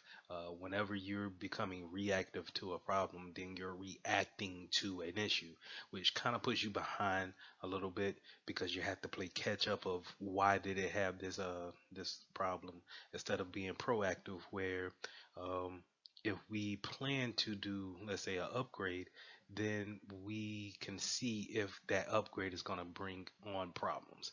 And a change management system can put in a good stipular to um, letting everybody know what's going on with the changes going on within the network. Um, you need to know about the request for change. This is kind of like a formal way of asking or to submit a change to the network or to a system. So keep that in mind. And these change management normally has kind of like a change advisory board. So that'll be your higher ups, your C level. Well, I wouldn't say C level, but I would say higher ups, your managers of different departments to know what changes are happening. Because what happens in one department, another department may say, oh, okay, well, if you make that change, then that's going to affect what we are doing over here. And sometimes it just gives you a better overview, a better scope of what's going on in the network. So on page 593, we started to go into resiliency and automation strategies. So this is kind of stepping into the disaster recovery a little bit, but it's more on staying up to par, making sure that we can have, our business, our critical business functions always running at an available rate. Going back to the CIA, always having that availability there. So it started off talking about continuity operation plans, also known as a business continuity plan. So this is just basically a plan that shows these are our critical functions for our business. This is what makes us run. These are the scenarios that we think could hinder us the most. These are the plans and the actions we need to put in place in order to keep these things um, small as possible to not happen. So that business continuity plan is very important on having a day-to-day activities go on without any hindrance. Um, Going into high availability, that's kind of like when we were talking about server clustering and having load balancers going from one server to the next. Having that, if you can't get to this server, if you can't get to this functionality, you always have this functionality. You can always have to go to this server and have that same functionality over there. So having that high availability is key. Fault tolerance is still going off of that high availability concept where fault tolerance and redundancy, what they do is you want to have an outlook of what could happen and then plan for it and actually have you know um, safety nets in place just in case servers go down, um, power outages go out. Um, and in case of power outages, you have things like ups. A They're pretty much ups is something that you could put on your computer, servers, printers. Um, they're pretty much these big black boxes that sit under the desk, and what instead of you plugging your computer into the wall, you plug it into the ups. The ups then goes into the wall. And what it does is just basically has a battery within that black box. And whenever power is cut to that building, then that ups automatically switches on and it keeps up the system until power is able to be restored. Um, a lot of times it is created to last several hours before dying out. So it's always good to have these things on just in case you have power outages or power surges to actually cut that power. Um, um, that section also talked about redundant components and network cards and drives and cooling fans on your servers. You have different drives that you want to have, multiple drives on them. And just in case any one of those goes bad, then you could pull one out and still run off the other five, let's say, and then, replace the one that's bad and then keep it moving in that regards. Also with cooling fans, you have one or two cooling fans on it to where if one has a problem, then you're able to fall back to the next, and that gives you time to replace the one that's having the malfunction. So elasticity and scalability.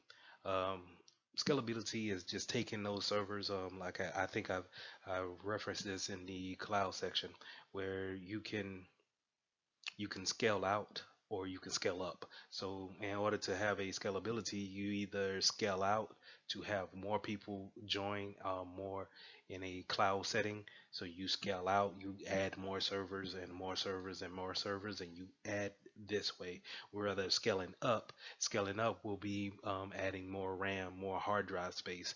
Um, which is good too, but you constantly have to add based off of the traffic that you have. So scalability is just being able to have the resources for everyone to actually come and get. Now elasticity, remember, is just kind of like a on demand real time. Um, you know, you ask for more. Hard drive space, it is instantly given to you. There's no turning off a server, opening the casing, and then adding a new hard drive, or if you wanted RAM, there's no breaking down the server and actually adding more RAM. So that elasticity is kind of almost real time, especially in the cloud settings. So staying in the topic of redundancy, we want to talk about drive arrays. Um, in particular RAID. RAID is a system to where we have multiple disks all writing data, but if one disk is able to be removed or fail, then the data is not lost. Is still being recorded in a type of way. However, they have the redundancy and the fault tolerancy set up. So it's important to know each level and how they differ from each other, and then how many disks are required for each level. So we talked about load balancing on a application and a server standpoint, but we also want load balancing when it comes to the network.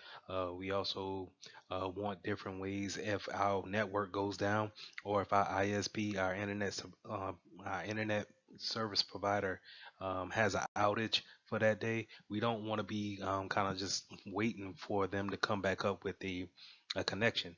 We want to have different types of fault tolerance for that. So I knew in one of the banks that I worked for, they had a whole different ISP for the internet connection. So if company A was to ever go down, they could switch over real quick and have company B be a backup. Now the internet speed was much slower with them, but it was a connection to where Yeah, again, you didn't have to go into being down or having that downtime and losing business that way. So just keep in mind that not only do we want load balancing in our applications, we want load balancing on our networks as well. So when talking about non-persistent, I want you guys to remember non-persistent and VDIs, um, virtual desktop interfaces. I want you to associate those two. Um, they're more likely going to be asking questions that have to do with some type of virtualization and how can we go back to a known good state, or how can we just not lose any data, just kind of wipe the slate clean. And that's non-persistent. Non-persistent is just you know, we're working on something on an application or we're working on an OS, but we don't need data to be saved to the next day or the next week. It can be easily discarded and then start anew at a known good factor baseline. So going back to what we said with the a hardening configuration is that when you set that baseline for a hardening standards, then for a VM that you can set your VDI up to have that baseline of all the standards. And then when you don't need that VM anymore, you can just kind of reset it back to that known good configuration at the beginning. So going into recovery sites is we're pretty much dead into disaster recovery. So this is going to be your alternate data center or your alternate work site or some type of site to where you can set it up to keep continuity going if you need to implement a disaster recovery plan. So um, three things to remember when it comes to recovery sites. You want a hot site, a cold site, and a warm site. So with a hot site, this is a one for one trade off. This site is set up to be similar to your everyday workspace. It has all the servers in place. It has all the data links. All your network configurations have been set up. Only thing it needs is to be switched over, quote unquote, switched over, and then turned on to be live. So it's a one for one swap. Um, a lot of big companies have these hot sites. Um, so you're looking for that 99.9% of availability. You're probably going to have a hot site somewhere set up just in case a disaster comes and you have to switch over real quick. So now a cold site is just the total opposite of that. A cold site may be just a building with internet connection, but it's nothing there to have the connection for your actual business to run and to be functional.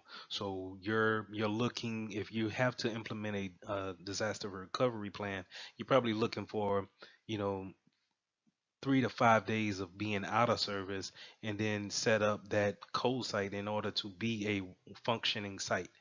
And then, of course, if we said those two polar opposites, then the warm site has to be right there in the middle. It has some things, so it has some things that are critical, but it doesn't have all the nuances to make working enjoyable, I guess, or convenient.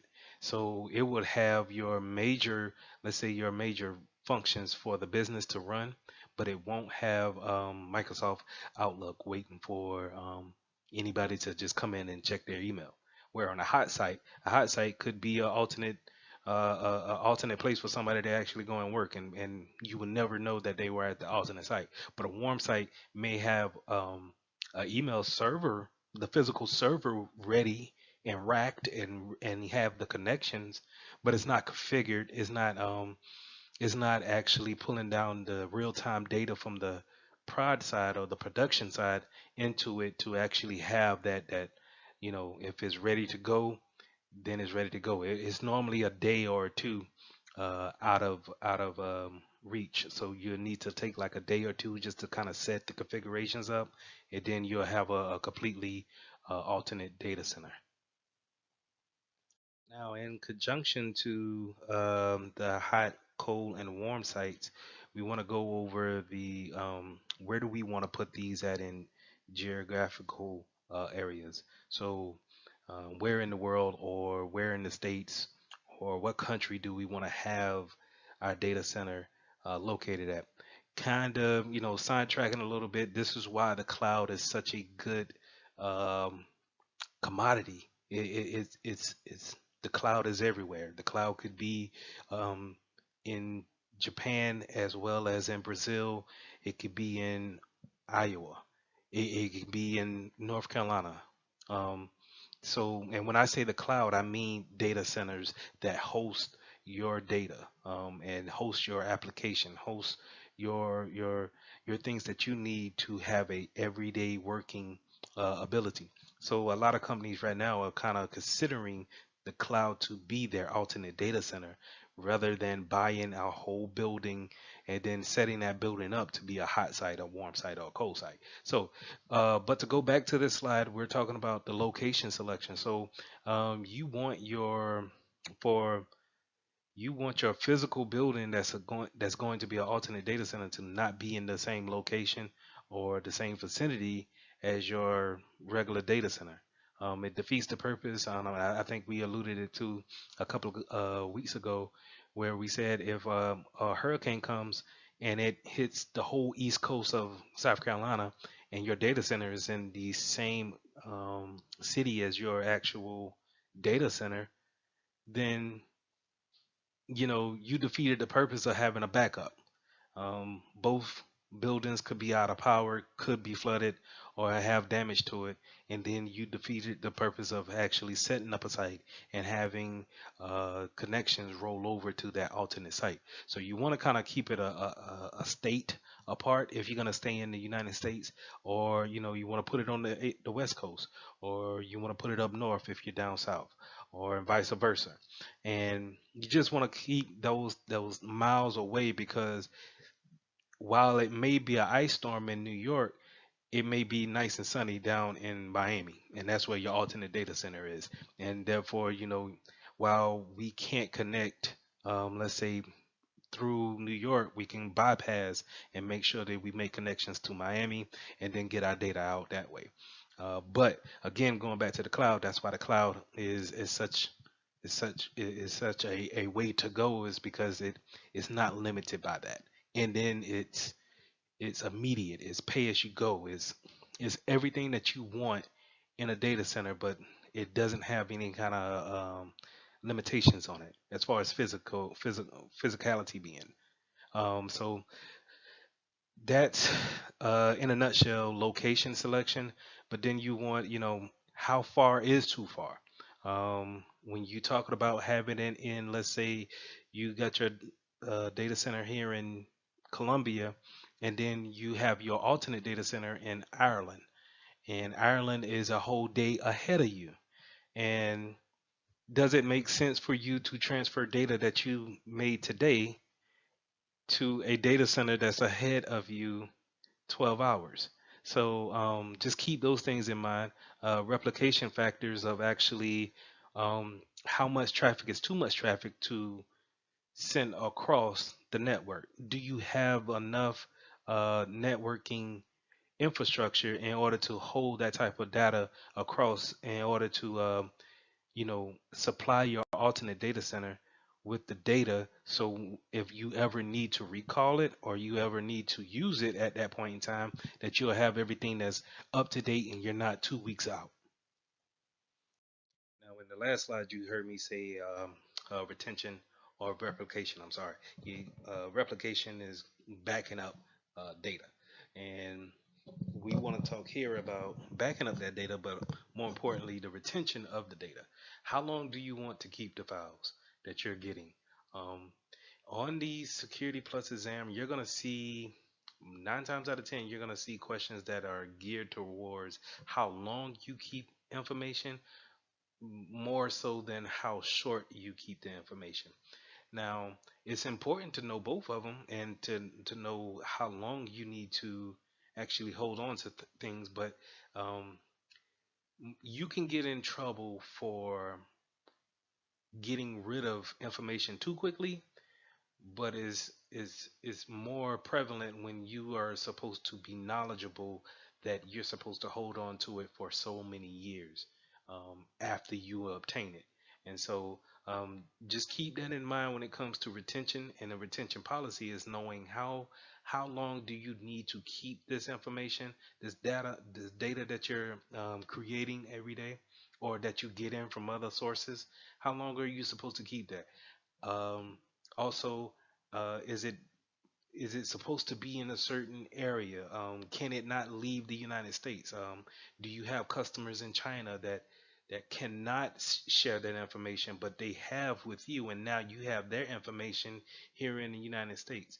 All those things fall under the retention policy, and just know the important part about it is just how long and how short can we hold on to data. So backup types on page 604. I want you guys to take a look at this table, learn the types of backups that we have in the industry. And learn if one of these types are ran, what information is left behind, and then when is it important